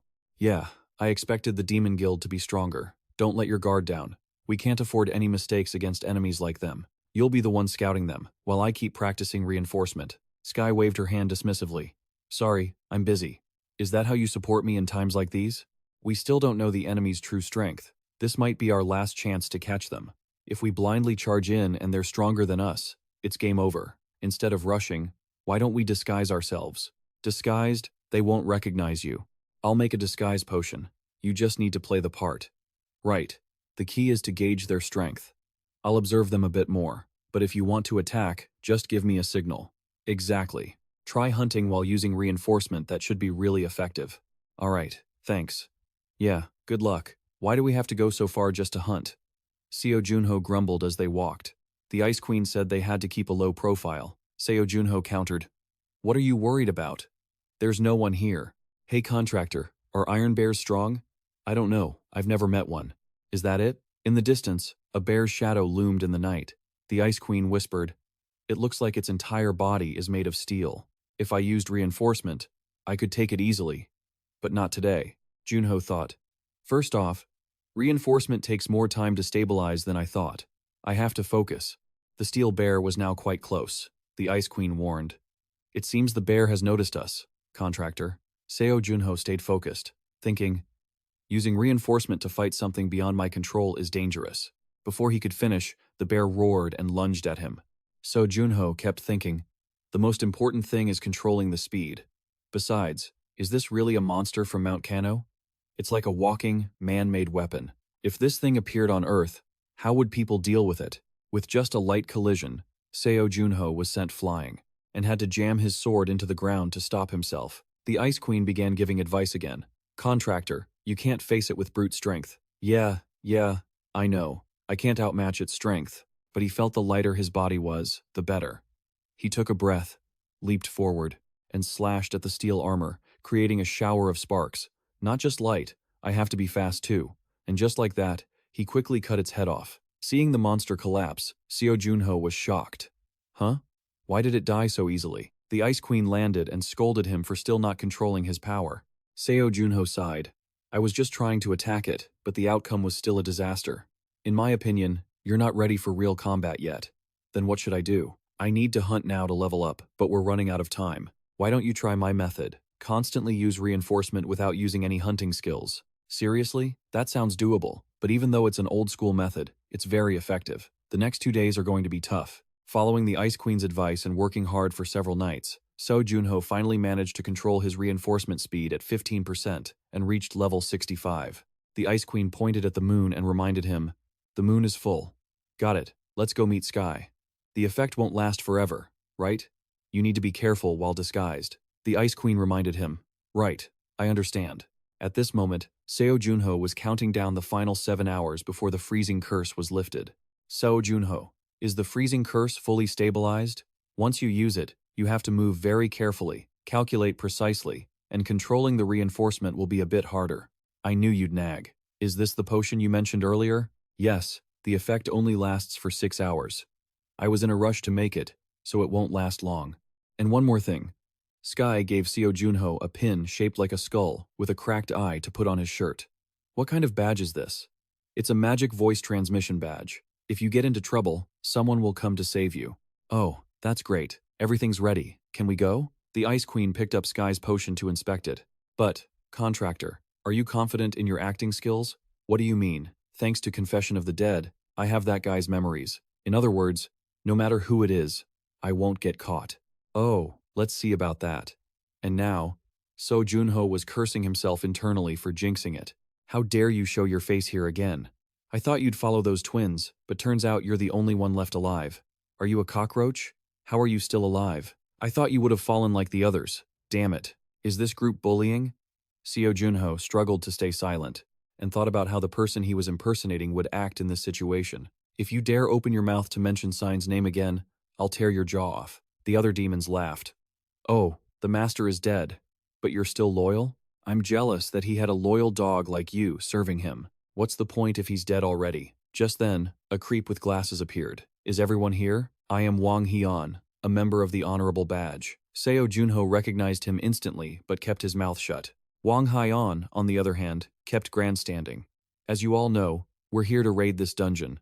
I gathered you all based on your individual rankings, but let's be real, you're all just tools. My orders are absolute. Resist, and it means death. Got it? The other monsters immediately scrambled to obey.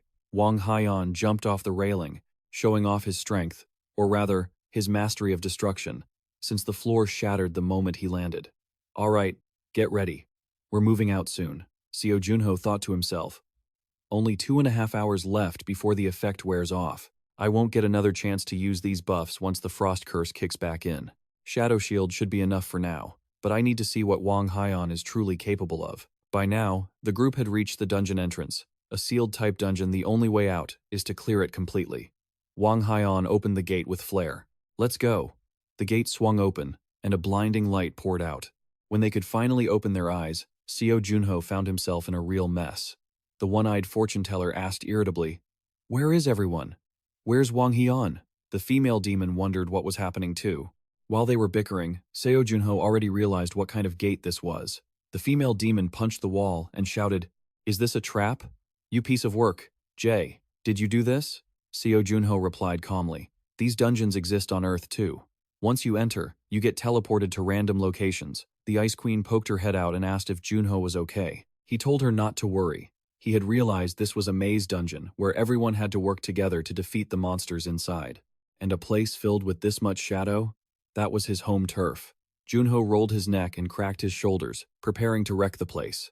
Damn it, a maze-type dungeon? I guess so, since we got separated from the group. Okay, so I suppose we should find Wang Heon first, right? Do we really have no other choice? The fortune-teller asked. The female demon snapped. Obviously. If we stick with Wang Heon, we don't have to worry about our lives. Right? Exactly. Let's go then. Still, don't lower your guard, check your gear first. Seo Junho was weighing his options. If he wiped them out, he could learn about Wang Heon through Deadman's confession. But he needed more info first, like how big the dungeon was and if the rooms were connected. Junho thought this while opening a door, drawing protests from his reluctant teammates. Hey, you maniac, ask us before you open doors. But he didn't care about them, deep in thought. The walls are high and full of traps. Looks like a standard maze. Even though they were cursing him out, the female demon and the guy with glasses followed him like shadows. This place is bigger than I thought. I don't see any monsters. Why don't you share your thoughts with us? The guy with glasses glared at him, but Seo Junho coldly shot back. Even if I told you, you wouldn't understand. The female demon started lashing out again. That jerk, what's wrong with him? I've never liked him since I met him. Actually, he only trusted this one guy and stuck with him. Ignoring their trash talk, Junho let out a bit of shadow energy to scout and realized, in a maze like this, you won't find a single monster just standing around. The Ice Queen rode on Seo Junho's head and asked what he was doing. I'm toning down my presence, it'll be fine. The female demon sneered. Ha, who are you talking to? Get to the front and be our meat shield. Junho frowned. The transformation wouldn't last long. It would be better to just wipe them all out. But he suddenly glared back, making them flinch, though they quickly covered it with arrogance. Your master isn't here to protect you anymore. Are you that desperate to follow him? Watch out for what's behind you first. Seo Junho reminded them coldly. The female demon and the fortune teller didn't seem to believe him.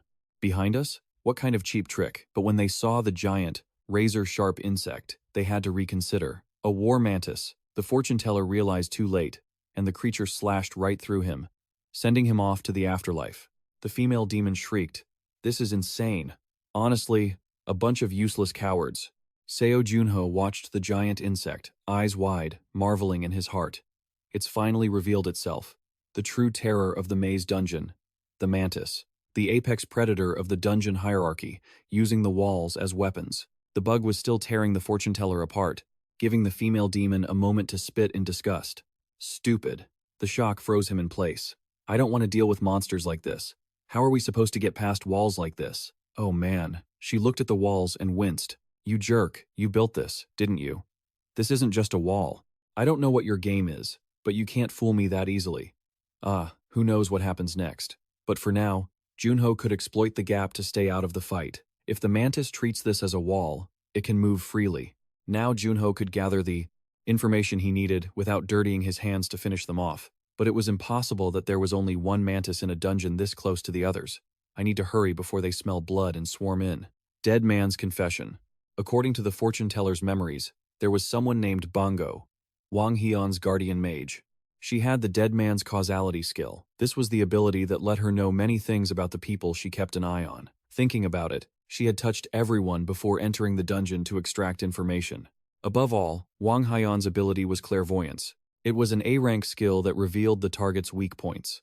Meanwhile, Wang Hion could shatter monsters with a single punch. It wouldn't be easy, contractor. What are you planning to do? That's what makes the difference between me and the opponents. In this difficult dungeon, I'm just making it a bit fairer for them. As expected. You're amazing, sir, Wang Hyung roared. Wang Hyung took down another mantis to the cheers of his teammates. Just as he caught his breath, Bango warned him, Wang Hyung, the number of mantis is increasing. They're level 90 or higher. Are they launching a surprise attack? 23 is a huge number, and we've already lost 6 others recently. That's why things feel so weird here. We can't afford to lose any more people to monsters like these. So, there's a traitor among us, Wang Hong concluded firmly. And honestly, he wasn't wrong. Seo Junho let his shadows tear the ghouls apart before jumping into the fray himself. He thought he was done with them for now, but then, he unleashed his shadow guardians to mince the giant bugs in a heartbeat. Honestly, I was wondering if my transmutation ability would be disabled here, but it looks like it isn't. Ice Queen, the curse of frost will recover quickly, right? Maybe about an hour. We don't have that kind of time, contractor. First, let's extract their memories. Seo Junho didn't notice a ghoul with 2 sharp blades preparing to ambush him, but he didn't need to worry about that. Seo Junho chatted with the Ice Queen while grabbing the guy's throat in one swift motion. The longer I live, the more of their memories I see. Even Wang Hong couldn't see through my abilities. The captured ghoul looked frantic. Seo Junho could tell he was with Wang Hong's group, and it seemed they had already realized the danger of their current situation. Without hesitation, he sent the guy to the afterlife and used Confession of the Dead to read his memories. Images flashed immediately. It was Bango speaking. You're right. Something is off. Keep searching for survivors. We need to regroup before the boss fight. All right. I'll use my drawing ability to find them. Next up is Satan's power. No problem. If I use my instinctive guidance, I can reach their location. Oh, crap. When Seo Junho sensed things weren't right, his instinctive guidance had already activated. Junho froze, realizing he'd been too careless and Wang Hong had been delivered right to his doorstep. What a surprise. That bug we betrayed. He looks familiar, doesn't he? What do you think, Goop? Wang Hong kicked a corpse aside to clear space for a fight. The guy exclaimed, Yeah, quite a shock. I didn't see that coming. The Ice Queen climbed onto Seo Junho's head and warned him, Contractor, this isn't a good situation for a fight. You're still under the frost curse. How much time is left? About 50 minutes, Goop. Is that guy targeting us? Why would he? Seo Junho thought to himself that he was stronger than when he fought the ex-NERs. But with his power enhancement incomplete and the frost curse active, fighting now was too risky. Maybe I should borrow some of the Ice Queen's power to hold out. You said you came here under the command of Najat, right? Even though this dungeon raid seems more successful than the last, why are you killing the others? Doesn't look like you intend to answer, huh? Then we'll just find out for ourselves. Before he even finished, a fist was inches from Seo Junho's face. He cursed. That was fast as hell, but still managed to draw his sword to defend. Wang Hong landed a shield-piercing punch and grunted, surprised that Seo Junho could even react to his attack. And very quickly, he kept pummeling him, demanding, "Are you really Goop? That guy didn't have this kind of power. Not only are you strong, but your eyes are pretty sharp too." He kept landing blow after blow, pushing Seo Junho back step by step. Junho struggled to keep himself from being blown away. This guy was stronger than he'd anticipated. If he let him keep up this barrage, he was in real trouble. Seeing him like that, Wang Hong grinned, clearly enjoying himself. Just then, the guy with Satan's powered it in. "Wang Hong, he's mine. Let me handle him." Bo stopped him. "Fine, leave him to him." The Ice Queen saw her favorite contractor getting beaten up and reminded him, "Contractor, just speed isn't enough. I know that move. It's his signature technique." Wang Hong cracked his knuckles and laughed. "Is this really the otherworldly battlefield? Tisk. I've heard of this dimension before. I've always wondered what talent you had that made the commander crave you so much. Let's start, shall we?" He talked to himself while getting into his fighting stance. Seo Junho overheard that and thought, "The commander wants this Goop guy's power?" I just picked up another memory. This time, Seo Junho used his shadow wolves to confront Wang Hong. The guy stomped his foot, preparing a lightning-fast punch, wearing a smirk as if to say, "The otherworldly battlefield might let you control dark energy, but it's useless against me." A single punch shattered all 4 of the shadow wolves Junho was so proud of, leaving him stunned. "Now I see why the commander wants your power. With your ability, creating a second army of darkness is completely possible." Wang Hong closed the distance, and Seo Junho hadn't reacted, making the Ice Queen incredibly anxious. "Danger, contractor." Wang Hong's heavy fist slammed directly into an ice wall in front of Junho. I have to say, that ice wall saved his handsome face, but it also revealed all of Seo Junho's tricks. "Oh? Ice too?" Wang Hong exclaimed with amusement, his smile turning even more twisted. "From now on, all your thoughts and actions are within my calculations." Junho's ice wall held on for a bit but eventually shattered under Wang Hong's punch, and Junho was blown away. "Contractor." The Ice Queen was terrified, but Seo Junho remained remarkably calm. He silently empowered his strength by 30%, summoned his white armor, and used the momentum to counterattack, engaging Wang Hong in hand-to-hand combat. They fought from the bushes to the grass, crashing through walls, still dead even. Suddenly, Wang Hong unleashed a secret move to negate debuffs. With that, he successfully landed an uppercut on Seo Junho's chin. This punch shattered the dark energy barrier surrounding them like an arena. Wang Hong looked at the hole in the ceiling and wondered, what? It pierced right through him, didn't it? Then he realized something was wrong. Wait, isn't this the otherworldly battlefield? What? You. He saw Seo Junho still standing there. Wang Hong thought he had a shadow clone technique, but how could a spy use Goop's abilities? And was that really the otherworldly battlefield? While Wang Hong was confused, a series of notification windows appeared in front of Seo Junho. Unstable state. Dispelling A is looking for spells to remove. Dispelling A has removed the frost curse. The duration of the frost curse had been reduced by an hour. Things were looking up. Wang Hong was still racking his brain. What the hell? That guy. He has memories that only Goop should have and the ability to mimic the otherworldly battlefield. It seems no one knew he was a spy, but looking at it now, his body and skills seem way more valuable than Goop's. He has the power to control both dark energy and frost. Junho stood up and stepped forward. Are you out of breath? Because I'm only just starting to wake up. Seo Junho was coughing up blood, but his body was already locked into a professional combat stance. Wang Hyung sighed in relief and stepped forward with a twisted grin. I'm not going to kill you just yet. Seo Junho didn't bother responding, his expression cold. We'll see who kills who. This time, he punched Wang Hyung before the guy could even get close. The duration of the ice curse had ended. All the debuffed stats were fully restored. To make up for being chased earlier, Seo Junho was now landing every single punch on Wang Hyung. The impact sent the guy flying, blood spraying everywhere. This guy is too fast. I can't even track him. Just as that thought crossed his mind, Seo Junho rushed in and landed another heavy blow to his face. The punch made Wang Hyung's eyes roll back. He swung his arm to counter, but Seo Junho blinked behind him, stomped on the ground, and unleashed a wave of frost. Using the momentum, he lunged forward and slammed another punch right into the center of Wang Hyung's forehead. Wang Hyung tried to grab Seo Junho's face to create distance, but he was sent flying into the ceiling before crashing down next to his teammates. Bango asked worriedly, Sir Wang Hyung, are you okay? Wang Hyung wiped the blood from his face, gritted his teeth, and said, Hurry up. Let's kill the boss and clear this dungeon. What? What do you mean? Wang Hyung forced a laugh and charged. Seo Junho didn't hesitate either. He activated a 15% power boost and lunged right at him.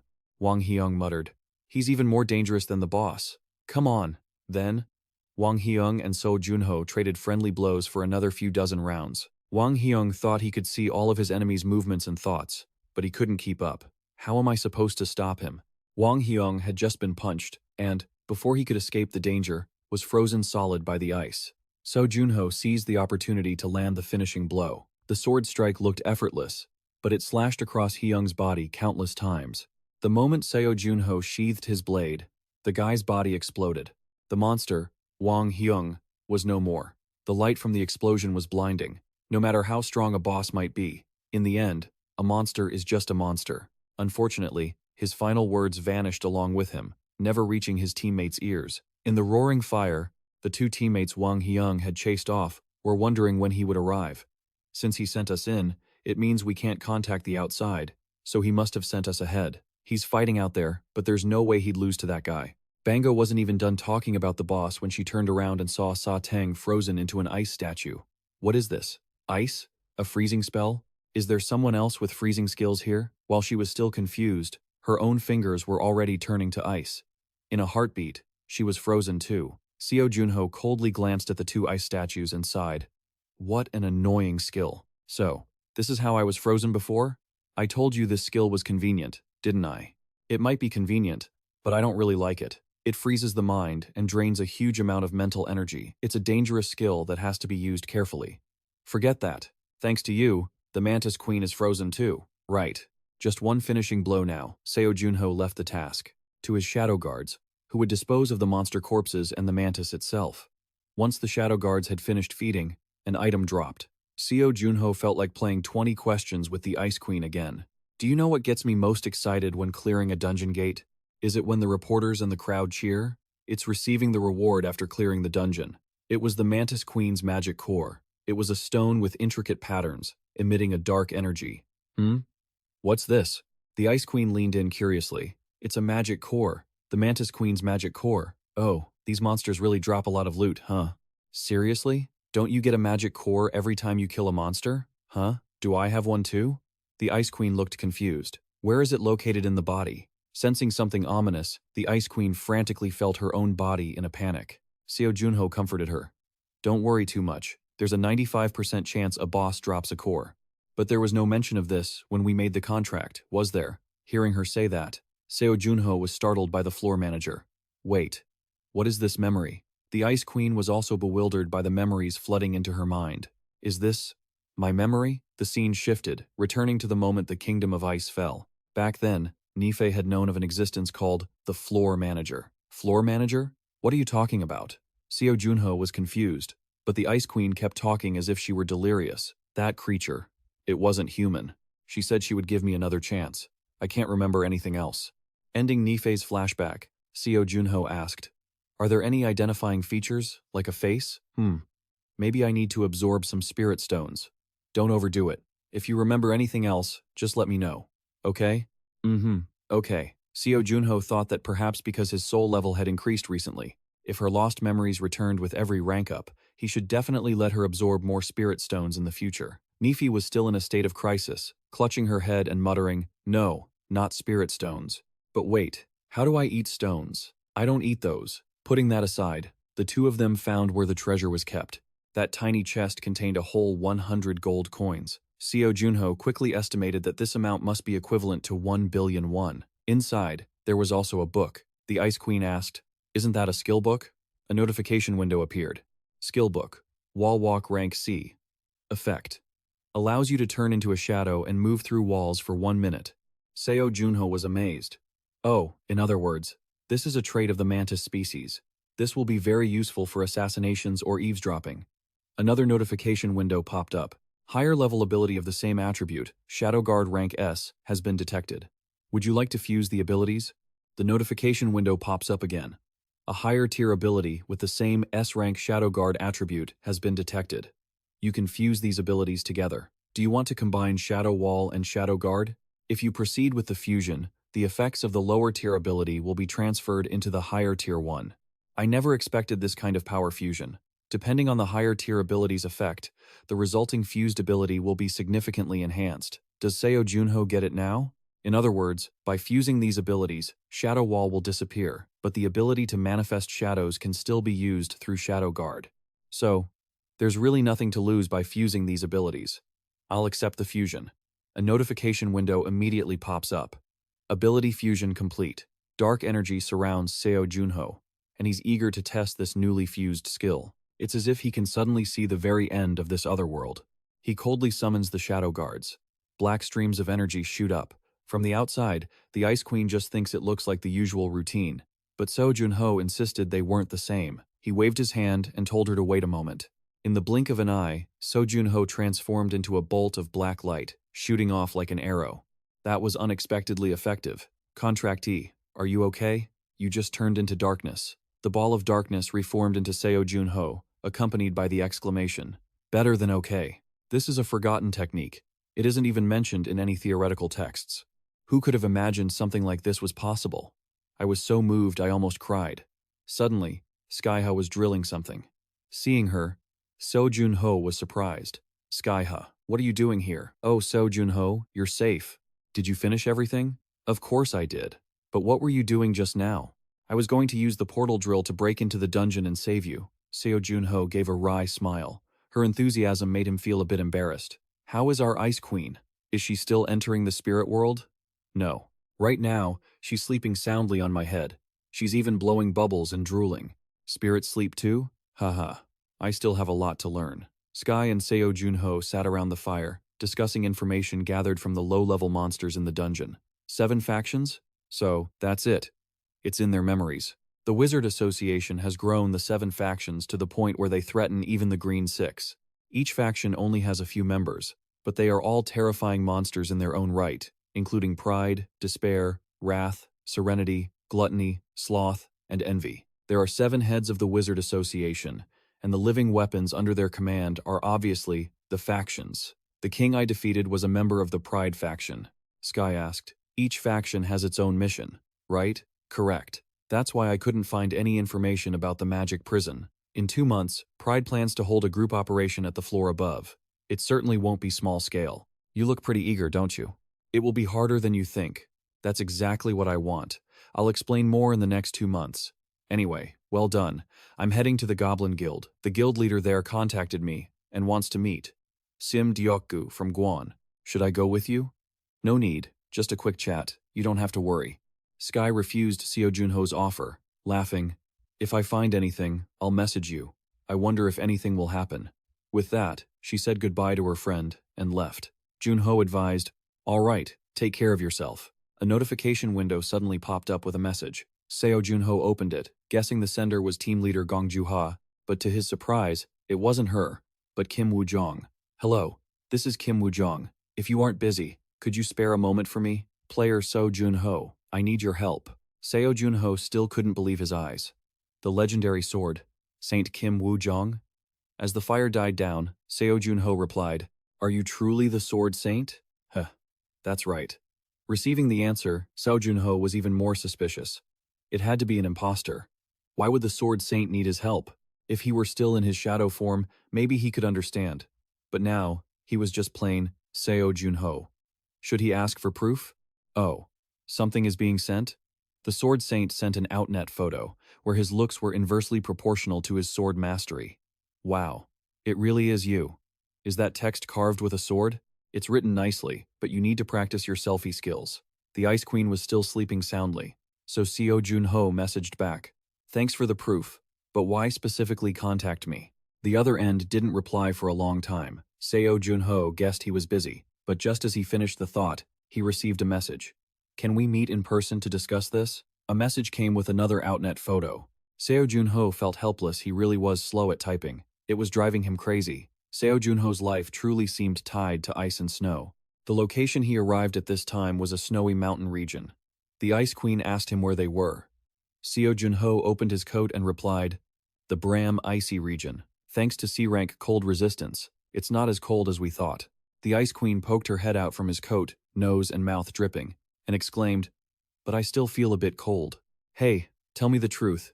You aren't an ice spirit, are you? No, I'm not. It's just because I just woke up. Finally arriving at the meeting point, the Sword Saint personally welcomed Seo Junho. Long time no see. You must be cold. You've had a long journey. Please, come in. I will explain why I contacted you. Once they were both calmly seated, Kim Woo-jong said, Player Seo Junho, do you know anything about the dwarves? Dwarves? I've heard of them, but I've never seen them with my own eyes. They are currently living in the caves of the Bram Canyon. They live in the Bram Canyon? Even in caves, the cold in the canyon is no joke. Caves alone can't block the cold, but with their technology, they can. Do you know what the dwarves' temperament is like? They are aggressive, love alcohol, and are very stubborn. I only know that they migrate by tribe at certain times. That's right, they migrate en masse every few centuries. Right now is that time, and the location is the Hamelo Ice Canyon. I am helping with that process, but there is a problem with the settlement location. The Hamelo Canyon has turned into a dungeon. I thought the Sword Saint could handle most monsters alone. The problem here is that an ice witch, a spirit of the icy lands, is the boss, and the intense cold has prevented me from getting close. Seo Junho thought to himself that he had cold resistance, but it was only C rank, so this would be tricky. The Sword Saint continued.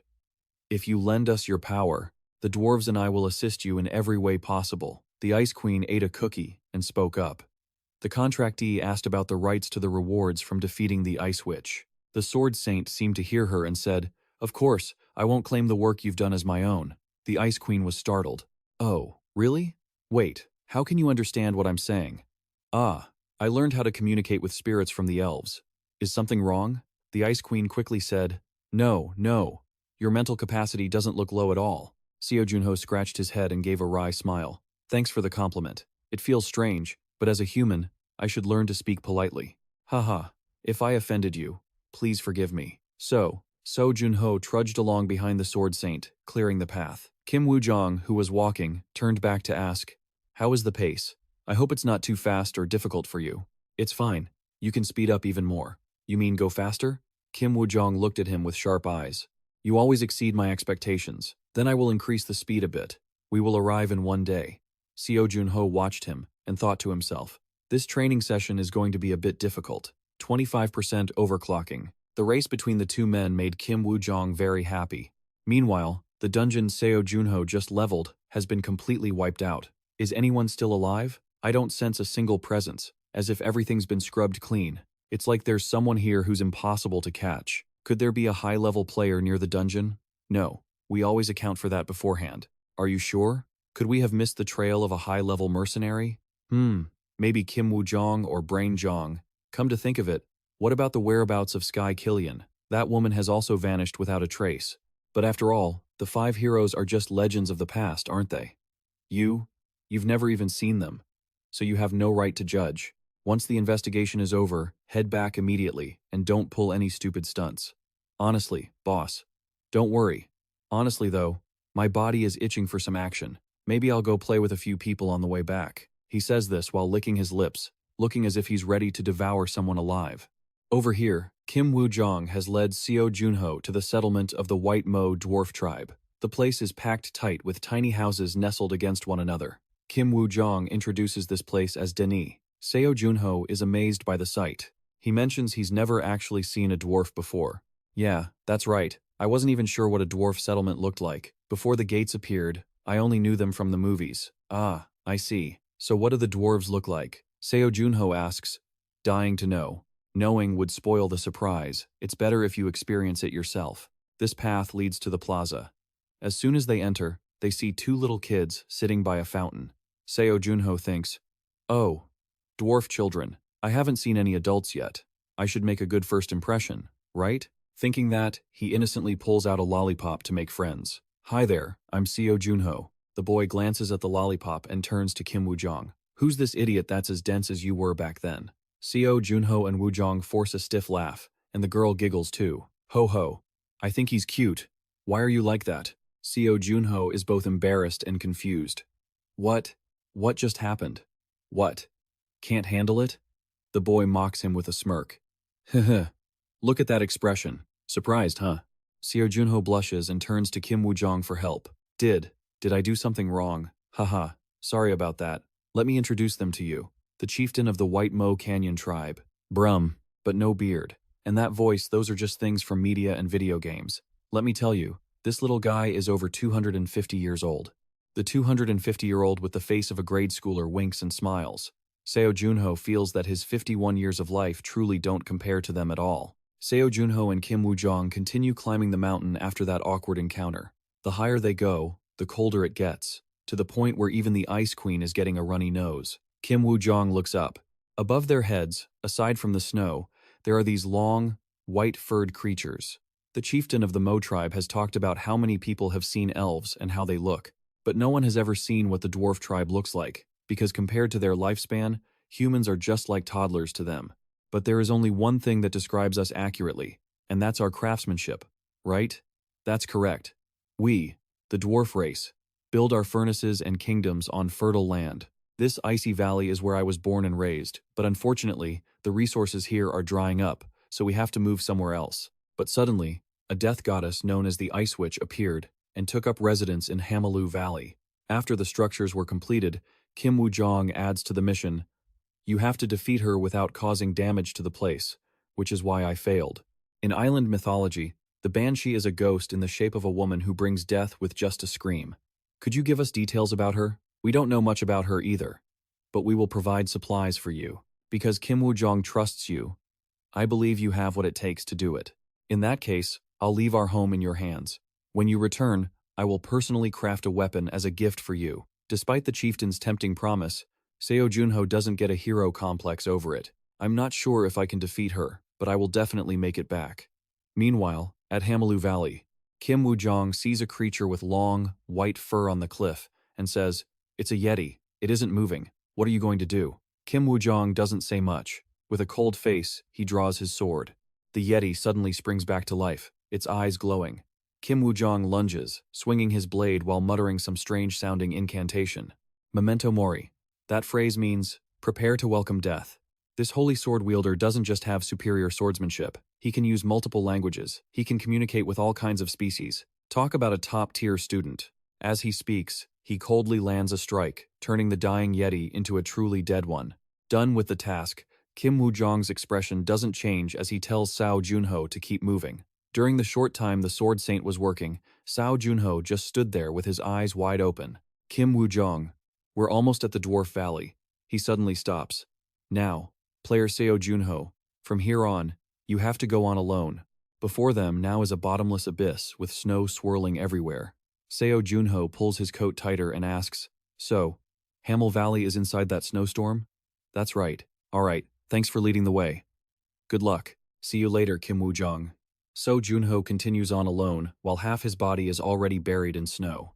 He keeps going until he reaches the entrance of the snowy Hamalu Icedale, where he collapses to the ground, panting heavily. Inside, there are also houses built in the style of the Dwarf Valley that Seo Junho saw earlier. A notification window pops up. You have entered the Ice Witch's castle dungeon. The Ice Queen is frozen stiff, thudding to the ground. Seo Junho sighs. This place is so quiet. The Ice Queen, who was just frozen, suddenly jumps up in a fit of rage. "I thought we were going to freeze to death. How are you still the Ice Queen?"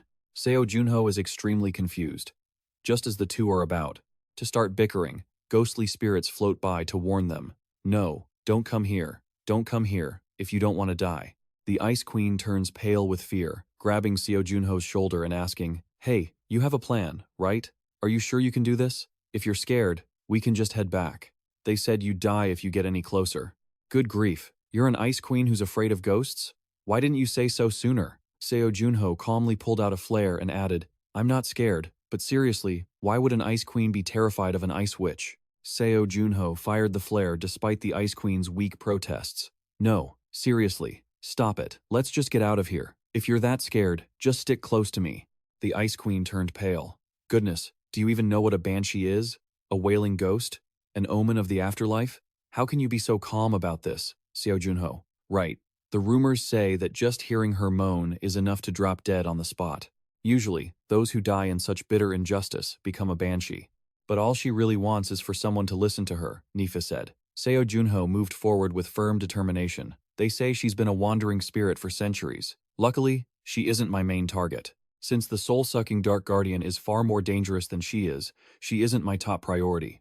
The Ice Queen seemed to have a realization. Oh, so you've got dark light too, huh? So, what are you planning to do? Simple. Anything that shows up, I destroy. No sooner had Seo Junho finished his sentence than a strange sound echoed through the air. Then, the Ice Witch descended like a fairy well. If only she weren't so ugly. The Ice Queen conjured two sharp, tiny ice daggers, trembling as she said, "Let me stab her. She doesn't have a physical body, so I'll hit her with magic. Don't be stupid." The Ice Queen figured she should just go to sleep to avoid spiraling into irrational fear. The moment the Ice Witch shrieked, the Ice Queen was sent flying, losing all her poise. But Seo Junho kept his cool and unleashed his attack. Dark energy can cut through any obstacle, slamming straight into the target and obliterating the Banshee in an instant. Seo Junho's shadow hand grabbed the creature's hideous face and slammed it down without a hint of mercy. The surrounding ghosts were stunned into silence. The Ice Witch demanded, "Why aren't you frozen? I'm sick and tired of all this ice and snow, and right now, I'm ditching all that frustration." "Rest in peace," Seo Junho replied. She hurriedly cried out, "I'm not an ice witch." What the hell? The scene shifted to a flickering fireplace. A little girl, eyes welling up with tears, tremblingly asked when their parents would be coming back. The older sister wrapped her two younger siblings in a blanket, encouraging them, saying it would be soon. Then another kid asked, "Sister, did the Ice Witch take Mom and Dad away?" "Of course not. They probably just have too many customers, so they're running late. Let's try to wait a little longer." "But big sister, I'm so sleepy." "You have to stay awake. We need to wait for Mom and Dad so we can all go eat together." "But I can't take it anymore." "Don't fall asleep." Even saying that, the three siblings eventually leaned against each other and drifted off. It wasn't until the first rays of light filtered through the door cracks that the older sister groggily woke up. By now, the sun was high in the sky, and there wasn't a single soul outside the house. "Mom, Dad, why are you two so late? Why are you only coming to get us now?" The sister was so overcome with emotion that tears streamed down her face. But a moment later, she couldn't even cry anymore.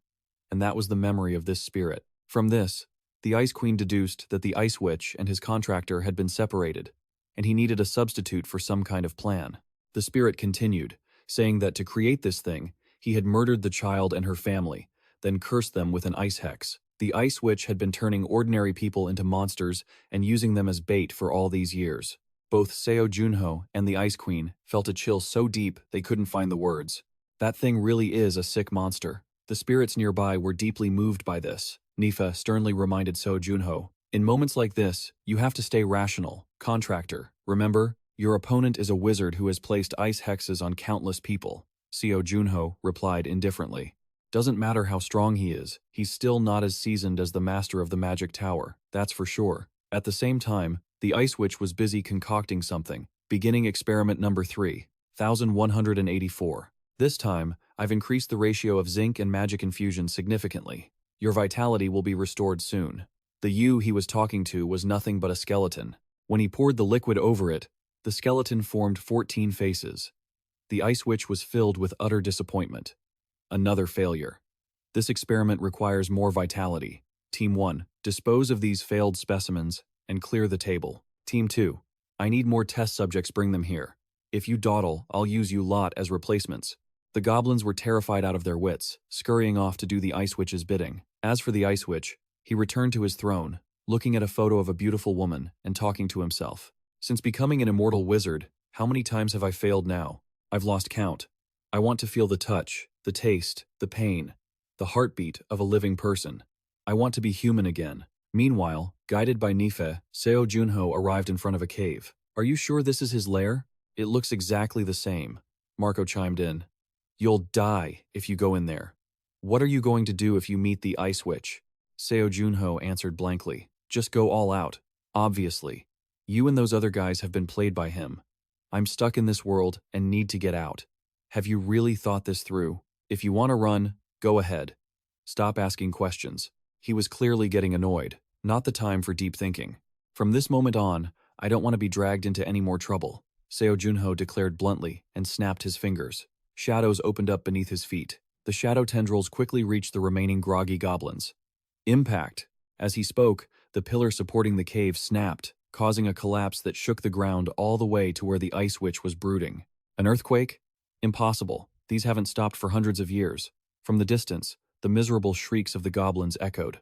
The Ice Witch called for his guards to greet the guest. His guards were a pack of ferocious wolves and goblins. As soon as they appeared, they were swallowed whole by Seo Junho's shadows in a heartbeat. He snapped his fingers again, delivering an ultimatum to the Ice Witch. Stop sending your minions out. Face me yourself. After just one snap, the Ice Witch's subordinates were writhing in the shadows, letting out agonizing screams. Finally, the Ice Witch emerged, lurking behind a veil of smoke with two eyes glowing like floodlights. He was absolutely furious, waving his hand. How dare you stand before my wrath? Seo Junho acted as if he didn't see him. Oh, finally decided to show your face, huh? Ice Witch. The Ice Witch, fuming with rage, launched a massive attack at Seo Junho, but it couldn't lay a finger on him. He gritted his teeth. How? How were you able to bypass the magic barrier to get here? Seo Junho didn't want to waste the effort answering him. He coldly pointed a finger. Break. The Ice Witch, still confused, was blasted directly by a sharp beam of purple light. He tilted slightly to dodge, but the light blasted like a cannon into the corner of his robes, scattering the formulas he had painstakingly researched for years. Looking at the flying papers, the Ice Witch stammered, "No. My research. My life's work. Everything I've studied for." He quickly spiraled into a state of madness. Do you even know what you've just done? His rage caused him to levitate, and at the same time, everything around them began to cave in. A legion of goblins crawled out from the ground. The Vanitas Legion.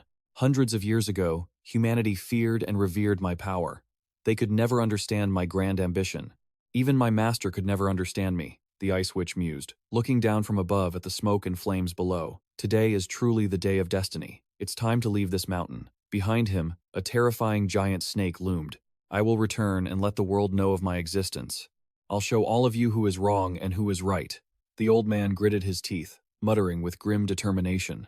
Meanwhile, Marco clasped his hands in prayer. Mong also mumbled that they had to escape, convinced there was no way to defeat an Ice Witch. But suddenly, the Ice Queen grew strangely calm. Don't panic just yet. What you should really be afraid of hasn't even appeared. The Ice Witch, acting like some kind of biologist, had even attached wings to his snake. Now, the creature was flying through the sky, carrying him on its back, letting him look down and pass judgment. No matter who tries to stand in my way, I will bring them death. As soon as the Ice Witch finished his sentence, a rain of freezing ice poured down.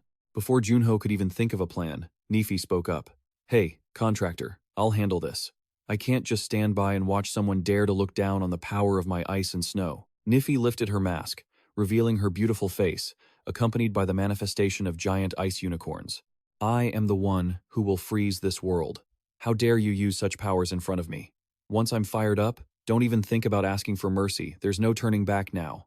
Infinite ice, giant ice unicorns, just as massive as the Ice Witch's snake, surged forward. As the Ice Queen struck, the Ice Witch showed no fear, retorting, "Are you in league with that guy too? Do you really think you can stop me? Why does everyone keep getting in my way?" The Ice Witch shrieked in rage and lunged straight at Nife. The Ice Queen immediately turned to Seo Junho and shouted, "Go, now." "Contractor?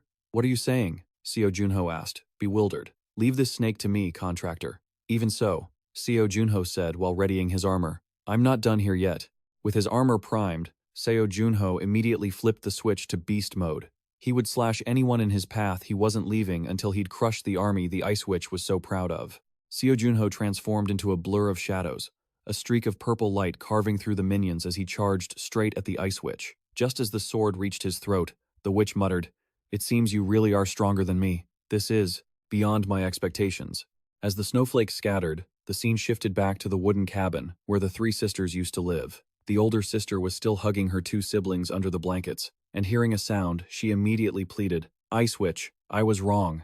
Please, spare me, just punish me. Don't turn my sisters into banshees."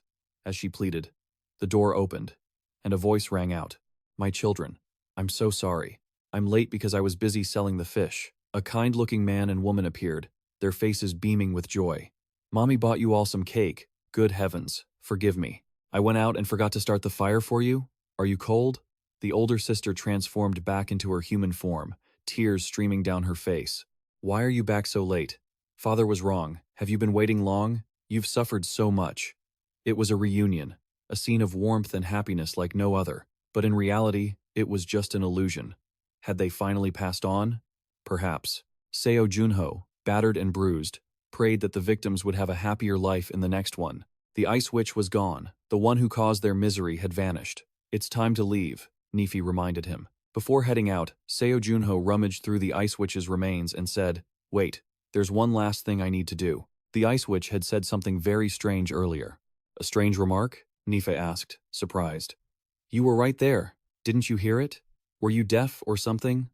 I must have been distracted by that blinding light earlier. She suddenly started talking about the confession of death. The past unfolded. The Ice Witch was busy brewing something. To think you'd end up in a place like this. A stranger with an unknown background had appeared.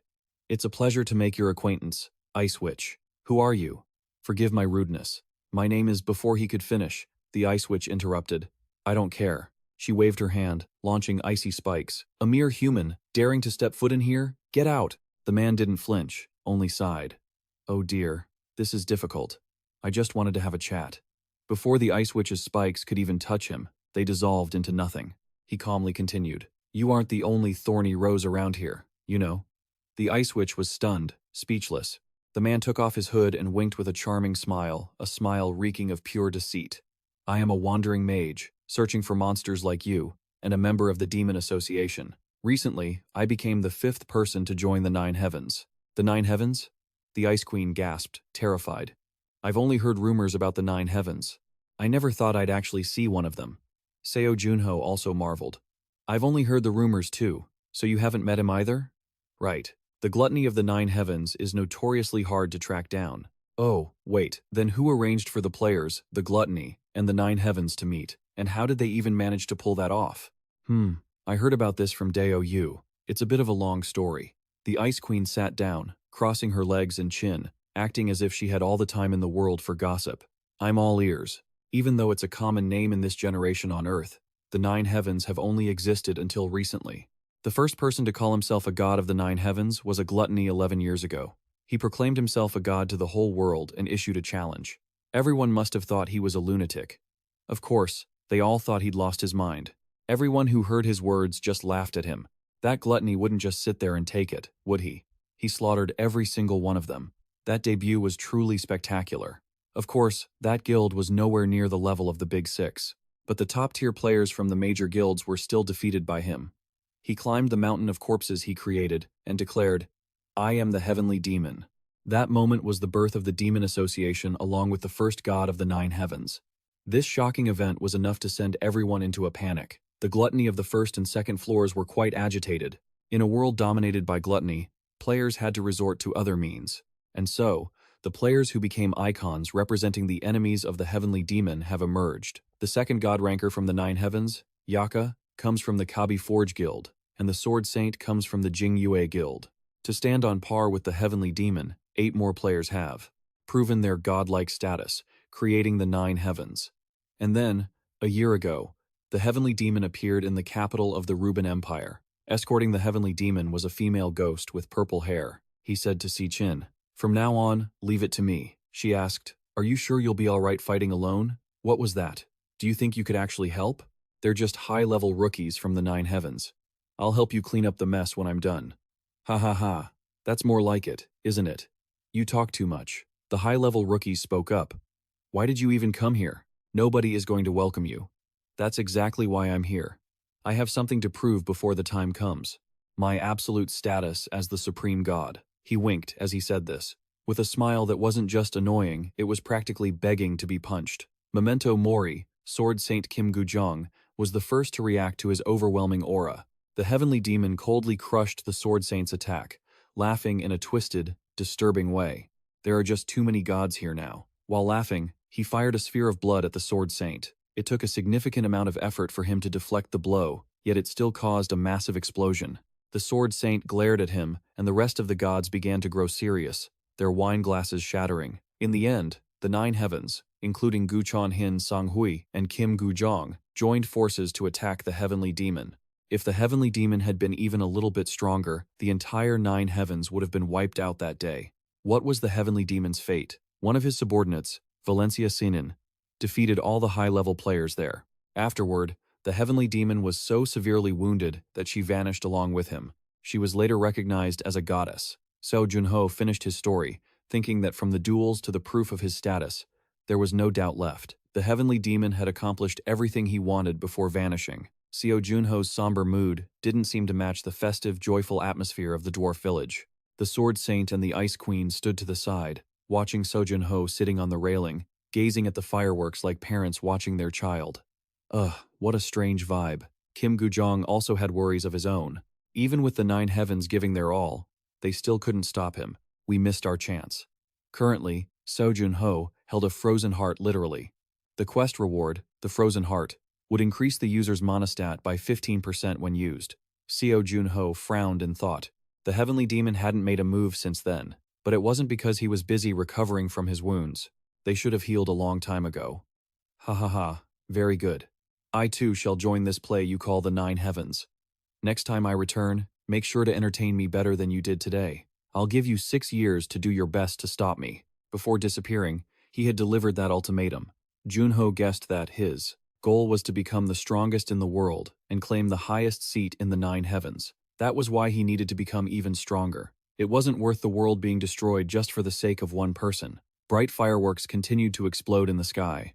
The Ice Queen was happily eating cake. Kim Gujong asked Seo Junho, "Have you decided what weapons you want the dwarves to make?" "I've thought of a few." "A few?" "I didn't say there was only one." "True, you didn't. You're quite the handful. It would be great if you could reach the 3rd floor soon. Speaking of which, can you tell me the requirements to reach the 3rd floor? Haha, I'd like to, but I can't. You know about the trial, don't you? Ah, I see. Perhaps I can tell you this. In my guild, the Clear Moon, we suspect there is a floor master on every odd-numbered floor. While the Ice Queen enjoyed her cake, Seo Junho thought about the floor master Kim Gujong mentioned. If the Ice Queen was the final boss of the 1st floor, did that mean there was no final boss on the 2nd? So, what were the requirements to reach the 3rd floor if you didn't have to defeat a boss? Seeing him so deep in thought, the Sword Saint offered a bit more info. It might not be too difficult after all. Many people have already qualified for the 3rd floor. However, they can't be activated due to environmental conditions. You still have that Heaven's Reach bow from before, right? Still have it. Then go find the Duke. He is one of the 2 Grand Dukes of the Empire. Go meet him once. Before Kim Gujong could finish, the system displayed a new notification. 2nd floor manager is annoyed. The shop will open in a week. Come if you want. Kim Gujong said there was nothing urgent about that. Seo Junho wondered. That's the first notification I've seen. Why is the manager's tone like that? It's just their personality. Anyway, they said the shop is opening. Do you have enough methods to use? Let's see. I have over 80,000 points. That's a bit low. You should have at least 200,000 points. 200,000? Wait. What? There are many valuable items there. In my case, the guild uploaded videos of my activities, and I get a share of the revenue methods. It must be hard for you to earn methods alone, right? Yeah, I guess so. Is there a better way than making videos? Check the matchmaking board on the public channel occasionally. I do it sometimes too. It can be useful. Matchmaking board? Yeah, I think it's a good idea when you have some free time. I think I should get going now. Oh, already? Thanks for the help though. You're the one who worked hard, player Seo Junho. If it were me, I would have given up on all these hardships. He stepped onto the railing, standing against the light, looking from behind. Only his cape could be seen fluttering. Oh, and don't use honorifics next time. There isn't that big of an age gap between us. Junho agreed with a bright smile, but in his head, he thought that, in reality, he was old enough to be the guy's father. But no one would believe him if he said it. See you later then. Kim Gujong said his goodbyes, jumped down, and used a move called Heavenly Slash to open a brilliant spatial portal. The Sword Saint was gone. Now it was time to talk about weapon crafting with the dwarves. The chief looked at him with worried eyes. Hey, Seo Junho, are you telling me to make all of these? Seo Junho smiled, completely innocent of any wrongdoing. Yeah. Is that not possible? Since there are so many, should I cut a few weapons from the list? The chief sighed. When I made a sword for Kim Gujong, I told him he was the type to break a dwarf's back, but here I am, and someone just like that is standing in front of me again. Even so, the chief cheerfully asked everyone if they liked the festival and told them it was time to get to work. Let's light the fires. Light the fires. The dwarves bustled about their work. Using his spare time, Seo Junho immediately went to the matchmaking board the Sword Saint had suggested. Matchmaking board opened. 500 methods consumed.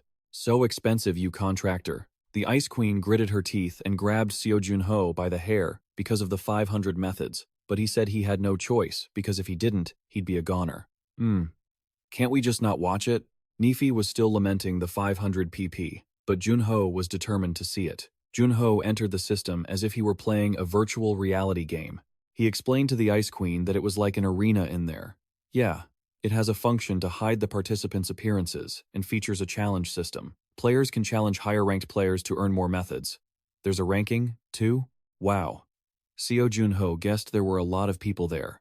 Days to challenge each other, and you can earn points here. You can earn at least 200,000 points. In here, a guy with bright red rooster-like hair is cracking his knuckles, complaining that winning like this all the time isn't fun. Right at that moment, the system announces that a new opponent has been matched. Anonymous. Level 76. 275,429 points.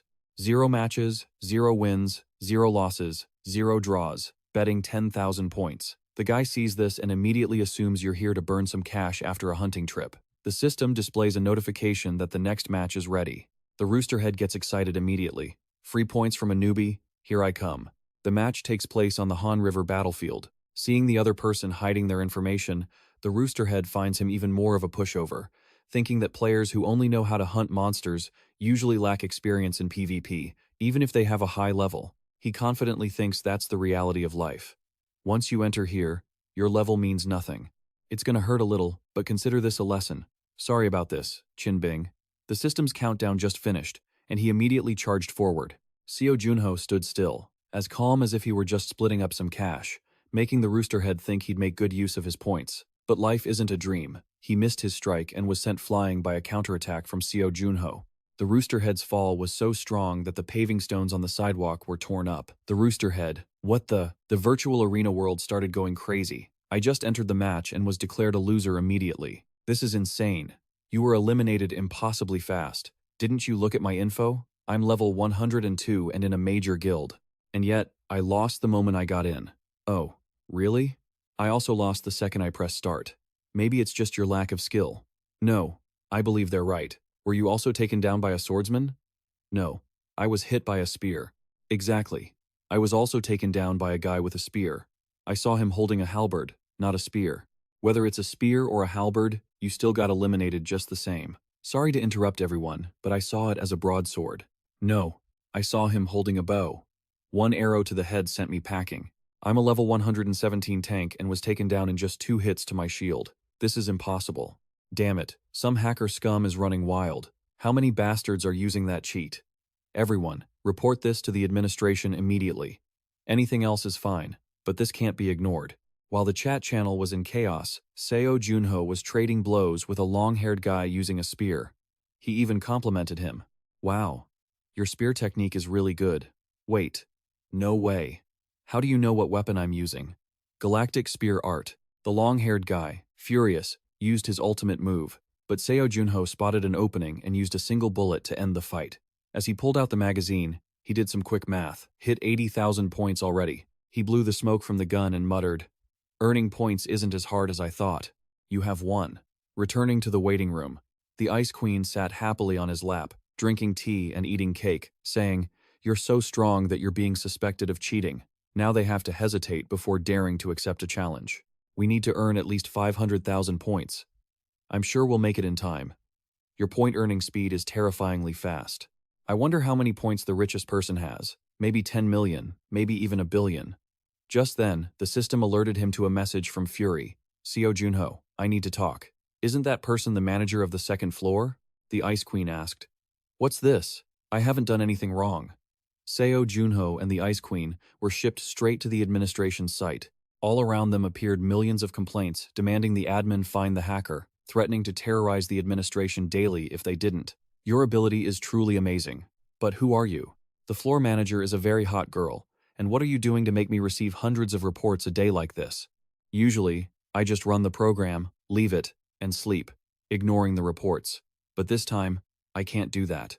"Yes, I know." Seo Junho silently thought that since this person was the admin nicknamed Fury, he had to be very careful. She snapped her fingers, and the Ice Queen was pulled over. "Hey, why do I have to come here too?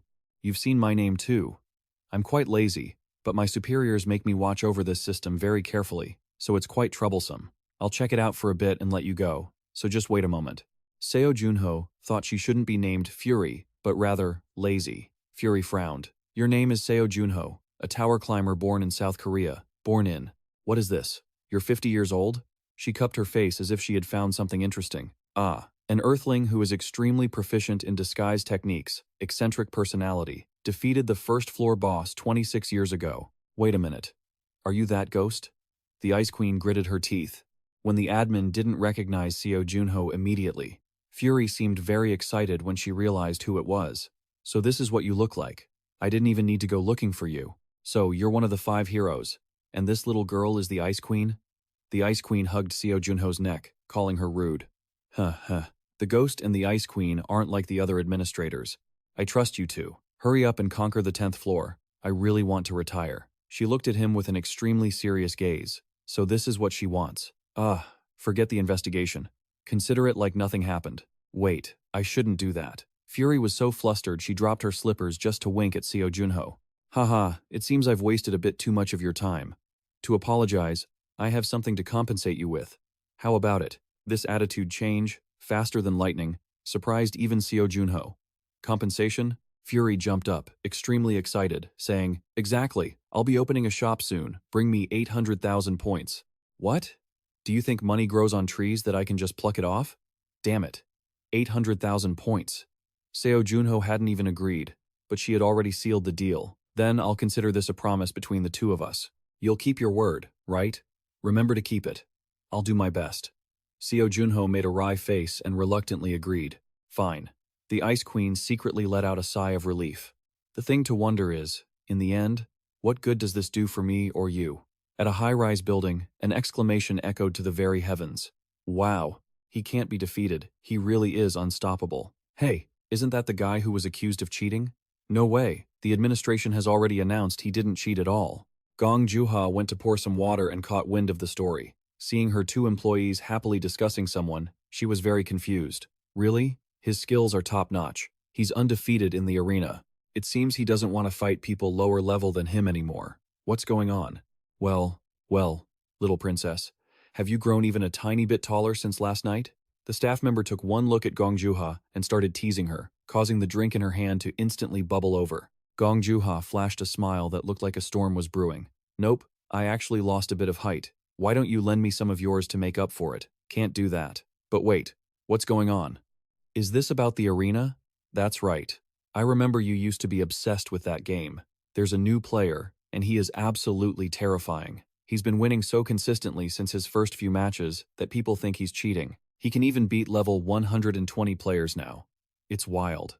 Gong Juha leaned in and threw her arms around the 2 guys' shoulders to get a better look. The craziest part? He's only level 76. Isn't that insane? He's so strong he doesn't even bother fighting anyone at or below his level. Gong Juha paused for a second and asked, What's his account name? At that moment, Seo Junho had already entered the Antarctic battlefield. Ji decided to step up and challenge him personally. The moment she saw him, she thought, Is this the legendary level 76 player? Wait, I didn't even hear him draw his sword. Are we sure he's only level 76? Seo Junho moved like a ghost, which only made Gong Juha more intrigued. Surprising. I'll start with a few light moves. Gong Juha stepped forward lightly. A blazing wall of fire materialized right in front of her. She put on a serious face. This isn't over. I'm not going to underestimate him just because he's a newbie. Yet, the wall of fire was sliced in half in mere seconds, while she was still thinking. Even in such a heated situation, Gong Juha couldn't help but admire that sword strike. It was damn impressive. Realizing she needed to dodge, she hurriedly launched a fire explosion. Seo Junho used the blast as a springboard to propel himself further away. By now, Gong Juha had dug her heels into the ground, her long hair whipping in the air. He's only level 76. I shouldn't lose this easily. But she had barely finished that thought, when the tip of the opponent's sword was already touching her nose. What just happened? Gong Juha thought to herself. How did it end so fast? Seo Junho didn't say a word, but Gong Juha could feel that he was holding back. She didn't like it. After all, she was a team captain at the Gabi Guild. Gong Juha tied her hair back. That was my mistake earlier. Junior, let's get serious now. The raging flames around her created a dazzling effect. I'll give it my all. She used fire explosion again, but this time, the power was far greater. Even so, Seo Junho just tilted his body slightly and dodged it cleanly. Wherever Gong Juha's flames went, they wreaked havoc, destroying everything in their path. She wasn't done yet, continuing to channel her energy to create another fireball. Seo Junho's silhouette flickered in the firelight, and he suddenly appeared right next to her. She was sharp-eyed too, blasting the fireball right in his face. Seo Junho closed his eyes to avoid the blinding light but still managed to block her surprise kick. After a few exchanges, it felt more like he was just dodging and she was doing all the kicking. Gong Juha still couldn't land a hit on Seo Junho. He grabbed her leg this time, but she fought back fiercely by firing flames everywhere. Seo Junho had to keep backing away to dodge.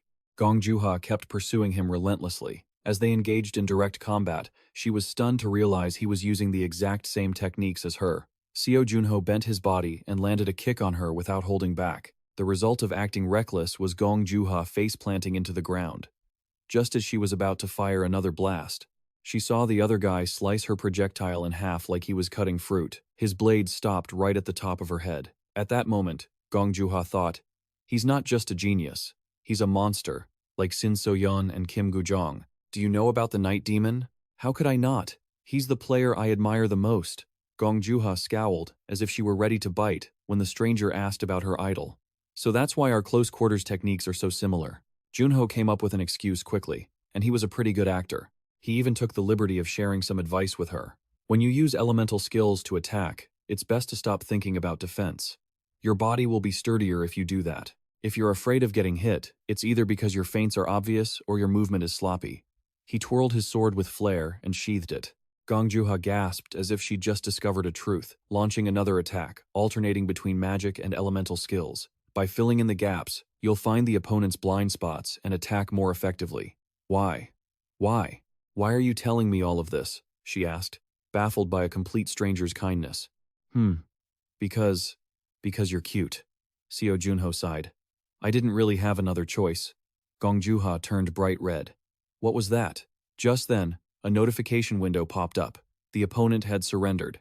Victory. 180,000 points earned. Gong Juha was so flustered she rambled. I will definitely pay you for this lesson. If that's not enough, I'll pay you back later, and once I fix my weaknesses. I'm challenging you again. You'd better watch out. Seo Junho was helpless against this girl. Before leaving, Gong Juha bowed and thanked him for the training. Seo Junho scratched his head, thinking, I guess fire mages are prone to blushing.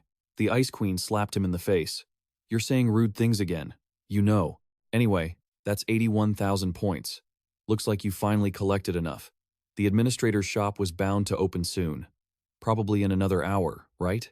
Now, I need to talk to Sky for a bit. The Ice Queen, who was drinking water, immediately spat it out. Wait, what are you doing? Why are you contacting that archmage? Nefi angrily climbed onto his shoulder and pinched his cheek. Seo Junho winced.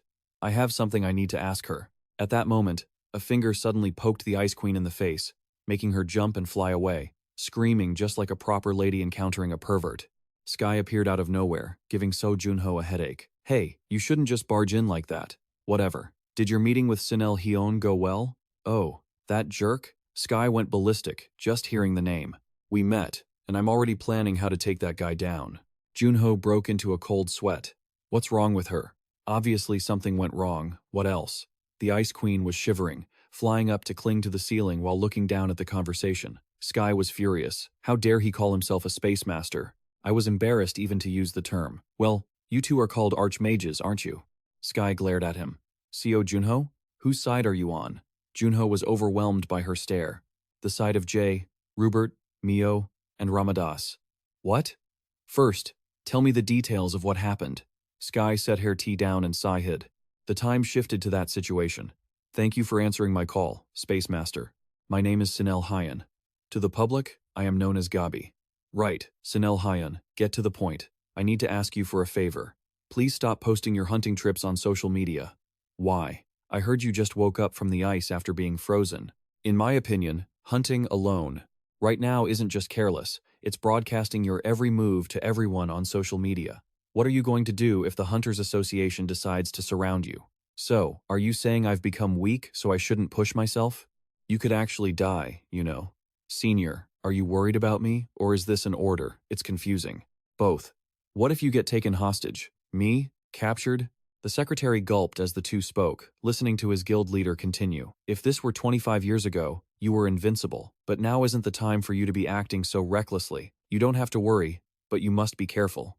Se-hyun said calmly. Say, get up, we're leaving. Wow, this is delicious. The secretary bowed politely, happy she liked it, but the archmage muttered that it still wasn't tasty enough. As soon as she left, the secretary turned to question Se-hyun. What are you trying to do, master? After all, she's a legendary figure in history. What am I doing? I'm just stating facts. But honestly, her status is much higher than yours. Why did you have to hurt her pride like that? Status? If you compare them, she's on the same level as Seo Junho. Besides, she's not what she used to be. I guess once a hero, always a hero. But even a hero needs to be careful these days, as heroism isn't what it used to be. Sky was furious because of that. Meanwhile, Se-hyun calmly asked the secretary if he had passed the message to Seo Junho regarding the invitation for the next campaign. He was currently deciding when to accept the mission. No need to rush, this is going to be interesting. Just from hearing the recount, Sky was so mad she smashed her teacup. Calm down. Sky, Seo Junho said awkwardly. But isn't what he said true? What do you mean? Stung by the truth? I think so too. Besides, if the nine heavens gave you a warning themselves, you should realize how much they've been thinking about this. Ha! If we hadn't been frozen, we could have been 10 times stronger by now. Regardless of the reason, the fact that they are stronger than us is undeniable. Once you return to your golden age, you can go tell Sin to her face. Se-hyun, stop meddling in other people's lives. What does this junior know that gives him the right to tell his senior what to do? So, what about that other thing? What thing? You said you had something to discuss when you contacted me. What is it? Right. Sorry, my memory is like a goldfish. I came up with this while I was facing a high-ranking demon subordinate last time. Oh, Midrin, so I was hoping you could enchant it for me. You want me to enchant it? Sure, it's not impossible, but it'll be time-consuming and a huge hassle. In exchange, if you do it, I'll give you this. Junho pulled out a worn, old stack of papers. Lick's grimoire. I took a look, and it seems like it will help with your magical achievements. Even Lick had a thorough retirement plan. It records all his magical theories in here. Sky was stunned and wanted to snatch the book, but Junho quickly pulled it back. Wait! Seo Junho looked at her with a provocative gaze. I need 3 enchantments on this ring. Can you handle that? My dear, that'll take about a month. Fine. To get stronger, I'll accept this request. The Ice Queen felt more defeated than ever. Contractor. My mission ends here. Why? The Archmage has already placed a tracker on me. My fate is now bound to something I can't escape, Nifi said through tears. Seo Junho sighed and winked at her. Behave, and I'll remove it for you. I can burn away the enchantment with my abilities. Really? That's the first time I've been moved in my life. Just then, a notification window appeared. Administrator Store has been opened. You can request access through the community window to enter the Administrator Store. Junho was surprised that it opened even though he hadn't requested it. Nifi gritted her teeth. Ah. I summoned it myself again. And so, the two were teleported straight to the store. The hall was already filled with items. Fury was reading some documents while asking Seo Junho, have you collected enough points? 800,000 points. Ah yes, I've collected enough. Well boy, I already left notes explaining things to you, so obviously. This is the administrator's store, but it's smaller than I thought, isn't it? Every store has different items, and every administrator has their own unique shop. I am an administrator, after all. The items here are restricted, so choose carefully. Then, for what reason did you tell me to earn 800,000 points? What are you talking about?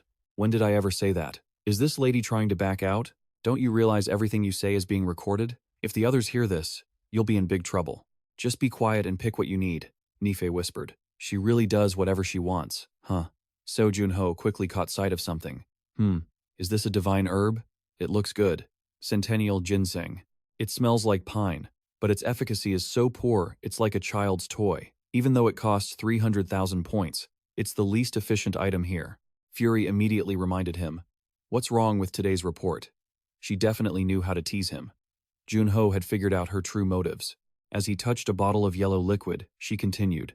Plasia essence is great for health, but you'll be covered in a floral scent that makes stealth or surprise attacks impossible. Oh, that's interesting. Remember, there's no time limit for staying in the store. Fury was clearly favoring him. Just feel free to trust your own judgment and luck to find something that helps with your own strength. Even though I want to retire, I'm still a fair administrator, you know. Sure, fair. Thank you. Seo Junho counted every item. Without detailed info, how was he supposed to shop? Should I buy the Cyclops core? It costs 700,000 points. Why are you so sluggish? For a hero, you really lack basic knowledge. Seo Junho acted as if he didn't hear her and continued to look at the goods very intently. I guess you only know how to throw points away. Hearing this, Seo Junho understood that there must be a more efficient way to spend these 800,000 points. And very quickly, he found Mita's holy water and Grizen's heart. Mita's holy water is a highly spiritual essence that's very convenient. If you can't withstand the cold, you'd probably freeze to death, right? And the Grizen's heart. Oh my. If you don't have the dark attribute, you can't even touch it. Do you have it? Each of these essences costs 400,000 points, totaling 800,000. Seo Junho smiled triumphantly. I don't know about others, but for me, these two essences are a perfect match. I have to buy them. Junho realized this was why he was told to prepare 800,000 points. Fury smiled, very satisfied. Exactly 800,000 points. Thank you, Junho said politely. R still kept up that rather mocking attitude. Thank me for selling you the gear? You really should learn some manners. But tell me, can I ask you one thing? I'm pressed for time, so make it quick. This shop is open to all players, right? Doesn't that mean even bottom feeders can come in? Why won't you let them buy anything? R gave a bright smile. Sorry, but the admins don't want to, or rather, they can't interfere with player affairs. Why not? Because those are the rules set by those above. By those above? You mean the gods? You're asking too many questions. Aha, it's my bedtime. Sorry, but I have to ask you to leave. Hey, let me finish. Seo Junho was teleported straight home, fuming at R's completely capricious behavior. Still, this trip was totally worth it. However, the malice surrounding this thing is too strong. I'm afraid you can't handle it.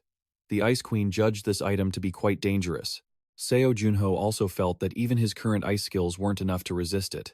It was a shame, but regardless, the malice wouldn't fade away over time. He had to absorb it now. Let's see how he fares. Seo Junho began to absorb Grizen's heart. Dark energy swirled around him. Junho told himself to stay focused. After holding his breath for a long time, he finally managed to swallow the pitch-black heart. In that moment, everything turned pitch black. Seo Junho's pupils turned deep black. Then, energy began to erupt, bathed in purple light, and a notification window popped up. Magic stat increased by 50 points. Dark attribute talent increased. Seo Junho level 76. Titles: The One Who Brings Spring, and 2 others. Strength 238. Stamina 227. Agility 225. Magic 277. Seo Junho exhaled black smoke. With this, Seo Junho had completely surpassed his former peak self. Now he could awaken one more companion, but that would reduce his own stats. It was a tough decision. Seo Junho returned to the dwarf village, this time bringing Sky along. Usually, dwarves wouldn't forge weapons for mere mortals. The dwarf chieftain stepped on a wooden crate and leaned over to speak to Seo Junho. People like that can't use equipment made by dwarves. Take it. You're like Kim Woo-jung, aren't you? The rest will be done soon. Thank you, and please take care. Goodbye. Returning home, Seo Junho dove headfirst into his running training. A massive battle was about to erupt on the upper floors. Was it necessary to have another hero, or was Seo Junho alone enough? He didn't know. Seo Junho was very conflicted right now. He ran in a straight line at breakneck speed, charging right through a herd of deer without stopping. Seo Junho remained lost in thought. His strength had surpassed his past self, yet his self-confidence was shockingly low. That was because there were simply too many strong people in this world now. Seo Junho suddenly exploded with power, a powerful leap carrying him across the field. In the end, facing it head-on was the only choice. At the coast, a lighthouse stood looming on the cliff. Seo Junho and Nifei were focused on watching the sea. The sea! The Ice Queen cheered. By the way, is this your first time at the sea with me? Before this, I only ever saw the sea through an airplane window. Seo Junho looked at the cliff ahead and evaluated it. In terms of terrain, this is the perfect spot for sniping. If I use that spot, I can make the most of the horizon. But those guys surely think so too, he asked the Ice Queen. Ice Queen, out of those spots, those crags over there, which one do you think is higher? To me, that one looks a bit higher. Knifey was pointing to where the clock tower stood. Really? Then let's set up over there.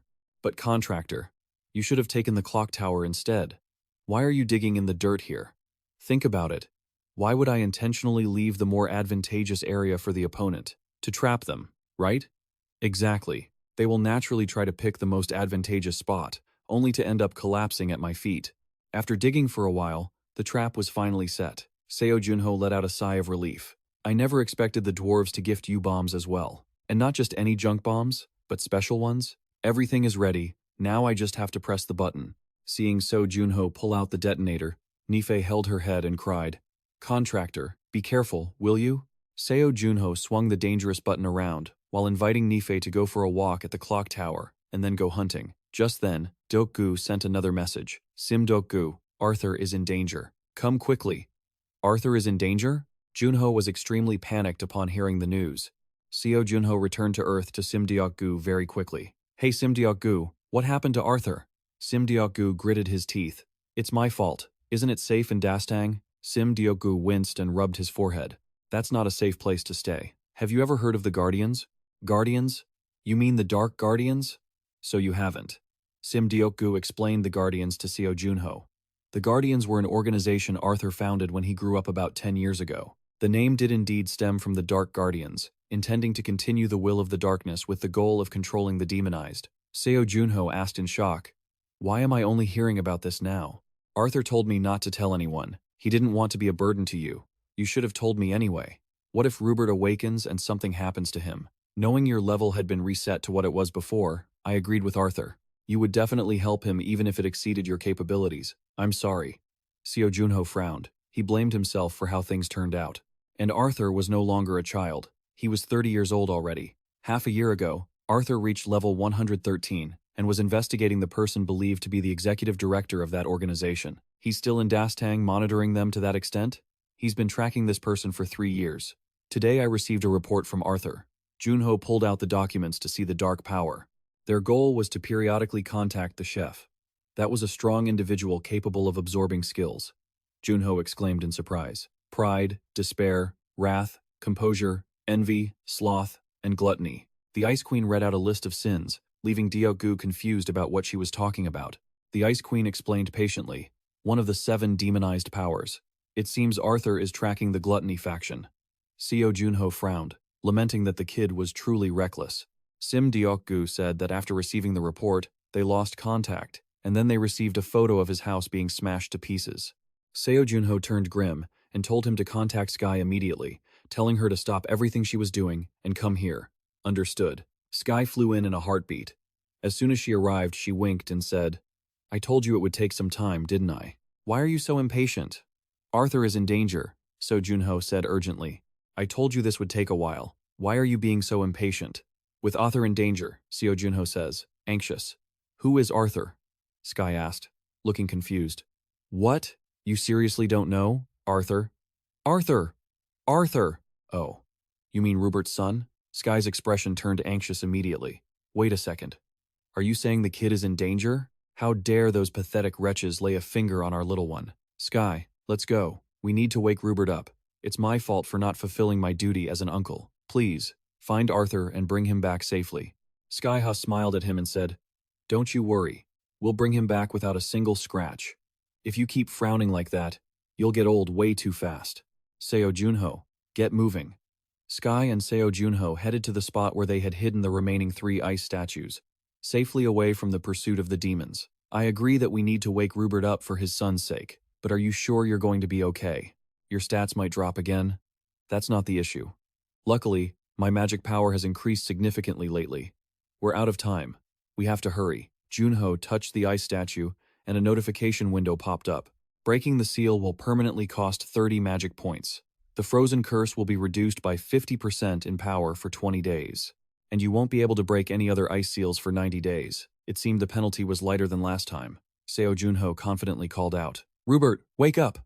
The ice seal shattered instantly. The frozen curse began to take hold. Permanent loss of 30 magic points. Rupert collapsed to the ground. "Are you okay?" Junho reached out to touch him, but Rupert blocked him. "Don't touch my hood." Junho was clearly relieved. Skyha sighed. "It's such a relief to see that some things never change. Where am I? What is this disgusting, filthy place?" Rupert complained. "It's your home, you grumpy old man." What about the others?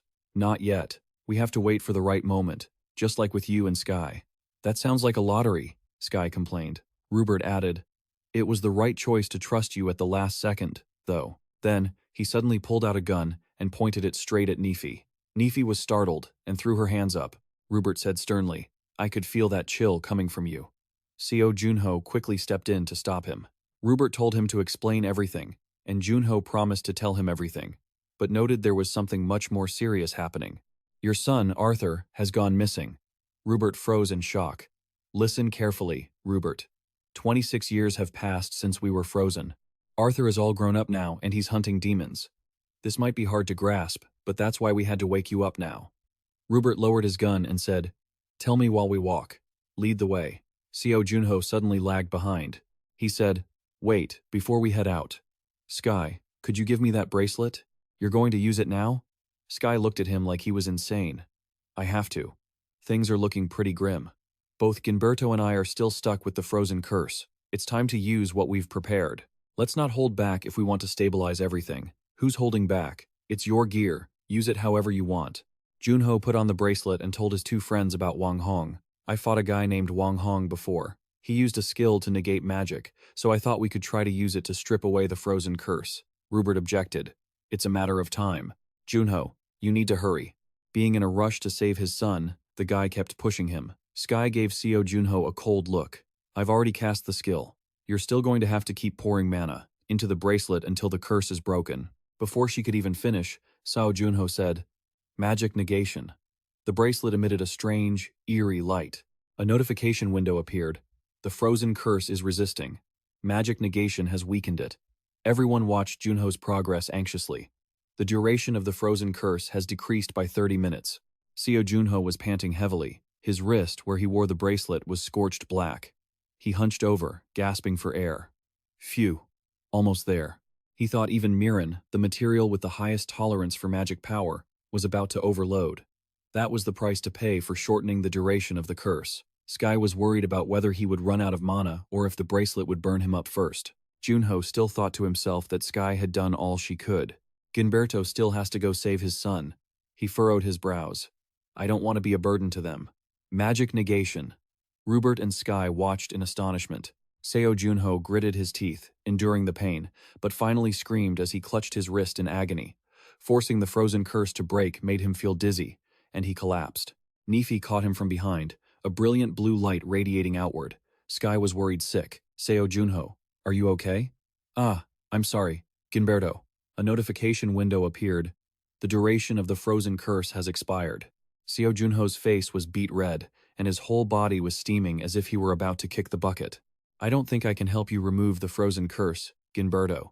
Seeing him in that state while still worrying about others made Sky lose her temper. That's enough. You always make me worry. Rupert said to him, Don't worry about me. Pay attention to yourself. Seo Junho put his demon mask back on and said, 2 hours. We'll rescue Arthur and return to the first floor within that time. Does anyone have any objections? No. The two men held their hands out toward Skyha. Then let's go. Skyha sighed. Skyha taxi? It's been a while since I heard that. Are you guys really expecting to be chauffeured by a great mage like me? Well, it's my pleasure. Let's go save Arthur. Skyha took both their hands and cast a teleportation spell. Outskirts of Dastang. Catch him! The demons were screaming in excitement. I have orders to capture him alive. Don't let him escape.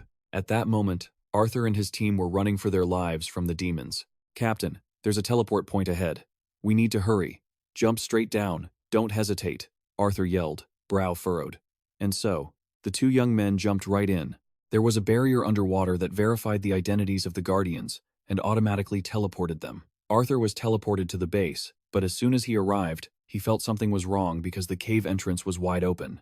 This cliff is the Guardians' hideout, the friend with Arthur exclaimed. That was a rough landing. Captain, let's go in, but take it slow. Seeing a thin red membrane blocking the entrance, Arthur was suspicious.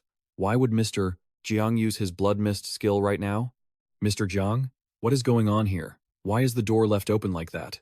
All the guild members were tied up and blindfolded, and a stout man stood in the middle of the mist. You're here, Captain. What the hell is this? You're still asking, even after seeing this? The pursuers are about to arrive, so I thought I'd round up everyone here while I was at it. Why? Why did you betray us? Huh? I betrayed you? The real Mr. Jiang died a year ago. I took over this power and his body because I found it useful. And that's also how I know exactly who you are. The beast has finally shown his true colors. A green, son of Gilberto Green. Meanwhile, Junho's party just returned to the second floor, immediately drawing the attention of everyone around. Especially with the appearance of Rupert, the return of yet another hero has everyone whispering and buzzing with curiosity. Is the great mage and her teammates planning to clear the second floor? The last descendant of the late 5 great heroes. As for you, Guardians, it sure took us a lot of effort to track you down. Arthur fumbled for the gun at his waist, thinking that the only reason this fat bastard hadn't killed him yet was that he was still using him to target Seo Junho. The ghoul sneered, "Arthur, give it up. Fighting back is useless. If you come with me, I'll spare your teammates. You think of them as family, don't you? By the way, why haven't Gomet's useless subordinates arrived yet? Once they get here, I can't guarantee your friends will stay in one piece. Make your choice quickly. You're the leader of these Guardians, aren't you?" Arthur gritted his teeth. They wouldn't let them go. But the Guardians were his family. Arthur trembled. "Everyone, I'm sorry. That's right. It's best not to spill any blood." Just as the ghoul was gloating, Arthur seized the chance to open fire, determined to fight to protect his friends. Meanwhile, his father and uncle were working hard to find Arthur. 800 kilometers to the west, the road was still long. "We have to run. If we use teleportation, we'll be detected. The magical currents are too strong. If you run into trouble, let us know. We're heading out. It's fine. I have to get there to find my son. Junho, I know you look down on the kid's tattoo, but having a tracking tattoo is a good thing, right?" The problem was, for someone who had been in a coma for 26 years like Rupert, everything felt overwhelming. After 26 years, even machines and items had broken down, and they were exhausted from just having woken up. But if they were even a little late, Rupert didn't know what would happen to his son. Still, there was a glimmer of hope. At the same time, at Arthur's base, the ghoul was puffing out his chest, lecturing everyone. "That's why I don't like brats like you, always causing trouble." He laughed smugly. "When it comes to abilities, I think I'm even more skilled than those so-called masters. Answer me, Captain." By now, Arthur had been strung up and beaten until his eyes were nearly swollen shut. "If I didn't have to capture you alive, your limbs would already be scrap." The friend who was with Arthur hadn't been spotted yet, and could see the whole team bound. The ghoul dragged Arthur closer. When the night demon returned and the great mage awakened, their grandson was already captured. What a coincidence, right? Huh? He saw movement and thought it was reinforcements. But why were they so late? "River, you bastard." River grabbed the rope, binding the group, pulled them quickly, and opened a different space. He was certain that with his ability, he could definitely save them. And he actually did it just before the rest of the group could get hit by the ghoul's attack. So, River managed to pull the whole group to safety, but their captain hadn't made it. River smiled at his teammates. They thanked him profusely and immediately began planning their next move to deal with the situation. "Quick, call the organization for backup." "No, I have to get to the guild. Right now." Just then, River heard a broadcast. Latest news. The Night Demon and the Great Mage conquering the second floor are a hot topic. Additionally, the Grey Marksman has been confirmed to appear. No official statements yet. River immediately realized this was a distraction tactic. The Night Demon was buying them time, so they couldn't waste this opportunity. Meanwhile, the ghouls had gathered together. "Why are you guys so late? Haven't you checked the news? The Night Demon is on the second floor. I was busy guarding the kids and setting up surveillance everywhere. I couldn't come earlier.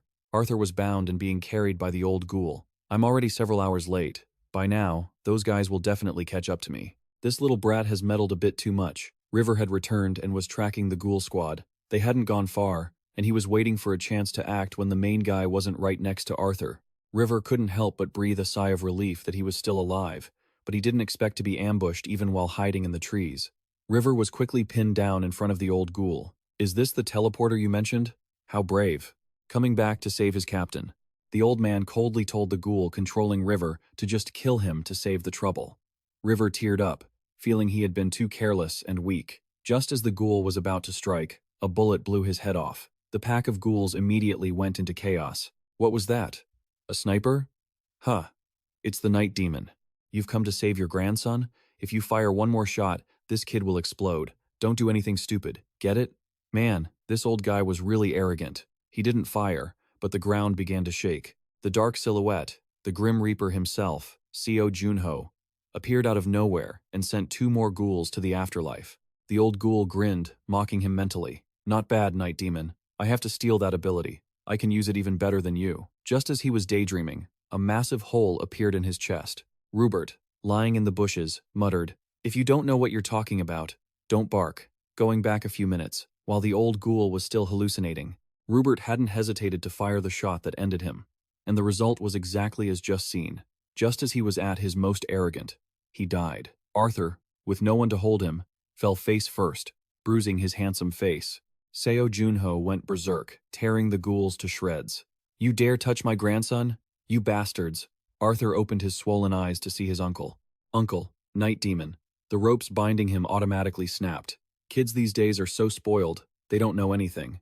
I guess I'll have to teach them more about this world. Even Skya came? River ran toward Arthur, moved. Skya winked at him. "Ah, our little Arthur recognized me so quickly? Well, I am all over the newspapers." "No, it's just that I vaguely remembered." Arthur hugged his arm and staggered up. "Thank you both for saving us. It's so embarrassing to have you both go through all this trouble for us." Skya leaned on her crutches and teased, "Look at that boy. Now that he's grown up, he's so polite with us. I only held on this long thanks to the ring the Night Demon gave me." Arthur looked at Seo Junho with deep gratitude. "Thank you both so much." Just then, a man walked in from the backlight. "You've grown so much. How has life been lately?" Rupert looked at his son, his eyes filled with emotion. Arthur stared until he forced his swollen eye open to see clearly, then exclaimed, "Dad, I'm sorry. I arrived a bit late, didn't I?" 30-year-old Arthur was sobbing as he lunged toward Rupert. The father and son embraced tightly, making Skya tear up as well. The two stood there, sobbing in each other's arms. The sun began to set. "Am I dreaming? I can't believe it. I'm seeing the Night Demon in person. Keep it down. Whoa, the Great Mage is here too. And the Grey Marksman." Seo Junho sat sulking by himself. Arthur, Skya, and Rupert were talking to one another. River was still marveling at the whole situation. "I never in my wildest dreams thought this would happen," he said, before asking about the organization's current state. "Thanks to that teleportation point, your teammates survived. But our base is exposed now. We need to move immediately. And why on earth did you guys set up the security system with that ancient magic? Why didn't you just put it on the door?" "It'd be way easier," Skye asked. Arthur just gave a wry smile. "Well, you know, that spell was cast by a mage from my guild, Dolor Rosen. It was supposed to be much more complex, but all the scrolls and incantations were destroyed. Give me the location. I'll get everyone there." "Wait, what? You can teleport everyone at once?" Surprised? "I am a grand mage, after all." Nifi walked up to Seo Junho, holding 2 skewers. "Hey, contractor, why are you zoning out? The Confession of Death has just leveled up to rank A. From now on, memories will be saved automatically. Inside that memory fragment, there's a terrifying demon. I can help you get stronger. I'm a master chef. You know, my cooking is so good that one bite, and you'll be on the floor. Anyway, enough talk. Let's start the upgrade process." She used iron tongs to pick up a smoking jewel and shoved it right down his throat. The monster kept on laughing. "Just hold on. If you spit that out, you're dead. Keep holding it." But the truth was, it only had 10% of its full power. The place that used those tamed ghouls for dirty work was known as the Gommet Squad. It was basically the Awakener Association's own personal cleanup crew. The number of people they had experimented on to boost their power was massive and growing at an alarming rate, maybe even on par with a major guild out there. Their leader's name was Goladen. The Ice Queen reminded him, "The scariest kind of enemy is one whose true strength remains a mystery. Why hasn't the Awakener Association suppressed them yet? With just one organization backing them, they could probably topple the entire world. That's why having influence is everything." Just then, the crowd started chatting so loudly that Seo Junho and Nife had to cut their conversation short to listen in. "Oh, Grand Mage, don't push yourself too hard. Let me help." "It's fine, little mage, but wide area teleportation is very mana intensive. I don't want to turn down your help though." Skye was saying that, but she had already finished casting the spell. In the blink of an eye, they were all in a forest. Though, it would have been easier if I'd done it alone. Everyone gasped. "Teleporting over 13 people at once? All right, everyone. Unpack your gear. It's time to start building." Rupert watched his son directing everyone, looking impressed. "That Grand Mage is truly powerful." Arthur scratched his head, laughing. "Ha ha. Is this the first time you've seen someone do that?" "Arthur, I haven't seen you since you were so little. Once again, thank you and your father." "Phew. I honestly thought I'd never see my dad again. I've always wanted this. I just never expected it to happen today. Seo Junho suddenly came over, put his arm around him, and said, "That's right. Today is a very meaningful day. Arthur, I think we've had enough of the sentimental stuff for now. Can we sit down and talk, just you and me, as the leader of the Guardians?" Once they found a private spot to talk, Arthur asked if Seo Junho could finally take off his mask, but he refused because he still couldn't fully trust Arthur's people yet. Arthur stroked his chin. "My subordinates are all trustworthy, though. Look, you don't need to worry so much. What I'm worried about are their skills. What level would you say those guards are? Most of them aren't fighters.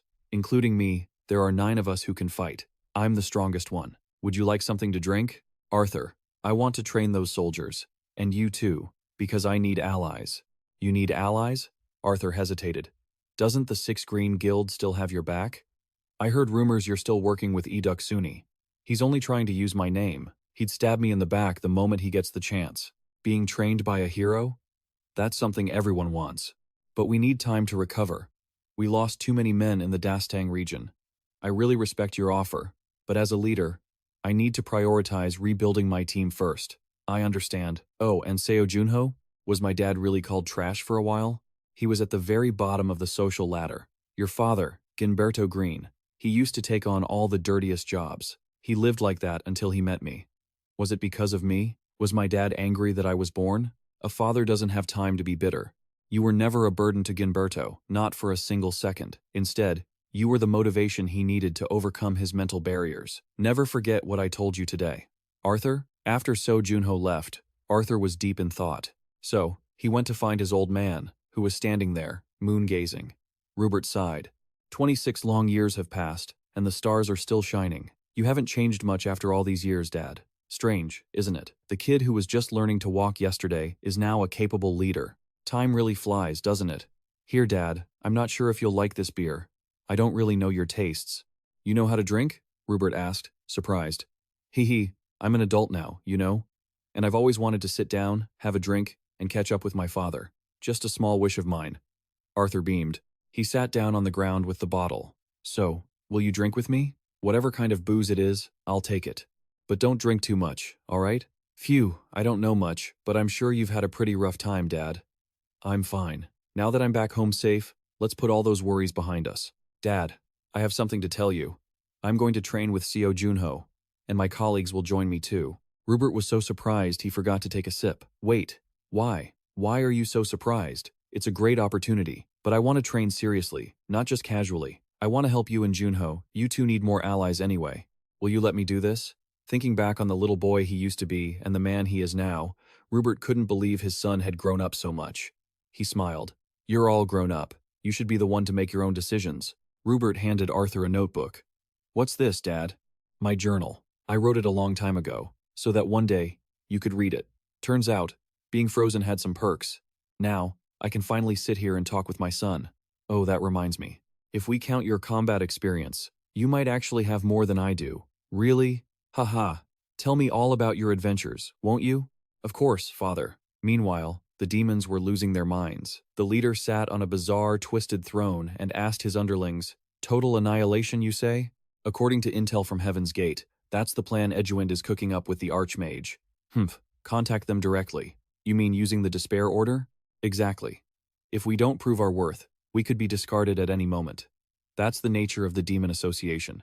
Tell them we'll join the plan ourselves. Elsewhere, Arthur's guild was a total wreck.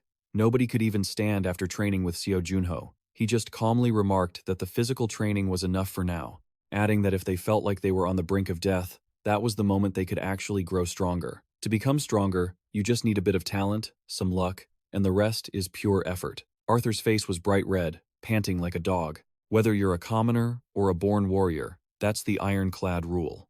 All of you have conquered the second floor, so you're qualified. Now, we'll begin refining your individual skills through sparring and live combat. From now on, one by one, you'll fight me. Anyone ready? Step forward. But hey, contractor, are you seriously just going to have them do physical training? Nifi had wondered about this earlier. Seo Junho scrolled through his system window and said, No. Starting tomorrow, we're moving on to live combat. I'll teach them the absolute basics of how to get stronger. How to get stronger? Huh? Before you go fighting those monsters. At the PO, you should really train more with a master. Oh, even when you're teaching others, sometimes you need to take a good look at yourself. You really planning to keep your ice skill level this low forever? The Ice Queen pointed right at his nose. As the representative of the Night Demon, you need to prepare your ice skills to counter the scorching heat of the third floor. You need to train first. From those guys' perspective, won't they be drawn to Seo Junho? Thinking about it, Seo Junho realized the Ice Queen had a point. He needed to get stronger too. Back to the training session with Arthur's team.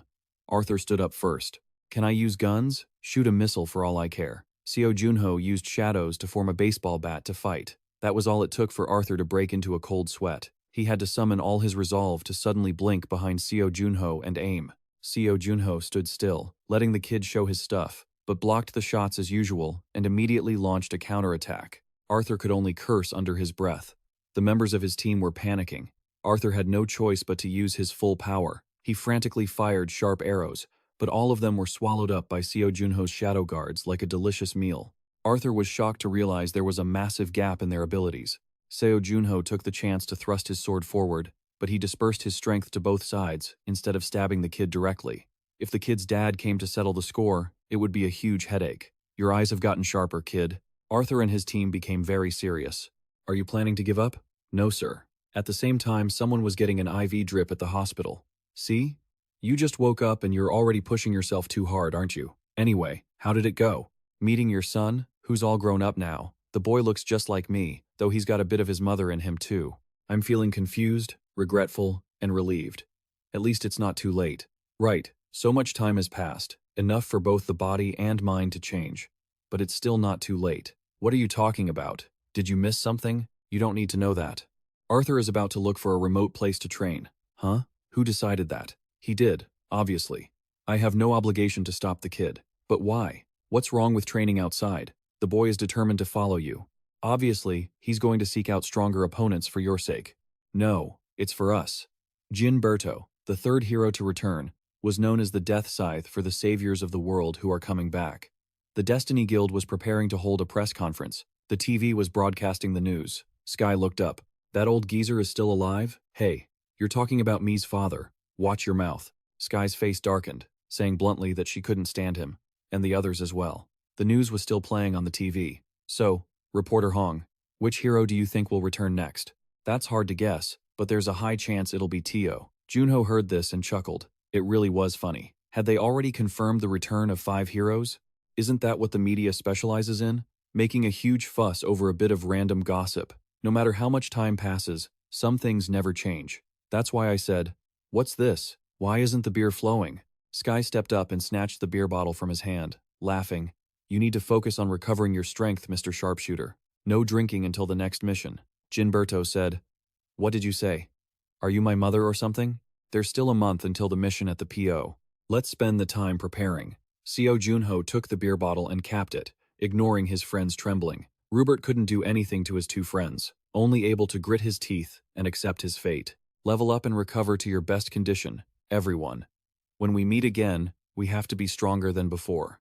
So I'm not allowed to drink for a whole month? Another day, this guy was hanging upside down, cursing. What a pain.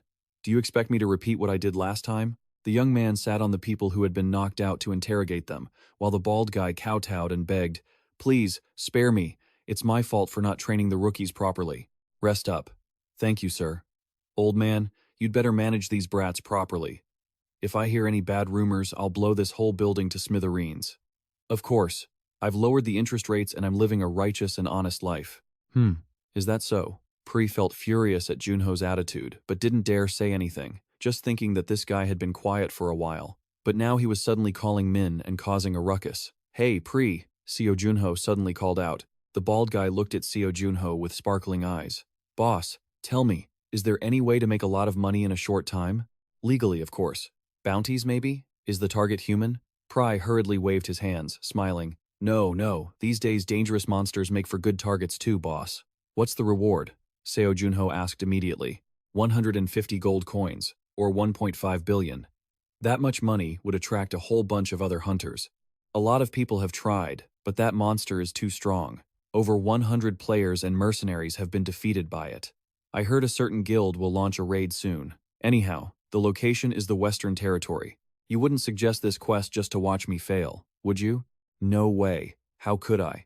I'm sure you'll handle it. Seo Junho furrowed his brow, thinking about how long it had been since his last hunt. Maybe it really was time to get out and stretch his limbs. Activating the portal to the west, Seo Junho didn't hesitate for a single second and immediately set off toward the Twin Peaks. Seeing the sight there, Nifei exclaimed, "Those Twin Peaks are truly majestic and quite a sight to behold." I poured all my money into the teleportation portal and then some. It's still a long time until next month's payday. My account only has 1 silver coin and 22 copper. That's about 120,000 won. Seo Junho sighed in frustration. Even though he was a bit worried, this was still a 1.5 billion won quest. He needed to stop by the Adventurers Guild quickly. The Ice Queen was very excited, admiring the view. Wow, it looks like the mountain is swallowing the sun. You have to admit, it really does. Seo Junho quickly found that 1.5 billion won quest. Hunt the mutant troll near the western sun, reward 150 gold, 600 reputation. So, the target is a troll. A troll is a monster with super speed regeneration, right? The Ice Queen sure knows her stuff. It'll be tough, but we have to play along. Seo Junho snatched the quest with a refreshed spirit. The Ice Queen asked, "Oh, are we really just taking the quest like that? This is a quest everyone is terrified to face, but it seems this is already drawing some attention. The envy of the incompetent is the same as ever." Seo Junho let out a breath and said bluntly, "Well, if they want to, they should do it themselves. Even if they were asked, they probably couldn't pull it off." Just then, a pure white feather appeared. "You are the player Seo Junho, who accepted the quest. The Lord wishes to meet those who accepted this mission. If you are available tomorrow morning, could you join the Lord for breakfast?" Nifei whispered. "It looks familiar. Isn't it a bit cliché?" Every Lord responds the same way. The Lord of this region seems to be an animal lover. A massive courtyard just to keep 1 Dalmatian and 1 black cat. "Welcome. You must be the player Seo Junho. I am Pabo, the Lord of the Western Sun. Please enjoy your meal before you head out." Lord Pabo laid out a magnificent banquet to treat Seo Junho. "You are quite famous. The incarnation of darkness." "Oh, I'm just a normal guy who happens to be a bit well known. Does your lordship have any more information about the target?" It is a mutant type compared to a regular troll. It's about 4 meters tall, larger than a standard troll. It seems to possess regeneration abilities and shows clear hostility toward humans. Wherever there is cake, there is Nifa. The Ice Queen happily ate away, not caring about anything else. After swallowing over 100 humans in the past, that was only to be expected. The Lord clasped his hands. It is truly a disaster. The initial reward was only 10 gold coins, but that is not enough. Even though I increased the reward to 150 gold, it still hasn't been defeated. As a lord, the responsibility on my shoulders is quite heavy. If the mutant troll is defeated, the territory can prosper again. Every time I see the villagers living in fear, the guilt weighs heavily on me. Don't worry, I will handle that disaster for you, especially since I've finished off this meal. Thank you. It begins to move when the sun sets. Please return safely. After the meal, the Ice Queen remarked that the Lord seemed like a good person. Seo Junho looked at the dessert she was carrying on her shoulders and agreed that he was indeed a good person. Nifei blushed and explained, "Well, it was just too delicious to resist. By the way, are you sure you want to go alone?" "Alone? You're coming with me. Not to mention there are those tailing us as well." There was an entire team of 3 people. The guy with the scar was coveting the bounty for the mutant troll's head for his guild. An illusion. Nifei wondered. "Hey contractor, are all valleys this wide? We've been walking for quite a while." Seo Junho closed his eyes to sense something, then smirked. "Yeah. Is someone helping us warm up?" "Warm up? What are you talking about?" One guy was about to make a move. The guy with the scar warned him, "Lower your ego. We can't face him head on. Just keep walking until you die in my virtual space." Seo Junho was walking while creating clones and laughing. The scarred guy didn't seem to know the situation and continued to be smug. "Before you can break the barrier, my guild will take down the troll first. Even if you arrive, it'll be too late." Seo Junho and his illusions looked at each other. "You're well prepared, but I'm sorry." Seo Junho stepped and shattered what the scarred guy was so proud of. "I don't have time for this." At this moment, the mutant troll swung its arm and had already snatched the people who dared to attack it. The scarred guy stood there, holding his sword in a panic. His team members had been caught, but were still worried if their captain was okay. Before they could finish their sentence, they were spitting blood. The scarred guy was furious. "Damn it! You wretched monster!" He lunged and cut off one of the troll's arms. "Oh my god, when did you fly in here? While the scarred guy was dazed, the friend holding the gun emptied an entire magazine into the monster's head, but still couldn't take it down. He said to the scarred guy, "I don't know. Maybe we all accidentally ended up fighting together." The scarred guy gnashed his teeth in anger. "Damn it. We're wasting too much energy on these monsters. Look, it's regenerating again." Its regeneration speed was on a completely different level than a regular troll. The other guy was also watching it recover with a look of horror. "I shot one of its heads, and 3 more grew back. This isn't recovery, it's breeding. Vice Captain, take the kid and get out of here." "What?" "Just do as I say. At this rate, we're all going to die. Then I'll wait until Phi arrives." "What Phi? You think that snot-nosed kid can do anything?" "Oh, so she's a woman. Sorry for the misunderstanding. Your hair is so unique that I couldn't tell your gender." The scarred guy desperately tried to chase the female marksman, aka the vice captain, away. "Stop being stubborn. Just go. If you stay here, we'll all just die together. The monster extermination mission from Rank S has failed. Go and prepare our funerals." The scarred guy said in despair, "Captain, but—" "Silence and leave now." The female marksman struggled with her thoughts. The scarred guy swung his sword and shouted, "I will hold it off until the end. Come on, you monster." He shouted loud enough, but when he got hit by the monster, the fall hurt quite a bit. The scarred captain took a slap from the mutant troll and almost suffered a traumatic brain injury. The monster growled in threat. The scarred guy didn't care about it. He only looked to see if his teammates had left safely. "Now it's just you and me. What meaning is left in my life now?" Just as he seemed ready to give up to end the pain, a hand reached out, and a voice echoed, "Are you Ditch? You're the captain of the Blue Ditch Guild, right?" "Captain, I'm sorry." "What? Those kids told me that. Are you hunting monsters in this area?" Junho suddenly appeared and asked as if nothing was wrong, even though the monster was right there. The scarred guy was shocked. "Are you all right, Junho? Did you manage to save all my people?" "Oh, don't be so shy, but yes, I did. 3 boys and 1 girl, 4 in total." "Anyone missing?" Junho said, with a serious face. "Nife, can you feel it?" "Yeah, I can feel the malice. That troll definitely absorbed a demonic stone." Junho looked at the scar-faced man and said, "Desi, hold your position. Don't get caught up in the fight." The troll opened its maw, drool dripping from its jagged teeth. Its red eyes glowed with intense, feral fury. "Here I come." Seo Junho approached while equipping his armor. Desi hurriedly warned him, "Be careful. That thing's regeneration is faster than a normal troll's." The troll reached out with its claws, but Seo Junho's sword swung down coldly. "You can't take it down with normal attacks." Sword and hand collided, the arm was severed, but the blade was fine, and Junho was unharmed. Seo Junho used his extreme speed to launch a rapid-fire assault. Moving at that pace, Junho fought the monster and said, "Stay quiet and just watch." Back when it was small, the troll wasn't as hideous as it is now. It simply looked like a young boy with sun-kissed skin, a chubby build, and 2 protruding fangs. It was incredibly cute. The troll was fed by a human who told it, "Remember, never take off your hood in front of others, no matter what happens." "Got it?" It growled in agreement. "I'll provide your food. So, never attack or eat humans. Deal?" Rolang. That person gently taught Rolang how to use a fork. It was none other than Lord Babo. Babo even brought a knight to teach Rolang swordsmanship. The knight didn't refuse, simply carrying out his lord's orders. Babo continued. "In the past, elves and dwarves were treated like monsters too. The first step is crucial. Become the first troll mercenary." Rolang. That was Babo's expectation for Rolang before things took a turn for the worse.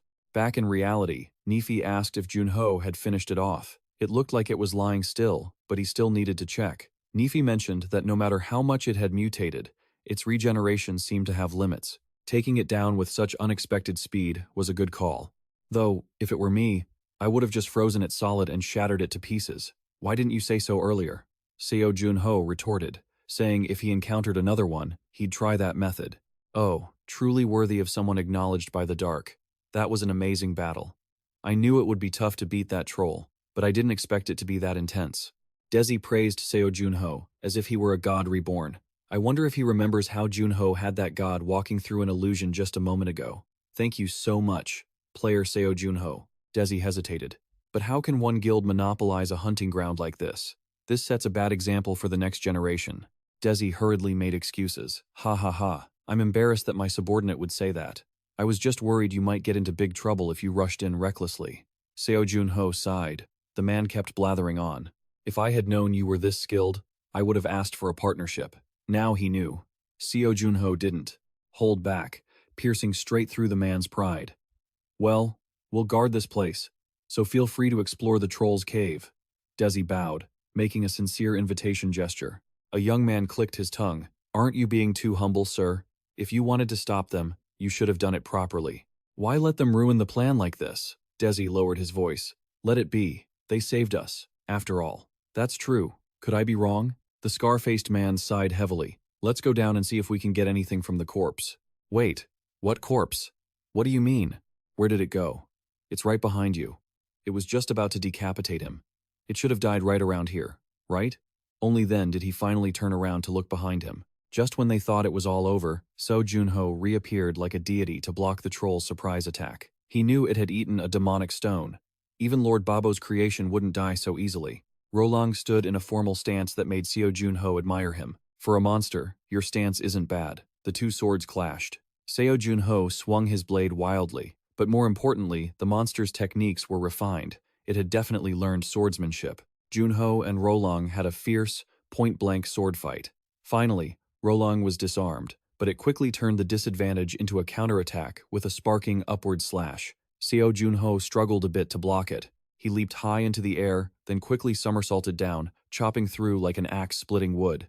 Nifi suddenly showed an expression of astonishment. Seo Junho silently mused that the battle wasn't bad. At the very least, its swordsmanship had nothing to do with the demonic stone's power. Meanwhile, a young man from the Scarred Man's Guild was casting some sort of technique, as if reading minds, hypnotizing, or creating interference fields to support Seo Junho. Taking advantage of the monster being distracted by the man, Junho mimicked Kim Gyujong and unleashed a finishing move with his familiar verdict, Memento Mori. A powerful sword aura slammed down on the monster's head. Facing the attack head-on, Rolang immediately spat blood. It couldn't dodge because Seo Junho had already frozen most of its body. Before fully turning into an ice statue, Rolang tried to growl something, as if pleading, and then Seo Junho chopped it into several pieces. Nife flew over happily to praise him. Nice one, contractor. Your way of taking it down was truly unique. You finally know how to use ice power in many different ways. The Ice Queen was extremely excited. It's been a long time since I've been this impressed, you know? No wonder the little one was stunned just now. Now it was the turn of Desi's blue team to be frozen in shock. Looking at the giant troll corpse frozen and split into 3 icy blocks, their jaws were about to hit the floor. Seo Junho just coldly viewed its memories. Babo appeared again with the knight. The regeneration of your race is one of the greatest blessings, and it's a huge advantage for a swordsman. Rolang had grown but couldn't speak human language. He could only growl, yet he understood what Rolang wanted to say. He continued, I sent a letter to the mercenary corps. When they heard a savage was civilized enough to use a sword, they approved your entrance exam. Congratulations, Rolang. You'll be the center of attention. Rolang, no need to worry too much. You can do it. Be confident and don't get discouraged even if you fail the test. Wimber, show everyone that even a savage can live in harmony with humans. Rolang was very happy with this proposal. But one day, while Rolang was lighting candles to practice writing, disaster struck. Is that right? Yes, that's right. Interesting. A savage raised by humans? And he even knows how to use a sword. Have you ever heard of such a case? Those 2 incarnations of evil had found Rolang's cave. This is going to be the perfect test subject. But first, I'm a bit curious about what this guy can actually do. The female demon gave a twisted, wicked laugh. Seo Junho realized these two were using the same methods as before. As his sword hit the ground, Rolang couldn't escape his fate of being toyed with by the demons like all the other test subjects. He let out a sigh. Is that all you've got? Stop trying to mimic humans already. A monster. The female demon laughed in delight. A savage beast this weak? Seriously? Because its natural aggression has been suppressed, but this will unleash the wild essence hidden inside. Rolang was forced to ingest the demon orb. Before Rolang completely transformed, those 2 demons had told him to kill as many people as possible and eat as many of them as he could. And if you don't do it, we'll just come back and slaughter everyone you spared right in front of your eyes. Wouldn't that be fun? And that was how Rolang was turned into a demon. You said you wanted to be close to humans, so let us help you spread the word. Everyone will come flocking to find you. Damn these bastards, they were truly sick. But since the prey is coming to you, don't be surprised if they taste better than you imagined. A savage beast must be like that, no matter what happens. Never eat human flesh. Pabo's teachings, Rolang always kept them in his heart. You promised, Rolang. You promised. Show everyone that even if you are a savage beast, you can still live in harmony with humans. Even after Rolang had transformed and the plate had shattered, he still sat at the table and used his knife and fork just like a human. Now that only the shattered plate remained on the table, someone had complained, "What is this? Why is there nothing here? Shouldn't there at least be some scattered bones or something? This cave is pretty normal, huh?" Nife asked Seo Junho, wondering if they had arrived too late. "I'm not sure about that either," he replied. Dayak suddenly spotted a cliff edge and called Phi over to look at the pile of people below. What the hell? Who are these people? Haven't these people been eaten yet? The shocking truth laid out before them left everyone stunned. Why are you giving this to me? This is your reward, Seo Junho. I already received the 150 gold coins. Haha, that was just the official payment. This is a personal bonus from me. You can use it to open my safety deposit box. What's inside? Have you ever heard of the sun's tears? What is that? It doesn't matter what it is. I trust you'll know how to use it. Because you are a warm-hearted person, player Seo Junho. Junho had finally completed the quest and returned to have tea and talk with Lord Pabo. Now that the incident was over, he asked the Lord, "Have you calmed down now?" Pabo looked a bit dazed before saying, "At first, I didn't realize Rolang was so kind. The kid is a troll, a monster, but I've never seen him harm anyone. Thank you so much. I didn't really do anything. Regardless of what others say about you, isn't he like family to you?" Pabo went blank again and said, "If I hadn't taken Rolang in, the kid might have turned into a demon and harmed others. Even without the demon orb, he had enough potential to pass the Mercenary Guild's test. To me, Rolang is my son." The Frost Queen sat by the window, bored, listening to them pour their hearts out. At this rate, this talk is going to take forever. Junho cheerfully told the Lord a story. "My lord, long ago, there was a man who built a fire to keep his comrades warm as they shivered from the cold. He had just become a new member of the squad, and this kind soul was worried his comrades would catch a cold because the campsite was so freezing. But he didn't know that night-dwelling monsters are easily attracted to light. That was what he should have been worried about. A while later, those creatures attacked the camp, and that newcomer quickly ran off to get the scouts. By the time he returned with them, his comrades had already turned into corpses, and he killed himself the moment he saw that scene. But Seo Junho didn't mention this part. That newcomer didn't know that even doing a good deed could have consequences. Sometimes, good intentions carry a heavy burden of responsibility. "My lord, you mean you want me to face the judgment of the law so I don't turn my back on this world?" Junho didn't say anything more, letting Pabo understand on his own. More than anyone, Seo Junho saw that the Lord looked exactly like the new soldier in the story, at least in appearance. And then, one day before, they had both been led to the defendant's dock. The judge slammed his gavel and shouted for the courtroom to be silent. "Baron Pabo, what made you think of raising a monster?" "My lord judge, it's because I saw he had lost his mother and was so pitiful, just like a human." The judge pushed up his glasses and spoke with a look of astonishment. "You say he looks like a human? Trolls have intelligence, but they are monsters that cannot communicate with humans. They are beasts, no different from criminals. Yet you feel they are like an intelligent person?" In theory, that is true. The innate aggression of a troll can be controlled if trained and educated from a young age. Since this matter is entirely manageable, there is no issue at all. The people in the room immediately started shouting, "You can't decide that on your own, Baron. Stop it. That's no different from saying a dog won't bite its owner," the judge continued. "In the end, contrary to your expectations, that troll caused many casualties. What do you have to say for yourself? It was all my negligence. I should have trained him more thoroughly." Hearing that, someone asked if the fact that people were injured, but no one was killed, was because he had trained it well. Pabo lowered his head, stammering, "My lord judge." Seo Junho slammed the table and stood up. The Baron's troll went berserk because of external factors. He pulled out an orb and started showing everyone there how Rolang had been poisoned by those demons using a demon orb. Afterward, he continued, "The demon orb was infused into them by demons, making them lose their minds and awakening a murderous desire. Hakan, a mercenary from Jillian, who commanded the Jillian Knights. These documents are all testimonies from people who have encountered similar incidents. The villain's goal wasn't just to test the brutality of the demon orb, but also to cause controversy and conflict to make the public panic. Faber. I've heard that name before. Wasn't he very active in the Lady Bao case? Even so, trolls shouldn't be here in the first place. Who told you to raise a troll like a child? If that's the truth, we've been played by those demons." The judge stroked his chin and said, "I will now deliver the final verdict. The defendant has caused many injuries and fear. by raising a monster without a permit.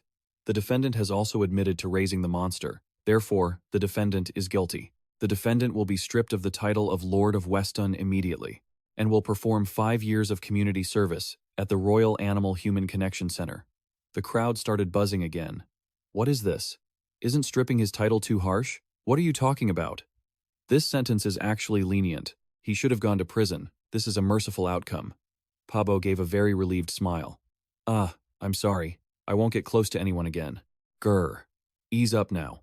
I'm just here to pick some mushrooms. Hey, you. Want one of these?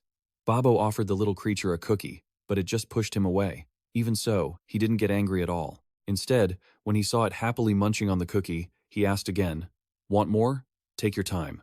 You're dropping crumbs everywhere. Babo joyfully gave the creature the whole bag and watched it eat. Under the crushing oppression of the villains, Rolang had never lost his humanity. If the boy could do it, the other ghost ghouls could too. My son's dream isn't over yet, Babo said with conviction. Seo Junho approached to bid him farewell. I'll come visit you when I get the chance, my lord. Ha ha, Weston is about to welcome a new lord. Next time we meet, just call me Pabo. The Ice Queen rested her hands on Seo Junho's shoulders. This reminds me of what my father used to tell me. If 10 people commit a crime, punish all 10. But never, ever accuse an innocent person. You saved one of our own people, after all. Goa finally replied. Inho, who had been sitting still, jumped in surprise and quickly asked, What's the reply? Gongjuha grinned from ear to ear. It's about Seo Junho. The message I sent finally got a response. He wouldn't just tell me to get lost because he's busy, right? From what I remember, Seo Junho doesn't seem like that kind of guy. Then I trust you. Get ready to open that reply. If you don't, you're going to be writhing in regret. Just check it already. A message window popped up.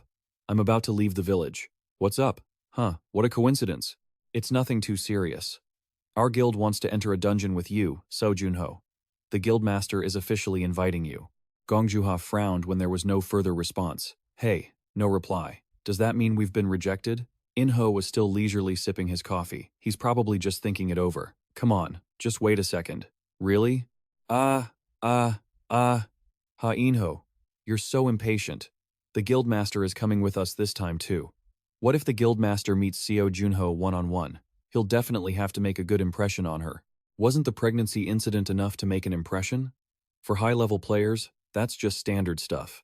Maybe inside this dungeon, we'll find out if he's all talk or the real deal. Just then, Seo Junho replied, Sounds good. Let's go together. Gong Juha and Inho stared at the notification window with serious expressions. The empire's capital, and Junho had found the way of the previous lord, Babo Laysan. A box within a box. I thought there would be a lot of stuff in here, since he belonged to the aristocracy. The sun's tear should be inside. Is he just stingy, or is his situation worse than I thought? Maybe it's the opposite, contractor. Doesn't this just mean the sun's tear is incredibly valuable? That's why it has to be kept this secure. Alright, let's open it. Inside, there was only a reddish-orange potion bottle. Both Seo Junho and the Ice Queen stared at it as if it were something very strange. Nife urged Seo Junho, hurry up and examine it. He picked up the bottle, and an information window appeared. Special Sun's Tear, a liquid containing solar energy that grants the user immense yang energy. Nife remarked that this was a miraculous medicine, but her contractor possessed traits with heavy yin energy, like shadows and frost. If you drink this, there's a high chance it will act like nothing less than poison, Junho agreed. This wasn't something anyone could just drink, and now he was debating who to give it to, Kim, Wuzhong, or Gong Juha. The Sun's Tear was indeed a great item, but since he couldn't use it himself, only those two could. While he was lost in thought, a sandwich appeared in front of Seo Junho. What's this? You haven't had breakfast yet. Eat while you think it through. The Ice Queen didn't know where she pulled the food from. Seo Junho wanted to refuse, but Nife quickly shoved the sandwich into his mouth. Wait, did you make this yourself? I bought the ingredients and made it myself. Why? Doesn't it taste good? Bought it? She had transformed into a little girl to beg for ingredients. The vegetables are so fresh. Can I have some lettuce? What beautiful eyes you have, child. Yes, thank you. You look very beautiful too. Oh my, would you like some extra cookies? I won't say no to that. Of course, Seo Junho would never know about this. He chewed the sandwich with puffed cheeks and said, Have you been eating more spirit stones? You've gotten pretty bold lately, haven't you? Huh? Eating more of what? Nothing. I just thought you looked taller lately. But this sandwich tastes pretty good. Not bad at all. The Ice Queen beamed like a flower in bloom. Haha, I'm not exactly a master chef, am I? Toast with bacon and butter is a combination that can't go wrong, right? As a queen, I couldn't bear to watch my contractor starve. Knifey was just like a peacock showing off its feathers. Thanks, it's delicious. You're actually pretty good at cooking. Heh, at least it's edible. What? What the heck are you saying? This is the first time in my life I've looked up a recipe to cook for you, and you're complaining about the quality? Isn't toast easy to make? Player Seo Junho. Gong Juha suddenly appeared to greet him. It's been a while, hasn't it? How have you been? Ah, Captain Gong. I don't think we've met for a month. Thanks for inviting me to run the dungeon. Oh, I wasn't the one who sent that. But has it really been a month? It feels longer. Seo Junho finally remembered that she didn't know he was the one who fought her in the virtual battlefield. He quickly tried to smooth things over. Ah, yeah, a few months have passed. The Empire is just ahead. Follow me. Aside from me, was anyone else invited? There were 2 others, but only one could make it. What are the requirements to be invited? Either you have enough fame for the guild to benefit, or you have special abilities. Meeting either one of those might get you an invitation. But it's hard to reach that level. This is the Cabbie Guild. Since you're visiting our home, you should meet the owner, right? Being invited to the Cabbie Guild is great, but meeting the guild master will be a more valuable experience for you. Seo Junho. Guild master, I'm really looking forward to this. Not Thean stood behind Kim Woo-jong, who wouldn't be excited. Inho saw him and smiled, gesturing for him to come in. Welcome, Seo Junho. Please wait here. The guildmaster will be here soon. Just relax and wait a moment. Understood. In the vast, empty room, only Seo Junho was left. And to top it off, they didn't even turn on the lights. A guild this big and they're saving on electricity? Both Seo Junho and Nife waited silently, waiting for the mysterious door in front of them to open. Finally, I get to meet you. I am the guildmaster of Cabbie, Shin Hyeon. I am Seo Junho. Despite her being one of the 9 heavens, Junho didn't flinch. His expression remained calm as usual. After a brief introduction, Shin Hyeon smiled slightly. Of course, I've heard a lot about you from Miss Gong Juha. It's a pleasure to meet you.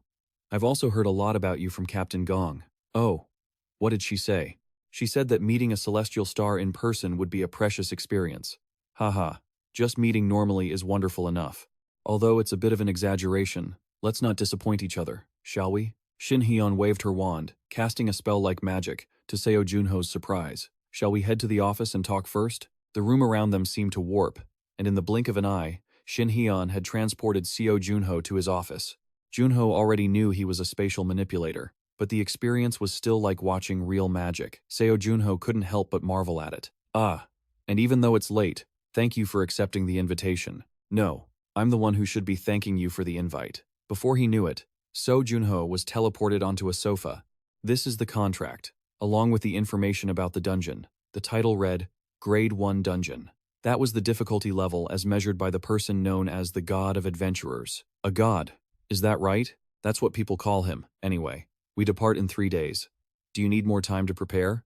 Shin Hyeon conjured a fountain pen for him to sign. Regardless, quite a bit of time has passed since we first agreed to meet in the port town. Seo Junho thought about it and said, No need. 3 days is enough. Oh, the other participants are listed here too.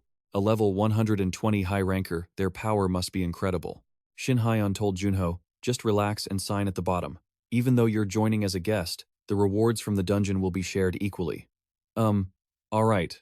I understand. Everything looks good. Seo Junho carefully read through it before saying, Everything is in order. He signed the paper and said, I'll leave everything to you, Mr. Shin Hyeon. By the way, is that wand used to control spatial abilities? That's right. It makes controlling space much easier for me. Wow, that's impressive. I was born with spatial manipulation powers, but my perception of space isn't that great, and there's no way around it. I guess I'm still weak. Seo Junho evaluated him silently. The fact that someone who had reached the pinnacle of magic still needed an auxiliary tool was truly surprising, but he could feel that this guy was immensely powerful. He hadn't done anything extreme yet, but he was definitely a force to be reckoned with. It felt like there was another monster like Kim Gujong here. Now, let's go to where you'll be staying. I hope you like it. Shin Hyeon swished his wand again, and the scenery instantly changed to another space. Seo Junho silently noted that his teleportation magic was on an entirely different level. Once he dropped him off, Shin Hyeon took off immediately. See you next time, player Junho. If your talent matches your reputation, I look forward to seeing what you can do. I'll do my best." With that, he vanished without a trace. Just then, the Ice Queen appeared. Whoosh! The sound felt so rushed. It was as if she were meeting the young boss of a major conglomerate. "That's our guildmaster." Impressive, right? As soon as he left, his subordinate appeared. Gong Juha winked at him. "That's me. I'm in charge of arranging accommodations for guests." "You met Shin Hyeon in person? How was it, Junho?" Seo Junho scratched his head. "Shin Hyeon. Well, he seems very strong." "Is this your first time meeting the guildmaster?" "Yes, I've never had the chance to meet him anywhere else." "Oh, I see. Hee. Junho. I feel a little disappointed."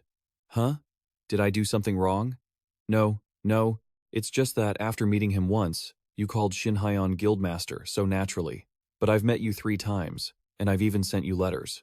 Even though I didn't know what to write, you even got my autograph. So why am I still just Captain Gong? Is Captain Gong cold? Is that it? Oh.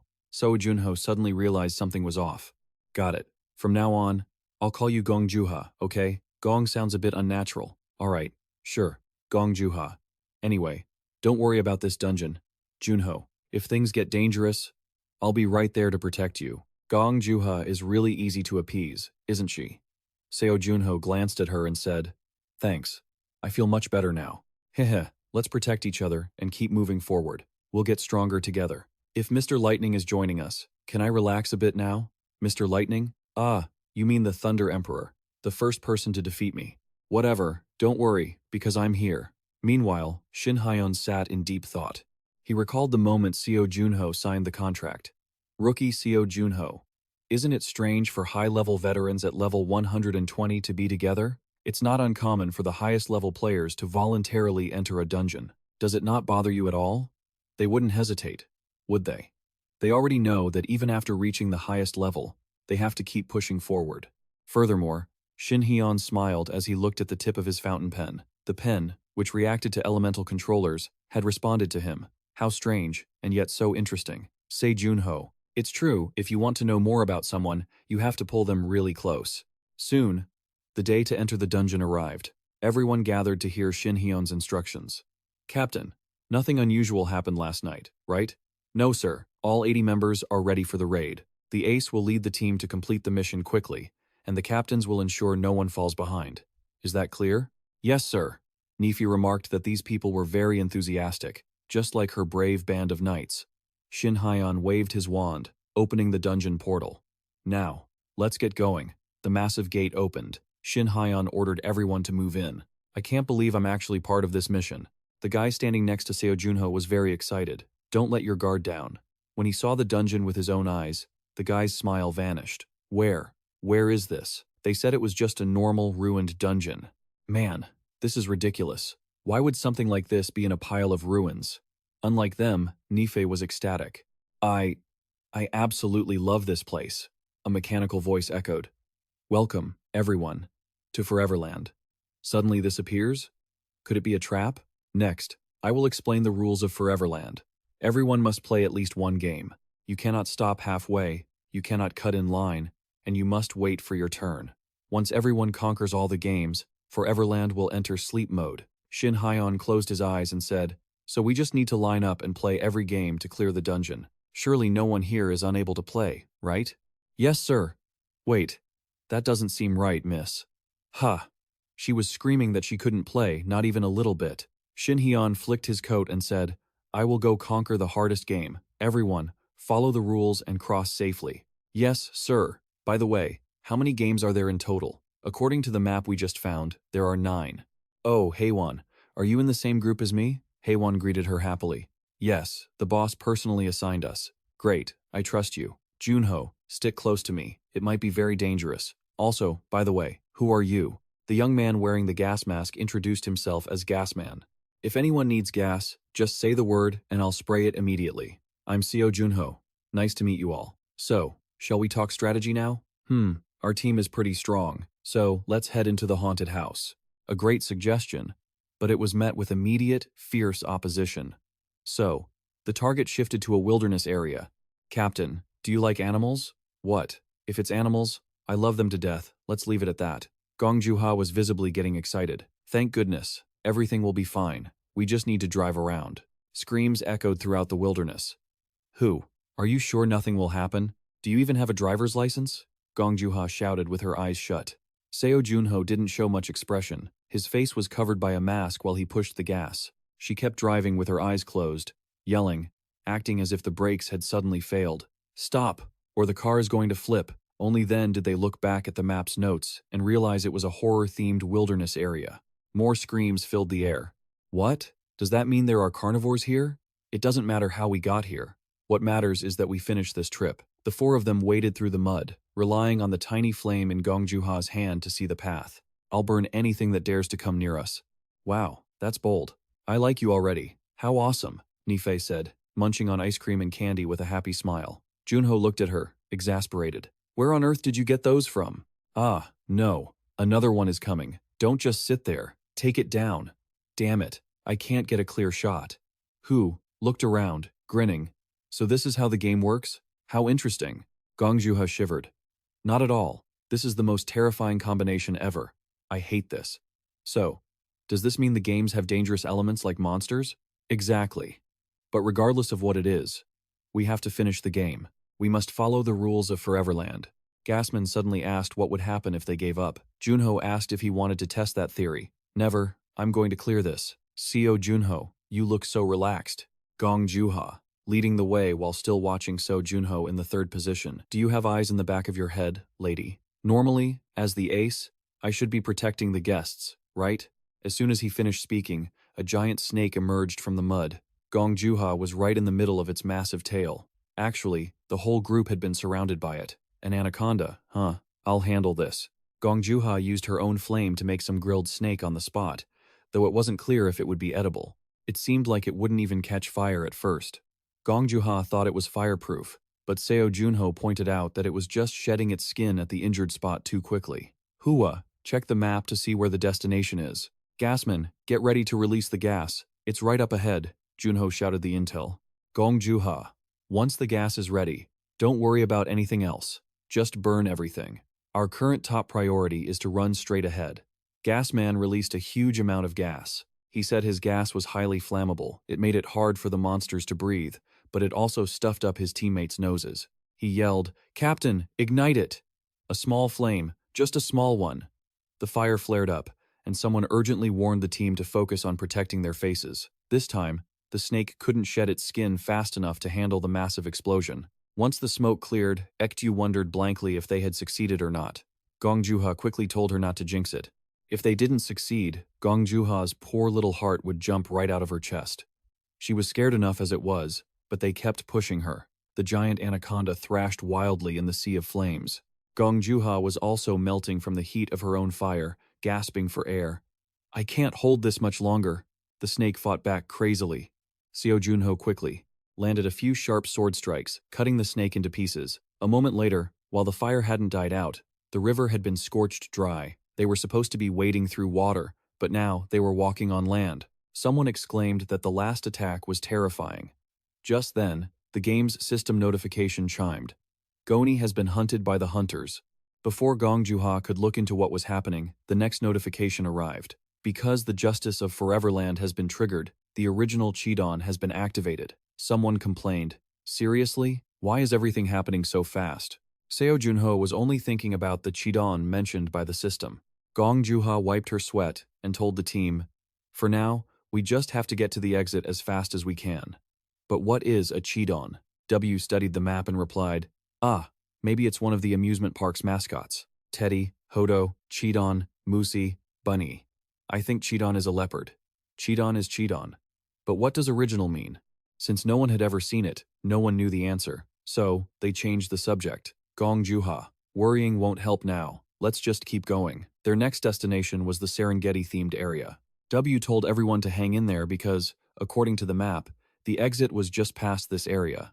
But we've been walking for so long. Why do I still feel so refreshed? They had used their abilities earlier, but it wasn't that hot.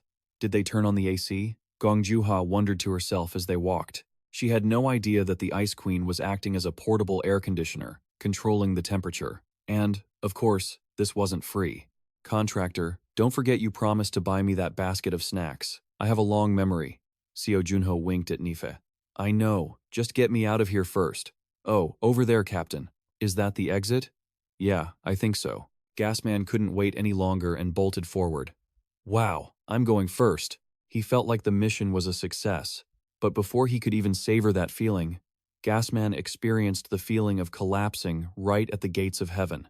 It wasn't because he lacked ability. Something had slashed through him so fast that his entire side was just gone.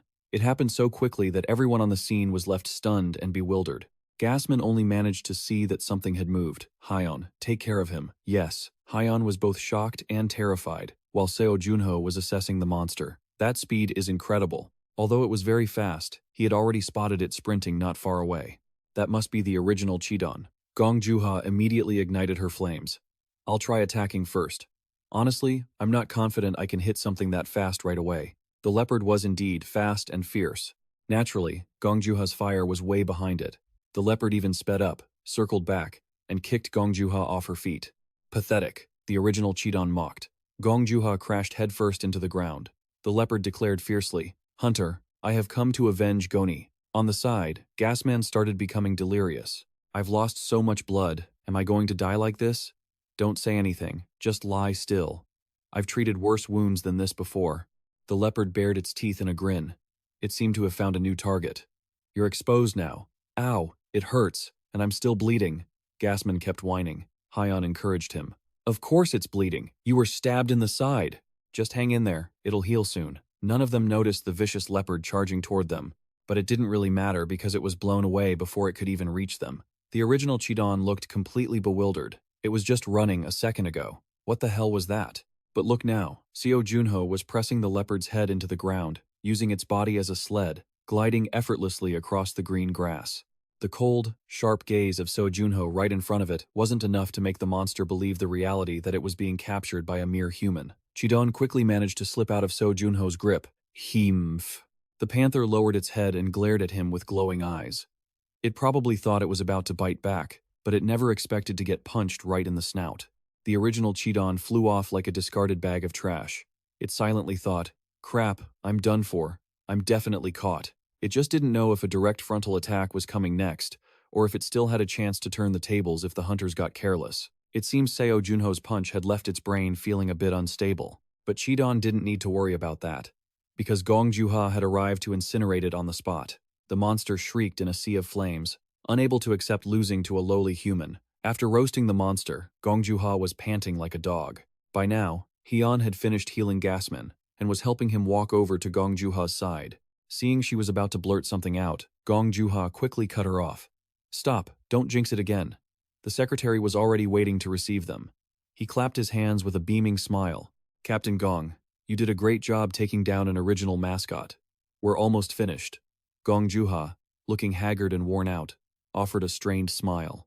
"Is that so? The guild leader has already taken down 2, so now only Hodori and Gondori are left. But this battle won't be easy." Seo Junho was sitting down, resting and listening to them chat. Nifi was wiping his face. Hearing what the secretary said, Gong Juha blankly recalled and said, "Not really, the mascots are strong, but it was easier than I thought. Maybe because we ambushed it. I really have a knack for timing things perfectly." Actually, an ambush at the right time was the only answer. Maybe the guild leader is fighting one of the remaining 2. And finally, the highest difficulty is the Wandering Sky Circus. The secretary looked at the circus tent in front of him and said, "If the guild leader is late, the captain and I will go inside." Next, let's move on to the My Story segment with our secretary.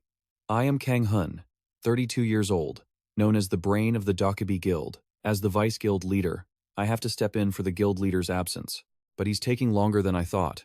He's been in the haunted house for a while now. Waiting here is just a waste of time. It looks like I'll have to sweep this place myself using my own power. Thinking that, the secretary turned to call for Gong Juha. "Captain Gong, shall we go together?" Seeing Juha standing with Seo Junho, he froze. "Seo Junho, just trust me. I'll carry everyone again." Gong Juha puffed out her chest with confidence. "Hey, Seo Junho, get out of there." "Why? I told you that's where the original mascot appears, so just stay focused." The secretary was so shocked he could have passed out. Is this something a level 83 person would say? Secretary Kang wanted to charge in, but was blocked by Gong Juha. The two of them started bickering. "This is our guild's conquest. You can't let outsiders interfere. I have to go inside no matter what. No, you can't go in. The broadcast says no cutting in line. Haha, then what am I supposed to tell the guild leader? Just trust me. While they were fighting internally, Seo Junho stood to the side, watching. However, in the end, Seo Junho and Gong Juha were the ones who got into the circus together. Geez, our vice guild leader is so sensitive sometimes. He should be clapping and celebrating that things are going well, right? Right, Seo Junho? Right at that moment, the system guide spoke up. Silence. The show will begin momentarily. But more importantly, Gong Juha, you said this was only for 2 people, right? But with just 2 of us, aren't there a lot of empty seats? Gong Juha frowned. Is that so? I'm sure nothing just randomly appears on the seats, right? Sitting here reminds me of the auction in Las Vegas. Suddenly, a human, but with a white bear head, appeared next to them, which gave Gong Juha quite a scare. The system guide spoke again. Everyone, please take your seats. Silence. Gong Juha stopped looking at the guest next to her and asked, what's the theme here? Isn't this exactly the same as the original mascot? Seo Junho, look next to you. Seo Junho signaled for her to be quiet. The bear beside him turned to look at them. That cold, sharp gaze made Gong Juha swallow hard. She nervously asked, isn't this a bit creepy? The bear behind her was watching too. The system's reminder echoed again, please take your seats. Around the 2 of them, the empty seats were filled with bears, panthers, and rabbits, which made Gong Juha jump. Her foot even accidentally stomped on the face of one sitting in the row in front. Horror sound effects echoed, followed by a not-so-friendly greeting. How is everyone doing? Thanks to all you fools who came here. The stage lit up, and standing on it was a clown. Welcome to the biggest and greatest show in the Eternal Land, the Sky Circus. If you don't want to be scared, you'd better fasten your seatbelts. Oh, wait, we don't have any seatbelts. Mwahaha, I don't feel good about this. Gong Juha was terrified to the point of distortion. No one here felt good. The clown under the stage couldn't stop laughing. Let's introduce the killer members of our chain troupe. Give them a warm welcome. These are all hard workers. The seat under her butt vibrated, making Gong Juha think an earthquake was passing through. The creepy clown below the stage grinned, showing off teeth as sharp as spear tips, and signaled for the performance to start. The guests next to Seo Junho and Gong Juha simultaneously fired lasers. With a loud bang, the circus shot into the sky like a rocket leaving the launch pad. Everyone outside watched in a mix of panic and anxiety. The whole circus, as if attached to a motor, blasted upward. Even though she didn't feel okay, Gong Juha still told Seo Junho, don't worry, I'll protect you. Only when the circus reached a certain altitude did it stop. What's going on? Seems like they've practiced a lot. Seo Junho was still calmly watching the performance below. You seem a bit too relaxed. It's not like we can escape. Just enjoy this moment. Be careful. This one has top-tier difficulty. If the original mascot appears, Seo Junho and I will team up to take it down. Yeah. The creepy clown continued to introduce the show cheerfully. Next, the most popular act of the Sky Circus, the bear execution. Seo Junho was quite surprised. Bear execution, does that mean the original mascot is going to appear? Junho, get ready. If anything goes wrong, I'm going to burn everything down. The creepy clown and his performance team bowed to the judges to make room for the best-selling act. Right after they left, what appeared was a bear that looked like a scarecrow, but when it opened its maw, it was absolutely terrifying. Both Gong Juha and Nifei were scared pale. The system announcer chimed in. One of our lucky audience members will be executed by the bear itself. Oh, how lovely. Seo Junho suddenly realized that the savage seemed to have recreated something from back then. No way. What if they pick one of us from the audience? The bear's eyes glowed. It let out a long roar, mouth wide open as if it were about to snatch its prey. Seo Junho frowned and said to Gong Juha, Juha, you go first. Use your ability to burn them, and I'll finish it.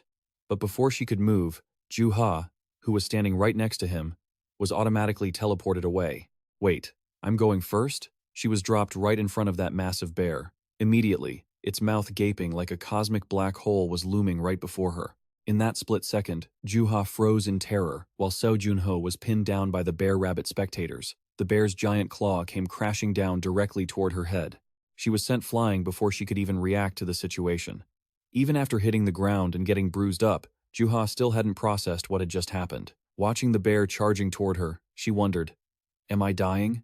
Why did I push myself so hard? Gong Juha. If it all ends like this, it's just not fair. She was filled with frustration, but she couldn't even move, let alone fight back. Fortunately, Juha hadn't come here alone. She had a guardian deity with her. Just as her eyes were about to close, she saw a cloaked figure. The entire circus tent had been frozen solid. "Oh, contractor, are you sure you won't regret this decision?" Nefi smiled knowingly. "I don't want to regret it. That's why I'm doing this." Seo Junho activated his armor and entered his true combat state. As Juha fell, Seo Junho began to think that he could have protected them, that he could have prevented this. If only I hadn't hesitated to reveal my powers. I'm so pathetic. I forgot what really mattered the most. Junho was so furious with himself that he crushed the ice in his hand. He hurled the shards of ice at the frozen creatures. He realized that even if everyone else in this world was too afraid to step forward, he had to act. The giant bear was still there, acting incredibly aggressive. Without a second thought, Seo Junho charged straight at it.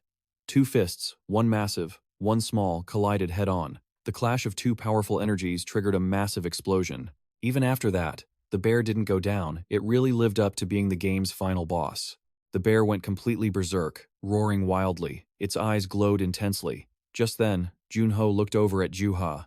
Seeing her completely unconscious, Seo Junho froze for 5 seconds, but he quickly regained his focus, braced himself, and dashed toward her with lightning speed. The circus tent collapsed in midair, and Gong Juha was tossed into the sky. Those outside saw rocks and debris falling and realized the place was about to collapse.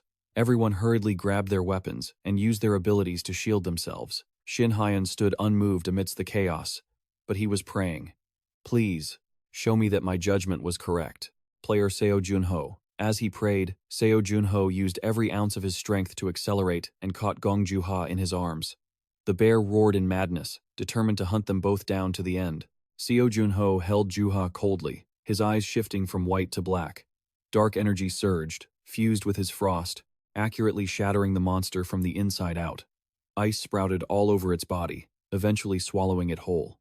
A sharp, massive snowball appeared in the sky like a falling star. Shin Hyan couldn't help but marvel. Truly magnificent. As debris continued to rain down, the faint light in the sky made it look as if the world were cracking apart. Seo Junho carried Juha out of the explosion. "Contractor, be careful," Nifei called out, flying behind them. She used ice as a platform, allowing Seo Junho to descend safely. Ice flowers bloomed in the dark sky. The scene was truly breathtaking. And just like that, Seo Junho landed safely with Gong Juha. Even while unconscious, Juha kept calling his name. Seo Junho gasped, frowning as he heard her wheezing weakly. "I'm sorry. I failed. I promised to protect you." Juha opened her eyes slightly to look at him. "We won." "Juha," Junho said, smiling warmly at her. Shin Hyeon stepped forward. "You've completed the mission," he asked. "Did you eliminate the target?" "Yeah, it's taken care of. More importantly, Gong Juha." "No, Captain Gong was severely injured." "I understand." Shin Hyeon suddenly knelt on one knee. "Thank you for protecting the members of our guild." Junho winced. "I'd like to ask, are there any casualties?" 24 people have minor injuries, and 7 are severely injured. "That's all, Seo Junho. We've completed the dungeon raid without a single loss of life. Well done, player Seo Junho." Gasman rushed over to him. "Big brother Junho, I thought I was done for. Quickly, call Hyeon. She's the one with the medicine." "Wow, your skills on that video were no joke. Junho, you've been hiding your real level, haven't you? It's incredible. Thank you for saving our captain." Nefi watched the scene and smiled with satisfaction, remaining silent. After the exhausting dungeon raid, a gift box with a slightly worn ribbon was presented. "Is this the reward for clearing the dungeon? Hey Jian-hun, you open it." "Fine, but this thing is moving. Are you scared?" "Humph, of course not. I'm just preparing for any situation." Suddenly, a giant, creepy toy clown popped out of the box, startling everyone. The box suddenly grew larger. "Is this dungeon not over yet?" The creepy clown opened its mouth and spat out a pile of gold. The secretary yelped as if something harder than gold had hit his head. "Guildmaster, why won't it stop?" A roar of laughter erupted from everyone there. Shin Hyeon didn't help him, just sighed. Junho stood there laughing with the guild members, though he kept it quiet. Shin Hyeon told the group, "After we return, those who are injured should head to the medical wing. For now, team leaders, go ahead and distribute the rewards. The rest of you can rest until further notice." Seo Junho remarked, "Your guild is quite organized." "Of course, we are one of the big 6 after all." Now I understand why Shin Hyeon is called the Master of Space. His steady leadership during the dungeon raid is enough to prove why the Doki B Guild holds its position. Suddenly, Gong Juha called out to Junho. She leaned close to his ear and whispered, "I'll keep your ice ability a secret." So, she saw it after all. Junho breathed a sigh of relief that she only saw the ice ability. Well, that's a relief, at least. Shin Hyeon raised his wand, preparing a trick. Everyone had done a great job, and with a single flick of his wrist, he sent everyone back. But Junho was sent to a different space entirely. What's the meaning of this? Player Seo Junho, you might be able to fool the world, but you can't fool me. Are you implying I'm lying to you? As a guild master, there aren't many people in this world I admire. But you, I've always wanted to meet you at least once. Demon of the Night. Shin Hyeon smiled brightly and confidently. Meanwhile, Seo Junho was taken aback. Shin Hyeon continued to look at him with a smug, knowing smile. Seo Junho had no choice but to play dumb. Humph, why would you think that? I'm not a night demon. Seo Junho sighed and waved his hand. I have no idea why you'd think that. Shin Hyeon kept his smile. I already anticipated this reaction from you. Essentially, you are the night demon's representative. But why would the night demon need a representative? Someone who was always a lone wolf before meeting the other four heroes. Is there really a need for a representative after returning? Let's just say it's to adapt to the world 25 years later. But you're the strange one, Seo Junho. You conquered the entire challenge cave. Facing an army, alone. A talent that appeared from the stars. A player who never makes a mistake. Suddenly becoming the representative of the night demon. The time of the night demon's awakening and your appearance also coincide. So, it would be strange if I didn't suspect a connection between you and the night demon. While watching you fight earlier, I was already certain. I couldn't see it clearly, because it blended into the night sky. But that was definitely elemental power. I believe it is the power of the night demon, the guardian of darkness. Nife. Busy eating popcorn. Just had to chime in. You're half right, human. So, the proof of my power that you, Shin Hyeon, asked for was just a fleeting glimpse in the night sky? It wasn't just that. Do you remember this pen? It's the pen you used to sign the contract. It wasn't an ordinary pen, but an artifact that reacts to the power of those who use elemental abilities. Seeing the pen glowing, Seo Junho marveled that the guy was truly cautious. Shin Hyeon, let's make a deal. Seo Junho leisurely sat down on a large rock nearby. From now on, please keep everything a secret. Under the banner of the Kabi Foundry Guild in the Nine Heavens, Shin Hyeon didn't hesitate to swear he'd keep Junho's secret. Junho was very pleased with that. Nifi was excited, thinking Junho would show Shin Hyeon the Guardian of Darkness. But to her disappointment, what Seo Junho unleashed was ice frost covering everything. Shin Hyeon, look at this. The Frost Pursuer. That is my ability. What you saw in the dungeon was just an ice-based attack. I used this power to free the night demon from his frozen state. That's why I became his representative. I'm by his side to become even stronger. That way, I can awaken the other heroes. I'm not the night demon. Let's just pretend today's conversation never happened. He accepted the truth. Instead, to acknowledge your outstanding contributions, I will give you a reward worthy of the night demon's representative. Have you heard of the Sage of the Astrological Tower? He is a player who can perceive the essence of all things and predict the future with precision. That person has chosen to live in seclusion. But there are still many who want to learn from him. Shin Hyeon produced a letter in front of Seo Junho. Even the guild leader and the heads of the associations have to wait many months to meet him. What I just gave you is a letter of recommendation. Take it. With this, you can meet the sage whenever you want. Take care. Player Seo Junho really made a brilliant move, not exposed, yet still got the perks. After returning, Nife reminded Seo Junho gently, I'm not satisfied with these few scraps. Seo Junho thought to himself, whatever. You've been eating way too much lately. Are you trying to become the first obese spirit? But Seo Junho didn't say these things to Nife. He turned to talk to the dwarf clan chief. Graham looked at him like he'd seen a ghost, thinking he was already dead. Junho just had a lot on his plate, but he wouldn't kick the bucket that early. Graham said, it's fine, time passes, but the equipment won't rot. But the thing I'm thinking of is in your hands, right? Diva Vodka, the border version. It's a small batch, but I hope it suits your taste. Ha, stop it. Why be so polite between us? I don't like that. I really don't. That was still Graham, after knocking back the whole bottle. I love it. When I make more money, I'll buy more. Graham, can you explain the equipment to me? Sure. Let's start with the weapon's power. It was 2 meters long, a great sword with 2 handles. It's called a chain sword, wrapped with 32 high-grade blades. See the safety mechanism on the handle? While the two were teaching each other how to use the gear, Nife was focused on eating. Graham instructed, remove that. Channel mana to start it, and then pull the lever. Seo Junho hoisted the sword above his head and exclaimed, "It's heavier than I thought." "Huh, you're skinny as a twig. You even look weaker than that. I like the weight, the length, and the design." Then release the safety lock and channel your mana. Hey, don't jerk it, pull it slowly. The blades began to move. To put it bluntly, this weapon was no different from a giant mana-powered chainsaw. Testing the first item successful, Seo Junho expressed anticipation for the next weapon. Graham was very proud of this one. It's a blade made from 1,000-year ice steel. This material is a rare metal mined in the polar regions. Seo Junho marveled. Impressive. It looked like an ice dragon. A normal person would freeze to death if they touched it. Seo Junho, you can handle it, right? I made it to your request, but I didn't know if you could use it. You idiot! Graham panicked when he saw Seo Junho's arm freeze the moment he touched the blade. At least wear gloves, you moron. Seo Junho realized it was indeed freezing. It had been a long time since he felt that bone-chilling cold. But Nifei was there. What could possibly stop him? She even took off her mask to reveal her eyes, her cold resistance helping Seo Junho warm his body.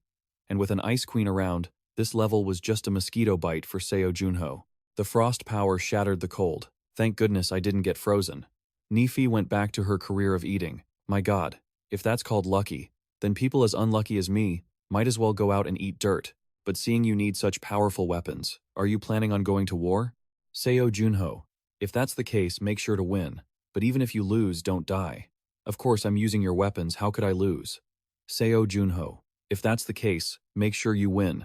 But even if you lose, don't you dare die. Obviously, do you really think I'd lose when I'm using your weapon? Junho presented the gun to Ginberto as a gift. Ginberto was stunned that a dwarf could craft something like this. Furthermore, Seo Junho solemnly introduced that users of this weapon could even alter the very map depending on their ability. Ginberto, however, found the gun too light. He was used to heavy weaponry, so he felt a bit awkward.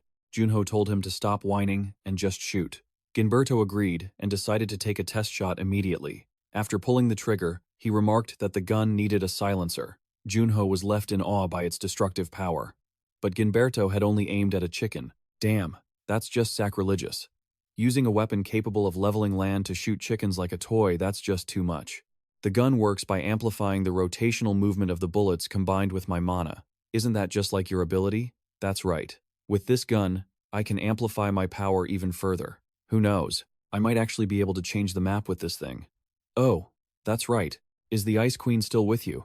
Yeah, she's right here. She's busy packing on some weight. Lately, whenever Nifei appears, she's always munching on something. I still don't get why you're sticking with the person who froze us. Ice Queen, you should be grateful my kid is still alive. Otherwise I wouldn't spare you. The Ice Queen was so startled she started choking, and Seo Junho had to pat her back to help her spit it out. Don't you dare try to betray us. Hey, stop scolding her, she's about to pass out. I was the one who defeated the Ice Queen. She has been reborn as a lower-tier spirit. Nifei protested. I am a high-tier Class 2 spirit. Yeah, sure, a lower-tier spirit, Junho added. Since I woke up, she has helped me countless times. Of course, part of that is because I've been weaker. Right now, she's someone I can trust. Just like you guys. I don't need you to trust her. Just keep an eye on her. If that's how you see it, then I have a question for the Ice Queen. That day, you only fought one person. Yeah. The Ice Queen vanished. Seo Junho immediately guessed that Sky was approaching. Sure enough, no sooner had he finished his sentence than she flew down from the sky. Hey. How strange. I teleported the moment I sensed the Ice Queen's presence. In just 2 sentences, Ginberto exposed that the Ice Queen didn't like Sky. But Sky was delusional, thinking Ginberto was jealous of their relationship. Ginberto cracked open a beer and swore he had no interest in the person who had taken 26 years from them, even if she had been reborn as a lower-tier spirit. Setting that aside, when he saw his beer can was bone dry, Ginberto flew into a rage. He demanded to know why he couldn't drink, even though the ban had expired. And so, the two began to bicker. Seo Junho just stood there, looking completely helpless. He waited for them to argue for a bit before jumping in. Enough of that nonsense. Let's talk about the mission. Listen up. About a week from now, 2 groups from the demon organization will arrive. One of them is the Pride faction. They're the ones we fought when we rescued Arthur. And the other group is unknown? Exactly. We don't even know what their objective is. So, if a battle breaks out, we'll fight as individuals. Just hold your positions. Ginberto, You'll provide sniper support from the clock tower, and Sky, I need you to focus on interference magic. Got it. And what about you, Junho? I'll blend into the crowds in the city. As soon as I find out their objective, I'll stop them. You've got the most dangerous task. Because I'm their biggest threat. And lately, some have treated us like remnants of the past. Isn't it time we showed them otherwise? Sky immediately supported this. Gilberto happily agreed to this comeback, too. Just as he was about to take a sip of beer, Seo Junho shot his can to pieces. If we handle this well, we can target the heart of the demon organization. It's an ideal location, the perfect place to oversee all their troops. A demon stood looking at the crag Seo Junho had once eyed, holding up a demon orb, and asked, when will he finally show himself? In 3 hours. 3 hours? Freeze it. Sure, how long should we keep it frozen? 5 hours. From now on. Without my permission, no one enters and no one leaves. Following orders from the Pride leader, the sea around the crag was covered by an invisible barrier. Meanwhile, the local authorities were going around with loudspeakers, urging the citizens to evacuate the danger zone. Attention citizens, do not approach the barrier under any circumstances. Once you hear this announcement, evacuate immediately to the emergency shelter. This is a direct order from the Lord. Just as he was announcing the time, the soldier in charge was ambushed and cornered by 2 ghouls. You bastards. What do you think you're doing? The soldier took a hit but kept on cussing. Bastards? That sounds pretty tough. Maybe I should change my stabbing style, this guy didn't even die. The 2 ghouls weren't pushovers, and retorted immediately. After all, they were armed with knives. Heh.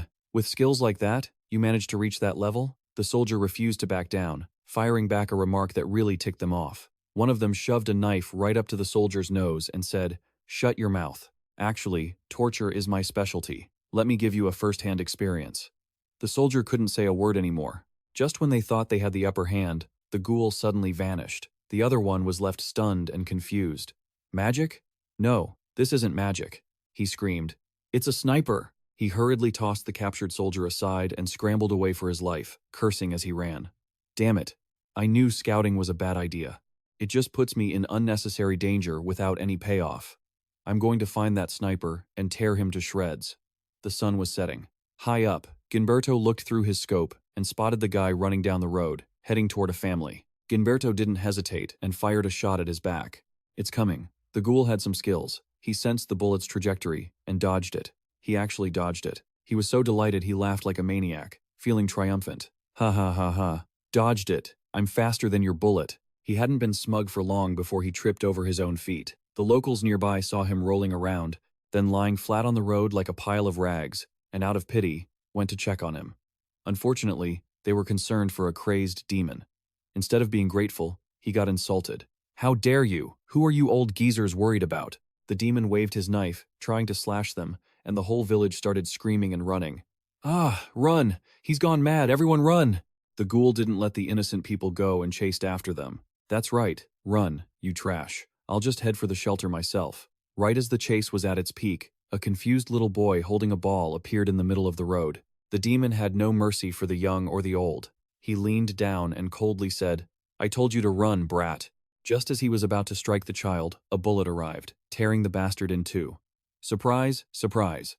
Never expected a bullet to be GPS guided, did you? Gilberto replied coldly to the guy's earlier remark. You might dodge it once, but you won't be able to dodge it forever. This feature was described as a relentless predator, tracking its target until their magic ran dry. As soon as that guy kicked the bucket, their boss received an instant notification. Boss, the signal for the scout team keeps disappearing. What about the main force? They've entered the city, no issues. Good. Anyway, the scout team was only made for the trash from the Despair faction. But who on earth killed them? That's currently being investigated. The demons that successfully infiltrated the city are going on a killing spree, pushing the other parties to speed things up. Right now, tell the Despair faction to take down the targets, as soon as possible. We'll finish off the city's trash, getting rid of anyone who sees us and anyone who could potentially see us. The demons entering the city and massacring everyone left the citizens in a state of absolute panic, even after reaching safety. What the hell is going on? How would I know? Some sick magic has blocked us from escaping. Those thugs out there, they're demons. What? Demons? The soldiers assigned to the mission stayed focused on holding their positions and executing the planned strategy. Squad 2, gather up and join the Knight Commander. We need to get the civilians who haven't evacuated yet to safety. Get back. Suddenly, sounds and tremors made everyone even more terrified. Did you hear that? Is it an earthquake? No, it's not an earthquake, it's an explosion. After the blast, 3 familiar demons stepped out. This trio brought misery wherever they went. Is it really necessary to go out of our way to kill all of them? These guys are all just weaklings. Since they're weak, they deserve to die, right? The citizens shrieked when they saw the demonic trio. Demons! Those are demons. Knights, save us. The soldiers immediately charged forward, forming a protective arc around the civilians. Everyone, stay behind us. If you want to fight, we'll take you on. Just leave these people alone. If that's what you want, I'll take care of you first. Then, let's start with you, shall we? The female demon gave a twisted laugh and flicked a green bullet she had just created. It was like highly concentrated sulfuric acid. The moment it touched him, it quickly corroded both the knight's armor and his sword. Seeing that, she laughed even harder. No poison resistance? What kind of pathetic knight are you? Ha ha ha, Captain, you bastards. Everyone, advance. The bald guy sighed as he saw the soldiers still refusing to surrender. They really don't know when to quit. The long-haired guy with the scar agreed, sighing too. Isn't it like that everywhere? Just then, a girl wearing a cowboy hat also sighed. Right? These guys always get on my nerves. She appeared behind the demons without them even noticing until she spoke up. Who the hell are you? Sky snapped her fingers coldly. What? What are you saying? Keep talking. Oh, but before that, I've got a little something for you. As the fight began in the open air, Sky continued to taunt them. Looks like you guys aren't thinking straight, huh? Let me bring you back to reality. A bolt of white lightning, roughly 1,000 volts, struck down from the sky. The trio of demons that had been running wild for so long were left frozen, barely clinging to life. Report. 28 seconds ago, the Paris branch. What about the Swiss and Seoul branches? All 5 branches contacted us this morning. The reports regarding the disappearance of their comrades kept pouring in, making the demon with the bandages incredibly displeased. He coldly cut off the analysis report. The last place the shadow appeared was in the Pacific Ocean, or it could be an illusion created by Sky. They might have returned to the 2nd floor. The subordinate asked. Shadow reported that Sky and Gilberto were both participating in the Porton operation. How many demons are there? Including the commander, 34 from the Pride faction, and at least 17 from the Despair faction. Exactly 28 from Pride, and at least 16 from Despair. Should we send reinforcements? No need. I've already sent them. Back with the civilians and Sky, the demonic trio had been shocked into a catatonic state. An elderly soldier stammered, "Thank you for saving me. But, who are you? You really don't know who I am? Or maybe, I'm just getting bored of this 2nd floor." Sky adjusted her hat and smiled. "I'm Sky Kiralan, the Grand Mage here to save you." A Grand Mage? Then what is that terrifying thing you're holding? This? It's a portal drill, a secret weapon to pierce the barrier surrounding the city. If you want to live, follow me. The old soldier was stunned, but quickly remembered there were still citizens they hadn't rescued yet. Sky put on her anti-spark goggles and winked at everyone. "I know, that's why I'm here, don't worry." At another part of the front line, where the demons were stationed, Lord Pride, we received a report from the Black Moon Tower. Those interfering in the city along with us are the Grand Mage and the Reaper. The Shadow might be there too. The arrogant leader got really excited at the mention of the Shadow. He was actually hoping the Shadow was there. This wish terrified his subordinate. He explained, "The Grand Mage and the Reaper would be enough to build our reputation. But what if we add the Shadow? It would be an achievement far beyond our original goal." That's right. It would be a massive achievement. One that even humanity's heroes would have to acknowledge. Meanwhile, the demons flooding into the city were going on a wild killing spree. They spared no one, from soldiers to civilians. The screams of people evacuating mingled with their cries. "Aha! Squad 3, retreat!" The demons grew even more excited as they saw the civilians in pain and panic. "Ha ha ha! Keep screaming! Let's see if we have to use violence just to kill you."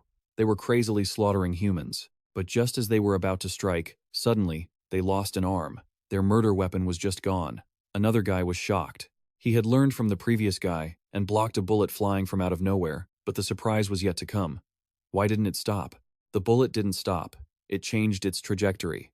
The demons were shot down one by one, dying before they could even gasp. The guy who had just blocked the bullet looked around in confusion, and while he was looking, the bullet pierced right through his forehead. After taking them down, Gilberto turned to ask, "Seo Junho, where are you?" "Santiago Street, 11 o'clock from the clock tower." There's a knight leading a group of civilians. That's the last evacuation group. Hey guys. While moving to the back gate of the city, I discovered 3 groups of commander-level demons. Wait, it looks like 4. They're passing through the park, heading to the square. Should I shoot them down? Sky, still busy drilling through the barrier, replied to Ginberto. No, save your ammo. Ginberto Grino. Oh, shadow impressive alias. Sky. What if someone hears you? Right now you're Seo Junho. Who? Junho hurried toward the last of the evacuating civilians, just as Ginberto Grino did. At this moment, the townspeople and the knights were being hounded by a swarm of demons. A demon stepped forward and said, Lord R, leave this to me. Are you serious? This guy looks pretty strong. If you die, it's not my fault. Got it? He greedily licked his blade. Come on, there you go again. Why would I ever die? Honestly, I've been dying to test out my new powers. Can't you just consider this a personal hobby? I'll handle this. The demon with the elaborate braided hairstyle stepped forward and said, The command squad just got our orders. Let's wrap this up and get back as soon as we can. Lightning element, huh? Typical for a command squad. Knight, you'd better start praying. Your end is coming, and it's coming fast. A single drop of water fell right in front of the knight, and the sword in his hand shattered instantly. The demons grew even more sadistic, loving the sight of his fear. Ha ha ha, look at him shaking. Why don't those idiots just run when they know they can't win? Oh, those pathetic fools. They don't have a shred of judgment. They refuse to accept the laws of this world. That power dictates everything. They're blinded by their own concepts of justice. They're just rotting this perfect world, and these losers are giving it everything they've got just to take them down. Seo Junho scoffed mockingly. Are you guys really that weak? Who even is this guy? That's Dre. He's pretty famous. Dre winked at Seo Junho with a sneer. Oh, the famous messenger of darkness? This is great. You guys are about to get a promotion. Ignoring them, Seo Junho turned to the knight. You need more reinforcements at the back, not here. Even though the knight was terrified, he still held his ground. I can't leave you to fight alone. Protect the people in the back. Fall back now. The knight didn't argue further. Dre curled his lip. You just asked me why I'm using my full strength, right? Even an eagle uses its full strength to catch a bug. From the start, this wasn't a battle, it was an annihilation. 2 of Sky's electrical strikes crashed down on either side of Seo Junho. He didn't spare the demon any praise. Thick, pale, blue light rained down from the sky. That's some formidable power. If you weren't a demon, you might have actually. The demon ground his teeth in frustration at Seo Junho's comment. Seo Junho remained ice cold, acting as if nothing happened. What else can you do? He waved his hand, and ice covered the ground. Sharpened icicles began falling from the sky like rain. Dre saw this for the first time and grit his teeth. Ice-type abilities? What the hell? There was no intel on this at all. Taking advantage of elemental affinity? You coward. Coward, you say? Seo Junho responded coldly. In a world where power is everything, he was throwing their own philosophy right back in their faces. But it seemed they were all hypocrites who couldn't handle their own medicine. Still, that didn't matter to him. As he finished his sentence, Seo Junho waved his hand toward the sky. Sharp ice arrows manifested all around him, shooting toward Dre at breakneck speed. Dre was riddled with holes like a honeycomb. Seo Junho asked coldly, Is this the kind of world you like, isn't it? With just one basic attack, Dre was dead before he could even let out a sound. Just then, strange noises echoed from far away. Nefi wondered, What's that sound? It sounds like it's coming from the sea. Oh, do you see that? Contractor. I can't see clearly, but I think I've got a handle on the situation. Ha ha, out at the sea. The demons were laughing, happier than if they'd hit a jackpot. They were casting a massive net to trap a giant dragon for their experiments. Seo Junho immediately figured out their intentions. Demon stones. After hunting the beast, they planned to use demon stones to tame it, as if these demons would ever hunt for the sake of world peace. Seeing him call them out, the demons here felt guilty and snapped. What are you talking about? Seo Junho, are you crazy? Don't take unnecessary risks. You've already seen how strong it is, right? Nonsense. The army of pride doesn't hide behind others. Nifei warned Seo Junho, Contractor, something seems to be coming. He sensed it too, but he didn't know who it was. Plus, they had to be incredibly bold to show up here at a time like this. The demons looked at each other, guessing. Could it be? That's right, he's coming. We can't let our captain see us looking weak. Let's go. With that thought, their morale instantly surged. But it wasn't just the demons who were fired up. The knight also gathered his resolve and lunged to stand in front of Seo Junho. Get out of the way. I'm not the kind of knight who backs down from an enemy. Junho was surprised by his actions, but before he could stop him, the demon commander jumped straight onto the knight's head, stomping him into the ground without mercy. He smiled and posed for Seo Junho. Pretty, right? This is what we call justice. The two minor demons were thrilled to see their captain had arrived. Seo Junho, however, was caught off guard by the sudden arrival and the fact that he'd just taken a life right before his eyes. The captain cracked his shoulders and said, "My body was feeling so itchy, I couldn't hold back anymore." The representative of darkness, not a user of the four common elements, but ice. "So, you're the one who melted the ice for the 5 heroes." Before he could finish, a blue flash zipped past him. The captain was almost decapitated. It was only his supple body and decent reflexes that allowed him to finish his sentence. "Hey, are you in a rush? We've got plenty of time to chat." Seo Junho might have missed the commander, but he definitely didn't miss the 2 lackeys. 1 strike each, and neither of them were left alive. Only then did Seo Junho put away his sword to have a heart-to-heart with the captain. "All right, let's start the conversation. Just the 2 of them." The demon suggested they go to the association together. Seo Junho asked with a cold face what kind of answer he was expecting. The demon said it didn't really matter, because dead or alive, Seo Junho was going to have to go there anyway. "Aren't you a bit too arrogant?" "Ha, I've heard that a lot. And while tearing the mouths off those who said it, I climbed to this position. I'm going to laugh right in your face, Seo Junho. Hey, what rank are you among the demons? How strong are you in that pile of trash I've been throwing away?" Seo Junho turned on the sass, making the demon captain absolutely furious. He stomped on the body of the knight he'd just killed and charged at Seo Junho.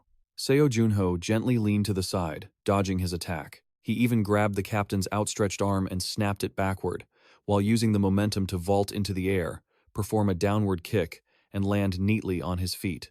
The demon captain stared at his arm, which was being consumed by frost.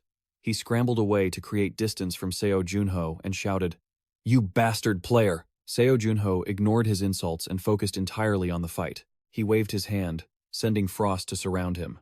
The demon captain roared and ripped up a chunk of the ground to block Seo Junho, forcing him to step back. Rocks and debris shattered in the air, but the captain was nowhere to be seen. Only his voice could be heard. "Let me tell you something. You players have a ranking system, right? Decided by the sages of the Starry Tower, right? We don't use that pathetic system."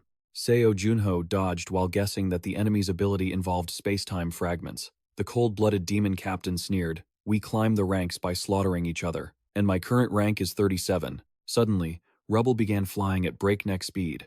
Out of all the demons in the world, that debris was locked onto Seo Junho. He realized the guy controlled objects, not space-time fragments.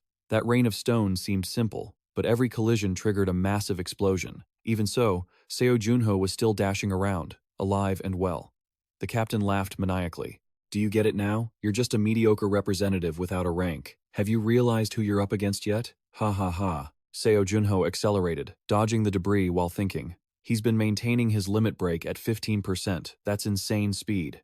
Is this the true power of a captain? While Seo Junho was busy dealing with the rain of rocks, the captain quietly raised his fist to strike from behind, but Seo Junho sensed him right overhead and deftly sidestepped, dodging the heavy punch. The captain laughed even louder. "Foos, trap him."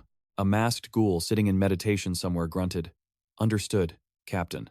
With his eyes closed and brows furrowed, he channeled his energy through a chant. Hua. Immediately, a barrier sealed the area, locking Seo Junho and the demon captain inside. Nefi looked at the trap and asked, "Contractor, have we been caught in a trap?" "It's the same type as the barrier surrounding the city. Someone must be powering it." "Well said, but you don't have time to think about that anymore." The contractor stared at the spheres. They looked like iron but bounced incredibly well. Indeed, it was as if they were defying gravity. The demon captain levitated the iron spheres like a magician and asked if he had ever heard of the iron flail spheres. With a flick of his wrist, he sent all the spheres flying toward Junho. He expected them to strike him, but they hovered right over the demon captain instead.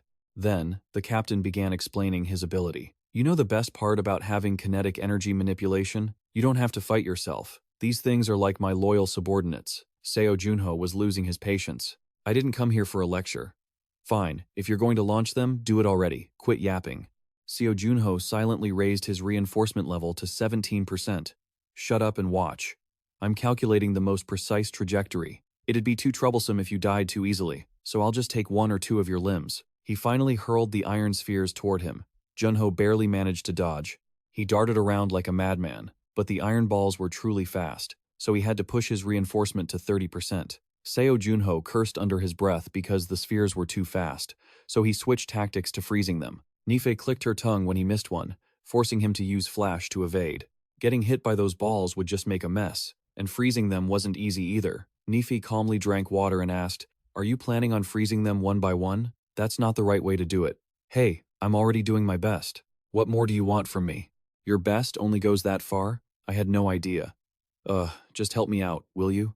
I'm worried that if I help you too much, you'll develop bad habits." "There's no bad habit, just help me. Fast." Nife lazily sprawled out. "Contractor." That didn't sound much like a request. "Please, I'm begging you." "What was that?" "I didn't hear you. I said, please help me." Nifa finally opened her eyes, looked at him, and smiled. Heh. Lesson on freezing starts now. Part 2. Dear Contractor, the key to using freezing power is to channel just the right amount of force. From there, you can destroy any target like a true Dark Guardian. But the essence of the power is to freeze the target. Expand your perspective. How far do you need to freeze? And how far do you want to freeze? Nifo winked. Now you understand, right? Try again.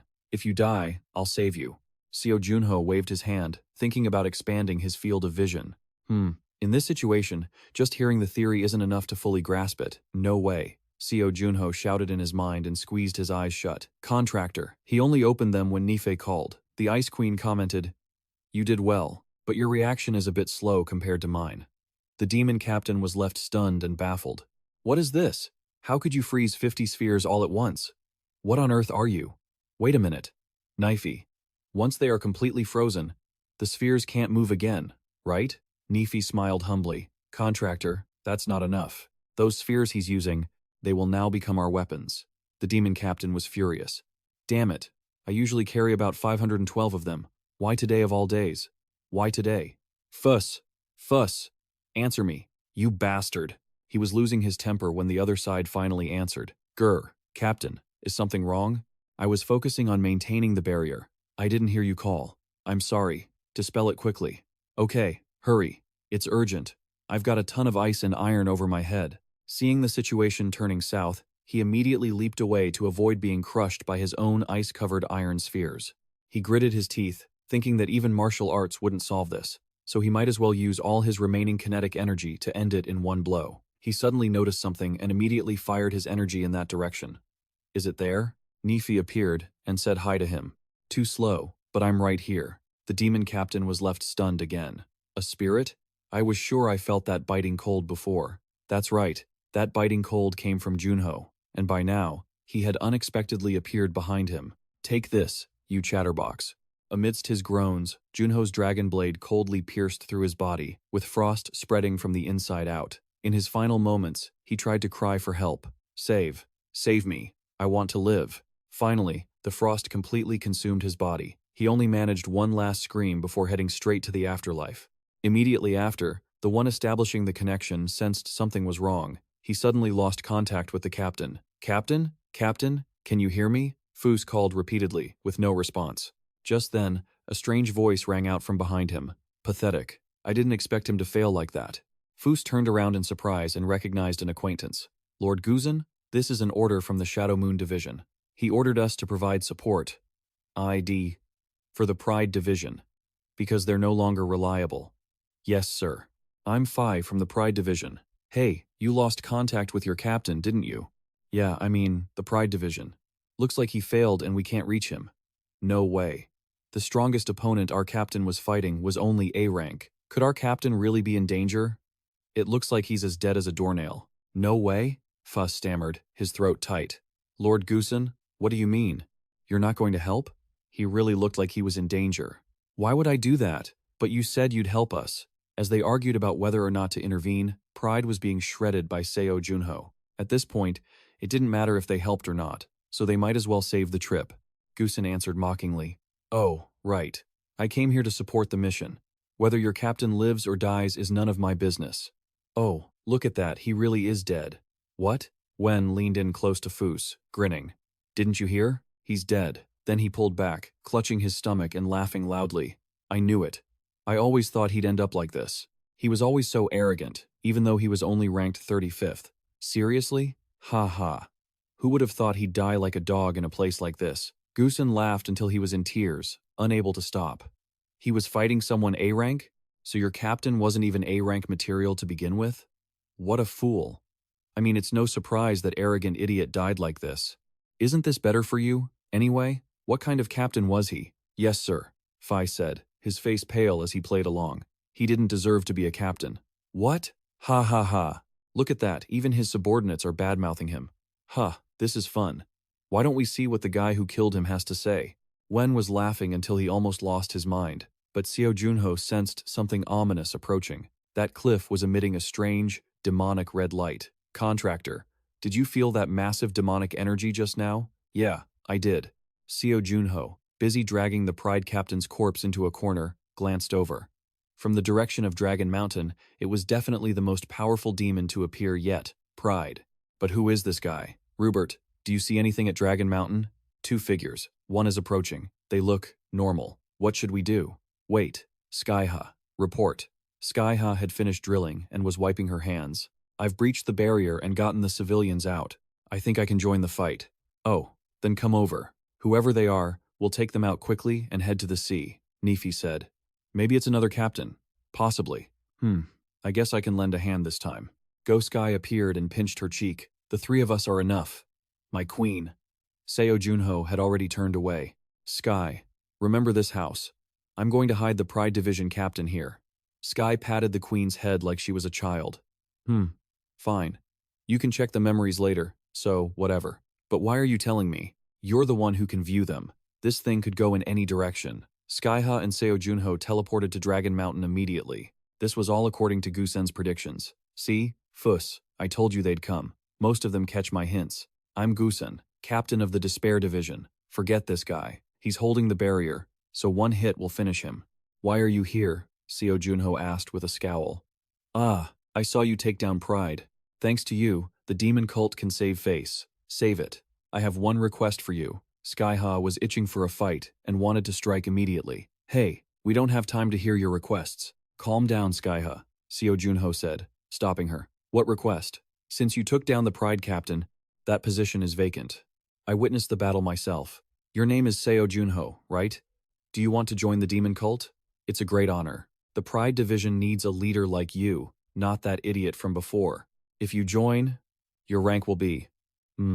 let's see. Probably around 31st. Seo Junho asked coldly, You want me to join the demon cult? I heard you represent the darkness. Wouldn't that be better than being an errand boy for some ruins? Seo Junho didn't waste words. He gave him the middle finger. Sky, standing behind him, chuckled, as if used to Seo Junho's style, while Gusen marveled at the unexpected response. Fair enough. Then, on to the next question. 1, 3, 5, 7, 9, 12. Pick a number.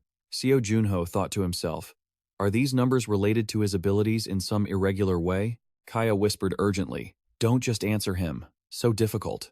Are you not going to choose? Fine. Since you won't answer, I'll pick one it's my favorite. Gusen winked at Seo Junho. Seo Junho gave him the middle finger again. Nefi laughed, saying, He's the weirdest guy I've ever met. Seo Junho thought blankly.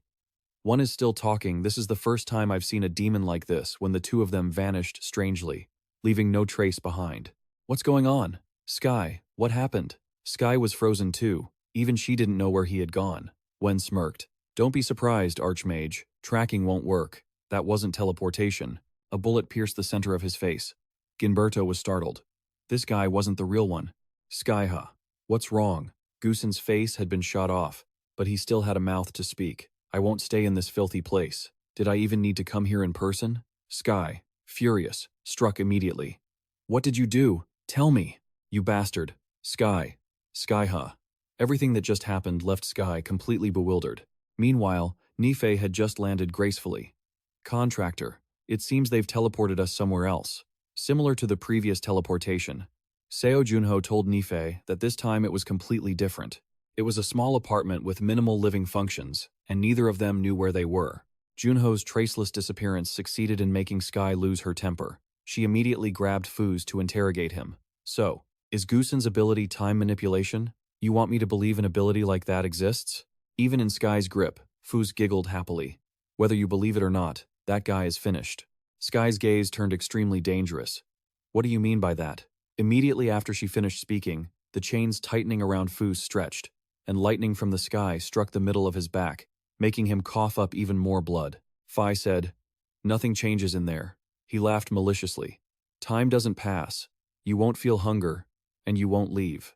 In reality, time moves incredibly slowly. 1 hour in there is far too long." He had been trapped in there for a whole year. Even if he manages to return, his mind won't be normal anymore. Sky waved her hand, casting a spell, her eyes shining coldly. "What do you know about him?" Deeming him useless, Sky crushed Fuz to death. Meanwhile, Nife was sighing. Contractor, there aren't many movies left to watch. Then just watch them all over again. Rewatching them is fun too. I'm the type who hates watching things a second time. Contractor, have you been keeping track of what day it is? Today? It's been exactly 1 month and 1 day since we got here. Wait, so that 1 doesn't mean 1 month, right? It's gotta be a year, right? Seo Junho mumbled, eyes barely open. Looks like it. Nife immediately lost it. She started flying all over the room, rolling around in every position imaginable, and groaning. It's so stuffy and annoying. Why the hell are we stuck in here? Seo Junho just kept lying on the bed, acting totally unbothered. Because you're my spirit. Nifi was getting even more annoyed. There's no exit here, no food, and no new movies to watch. You're just reading comic books and not doing anything, contractor. Hey, I brought these comics specifically for situations like this. We trained for scenarios like this back in the day, remember? Say whatever you want, but there's nothing else to do here, so I guess I'll just read. Nifi reluctantly flipped through the comics. The reason she hated them so much was because the spirit in the stories was a pig. Despite her constant grumbling, Seo Junho remained indifferent. You don't get hungry or tired here. It feels like time has just stopped.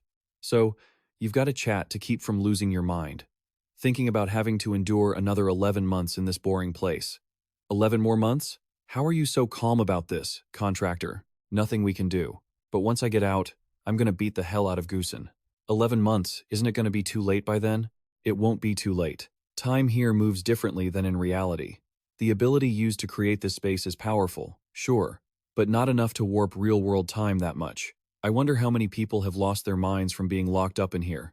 Oh, there's another movie left in the corner. Lucky you, I'm gonna go train. Seo Junho suddenly jumped up. Nife was stunned. Train what? Your mental state? Shouldn't you be training to use your ice magic better? Nife suggested. But Seo Junho shook his head. I thought about that, but I've already reached a level where I can use ice techniques however I want. So, I need actual combat practice to level up. Combat practice? Nife mocked, shivering. Seo Junho was already deep in thought about what to practice first. Wait, I haven't used my halberd lately, and I've got some new weapons. Maybe I should try those out. My combat technique is better than before, but in reality, there are so many ways to apply them. Which weapon to use or which move to pull depends on who the enemy is, the situation, the terrain, and for each weapon, the approach to attacking the enemy is different. The only reason we're stuck here is because I hesitated when Goosen started casting his spell. I should have punched him right in the mouth. Too late to regret it now. So, Junho was figuring out how to make the most of this precious downtime that Goosen had so kindly gifted him right in the heat of battle. Don't get cocky just because people treat you like a hero. You've still got a long way to go. Nifi mentioned that he should have frozen Goosen's mouth instead of punching him. I didn't think of it, and it's too late now. Besides, ice magic isn't my main skill. The moment he said that, Seo Junho got a face full of snow. Nife was frantically pelting him with it. Hey, why the overreaction? Nifi was furious. Not your main skill? So it's just a hobby? She didn't stop, just kept throwing snow right at Seo Junho's face. Start taking your ice magic seriously. It might be a secondary skill, but it'll help you a lot. Naifa even took off her mask to glare at him. Otherwise, you'll be an amateur forever. She pointed right at Seo Junho's face. The way you cool down enemies is basically like scratching an itch. You can barely keep up when I give you advice in an emergency. Being so confident in your skills, that's just extreme arrogance. This was the first time Nife had ever scolded Seo Junho so harshly, but he didn't seem shaken. Is that so? Then try creating an ice sword like this. Hurry up. Nife suddenly conjured a sword and firmly demanded Seo Junho make one just like it. Junho was confused why she was acting like this, but he complied anyway. In just 1 minute and 30 seconds, he created exactly what Nife asked for. A perfect copy, not a single detail off. Nife demanded, "Now, Swing it without using magic. Seo Junho was sure before he even tried. Obviously, your sword is just gonna break. Why would it break? Because I'm stronger. Nifi was rarely this serious. No way, just swing it. Since she insisted, he went for it. Seo Junho swung once, and both Nife and her sword went spinning away. Nife cried out, "Ah, watch it!" Seo Junho saw that, and rushed over to see if she was okay. "Ah, sorry. I used too much force." When he looked back, his own ice sword had shattered to pieces, leaving him stunned. But Nifei's sword was now pointed right under Junho's chin. She said, "See that? That's the reality. Your ice magic forms too fast." Air got trapped inside the ice sword, making the structure unbalanced. She stood on her sword, looking dead serious as she told Seo Junho, "From now on, practice creating perfect ice. Only then can you say you've truly mastered ice magic. Speed and rushing are two totally different things, but you don't realize that and you're always freezing parts that don't need to be. What you call application is just flashy style. You're stuck using ice in a way that looks cool but is actually incredibly shallow." Watching Seo Junho do things like that, Nife had once thought, "From my perspective, this is just child's play. But since it's not the power he wants, I don't need to interfere." But just recently, Nife witnessed a confrontation between Junho and Ginberto. "I don't know why you're with the one who froze us, if you're thinking of betraying your comrades for her." Ginberto had said some pretty nasty things about Nife, and that's when Junho replied, "Don't talk about her like that. I understand the Ice Queen. Since I woke up, I've received a lot of help from her. Sure, partly because I've been getting weaker than before, but from now on, she's definitely an ally I can trust, just like you guys. I'm not asking you to trust her. Leave everything to me." At that moment, Nifi changed her mind, and now she winked at Seo Junho with a mix of provocation and playfulness. "I'll teach you myself, so take it as an honor. Contractor, if you can keep up, you'll definitely become stronger." Seo Junho exhaled, then started to smile. "What an honor, my queen." He immediately started forming another sword. Meanwhile, a blood-red moon shone down on a building with ancient castle-like architecture, surrounded by a protective barrier. Gusen sat on the sofa, calmly watching the screen. Screams of agony were echoing from it. "Let me out. Gusen, please, control your temper." Nearly an hour has passed. Wonder what that Seo Junho guy is doing? A whole year must be brutal. Gusen froze for 5 seconds. Then his expression went from shock to pure disbelief. "What? What's going on?" Seo Junho. "That bastard," he muttered to himself. "What time is it now?" Nearly an hour has already passed. Seo Junho, that bastard, why is he all alone? Is he actually completely fine? Gusen thought his eyes were playing tricks on him, but he looked again, and Seo Junho was still sitting there meditating, calm as can be. He hadn't even gotten over his shock before another report came in from the front lines. "Captain, there are constant casualties in the city. All the messenger mages are already in battle. I'm the only one left." Gusen didn't reply to the reports. Instead, he was confused and wondered, isn't he just some unknown low-level nobody? How is he still out there? Ginberto Grino couldn't just sit still and keep sniping anymore. He jumped off the clock tower while monsters were climbing up from below. Seeing him, they grinned gleefully. "You bastard, how much longer do you think you can stay safe up there? I'm going to slit your throat right now." Ginberto Grino immediately leveled the dark muzzle of his gun. Safe? Ginberto Grino didn't hesitate, firing off rounds in rapid succession. The monsters hit by the bullets died instantly. "Compared to me, you guys look like the ones who are safe." Ginberto Grino quickly cleared out the demons hounding him. While the demons were being sent back to hell as soon as they crawled up, Sky called him. "Jubert, where are you?" Ginberto Grino replied immediately. "Almost there, at the beach."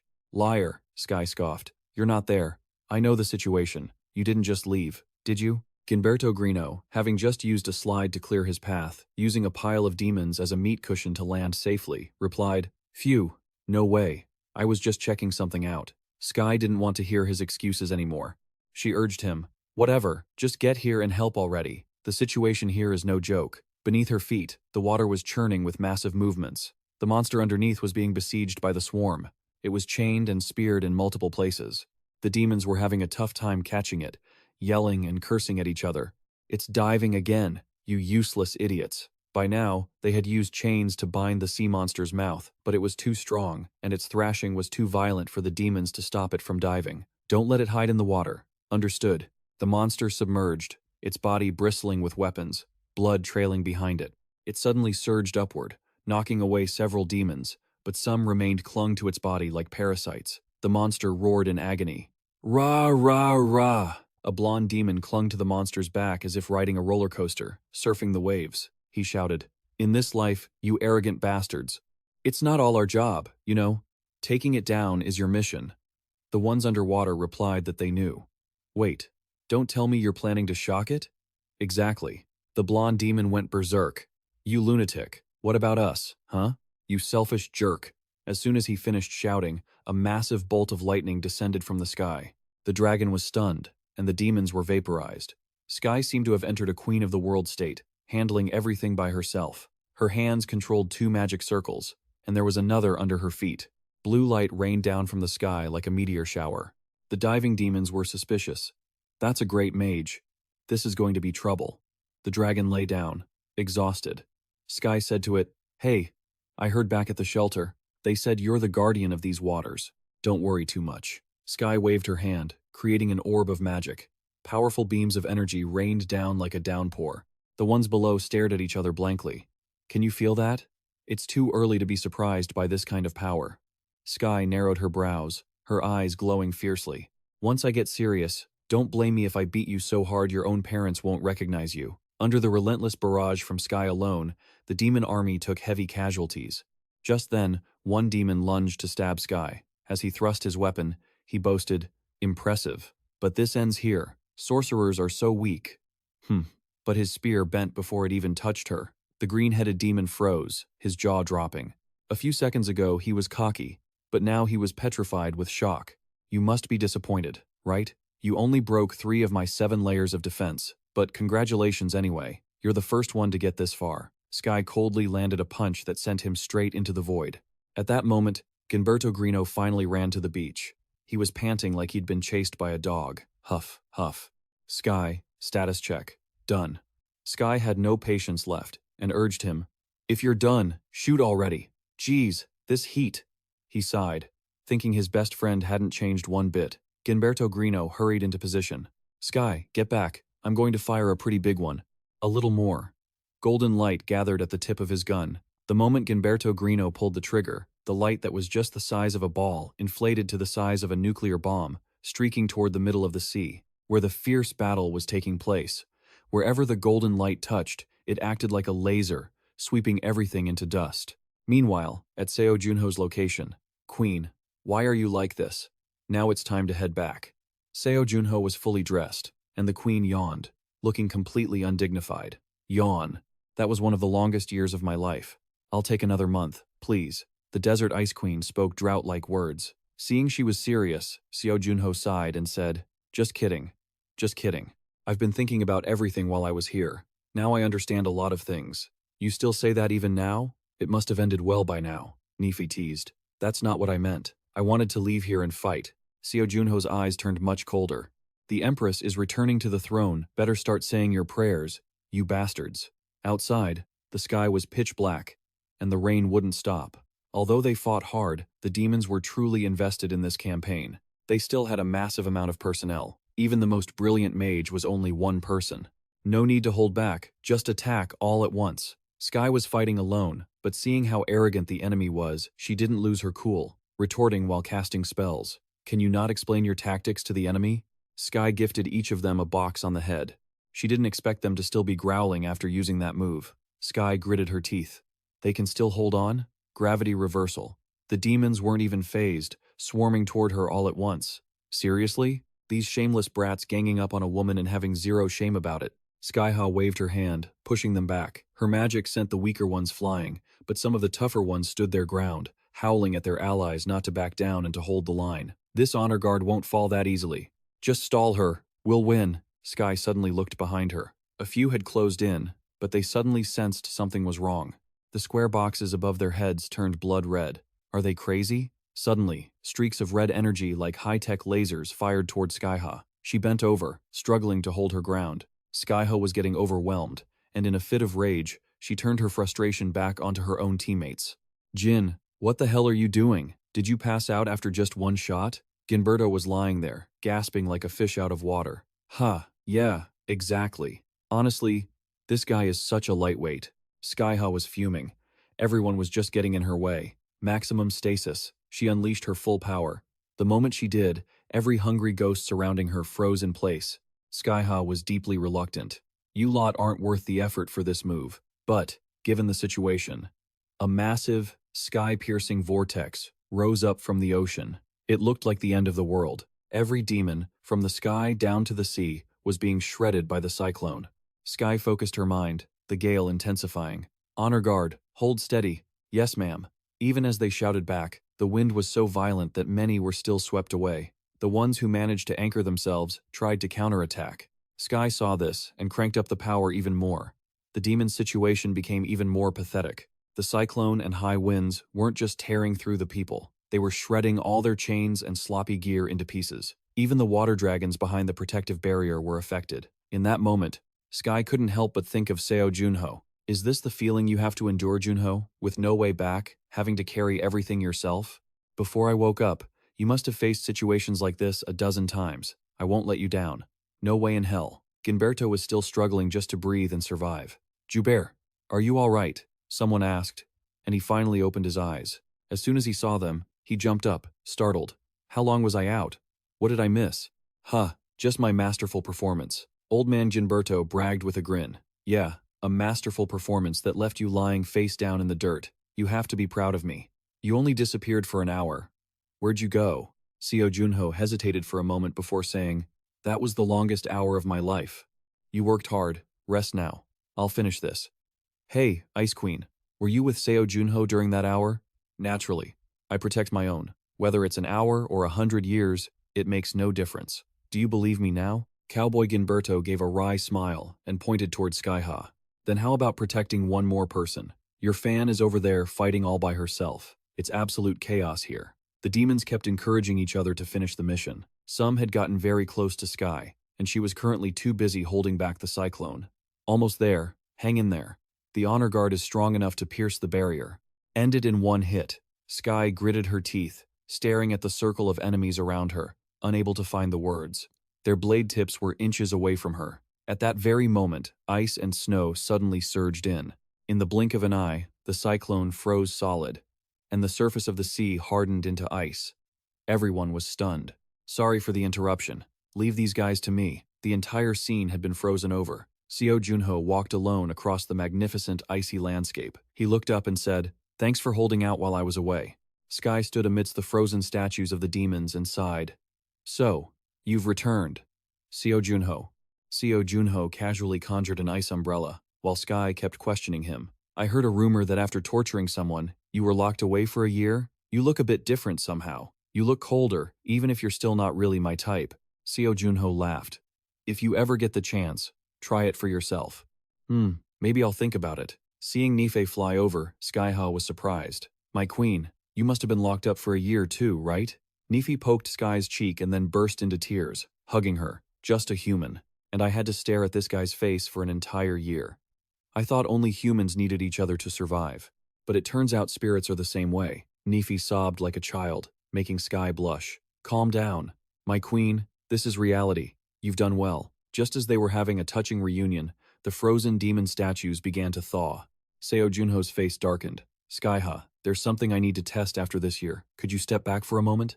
Seo Junho protectively shielded her and Nife. Sky reminded him not to let his guard down, as these demons were notoriously difficult to take down. Seo Junho winked playfully at her, saying he wouldn't make any mistakes, because he hadn't just been sitting around for the past year. By now, the demons had broken free and swarmed towards Seo Junho. That's the guy the Lord mentioned. Don't hold back. Kill him. Release all limiters, even if it costs us our lives. We must complete the mission. The demons stopped pretending to be human and transformed into hideous monsters. They were going all in. Seo Junho planted a small dagger into the ice, muttering, I wonder if I still remember how to do this. Seo Junho flashed a cold smile and activated 80% enhancement. Electric currents surged everywhere, and the ice cracked. Let's see. The demons screamed to hype themselves up and charged. Seo Junho moved with blinding speed, darting past each one. Where he passed, no demon was left standing. After a while, the frozen giant cyclone shattered, falling in chunks into the sea. Those hungry ghosts were already left heavily wounded. Seo Junho brushed past them and thought to himself, Are these guys made of iron or something? Then let's see how you handle this. His veins bulged, his red blood cells accelerated, and then everything suddenly froze. The demons were all frozen solid simultaneously. Seo Junho swung his sawblade sword down. The demons barely had time to let out a cry as the jagged blade sliced through them in the blink of an eye. A truly spectacular sight. Whoa! What was that? Did you just learn that an hour ago? A year ago? It's not quite up to standard yet, but this will do. While Sky marveled, Nefi acted a bit picky, but Sky couldn't stop being amazed. Hey! The sea surrounded them, and it had been raining for a while. Perfect conditions for Seo Junho to use his power. These guys picked the wrong day. But my queen, why are you moving so far away? What are you talking about? This is a normal distance, isn't it? Come on. You just hugged me. I was blinded by the light. I just made a mistake. Don't be so shy. At that moment, the giant dragon under Sky's feet suddenly called out, as if to chime in. Oh, you're asking who that is? How should I put it? He's the main character. Just as Seo Junho finished the fight, the sun broke through the clouds. The protagonist's aura really is something else, Sky mused, basking in the sunlight. Still, he's always had a way of making people's hearts skip a beat, doesn't he? As the sun rose, the ice began to melt, and those who needed to move on finally reached the afterlife. Seo Junho let out a sigh of relief, sitting on a drifting ice floe and gazing up at the sun. I'm back. After such a harrowing battle, it was a surprisingly romantic scene. As soon as he stepped onto dry land, Ginberto greeted Seo Junho with a compliment. Oh, Seo Junho, white really suits you. Ka chuckled softly. You know, I was the first one to suggest you try wearing white, don't you? I am never talking about fashion with you again. Hey, why not? Seo Junho couldn't hide his smile. Everyone seems so happy to see me, huh? Being all sentimental like that, has the last hour finally gotten to you? Nefi immediately jumped in with a complaint. Give me a break. He spent the entire first month just reading comics and hanging around. Exactly. Anyone looking at him would think he was on vacation. And who was watching movies alone while I was training? Didn't you say you'd never watch them a second time? And yet, here we are at the 4th. No. The 10th time. Have you memorized all the lines yet? Seo Junho didn't hold back, firing right back at Nefi. I haven't watched it 10 times. What? Did you two really spend a whole year just messing around? Just then, a strange voice interrupted. Thank you, human.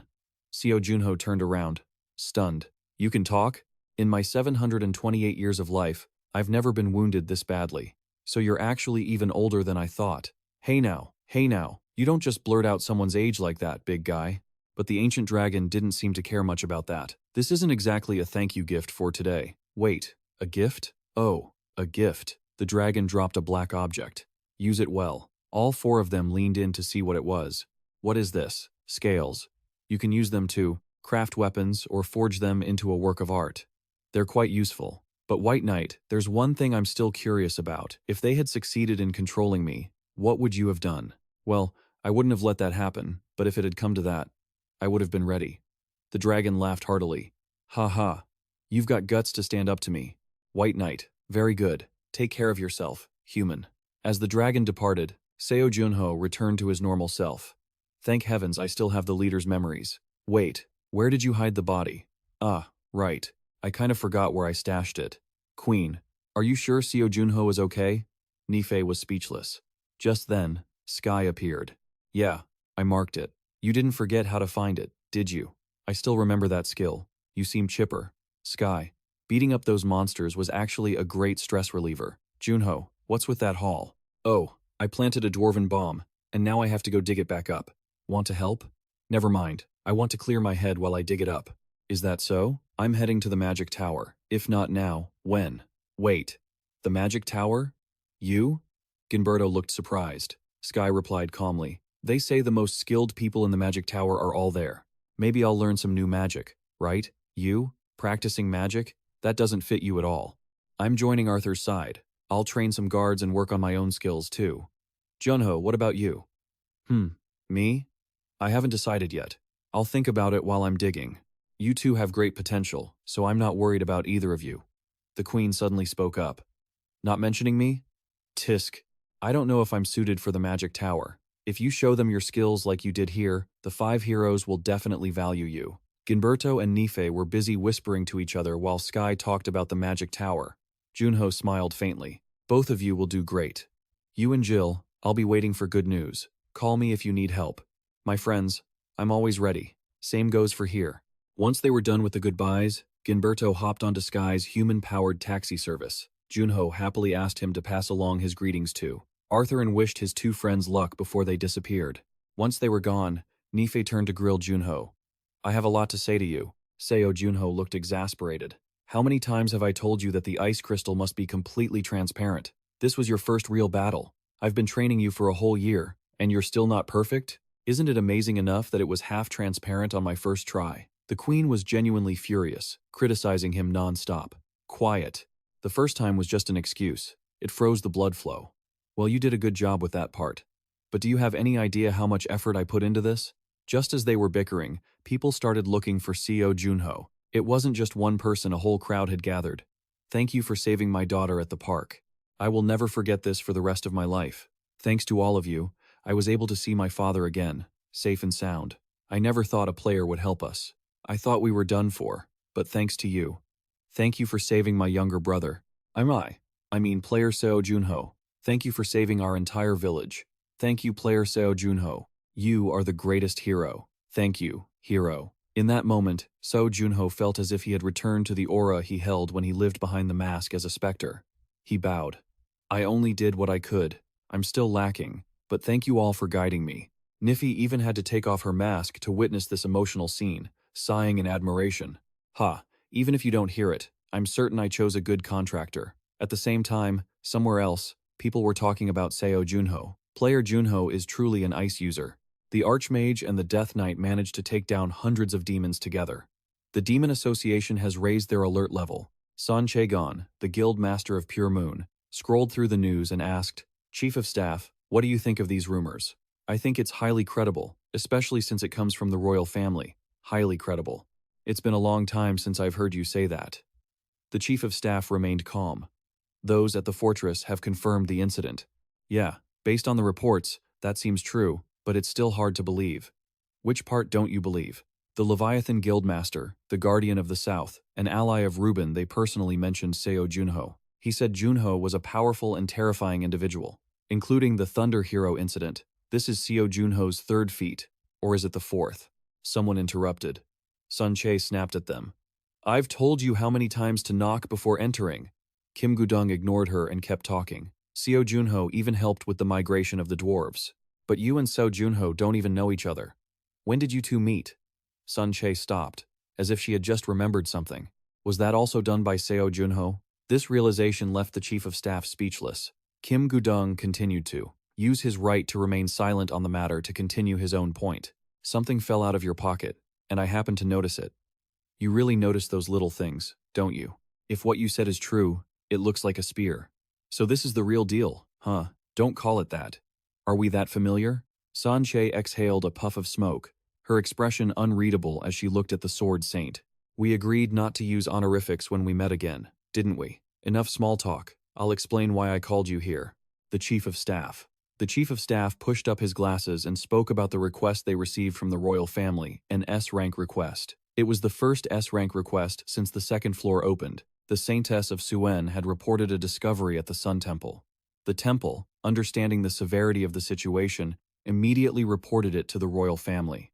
In the far north of the continent, past the Morning Mountains, lies the Black Field. The mission is to seal a rift in that area. The Black Field has been isolated ever since the Magic Tower was established hundreds of years ago. Even with our current knowledge, we still don't know what exists there. This is an S-rank request, so please focus. Kim Guyong still had his pipe in his mouth, wearing a cold smirk.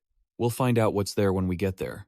In the imperial capital, Ruben, a large crowd was gathering. Is the Lightning Emperor absent this time too? He isn't affiliated with any guild. Even the royal family can't do anything about it. This is the first time I've seen so many guilds gather like this. Big brother, the 6 major guilds are here too. Not only that, there are even some people from the 9 heavens. Huh? Isn't that Shin Jonghyun from the Dokebi Guild? Mingu, you're too loud. The guild leader of Chungho is here too. And the Sword Saint. What an impressive lineup. Do they really think only people of this caliber can handle this? A man frowned, clearly annoyed. The royal family. Honestly, what are you still worried about? We've gathered this much power already. Hey, over there, guild leader Qian, it's been a long time. Big brother Bloodsword. Long time no see. Is that your younger brother beside you? The one called the Blue Sea Saint? Haha, he's nowhere near earning that title yet. Say hello. I'm Cha Minggu. I heard you're close with someone famous lately. Seo Junho, right? Seo Junho? You mean that ice ability user? That guy joined a few gates, but who knows what he's thinking? What do you mean who knows? Big brother, we're that close. Is that really true? Tell me, Minggu, what's your impression of him? Oh, you mean the player Seo Junho? Is he really the cold, rude genius everyone says he is? He's a giant. Bloodsword rubbed his chin, looking intrigued. A giant? Is he really that tall? Tall? Oh yeah, he's very tall. Maybe 185 centimeters. But that's not what I meant. Just then, an announcement came through that the Archmage was entering, causing everyone to pause their conversations. The Archmage beamed when he saw familiar faces and greeted even those he hadn't met before.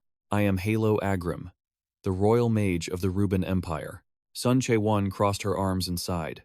So, this isn't important enough for the king to come personally? Or does the king not even know about this? The Archmage ignored her and continued the briefing. Before we begin the meeting, all information shared today is strictly confidential. Anyone who violates this will be considered an enemy of the Empire. Prepare yourselves for the consequences of being hunted by the Empire. I will assume everyone has agreed. Now, let's begin. Everyone knows about the Black Field north of the Gani Mountains, right? On the northern edge of the Empire, there's a place isolated by the first Archmage. The ecology of the creatures and monsters living there remains a mystery to this day. A rift has been discovered in that location. What I am about to show you is, he waved his hand, and a video flickered to life, showing a withered corpse. The Archmage explained that this was the first body to emerge from that rift. What should we do with this thing? Is this a corpse from the Black Field? Yes. Even the Saintess of Suen couldn't heal it. What was the cause of death? According to the Saintess, it was sudden nutrient depletion. Nutrient depletion? It looks more like a mummy. It lost its blood and nutrients almost instantly. And yet, it's just called nutrient depletion? We have no way of knowing. The only thing for certain is that it wasn't caused by a curse or magic. Suddenly, the corpse's eyes moved, causing the doctors in the exam room to panic, but the horror didn't stop there. The corpse suddenly lunged up and vomited something that looked like an egg. The doctors rushed to call for the guards, but since they were underground, the guards couldn't hear them. The doctors assumed this corpse was a monster eater, but they couldn't detect a shred of magic from it.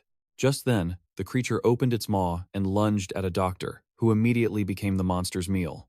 By then, the guards finally rushed in, and the scene descended into chaos. The footage ended there. What does everyone think? As you can see, it's not magic. I'd guess it's a zombie, a vampire, or something like that. The Archmage continued. It was definitely human once, but it wasn't affected by magic. It has nothing to do with magic. It's a host. What it spat out was just an egg. Shin Jong-hyun raised his hand. An egg? What kind of creature lays eggs in a host and makes it look like a zombie? According to the analysis of the egg, it's a bee egg. Correct. For the first time, we've encountered a mysterious creature from beyond the Black Field. It reproduces by consuming living creatures and can control the empty shell. A bee? We haven't been able to gather much information because it's volcanic over there. The sting of these bees could have more effects than just turning the host into a zombie.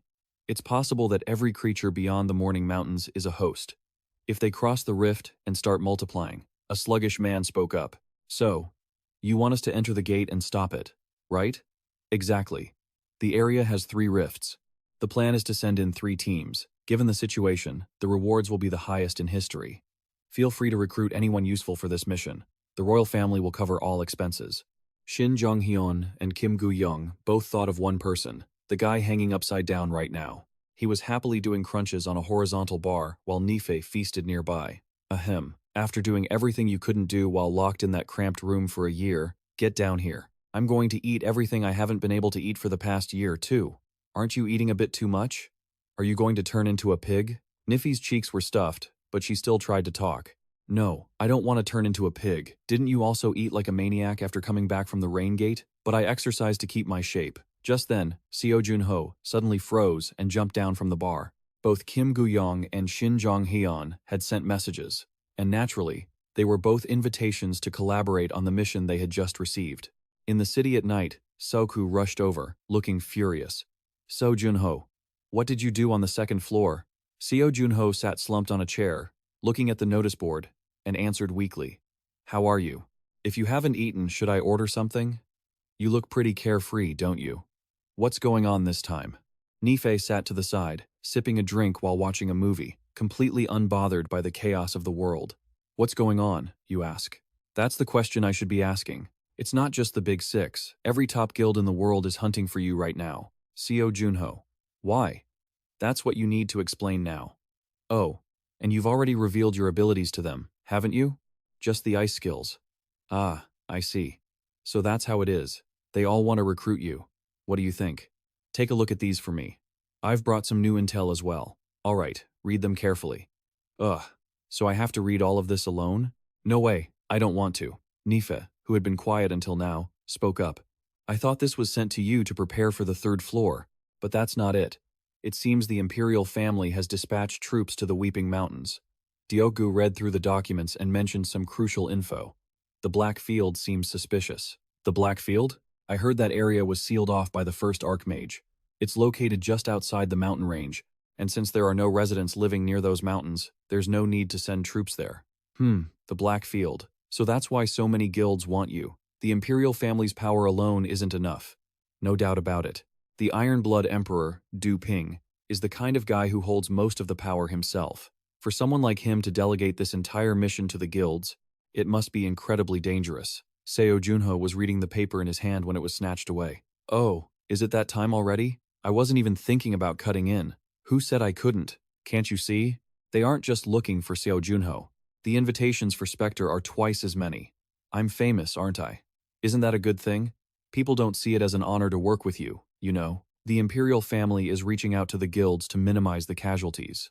The guilds are trying to save their own members at any cost by hiring you. That's how dangerous this situation is. I know. That's why I can't refuse. If Spectre backs down from the danger, wouldn't my value just plummet? In that case, Doku, go ahead and organize an auction. Sim Doku was stunned. Seo Junho continued. Handle these people delicately. Whether it's Spectre or Seo Junho, the highest bidder will get the chance to work with me. Nife, who had just taken off her headphones to listen clearly, happily put them back on.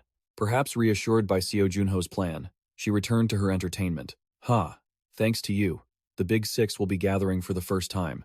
I hope there aren't any hitches. The Shinsei Hyun car pulled up in front of the skyscraper. It's been a while since I've seen the Korean Guild Association. Boss. Yeah.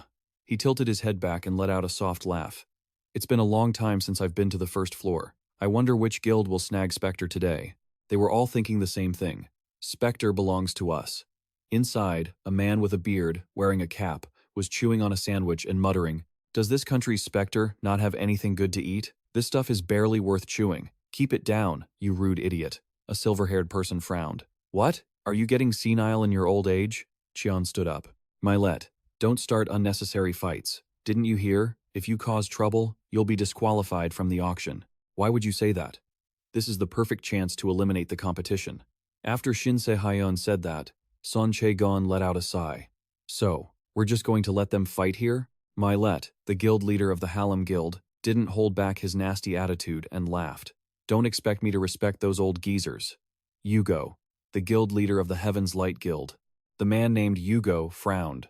You even have support skills? The guild leader of the Labyrinth Guild used his authority to stay silent. And this young man, with white hair, the leader of the Silver Constellation Guild, Christ Lewis, said, "Oh, merciful son, please watch over these poor souls." Just then, Seo Junho, wait, that's not Spectre, is it? That's the player Seo Junho. Player Junho, he looks so thin. Seo Junho walked in calmly and greeted them. Milet immediately stated bluntly that he didn't come all this way to meet a rookie like him. Christ Lewis, Chan, and Yugo all used their authority to stay silent, watching Seo Junho with probing eyes. Hey, weakling, where's Spectre? Before we talk about that, the auction for the right to recruit Spectre isn't going to happen. What? What are you talking about? Milet stood up in a rage, but Seo Junho remained unfazed. I am here as Spectre's representative to convey his wishes. Looks like I need to explain a bit more. Fine. You better come up with a logical reason. Better than 1,000 words. Just look and judge for yourselves. The Spectre hologram was projected, and everyone in the room went silent. The Spectre in the 3D projection mentioned 2 partners and then vanished. What? Partners? Does partner mean that we have to hire you, player Seo Junho, just to have Spectre follow us around? Shinsei Hyun laughed as if he'd had an epiphany. Basically, yes. That's right. Spectre has declared that he will protect me. So, whichever guild wins me in this auction will have him as their partner. Aha, Cheon seemed to realize, and though the others didn't speak, they seemed to have figured it out too. Seo Junho smiled slightly. I know the Big Six have a lot of money, but very little time. So, for this one time only, I want everyone to write down your bids just once. The guild with the highest bid wins. You have 10 minutes to decide. Yeah,